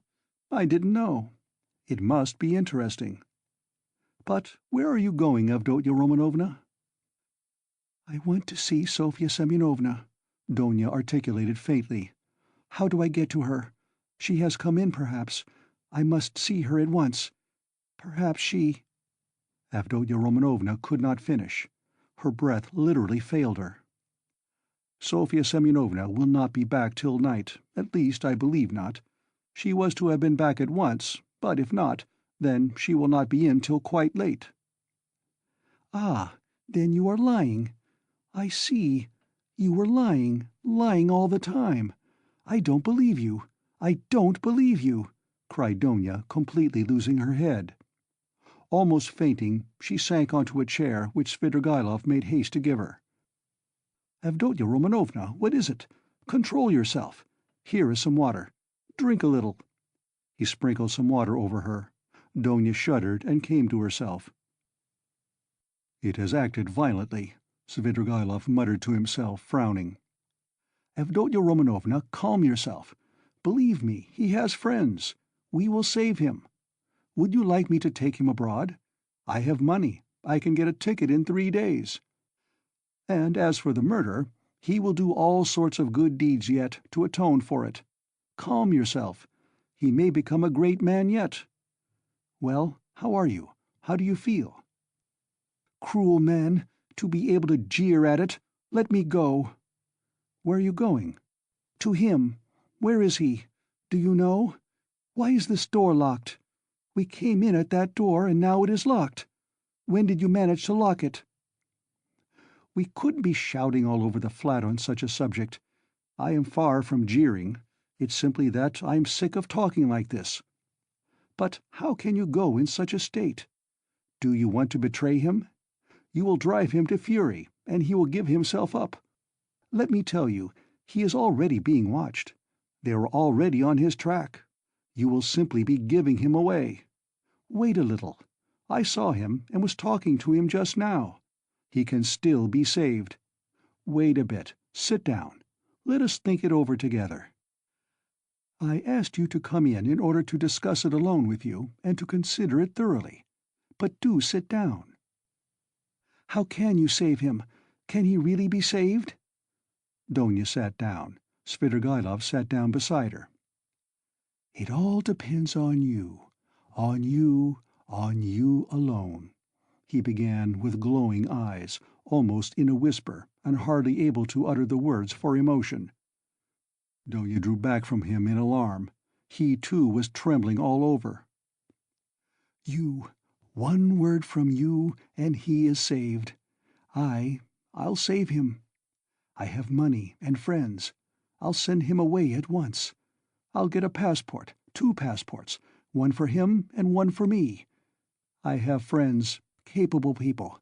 If you like, I'll take a passport for you, for your mother. What do you want with Razumian? I love you too. I love you beyond everything. Let me kiss the hem of your dress. Let me. The very rustle of it is too much for me. Tell me, do that, and I'll do it. I'll do everything. I will do the impossible. What you believe, I will believe. I'll do anything, anything. Don't look at me like that. Do you know that you are killing me?" He was almost beginning to rave. Something seemed suddenly to go in his head. Donia jumped up and rushed to the door. "Open it! Open it!" she called, shaking at the door. "Open it! Is there no one there?" Svidrigaïlov got up and came to himself. His still trembling lips slowly broke into an angry, mocking smile. "There is no one at home," he said quietly and emphatically. The landlady has gone out, and it's a waste of time to shout like that. You are only exciting yourself uselessly. Where is the key? Open the door at once, base man. I have lost the key and cannot find it. This is an outrage, cried Donia, turning pale as death. She rushed to the furthest corner, where she made haste to barricade herself with a little table. She did not scream, but she fixed her eyes on her tormentor and watched every movement he made. Svidrigaïlov remained standing at the other end of the room, facing her. He was positively composed, at least in appearance, but his face was pale as before. The mocking smile did not leave his face. "You spoke of outrage just now, Avdotya Romanovna. In that case, you may be sure I've taken measures. Sofya Semyonovna is not at home. The Kapernaumovs are far away. There are 5 locked rooms between. I am at least twice as strong as you are, and I have nothing to fear, besides. For you could not complain afterwards. You surely would not be willing actually to betray your brother. Besides, no one would believe you. How should a girl have come alone to visit a solitary man in his lodgings, so that even if you do sacrifice your brother, you could prove nothing? It is very difficult to prove an assault, Avdotya Romanovna." "Scoundrel!" whispered Donia indignantly. "As you like, but observe I was only speaking by way of a general proposition. It's my personal conviction that you are perfectly right. Violence is hateful. I only spoke to show you that you need have no remorse, even if you were willing to save your brother of your own accord, as I suggest to you. You would simply be submitting to circumstances, to violence, in fact, if we must use that word. Think about it. Your brother's and your mother's fate are in your hands. I will be your slave, all my life. I will wait here." Svidrigaïlov sat down on the sofa about 8 steps from Donia. She had not the slightest doubt now of his unbending determination. Besides, she knew him. Suddenly she pulled out of her pocket a revolver, cocked it, and laid it in her hand on the table. Svidrigaïlov jumped up. "Aha! So that's it, is it?" he cried, surprised but smiling maliciously. "Well, that completely alters the aspect of affairs. You've made things wonderfully easier for me, Avdotya Romanovna. But where did you get the revolver? Was it Mr. Razumian? Why, it's my revolver, an old friend. And how I've hunted for it! The shooting lessons I've given you in the country have not been thrown away." "It's not your revolver. It belonged to Marfa Petrovna, whom you killed, wretch. There was nothing of yours in her house. I took it when I began to suspect what you were capable of. If you dare to advance one step, I swear I'll kill you." She was frantic. "But your brother? I ask from curiosity," said Svidrigaïlov, still standing where he was. "Inform if you want to. Don't stir, don't come nearer. I'll shoot. You poisoned your wife, I know. You are a murderer yourself." She held the revolver ready. "Are you so positive I poisoned Marfa Petrovna?" "You did. You hinted it yourself. You talked to me of poison. I know you went to get it. You had it in readiness. It was your doing. It must have been your doing. Scoundrel!" "Even if that were true, it would have been for your sake. You would have been the cause." "You are lying. I hated you always, always." "Oh ho, Avdotya Romanovna! You seem to have forgotten how you softened to me in the heat of propaganda. I saw it in your eyes. Do you remember that moonlight night, when the nightingale was singing?" "That's a lie." There was a flash of fury in Donia's eyes. "That's a lie and a libel." "A lie? Well, if you like, it's a lie. I made it up. Women ought not to be reminded of such things." He smiled. "I know you will shoot, you pretty wild creature. Well, shoot away." Donia raised the revolver, and, deadly pale, gazed at him, measuring the distance and awaiting the first movement on his part. Her lower lip was white and quivering, and her big black eyes flashed like fire. He had never seen her so handsome. The fire glowing in her eyes at the moment she raised the revolver seemed to kindle him, and there was a pang of anguish in his heart. He took a step forward, and a shot rang out. The bullet grazed his hair and flew into the wall behind. He stood still and laughed softly. "The wasp has stung me. She aimed straight at my head. What's this? Blood?" He pulled out his handkerchief to wipe the blood, which flowed in a thin stream down his right temple. The bullet seemed to have just grazed the skin. Donia lowered the revolver and looked at Svidrigaïlov, not so much in terror as in a sort of wild amazement. She seemed not to understand what she was doing and what was going on. "Well, you missed. Fire again. I'll wait," said Svidrigaïlov softly, still smiling, but gloomily. "If you go on like that, I shall have time to seize you before you cock again." Donia started, quickly cocked the pistol, and again raised it. "Let me be," she cried in despair. "I swear I'll shoot again. I'll kill you." "Well, at 3 paces you can hardly help it. But if you don't, then—" His eyes flashed, and he took 2 steps forward. Donia shot again. It missed fire. "You haven't loaded it properly. Never mind, you have another charge there. Get it ready. I'll wait." He stood facing her 2 paces away, waiting and gazing at her with wild determination, with feverishly passionate, stubborn, set eyes. Donia saw that he would sooner die than let her go. And now, of course, she would kill him, at 2 paces. Suddenly she flung away the revolver. "She's dropped it," said Svidrigaïlov with surprise, and he drew a deep breath. A weight seemed to have rolled from his heart, perhaps not only the fear of death. Indeed, he may scarcely have felt it at that moment. It was the deliverance from another feeling, darker and more bitter, which he could not himself have defined. He went to Donia and gently put his arm around her waist. She did not resist, but, trembling like a leaf, looked at him with suppliant eyes. He tried to say something, but his lips moved without being able to utter a sound. "Let me go," Donia implored. Svidrigaïlov shuddered. Her voice was now quite different. "Then you don't love me?" he asked softly. Donia shook her head. And you can't? Never?" he whispered in despair. "Never." There followed a moment of terrible, dumb struggle in the heart of Svidrigaïlov. He looked at her with an indescribable gaze. Suddenly he withdrew his arm, turned quickly to the window, and stood facing it. Another moment passed. "Here's the key." He took it out of the left pocket of his coat and laid it on the table behind him, without turning or looking at Donia. "Take it. Make haste." He looked stubbornly out of the window. Donia went up to the table to take the key. Make haste, repeated Svidrigaïlov, still without turning or moving. But there seemed a terrible significance in the tone of that "make haste." Donia understood it, snatched up the key, flew to the door, unlocked it quickly, and rushed out of the room.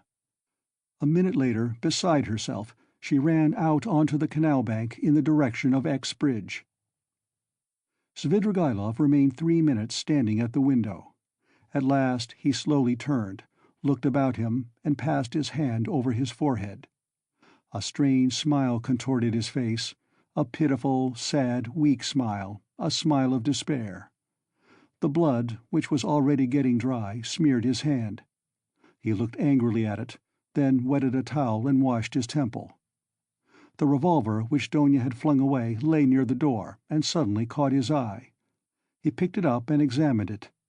It was a little pocket 3-barrel revolver of old-fashioned construction. There were still 2 charges and 1 capsule left in it. It could be fired again. He thought a little, put the revolver in his pocket, took his hat, and went out.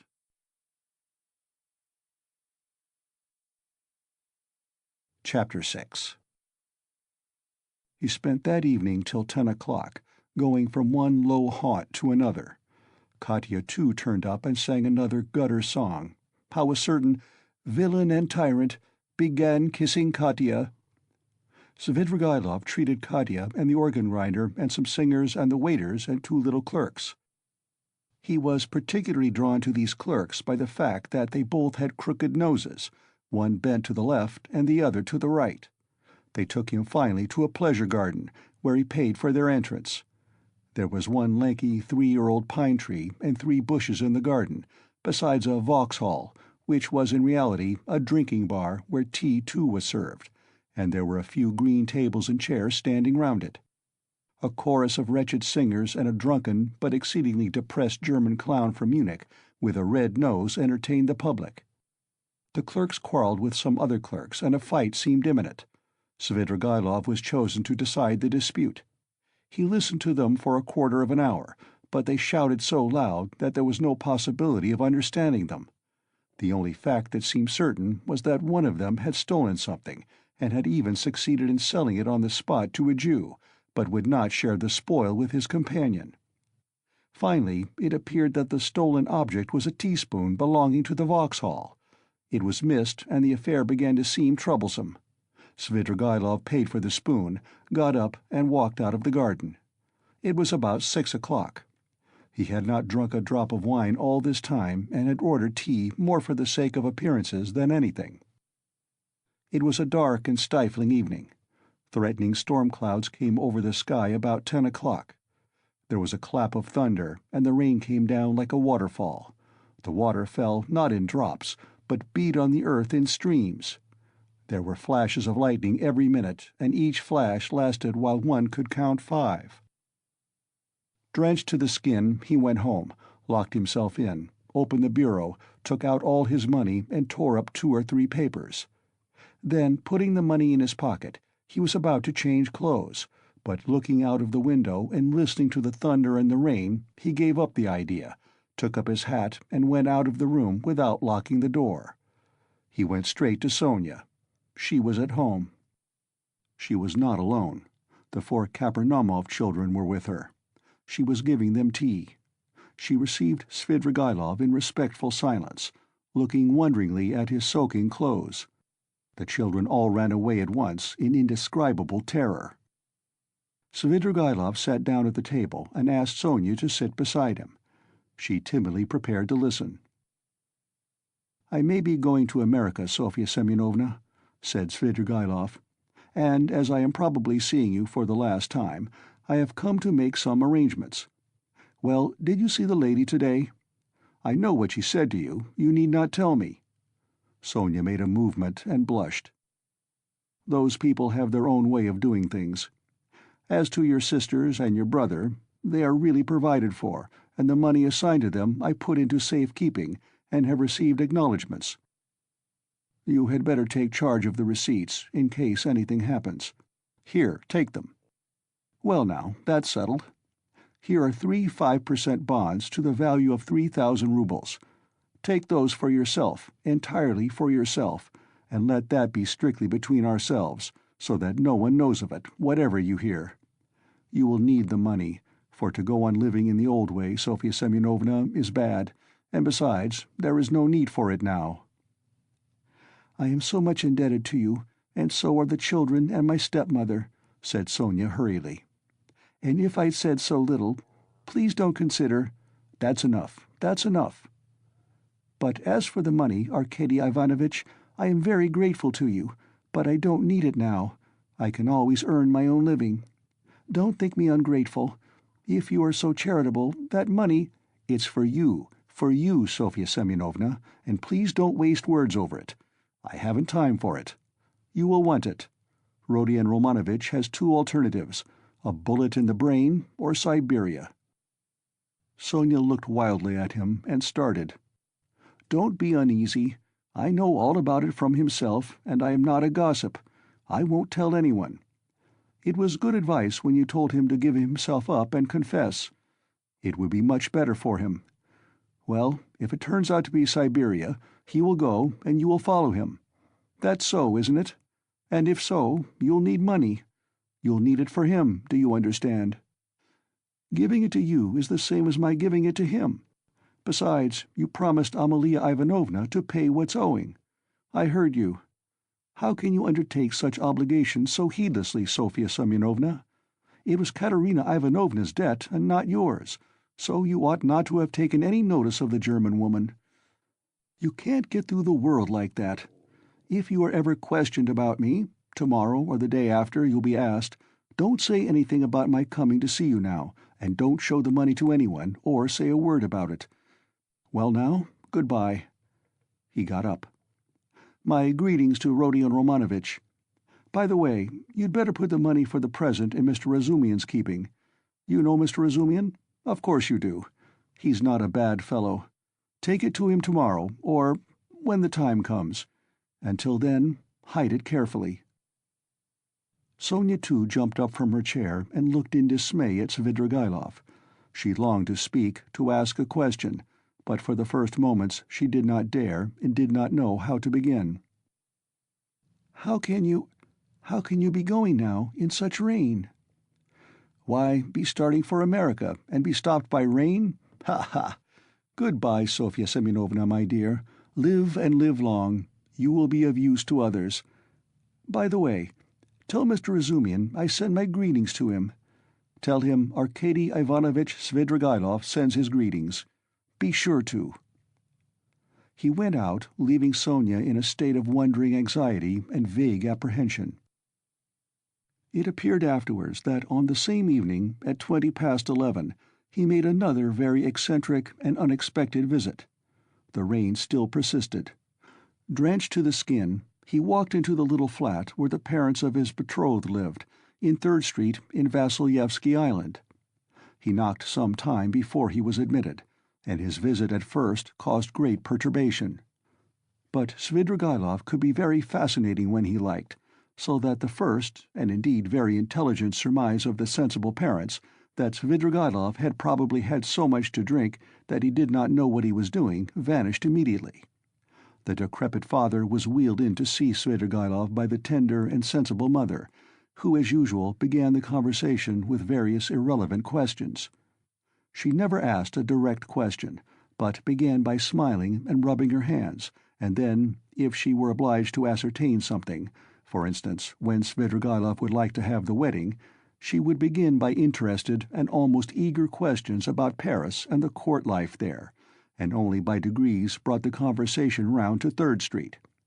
On other occasions this had of course been very impressive, but this time Arkady Ivanovitch seemed particularly impatient, and insisted on seeing his betrothed at once, though he had been informed, to begin with, that she had already gone to bed.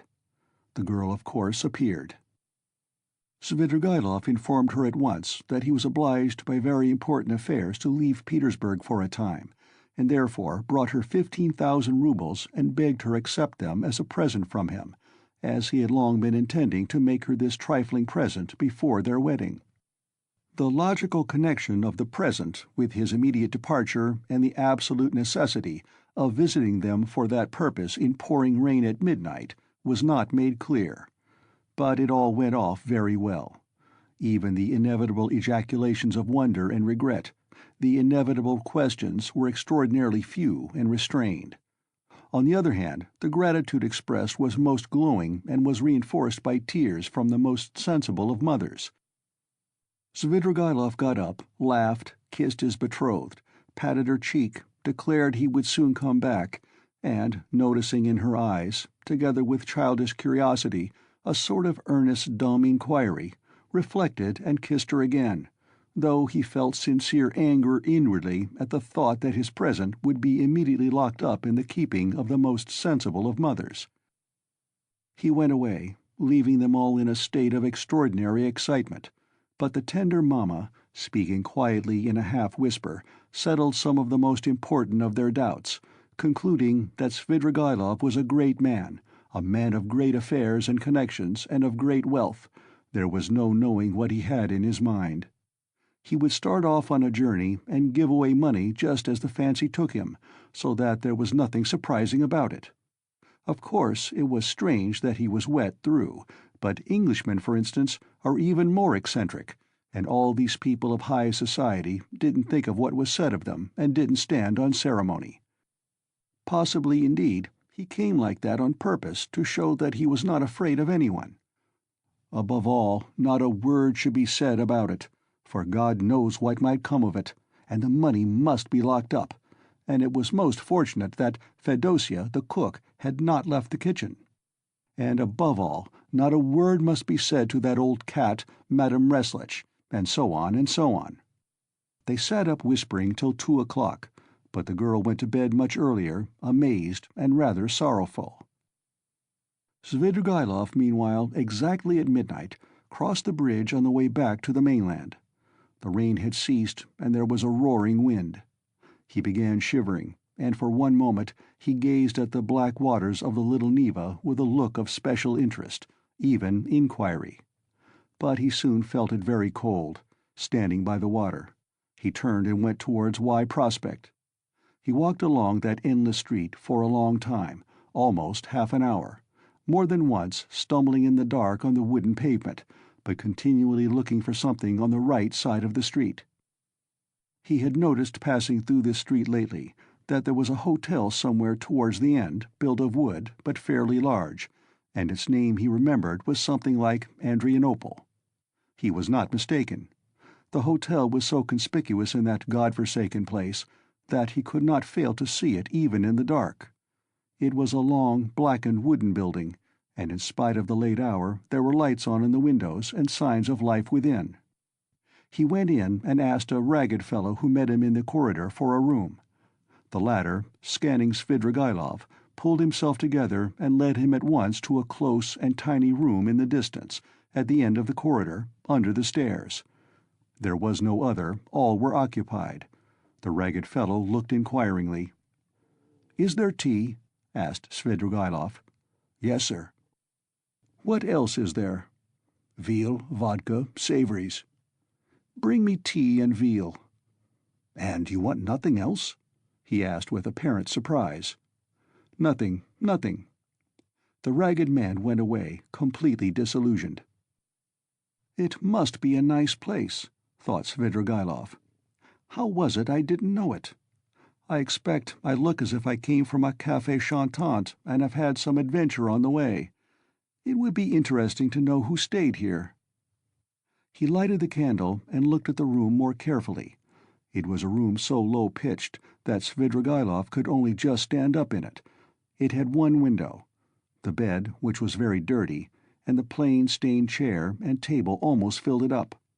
The walls looked as though they were made of planks, covered with shabby paper, so torn and dusty that the pattern was indistinguishable, though the general color, yellow, could still be made out. One of the walls was cut short by the sloping ceiling, though the room was not an attic but just under the stairs. Svidrigaïlov set down the candle, sat down on the bed, and sank into thought. But a strange, persistent murmur, which sometimes rose to a shout in the next room, attracted his attention. The murmur had not ceased from the moment he entered the room. He listened. Someone was upbraiding and almost tearfully scolding, but he heard only one voice.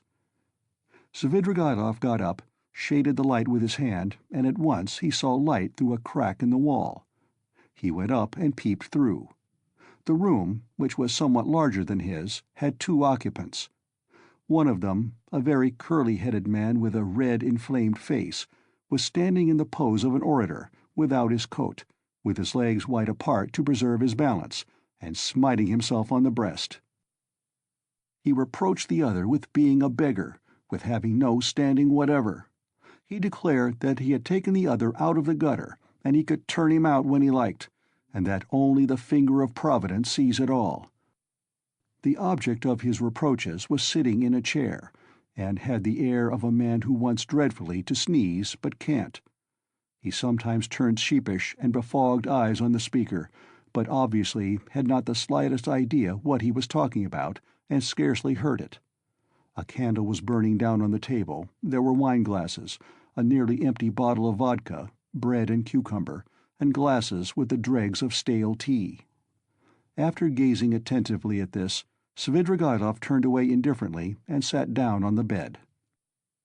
The ragged attendant, returning with the tea, could not resist asking him again whether he didn't want anything more, and again receiving a negative reply, finally withdrew. Svidrigaïlov made haste to drink a glass of tea to warm himself, but could not eat anything. He began to feel feverish. He took off his coat, and, wrapping himself in the blanket, lay down on the bed. He was annoyed. It would have been better to be well for the occasion, he thought with a smile. The room was close. The candle burnt dimly. The wind was roaring outside. He heard a mouse scratching in the corner, and the room smelt of mice and of leather. He lay in a sort of reverie. One thought followed another. He felt a longing to fix his imagination on something. It must be a garden under the window, he thought. There's a sound of trees. How I dislike the sound of trees on a stormy night, in the dark. They give one a horrid feeling. He remembered how he had disliked it when he passed Petrovsky Park just now. This reminded him of the bridge over the Little Neva, and he felt cold again as he had when standing there. I never have liked water, he thought, even in a landscape. And he suddenly smiled again at a strange idea. Surely now all these questions of taste and comfort ought not to matter, but I've become more particular, like an animal that picks out a special place for such an occasion. I ought to have gone into the Petrovsky Park. I suppose it seemed dark, cold, ha, as though I were seeking pleasant sensations. By the way, why haven't I put out the candle? He blew it out. They've gone to bed next door, he thought, not seeing the light at the crack. Well now, Marfa Petrovna, now is the time for you to turn up. It's dark, and the very time and place for you. But now you won't come. He suddenly recalled how, an hour before carrying out his design on Donia, he had recommended Raskolnikov to trust her to Razumian's keeping. I suppose I really did say it, as Raskolnikov guessed, to tease myself. But what a rogue that Raskolnikov is. He's gone through a good deal. He may be a successful rogue in time, when he's got over his nonsense, but now he's too eager for life. These young men are contemptible on that point. But hang the fellow. Let him please himself. It's nothing to do with me. He could not get to sleep. By degrees Donia's image rose before him, and a shudder ran over him. No, I must give up all that now, he thought, rousing himself. I must think of something else. It's queer and funny. I never had a great hatred for anyone. I never particularly desired to avenge myself even, and that's a bad sign, a bad sign, a bad sign. I never liked quarreling either, and never lost my temper. That's a bad sign too. And the promises I made her just now too. Damnation, but who knows? Perhaps she would have made a new man of me somehow. He ground his teeth and sank into silence again.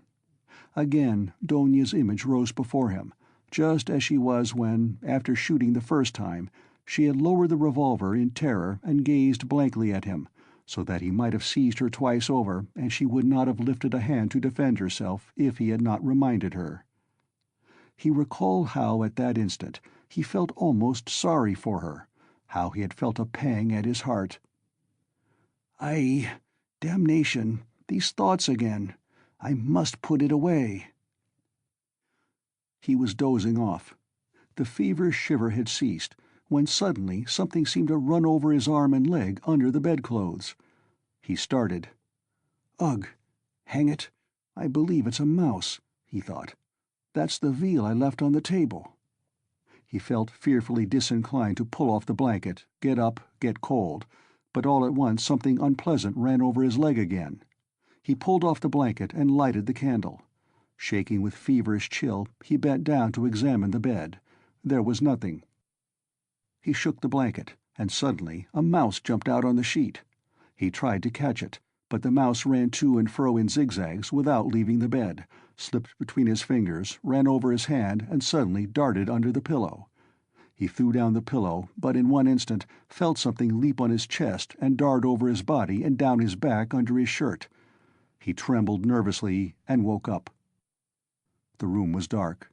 He was lying on the bed and wrapped up in the blanket as before. The wind was howling under the window. How disgusting, he thought with annoyance. He got up and sat on the edge of the bedstead with his back to the window. It's better not to sleep at all, he decided. There was a cold, damp draft from the window, however. Without getting up, he drew the blanket over him and wrapped himself in it. He was not thinking of anything and did not want to think. But one image rose after another. Incoherent scraps of thought without beginning or end passed through his mind. He sank into drowsiness. Perhaps the cold, or the dampness, or the dark, or the wind that howled under the window and tossed the trees roused a sort of persistent craving for the fantastic. He kept dwelling on images of flowers. He fancied a charming flower garden, a bright, warm, almost hot day, a holiday, Trinity Day. A fine, sumptuous country cottage in the English taste overgrown with fragrant flowers, with flower beds going round the house. The porch, wreathed in climbers, was surrounded with beds of roses. A light, cool staircase, carpeted with rich rugs, was decorated with rare plants in china pots. He noticed particularly in the windows nosegays of tender, white, heavily fragrant narcissus bending over their bright, green, thick long stalks. He was reluctant to move away from them, but he went up the stairs and came into a large, high drawing-room, and again everywhere, at the windows, the doors on the balcony, and on the balcony itself, were flowers. The floors were strewn with freshly cut fragrant hay. The windows were open. A fresh, cool, light air came into the room. The birds were chirping under the window, and in the middle of the room, on a table covered with a white satin shroud, stood a coffin. The coffin was covered with white silk and edged with a thick white frill. Wreaths of flowers surrounded it on all sides. Among the flowers lay a girl in a white muslin dress, with her arms crossed and pressed on her bosom, as though carved out of marble. But her loose fair hair was wet. There was a wreath of roses on her head. The stern and already rigid profile of her face looked as though chiseled of marble too, and the smile on her pale lips was full of an immense unchildish misery and sorrowful appeal. Svidrigaïlov knew that girl. There was no holy image, no burning candle beside the coffin, no sound of prayers. The girl had drowned herself. She was only 14, but her heart was broken. And she had destroyed herself, crushed by an insult that had appalled and amazed that childish soul, had smirched that angel purity with unmerited disgrace, and torn from her a last scream of despair, unheeded and brutally disregarded, on a dark night in the cold and wet while the wind howled. Svidrigaïlov came to himself, got up from the bed and went to the window. He felt for the latch and opened it. The wind lashed furiously into the little room and stung his face and chest, only covered with his shirt, as though with frost. Under the window there must have been something like a garden, and apparently a pleasure garden. There, too, probably, there were tea tables and singing in the daytime. Now drops of rain flew in at the window from the trees and bushes. It was dark as in a cellar, so that he could only just make out the dark blurs of objects.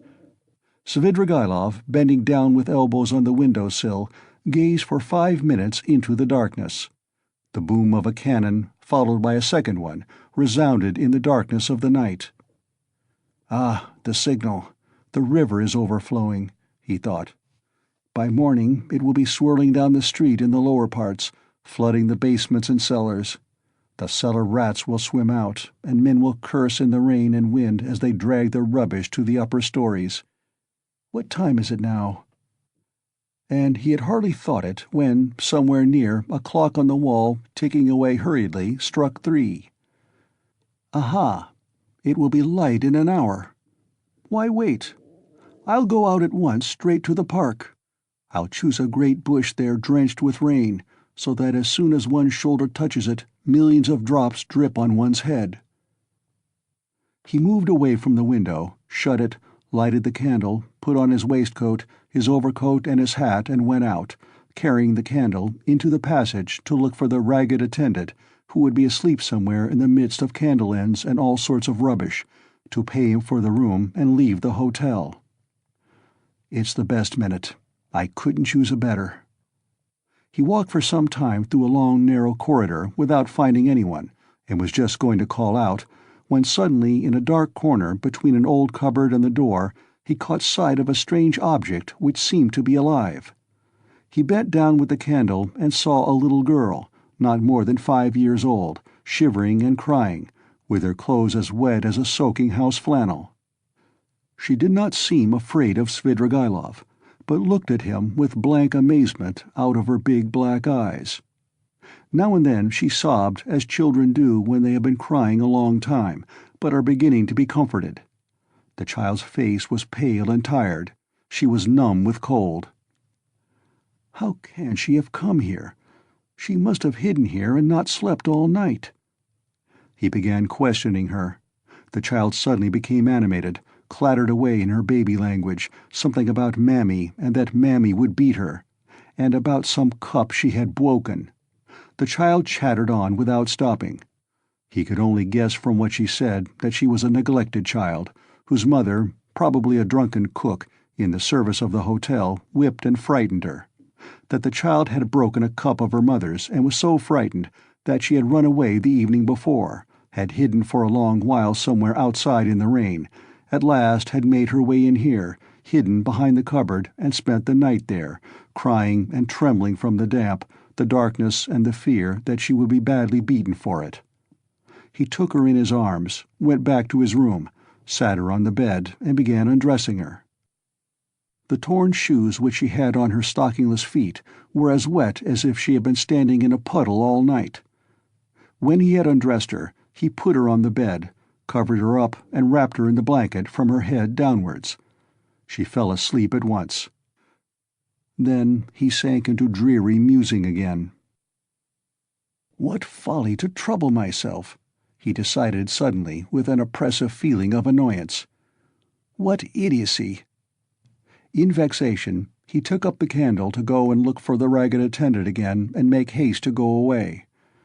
Damn the child, he thought as he opened the door, but he turned again to see whether the child was asleep. He raised the blanket carefully. The child was sleeping soundly. She had got warm under the blanket, and her pale cheeks were flushed. But strange to say, that flush seemed brighter and coarser than the rosy cheeks of childhood. Flush of fever, thought Svidrigaïlov. It was like the flush from drinking, as though she had been given a full glass to drink. Her crimson lips were hot and glowing. But what was this? He suddenly fancied that her long black eyelashes were quivering, as though the lids were opening, and a sly, crafty eye peeped out with an unchildlike wink, as though the little girl were not asleep but pretending. Yes, it was so. Her lips parted in a smile. The corners of her mouth quivered, as though she were trying to control them. But now she quite gave up all effort. Now it was a grin, a broad grin. There was something shameless, provocative in that quite unchildish face. It was depravity. It was the face of a harlot, the shameless face of a French harlot. Now both eyes opened wide. They turned a glowing, shameless glance upon him. They laughed, invited him. There was something infinitely hideous and shocking in that laugh, in those eyes, in such nastiness in the face of a child. "What? At 5 years old?" Svidrigaïlov muttered in genuine horror. "What does it mean?"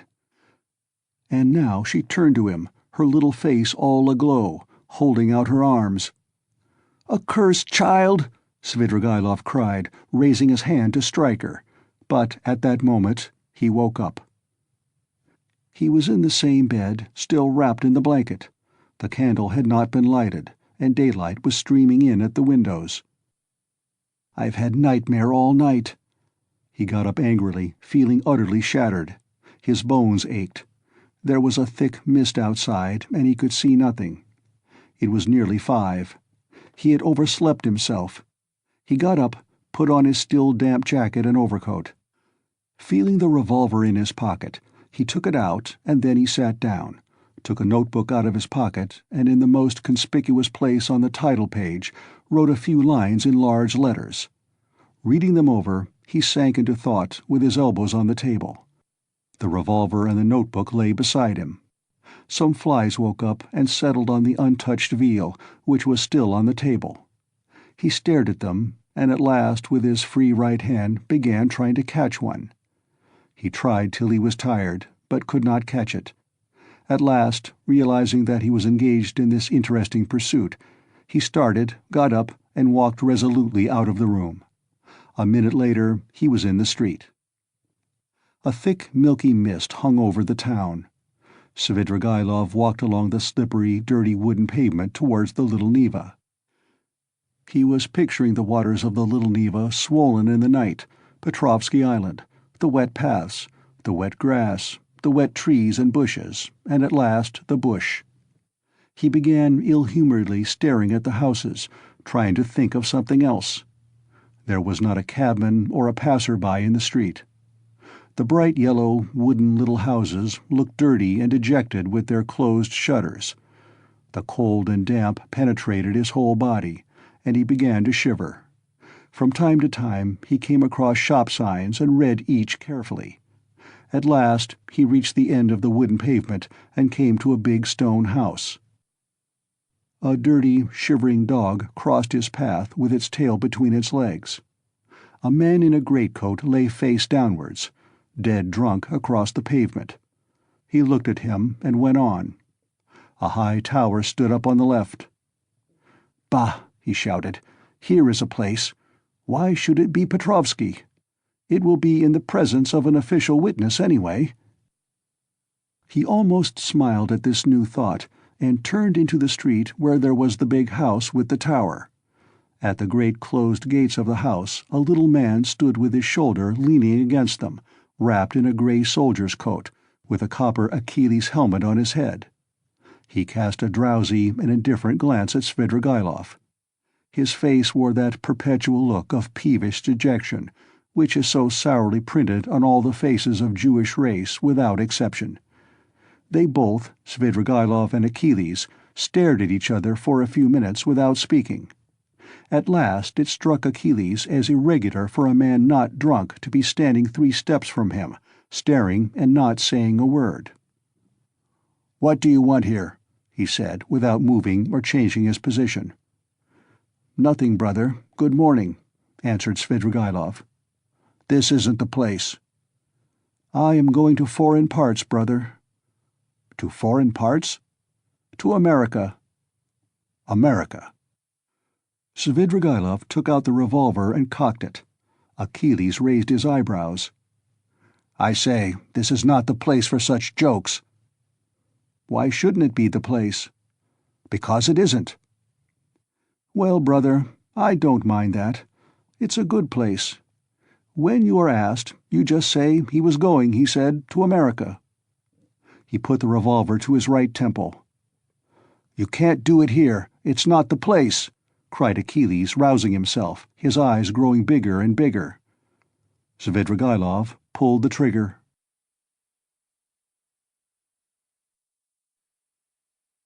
Chapter 7.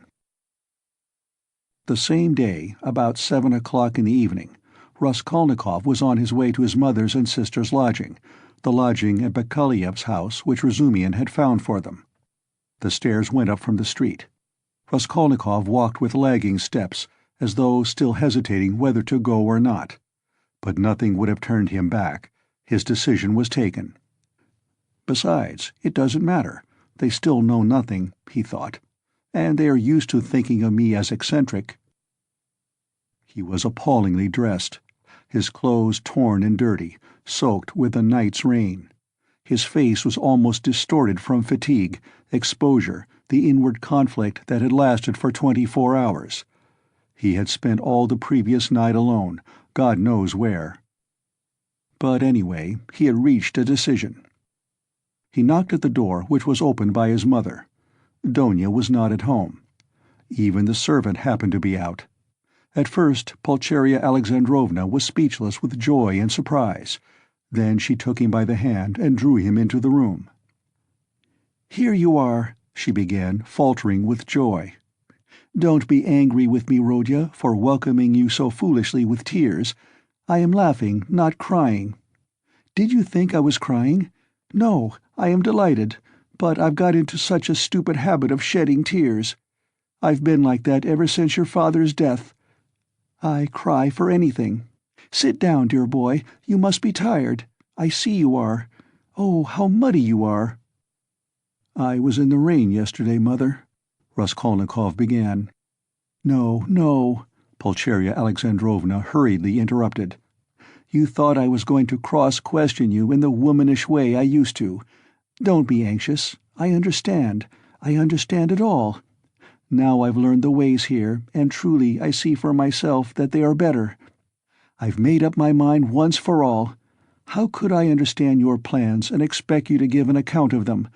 God knows what concerns and plans you may have, or what ideas you are hatching, so it's not for me to keep nudging your elbow, asking you what you are thinking about. But my goodness, why am I running to and fro as though I were crazy? I'm reading your article in the magazine for the third time, Rodya. Dmitri Prokofitch brought it to me. Directly I saw it, I cried out to myself, 'There, foolish one,' I thought, 'that's what he is busy about. That's the solution of the mystery. Learned people are always like that. He may have some new ideas in his head just now. He is thinking them over, and I worry him and upset him. I read it, my dear, and of course there was a great deal I did not understand, but that's only natural. How should I?" "Show me, Mother." Raskolnikov took the magazine and glanced at his article. Incongruous as it was with his mood and his circumstances, he felt that strange and bitter-sweet sensation that every author experiences the first time he sees himself in print. Besides, he was only 23. It lasted only a moment. After reading a few lines, he frowned and his heart throbbed with anguish. He recalled all the inward conflict of the preceding months. He flung the article on the table with disgust and anger. "But however foolish I may be, Rodya, I can see for myself that you will very soon be one of the leading, if not the leading man in the world of Russian thought. And they dared to think you were mad. You don't know, but they really thought that. Ah, the despicable creatures, how could they understand genius? And Donia was all but believing it. What do you say to that? Your father sent twice to magazines. The first time poems. I've got the manuscript and will show you, and the second time a whole novel. I begged him to let me copy it out, and how we prayed that they should be taken. They weren't. I was breaking my heart, Rodya, 6 or 7 days ago, over your food and your clothes and the way you were living. But now I see again how foolish I was, for you can attain any position you like by your intellect and talent. No doubt you don't care about that for the present, and you are occupied with much more important matters." "Donia's not at home, Mother?" "No, Rodya. I often don't see her. She leaves me alone. Dmitri Prokofitch comes to see me. It's so good of him, and he always talks about you. He loves you and respects you, my dear. I don't say that Donia is very wanting in consideration. I am not complaining. She has her ways, and I have mine. She seems to have got some secrets of late, and I never have any secrets from you two. Of course, I am sure that Donia has far too much sense, and besides, she loves you and me. But I don't know what it will all lead to. You've made me so happy by coming now, Rodya, but she has missed you by going out. When she comes in, I'll tell her. Your brother came in while you were out. Where have you been all this time? You mustn't spoil me, Rodya, you know. Come when you can, but if you can't, it doesn't matter. I can wait. I shall know, anyway, that you are fond of me. That will be enough for me. I shall read what you write. I shall hear about you from everyone, and sometimes you'll come yourself to see me. What could be better? Here you've come now to comfort your mother, I see that." Here Pulcheria Alexandrovna began to cry. "Here I am again. Don't mind my foolishness. My goodness, why am I sitting here?" she cried, jumping up. "There is coffee, and I don't offer you any. Ah, that's the selfishness of old age. I'll get it at once." "Mother, don't trouble. I am going at once. I haven't come for that. Please listen to me." Pulcheria Alexandrovna went up to him timidly. "Mother, whatever happens, whatever you hear about me, whatever you are told about me, you will always love me as you do now?" he asked suddenly from the fullness of his heart, as though not thinking of his words and not weighing them. Rodya, what is the matter? How can you ask me such a question? Why, who will tell me anything about you? Besides, I shouldn't believe anyone. I should refuse to listen." "I've come to assure you that I've always loved you, and am glad that we are alone, even glad Donia is out," he went on with the same impulse. "I have come to tell you that, though you will be unhappy, you must believe that your son loves you now more than himself, and that all you thought about me, that I was cruel and didn't care about you, was all a mistake. I shall never cease to love you. Well, that's enough. I thought I must do this, and begin with this." Pulcheria Alexandrovna embraced him in silence, pressing him to her bosom and weeping gently. "I don't know what is wrong with you, Rodya," she said at last. "I've been thinking all this time that we were simply boring you, and now I see that there is a great sorrow in store for you, and that's why you are miserable. I've foreseen it a long time, Rodya. Forgive me for speaking about it. I keep thinking about it and lie awake at nights. Your sister lay talking in her sleep all last night, talking of nothing but you. I caught something, but I couldn't make it out. I felt all the morning as though I were going to be hanged, waiting for something, expecting something, and now it has come.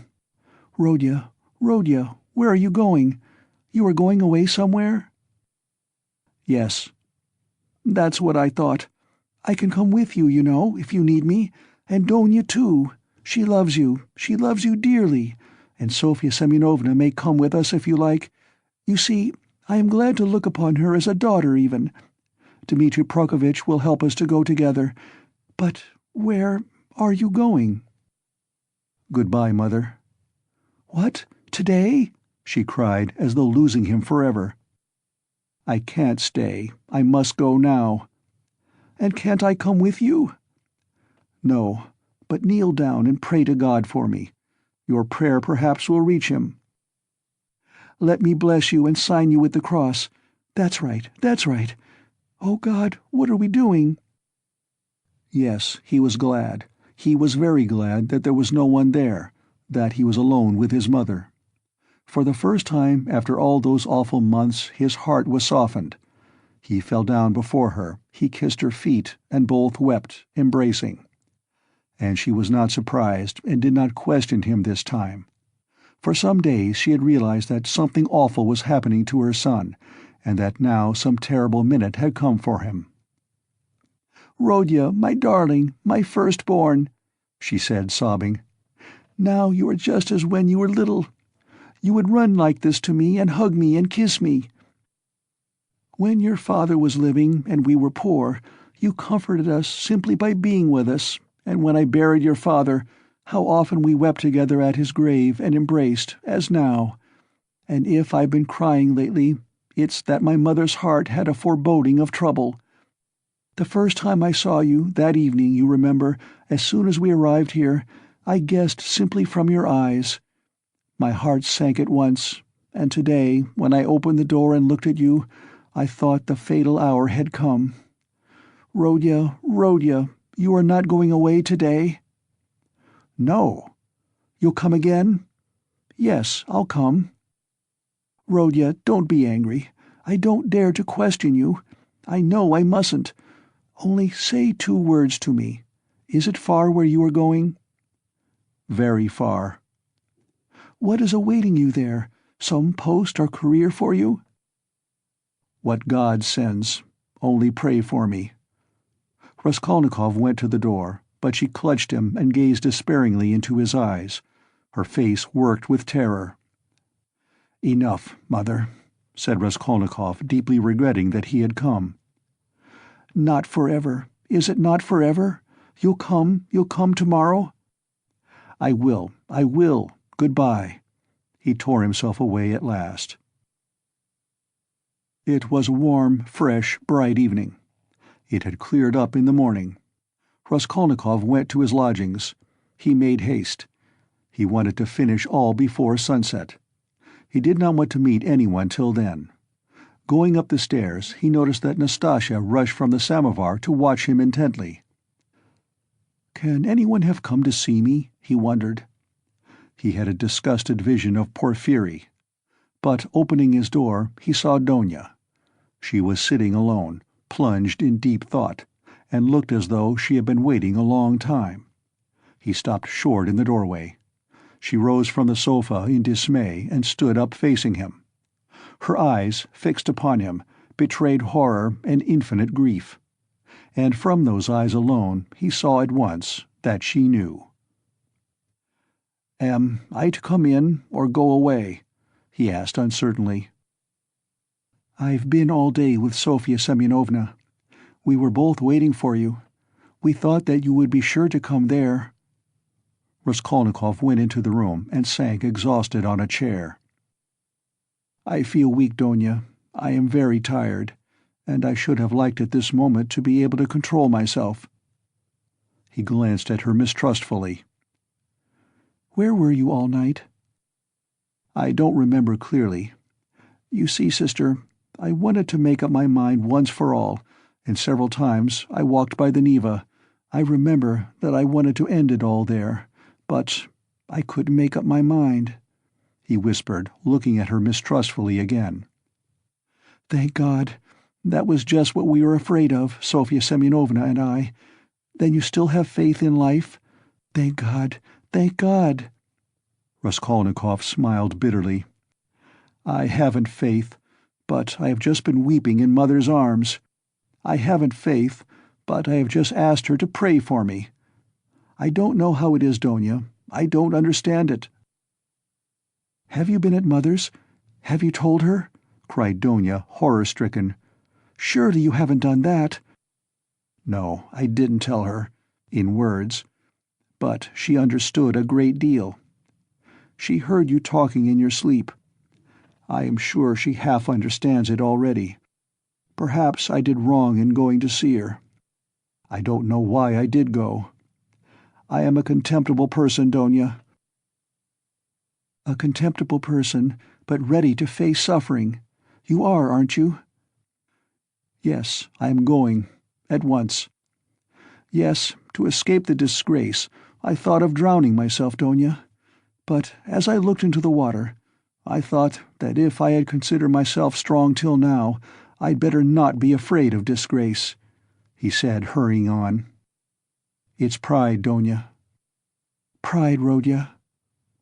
There was a gleam of fire in his lusterless eyes. He seemed to be glad to think that he was still proud. "You don't think, sister, that I was simply afraid of the water?" he asked, looking into her face with a sinister smile. "Oh, Rodya, hush!" cried Donia bitterly. Silence lasted for 2 minutes. He sat with his eyes fixed on the floor. Donia stood at the other end of the table and looked at him with anguish. Suddenly he got up. "It's late. It's time to go. I am going at once to give myself up. But I don't know why I am going to give myself up." Big tears fell from her cheeks. "You are crying, sister, but can you hold out your hand to me?" "You doubted it?" She threw her arms round him. "Aren't you half expiating your crime by facing the suffering?" she cried, holding him close and kissing him. "Crime? What crime?" he cried in sudden fury.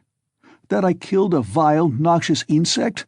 An old pawnbroker woman, of use to no one? Killing her was an atonement for 40 sins. She was sucking the life out of poor people. Was that a crime? I am not thinking of it, and I am not thinking of expiating it. And why are you all rubbing it in on all sides? A crime! A crime! Only now I see clearly the imbecility of my cowardice, now that I have decided to face this superfluous disgrace. It's simply because I am contemptible and have nothing in me that I have decided to, perhaps, too, for my advantage, as that Porfiry suggested." Brother, what are you saying? "Why, you have shed blood?" cried Donia in despair. "Which all men shed," he put in almost frantically, "which flows and has always flowed in streams, which is spilt like champagne, and for which men are crowned in the Capitol and are called afterwards benefactors of mankind. Look into it more carefully and understand it. I too wanted to do good to men, and would have done hundreds, thousands of good deeds to make up for that one piece of stupidity. Not stupidity even, simply clumsiness, for the idea was by no means stupid, as it seems now that it has failed. Everything seems stupid when it fails.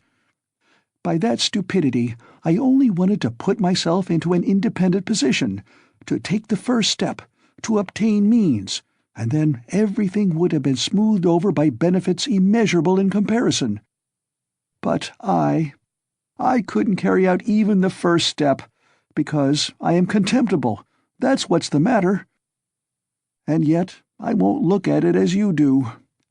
If I had succeeded, I should have been crowned with glory, but now I'm trapped." "But that's not so, not so. Brother, what are you saying?" "Ah, it's not picturesque, not aesthetically attractive. I fail to understand why bombarding people by regular siege is more honorable. The fear of appearances is the first symptom of impotence. I've never recognized this more clearly than now, and I am further than ever from seeing that what I did was a crime. I've never been stronger and more convinced than now." The color had rushed into his pale, exhausted face, but as he uttered this last explanation, he happened to meet Donia's eyes, and he saw such anguish in them that he could not help being checked. He felt that he had, anyway, made these two poor women miserable, that he was, anyway, the cause. "Donia, darling, if I am guilty, forgive me, though I cannot be forgiven if I am guilty. Goodbye. We won't dispute. It's time, high time to go. Don't follow me, I beseech you. I have somewhere else to go. But you go at once and sit with Mother. I entreat you to. It's my last request of you. Don't leave her at all. I left her in a state of anxiety that she is not fit to bear. She will die or go out of her mind. Be with her. Razumian will be with you. I've been talking to him. Don't cry about me. I'll try to be honest and manly all my life, even if I am a murderer. Perhaps I shall some day make a name. I won't disgrace you, you will see. I'll still show— Now goodbye for the present," he concluded hurriedly, noticing again a strange expression in Donia's eyes at his last words and promises. "Why are you crying? Don't cry, don't cry. We are not parting forever. Ah, yes, wait a minute, I'd forgotten." He went to the table, took up a thick dusty book, opened it, and took from between the pages a little watercolor portrait on ivory. It was the portrait of his landlady's daughter who had died of fever, that strange girl who had wanted to be a nun. For a minute he gazed at the delicate, expressive face of his betrothed, kissed the portrait, and gave it to Donia. "I used to talk a great deal about it to her, only to her," he said thoughtfully. "To her heart I confided much of what has since been so hideously realized. Don't be uneasy," he returned to Donia. "She was as much opposed to it as you, and I am glad that she is gone. The great point is that everything now is going to be different, is going to be broken in two," he cried, suddenly returning to his dejection. "Everything, everything. And am I prepared for it? Do I want it myself? They say it is necessary for me to suffer. What's the object of these senseless sufferings? Shall I know any better what they are for, when I am crushed by hardships and idiocy, and weak as an old man after 20 years' penal servitude? And what shall I have to live for then? Why am I consenting to that life now? Oh, I knew I was contemptible when I stood looking at the Neva at daybreak today." At last they both went out. It was hard for Donia, but she loved him. She walked away, but after going 50 paces, she turned round to look at him again. He was still in sight. At the corner, he too turned, and for the last time their eyes met. But noticing that she was looking at him, he motioned her away with impatience, and even vexation, and turned the corner abruptly. "I am wicked, I see that," he thought to himself, feeling ashamed a moment later of his angry gesture to Donia. "But why are they so fond of me if I don't deserve it? Oh, if only I were alone, and no one loved me, and I too had never loved anyone. Nothing of all this would have happened. But I wonder shall I, in those 15 or 20 years, grow so meek that I shall humble myself before people and whimper at every word that I am a criminal? Yes, that's it. That's what they are sending me there for. That's what they want. Look at them running to and fro about the streets, every one of them a scoundrel and a criminal at heart, and worse still, an idiot. But try to get me off, and they be wild with righteous indignation. Oh, how I hate them all!" He fell to musing by what process it would come to pass, that he could be humbled before all of them, indiscriminately, humbled by conviction. And yet, why not? It must be so. Would not 20 years of continual bondage crush him utterly? Water wears out a stone. And why should he live after that? Why should he go now when he knew that it would be so? It was the 100th time, perhaps, that he had asked himself that question since the previous evening. But still he went.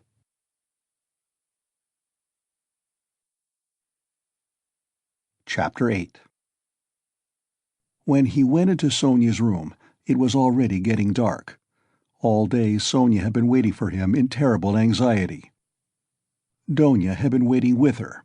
She had come to her that morning, remembering Svidrigaïlov's words that Sonia knew.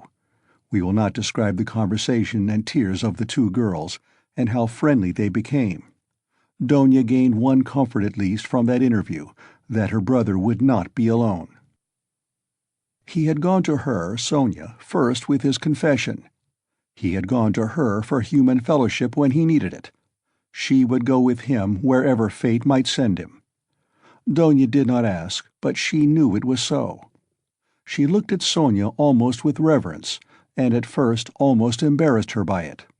Sonia was almost on the point of tears. She felt herself, on the contrary, hardly worthy to look at Donia. Donia's gracious image, when she had bowed to her so attentively and respectfully at their first meeting in Raskolnikov's room, had remained in her mind as one of the fairest visions of her life. Donia at last became impatient, and, leaving Sonia, went to her brother's room to await him there. She kept thinking that he would come there first. When she had gone, Sonia began to be tortured by the dread of his committing suicide, and Donia too feared it. But they had spent the day trying to persuade each other that that could not be, and both were less anxious while they were together. As soon as they parted, each thought of nothing else. Sonia remembered how Svidrigaïlov had said to her the day before that Raskolnikov had two alternatives, Siberia or... Besides, she knew his vanity, his pride, and his lack of faith. Is it possible that he has nothing but cowardice and fear of death to make him live? She thought at last in despair. Meanwhile the sun was setting. Sonia was standing in dejection, looking intently out of the window, but from it she could see nothing but the unwhitewashed blank wall of the next house. At last, when she began to feel sure of his death, he walked into the room. She gave a cry of joy, but looking carefully into his face, she turned pale. "Yes," said Raskolnikov, smiling. "I have come for your cross, Sonia. It was you told me to go to the crossroads. Why is it you are frightened now it's come to that?" Sonia gazed at him astonished. His tone seemed strange to her. A cold shiver ran over her, but in a moment she guessed that the tone and the words were a mask. He spoke to her looking away, as though to avoid meeting her eyes. "You see, Sonia, I've decided that it would be better so. There is one fact, but it's a long story, and there's no need to discuss it. But do you know what angers me? It annoys me that all these stupid, brutish faces will be gaping at me directly, pestering me with their stupid questions, which I shall have to answer. They'll point their fingers at me. Phoo! You know, I am not going to Porphyry. I am sick of him. I'd rather go to my friend, the explosive lieutenant. How I shall surprise him! What a sensation I shall make! But I must be cooler. I've become too irritable of late. You know, I was nearly shaking my fist at my sister just now, because she turned to take a last look at me. It's a brutal state to be in. Ah, what am I coming to? Well, where are the crosses?" He seemed hardly to know what he was doing. He could not stay still or concentrate his attention on anything. His ideas seemed to gallop after one another. He talked incoherently, his hands trembled slightly. Without a word, Sonia took out of the drawer 2 crosses, one of cypress wood and one of copper. She made the sign of the cross over herself and over him, and put the wooden cross on his neck. "It's the symbol of my taking up the cross," he laughed. "As though I had not suffered much till now. The wooden cross, that is the peasant one. The copper one, that is Lizavetta's. You will wear yourself. Show me." So she had it on, at that moment? I remember 2 things like these too, a silver one and a little icon. I threw them back on the old woman's neck. Those would be appropriate now, really. Those are what I ought to put on now. But I am talking nonsense, and forgetting what matters. I am somehow forgetful. You see, I have come to warn you, Sonia, so that you might know. That's all I came for. But I thought I had more to say. You wanted me to go yourself. Well, now I am going to prison, and you'll have your wish. Well, what are you crying for? You too? Don't. Leave off. Oh, how I hate it all." But his feeling was stirred. His heart ached as he looked at her. Why is she grieving too? He thought to himself. What am I to her? Why does she weep? Why is she looking after me, like my mother or Donia? She'll be my nurse. "Cross yourself. Say at least one prayer," Sonia begged in a timid, broken voice. "Oh, certainly, as much as you like. And sincerely, Sonia, sincerely." But he wanted to say something quite different. He crossed himself several times. Sonia took up her shawl and put it over her head. It was the green drop-de-dame shawl of which Marmeladov had spoken, the family shawl. Raskolnikov thought of that looking at it, but he did not ask. He began to feel himself that he was certainly forgetting things, and was disgustingly agitated. He was frightened at this. He was suddenly struck, too, by the thought that Sonia meant to go with him. "What are you doing? Where are you going? Stay here, stay! I'll go alone!"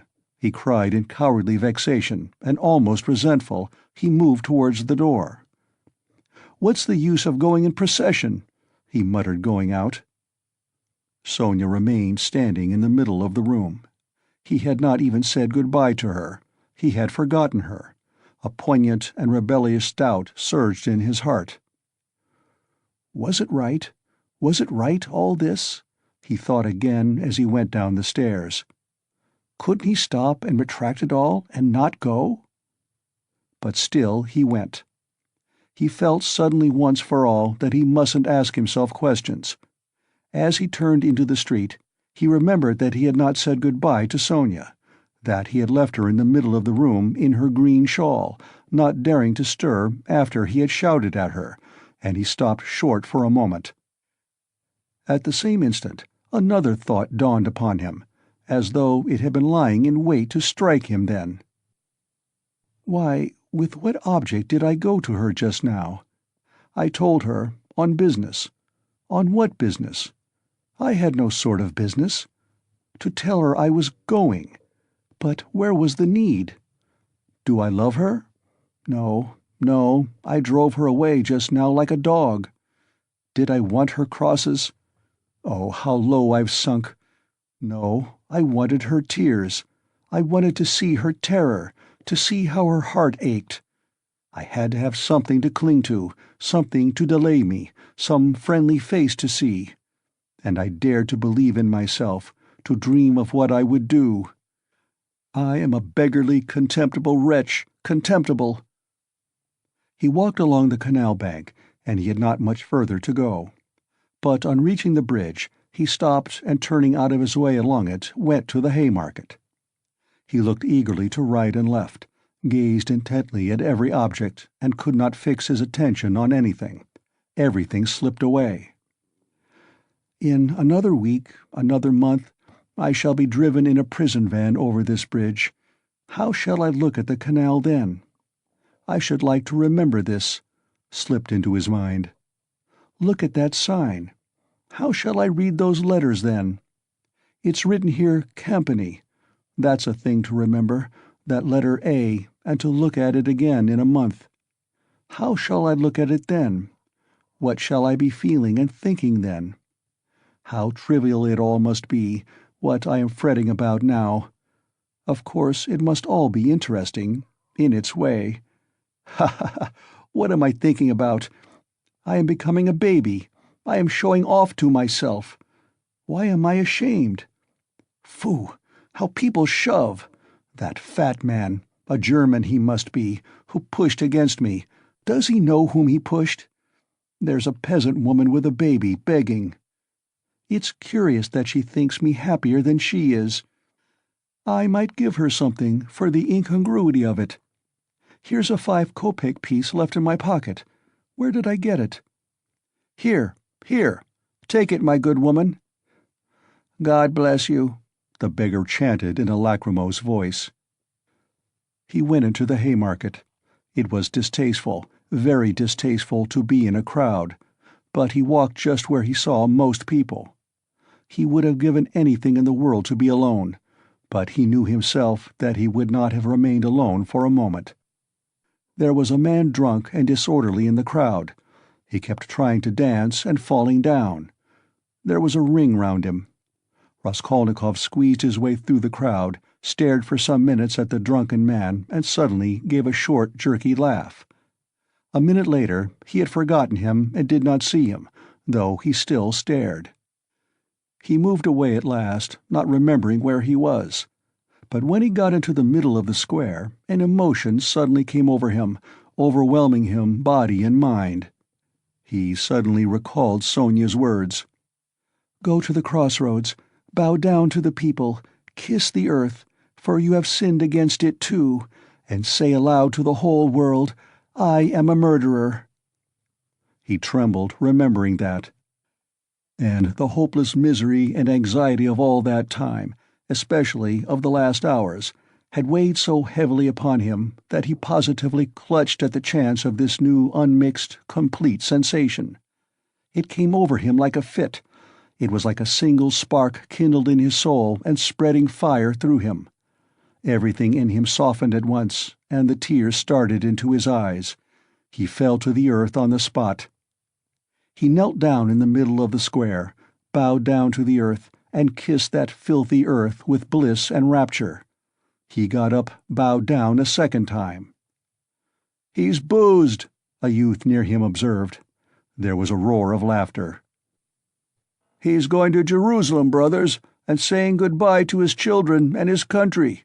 He's bowing down to all the world and kissing the great city of St. Petersburg and its pavement," added a workman who was a little drunk.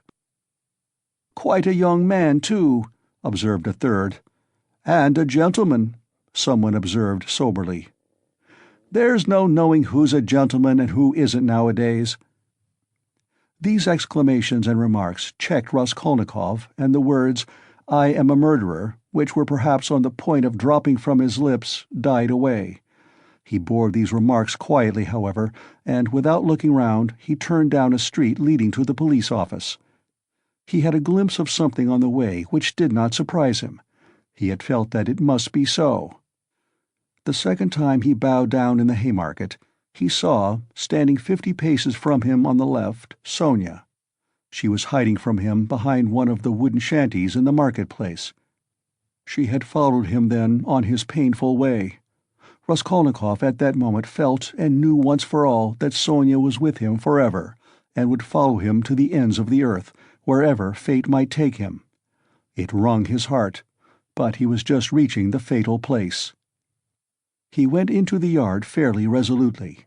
He had to mount to the 3rd story. "I shall be some time going up," he thought. He felt as though the fateful moment was still far off, as though he had plenty of time left for consideration. Again the same rubbish, the same eggshells lying about on the spiral stairs, again the open doors of the flats, again the same kitchens and the same fumes and stench coming from them. Raskolnikov had not been there since that day.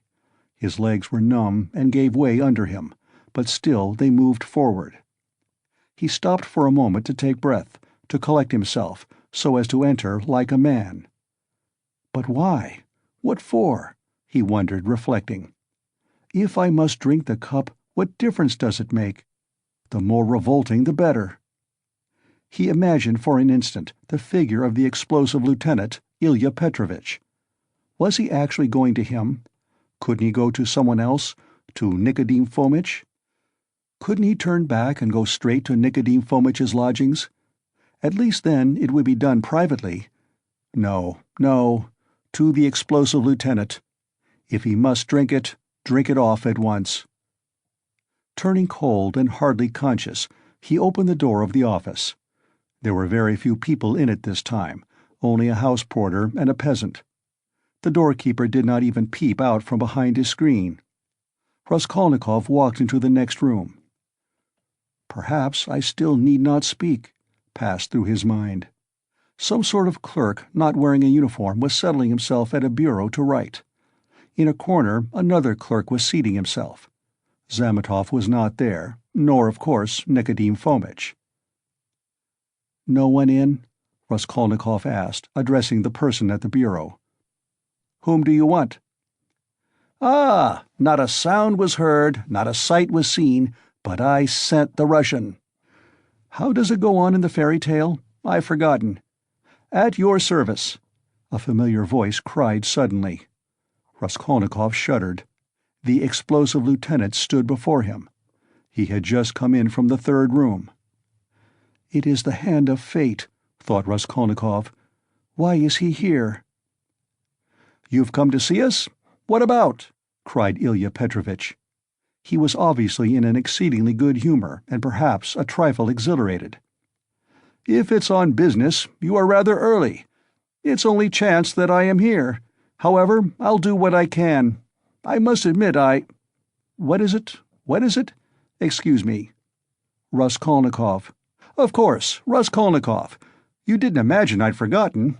Don't think I am like that Rodionovich? That's it, isn't it?" "Rodion Romanovich." Yes, of course. Rodion Romanovich. I was just getting at it.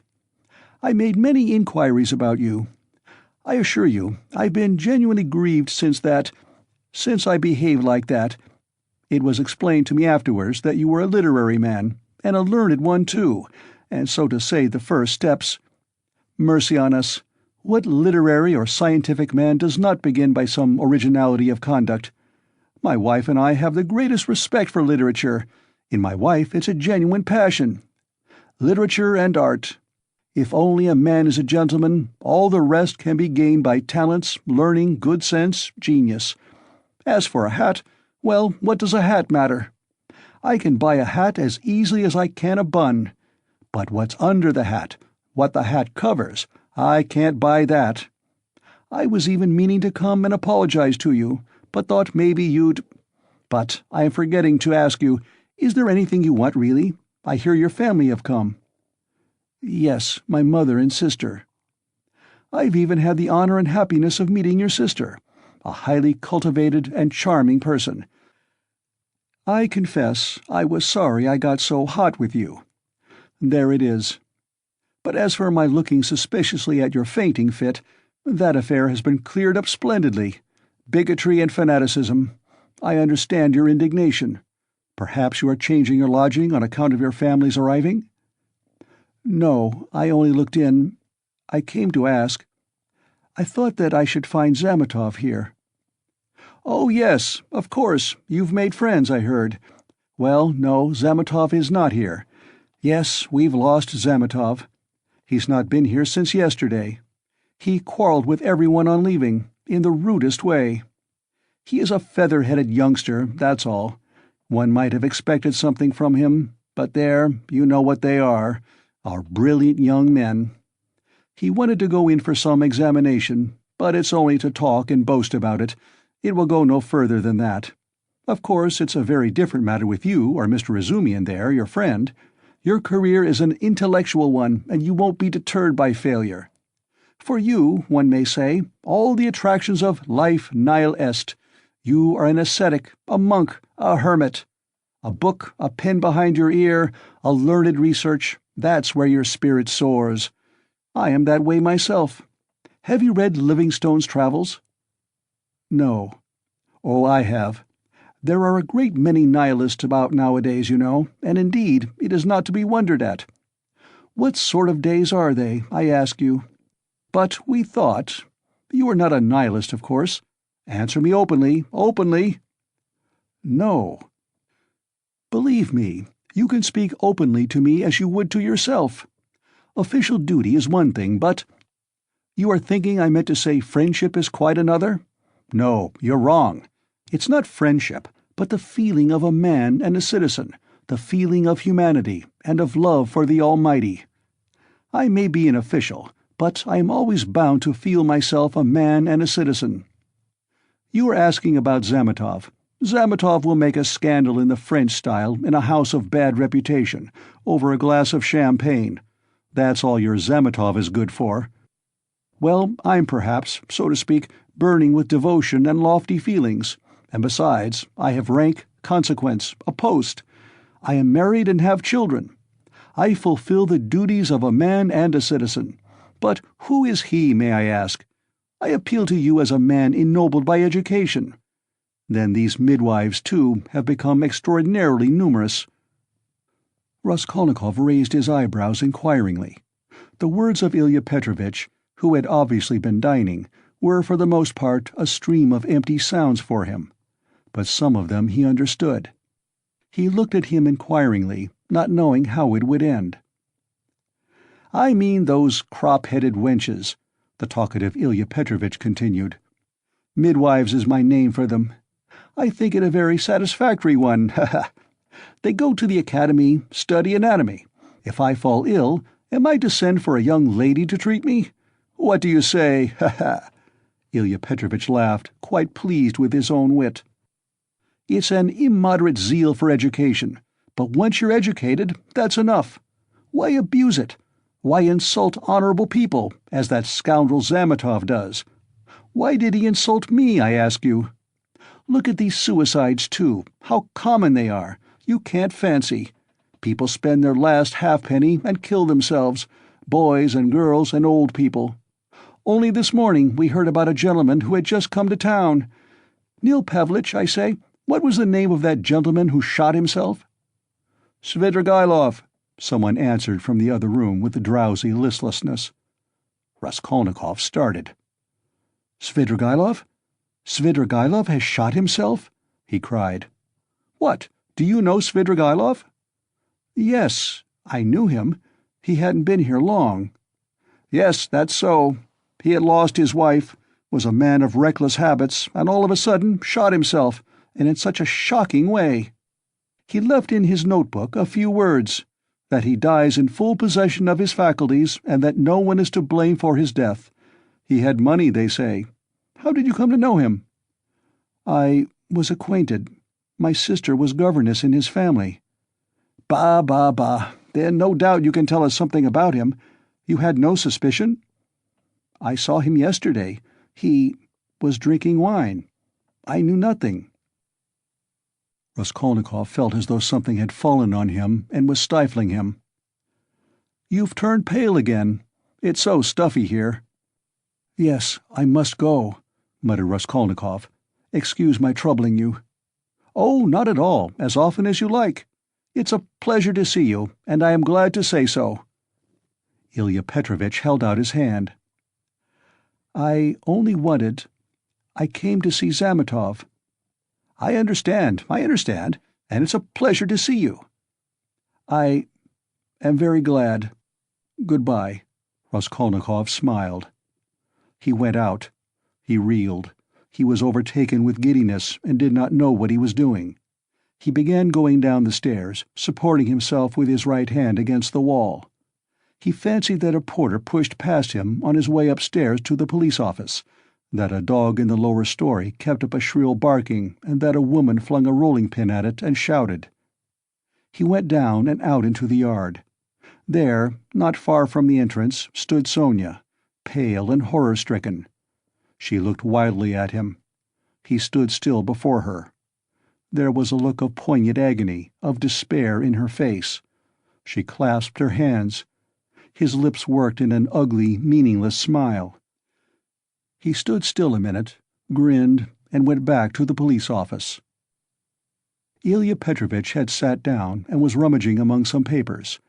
Before him stood the same peasant who had pushed by on the stairs. "Hullo, back again? Have you left something behind? What's the matter?" Raskolnikov, with white lips and staring eyes, came slowly nearer. He walked right to the table, leaned his hand on it, tried to say something, but could not. Only incoherent sounds were audible. "You are feeling ill. A chair. Here, sit down. Some water." Raskolnikov dropped onto a chair, but he kept his eyes fixed on the face of Ilya Petrovitch, which expressed unpleasant surprise. Both looked at one another for a minute and waited. Water was brought. "It was I," began Raskolnikov. "Drink some water." Raskolnikov refused the water with his hand, and softly and brokenly but distinctly said, "It was I killed the old pawnbroker woman and her sister Lizaveta with an axe and robbed them." Ilya Petrovitch opened his mouth.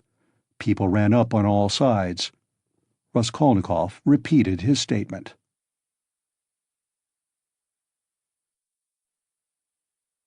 Epilogue 1. Siberia. On the banks of a broad, solitary river stands a town, one of the administrative centers of Russia. In the town there is a fortress. In the fortress there is a prison. In the prison, the second-class convict Rodion Raskolnikov has been confined for 9 months. Almost a year and a half has passed since his crime.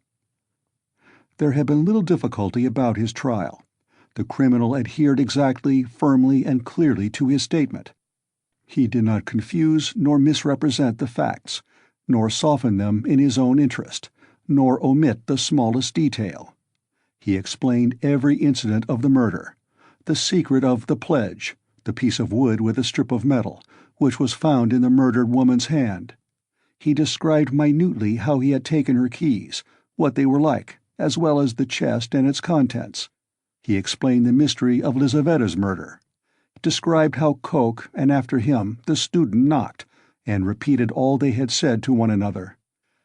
How he had afterwards had run downstairs and heard Nikolai and Dmitri shouting, how he had hidden in the empty flat and afterwards gone home.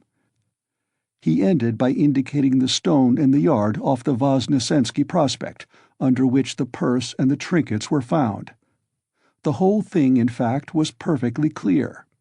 The lawyers and the judges were very much struck, among other things, by the fact that he had hidden the trinkets and the purse under a stone, without making use of them, and that, what was more, he did not now remember what the trinkets were like, or even how many there were. The fact that he had never opened the purse, and did not even know how much was in it, seemed incredible. There turned out to be in the purse 317 rubles and 60 kopecks. From being so long under the stone, some of the most valuable notes lying uppermost had suffered from the damp. They were a long while trying to discover why the accused man should tell a lie about this, when about everything else he had made a truthful and straightforward confession. Finally, some of the lawyers more versed in psychology admitted that it was possible he had really not looked into the purse, and so didn't know what was in it when he hid it under the stone. but they immediately drew the deduction that the crime could only have been committed through temporary mental derangement, through homicidal mania, without object or the pursuit of gain. This fell in with the most recent fashionable theory of temporary insanity, so often applied in our days in criminal cases. Moreover, Raskolnikov's hypochondriacal condition was proved by many witnesses, by Dr. Zosimov, his former fellow students, his landlady, and her servant. All this pointed strongly to the conclusion that Raskolnikov was not quite like an ordinary murderer and robber, but that there was another element in the case. To the intense annoyance of those who maintained this opinion, the criminal scarcely attempted to defend himself. To the decisive question as to what motive impelled him to the murder and the robbery, he answered very clearly with the coarsest frankness that the cause was his miserable position, his poverty and helplessness, and his desire to provide for his first steps in life by the help of the 3,000 rubles he had reckoned on finding. He had been led to the murder through his shallow and cowardly nature, exasperated moreover by privation and failure. To the question what led him to confess, he answered that it was his heartfelt repentance.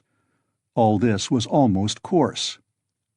The sentence, however, was more merciful than could have been expected, perhaps partly because the criminal had not tried to justify himself, but had rather shown a desire to exaggerate his guilt. All the strange and peculiar circumstances of the crime were taken into consideration. There could be no doubt of the abnormal and poverty-stricken condition of the criminal at the time. The fact that he had made no use of what he had stolen was put down partly to the effect of remorse, partly to his abnormal mental condition at the time of the crime. Incidentally, the murder of Lizaveta served indeed to confirm the last hypothesis. A man commits 2 murders and forgets that the door is open. Finally, the confession, at the very moment when the case was hopelessly muddled by the false evidence given by Nikolai through melancholy and fanaticism, and when, moreover, there were no proofs against the real criminal, no suspicions even.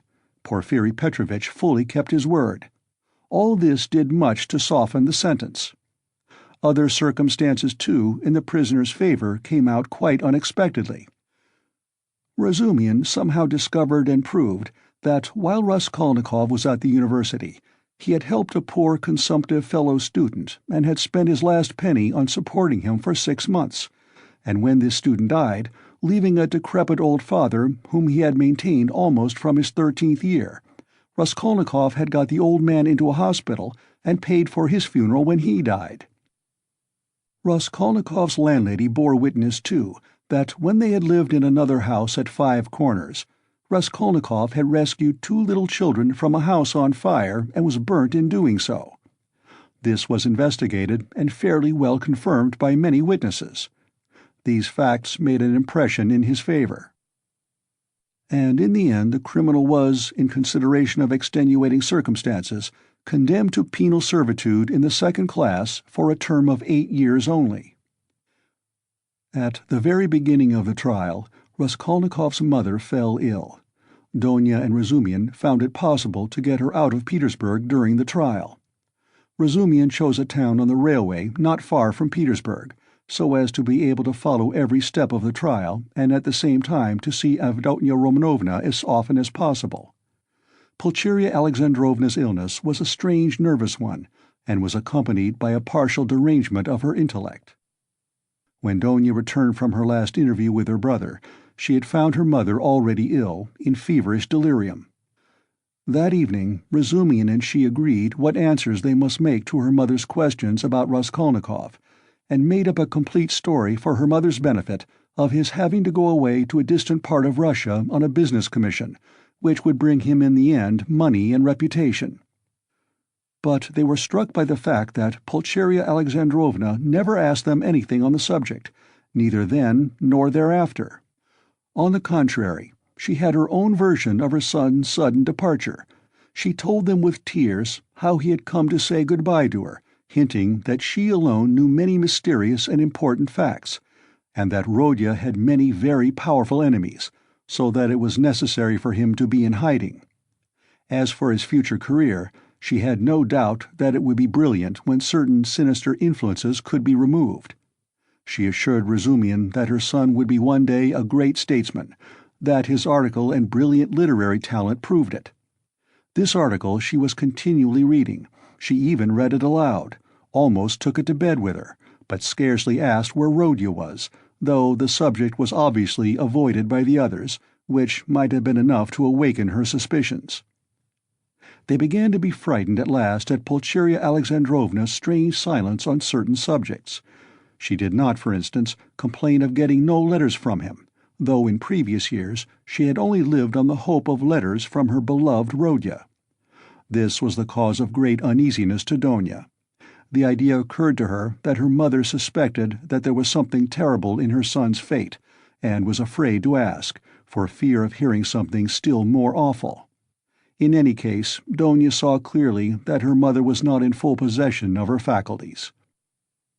It happened once or twice, however, that Pulcheria Alexandrovna gave such a turn to the conversation that it was impossible to answer her without mentioning where Rodya was, and on receiving unsatisfactory and suspicious answers, she became at once gloomy and silent, and this mood lasted for a long time.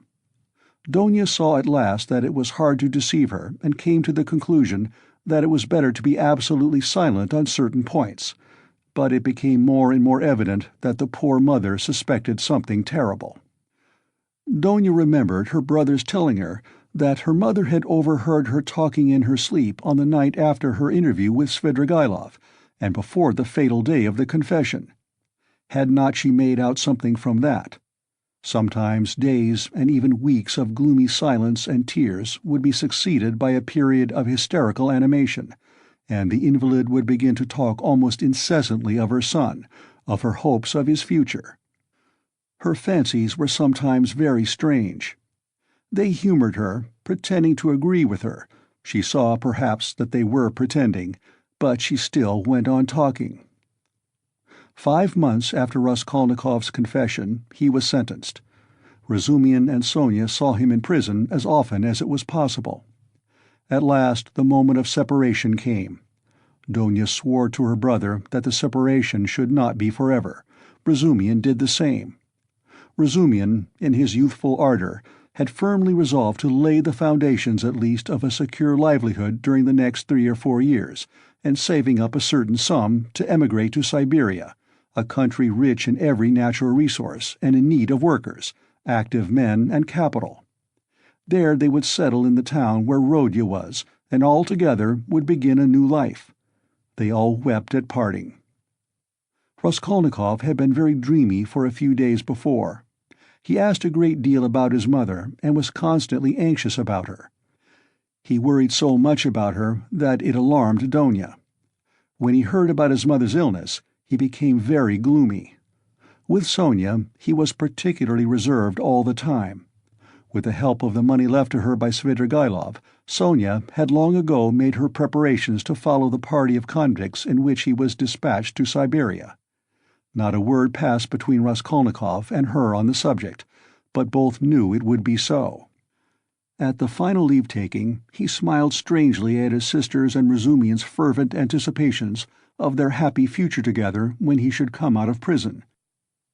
He predicted that their mother's illness would soon have a fatal ending. Sonia and he at last set off. 2 months later, Donia was married to Razumian. It was a quiet and sorrowful wedding. Porfiri Petrovitch and Zosimov were invited, however. During all this period, Razumian wore an air of resolute determination. Donia put implicit faith in his carrying out his plans, and indeed she could not but believe in him. He displayed a rare strength of will. Among other things, he began attending university lectures again in order to take his degree. They were continually making plans for the future. Both counted on settling in Siberia within 5 years at least. Till then they rested their hopes on Sonia. Pulcheria Alexandrovna was delighted to give her blessing to Donia's marriage with Razumian. But after the marriage she became even more melancholy and anxious. To give her pleasure, Razumian told her how Raskolnikov had looked after the poor student and his decrepit father, and how a year ago he had been burnt and injured in rescuing 2 little children from a fire. These two pieces of news excited Pulcheria Alexandrovna's disordered imagination almost to ecstasy. She was continually talking about them, even entering into conversation with strangers in the street, though Donia always accompanied her. In public conveyances and shops, wherever she could capture a listener, she would begin the discourse about her son, his article, how he had helped the student, how he had been burnt at the fire, and so on. Donia did not know how to restrain her. Apart from the danger of her morbid excitement, there was the risk of someone's recalling Raskolnikov's name and speaking of the recent trial. Pulcheria Alexandrovna found out the address of the mother of the two children her son had saved, and insisted on going to see her. At last her restlessness reached an extreme point. She would sometimes begin to cry suddenly, and was often ill and feverishly delirious. One morning she declared that by her reckoning Rodya ought soon to be home, that she remembered when he said goodbye to her, he said that they must expect him back in 9 months. She began to prepare for his coming, began to do up her room for him, to clean the furniture, to wash and put up new hangings, and so on. Donia was anxious, but said nothing and helped her to arrange the room. After a fatiguing day spent in continual fancies, in joyful daydreams and tears, Pulcheria Alexandrovna was taken ill in the night, and by morning she was feverish and delirious. It was brain fever. She died within a fortnight. In her delirium she dropped words which showed that she knew a great deal more about her son's terrible fate than they had supposed. For a long time Raskolnikov did not know of his mother's death, though a regular correspondence had been maintained from the time he reached Siberia. It was carried on by means of Sonia, who wrote every month to the Razumians and received an answer with unfailing regularity. At first they found Sonia's letters dry and unsatisfactory, but later on they came to the conclusion that the letters could not be better, for from these letters they received a complete picture of their unfortunate brother's life. Sonia's letters were full of the most matter-of-fact detail, the simplest and clearest description of all Raskolnikov's surroundings as a convict. There was no word of her own hopes, no conjecture as to the future, no description of her feelings. Instead of any attempt to interpret his state of mind and inner life, she gave them the simple facts, that is, his own words, an exact account of his health, what he asked for at their interviews, what commission he gave her, and so on. All these facts she gave with extraordinary minuteness. The picture of their unhappy brother stood out at last with great clearness and precision. There could be no mistake, because nothing was given but facts. But Donia and her husband could get little comfort out of the news, especially at first. Sonia wrote that he was constantly sullen and not ready to talk, that he scarcely seemed interested in the news she gave him from their letters, that he sometimes asked after his mother, and that when, seeing that he had guessed the truth, she told him at last of her death, she was surprised to find that he did not seem greatly affected by it, not externally at any rate. She told him that, although he seemed so wrapped up in himself and, as it were, shut himself off from everyone, he took a very direct and simple view of his new life, that he understood his position, expected nothing better for the time, had no ill-founded hopes, as is so common in his position, and scarcely seemed surprised at anything in his surroundings, so unlike anything he had known before. She wrote that his health was satisfactory. He did his work without shirking, or seeking to do more. He was almost indifferent about food, but except on Sundays and holidays, the food was so bad that, at last, he had been glad to accept some money from her, Sonia, to have his own tea every day. He begged her not to trouble about anything else, declaring that all this fuss about him only annoyed him. Sonia wrote further that in prison he shared the same room with the rest, that she had not seen the inside of their barracks, but concluded that they were crowded, miserable, and unhealthy, that he slept on a plank bed with a rug under him and was unwilling to make any other arrangement, but that he lived so poorly and roughly, not from any plan or design, but simply from inattention and indifference. Sonia wrote simply that he had at first shown no interest in her visits, had almost been vexed with her indeed for coming, unwilling to talk and rude to her. but that in the end these visits had become a habit and almost a necessity for him, so that he was positively distressed when she was ill for some days and could not visit him. She used to see him on holidays at the prison gates or in the guard-room, to which he was brought for a few minutes to see her. On working days she would go to see him at work, either at the workshops or at the brick kilns or at the sheds on the banks of the Irtish. About herself, Sonia wrote that she had succeeded in making some acquaintances in the town, that she did sewing, and as there was scarcely a dressmaker in the town, she was looked upon as an indispensable person in many houses. But she did not mention that the authorities were, through her, interested in Raskolnikov, that his task was lightened, and so on. At last the news came, Donia had indeed noticed signs of alarm and uneasiness in the preceding letters, that he held aloof from everyone, that his fellow prisoners did not like him, that he kept silent for days at a time and was becoming very pale. In the last letter, Sonia wrote that he had been taken very seriously ill and was in the convict ward of the hospital.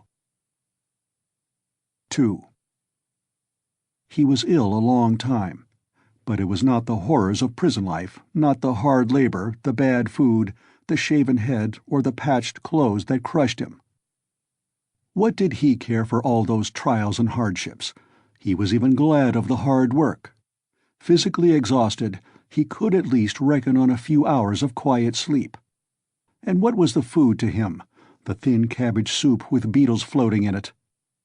In the past, as a student, he had often not had even that. His clothes were warm and suited to his manner of life. He did not even feel the fetters. Was he ashamed of his shaven head and party-colored coat? Before whom? Before Sonia? Sonia was afraid of him. How could he be ashamed before her? And yet he was ashamed even before Sonia, whom he tortured because of it with his contemptuous rough manner. But it was not his shaven head and his fetters he was ashamed of. His pride had been stung to the quick. It was wounded pride that made him ill. Oh, how happy he would have been if he could have blamed himself. He could have borne everything then, even shame and disgrace. But he judged himself severely, and his exasperated conscience found no particularly terrible fault in his past, except a simple blunder which might happen to anyone. He was ashamed just because he, Raskolnikov, had so hopelessly, stupidly come to grief through some decree of blind fate, and must humble himself and submit to the idiocy of a sentence, if he were anyhow to be at peace. Vague and objectless anxiety in the present, and in the future a continual sacrifice leading to nothing. That was all that lay before him. And what comfort was it to him that at the end of 8 years he would only be 32 and able to begin a new life? What had he to live for? What had he to look forward to? Why should he strive? To live in order to exist? Why, he had been ready 1,000 times before to give up existence for the sake of an idea, for a hope, even for a fancy. Mere existence had always been too little for him. He had always wanted more. Perhaps it was just because of the strength of his desires that he had thought himself a man to whom more was permissible than to others. And if only fate would have sent him repentance, burning repentance, that would have torn his heart and robbed him of sleep, that repentance, the awful agony of which brings visions of hanging or drowning. Oh, he would have been glad of it. Tears and agonies would at least have been life, but he did not repent of his crime. At least he might have found relief in raging at his stupidity, as he had raged at the grotesque blunders that had brought him to prison. But now in prison, in freedom, he thought over and criticized all his actions again, and by no means found them so blundering and so grotesque as they had seemed at the fatal time. In what way, he asked himself, was my theory stupider than others that have swarmed and clashed from the beginning of the world? One has only to look at the thing quite independently, broadly, and uninfluenced by commonplace ideas, and my idea will by no means seem so strange. Oh, skeptics and halfpenny philosophers, why do you halt halfway? Why does my action strike them as so horrible? He said to himself. Is it because it was a crime? What is meant by crime? My conscience is at rest. Of course, it was a legal crime. Of course, the letter of the law was broken, and blood was shed. Well, punish me for the letter of the law, and that's enough. Of course, in that case, many of the benefactors of mankind who snatched power for themselves instead of inheriting it ought to have been punished at their first steps. But those men succeeded, and so they were right, and I didn't, and so I had no right to have taken that step. It was only in that he recognized his criminality, only in the fact that he had been unsuccessful and had confessed it. He suffered, too, from the question, why had he not killed himself? Why had he stood looking at the river and preferred to confess? Was the desire to live so strong, and was it so hard to overcome it? Had not Svidrigailov overcome it, although he was afraid of death? In misery he asked himself this question, and could not understand that, at the very time he had been standing looking into the river, he had perhaps been dimly conscious of the fundamental falsity in himself and his convictions. He didn't understand that that consciousness might be the promise of a future crisis, of a new view of life and of his future resurrection. He preferred to attribute it to the dead weight of instinct which he could not step over, again through weakness and meanness. He looked at his fellow prisoners and was amazed to see how they all loved life and prized it. It seemed to him that they loved and valued life more in prison than in freedom. What terrible agonies and privations some of them, the tramps for instance, had endured.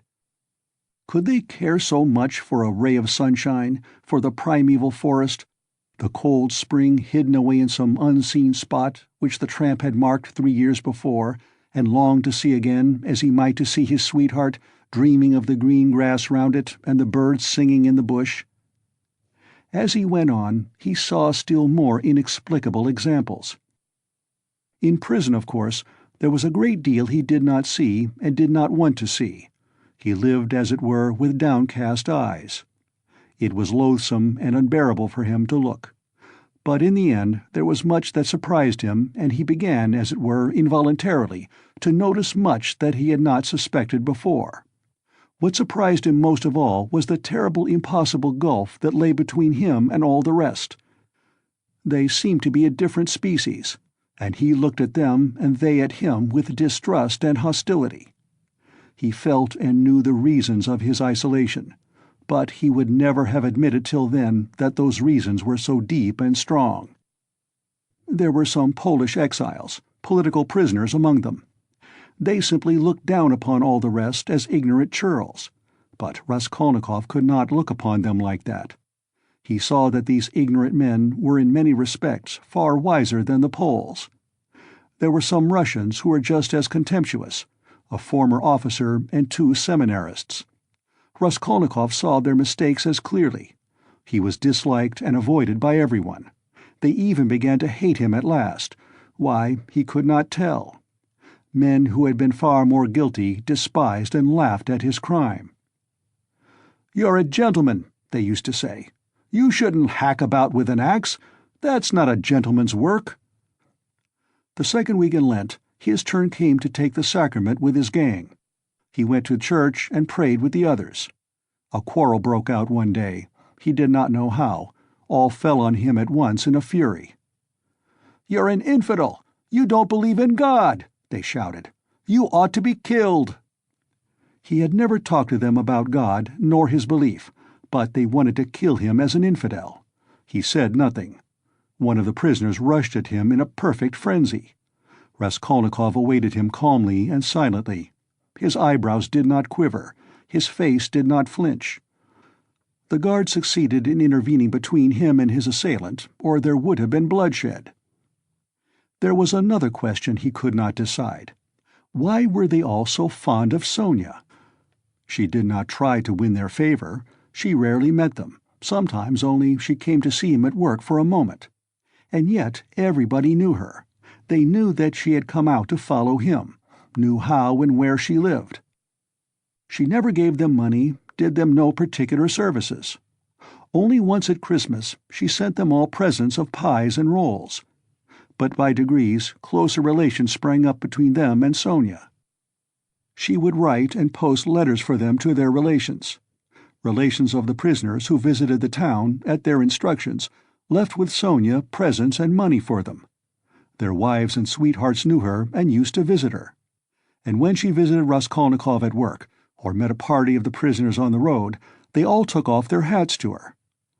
"Little Mother Sofya Semyonovna, you are our dear, good little mother," coarse branded criminals said to that frail little creature. She would smile and bow to them, and everyone was delighted when she smiled. They even admired her gait and turned round to watch her walking.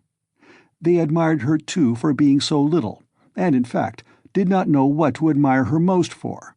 They even came to her for help in their illnesses. He was in the hospital from the middle of Lent till after Easter. When he was better, he remembered the dreams he had had while he was feverish and delirious. He dreamt that the whole world was condemned to a terrible new strange plague that had come to Europe from the depths of Asia. All were to be destroyed except a very few chosen. Some new sorts of microbes were attacking the bodies of men, but these microbes were endowed with intelligence and will. Men attacked by them became at once mad and furious. But never had men considered themselves so intellectual and so completely in possession of the truth as these sufferers. Never had they considered their decisions, their scientific conclusions, their moral convictions so infallible. Whole villages, whole towns and peoples went mad from the infection.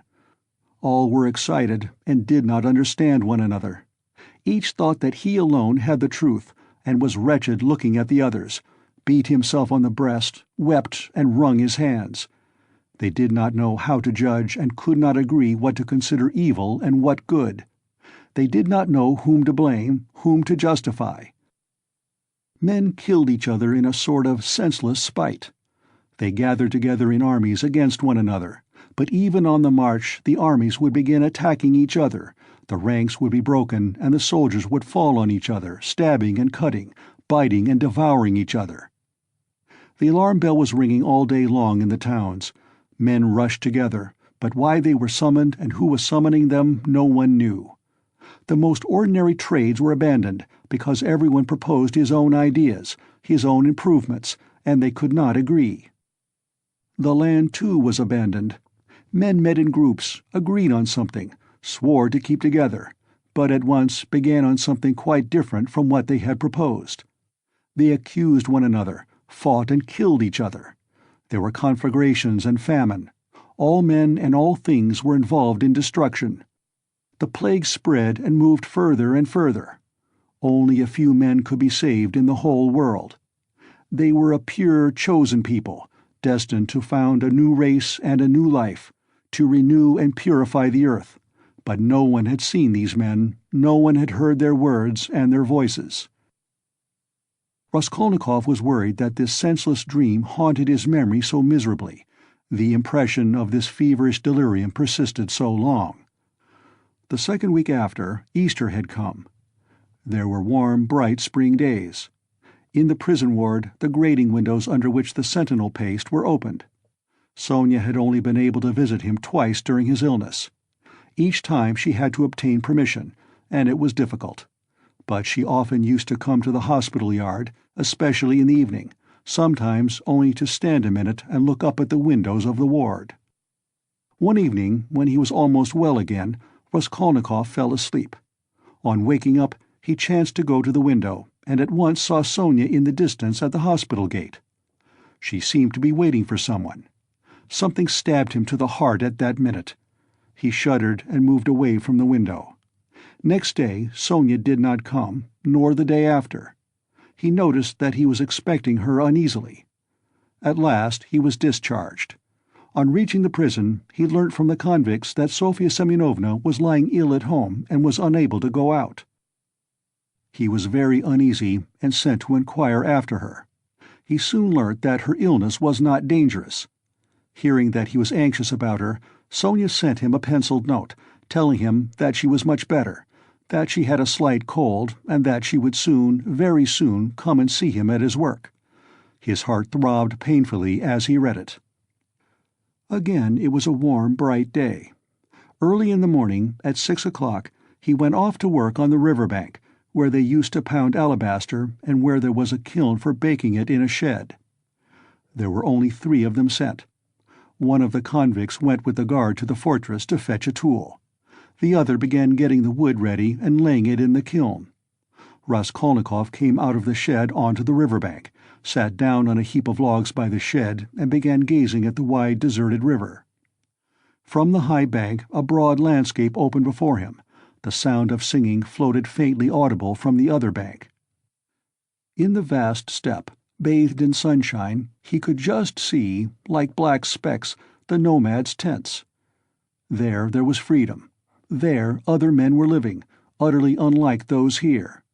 There time itself seemed to stand still, as though the age of Abraham and his flocks had not passed. Raskolnikov sat gazing. His thoughts passed into daydreams, into contemplation. He thought of nothing, but a vague restlessness excited and troubled him. Suddenly he found Sonia beside him. She had come up noiselessly and sat down at his side. It was still quite early. The morning chill was still keen. She wore her poor old burnous and the green shawl. Her face still showed signs of illness. It was thinner and paler. She gave him a joyful smile of welcome, but held out her hand with her usual timidity. She was always timid of holding out her hand to him, and sometimes did not offer it at all, as though afraid he would repel it. He always took her hand as though with repugnance, always seemed vexed to meet her, and was sometimes obstinately silent throughout her visit. Sometimes she trembled before him, and went away deeply grieved. But now their hands did not part.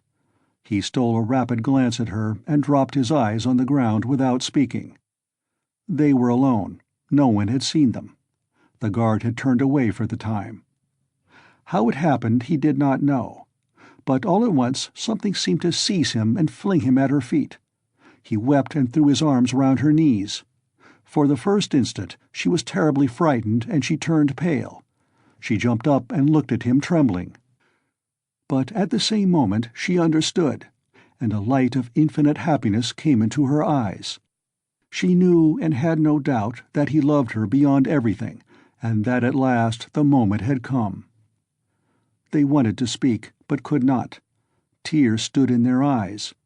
They were both pale and thin, but those sick, pale faces were bright with the dawn of a new future, of a full resurrection into a new life. There they were renewed by love. The heart of each held infinite sources of life for the heart of the other. They resolved to wait and be patient. They had another 7 years to wait, and what terrible suffering and what infinite happiness before them. But he had risen again, and he knew it and felt it in all his being, while she only lived in his life. On the evening of the same day, when the barracks were locked, Raskolnikov lay on his plank bed and thought of her. He had even fancied that day that all the convicts who had been his enemies looked at him differently. He had even entered into talk with them, and they answered him in a friendly way. He remembered that now, and thought it was bound to be so. Wasn't everything now bound to be changed? He thought of her. He remembered how continually he had tormented her and wounded her heart. He remembered her pale and thin little face. But these recollections scarcely troubled him now. He knew with what infinite love he would now repay all her sufferings. And what were all the agonies of the past? Everything, even his crime, his sentence and imprisonment, seemed to him now in the first rush of feeling an external, strange fact with which he had no concern. But he could not think for long together of anything that evening, and he could not have analyzed anything consciously. He was simply feeling. Life had stepped into the place of theory, and something quite different would work itself out in his mind. Under his pillow lay the New Testament. He took it up mechanically. The book belonged to Sonia. It was the one from which she had read the raising of Lazarus to him. At first he was afraid that she would worry him about religion, would talk about the gospel and pester him with books. But to his great surprise, she had not once approached the subject, and had not even offered him the Testament. He had asked her for it himself, not long before his illness, and she brought him the book without a word. Till now he had not opened it. He did not open it now, but one thought passed through his mind. Can her convictions not be mine now? Her feelings, her aspirations at least? She too had been greatly agitated that day, and at night she was taken ill again. But she was so happy, and so unexpectedly happy, that she was almost frightened of her happiness. 7 years. Only 7 years. At the beginning of their happiness, at some moments, they were both ready to look on those 7 years as though they were 7 days. He did not know that the new life would not be given him for nothing, that he would have to pay dearly for it, that it would cost him great striving, great suffering. But that is the beginning of a new story, the story of the gradual renewal of a man, the story of his gradual regeneration, of his passing from one world into another, of his initiation into a new, unknown life.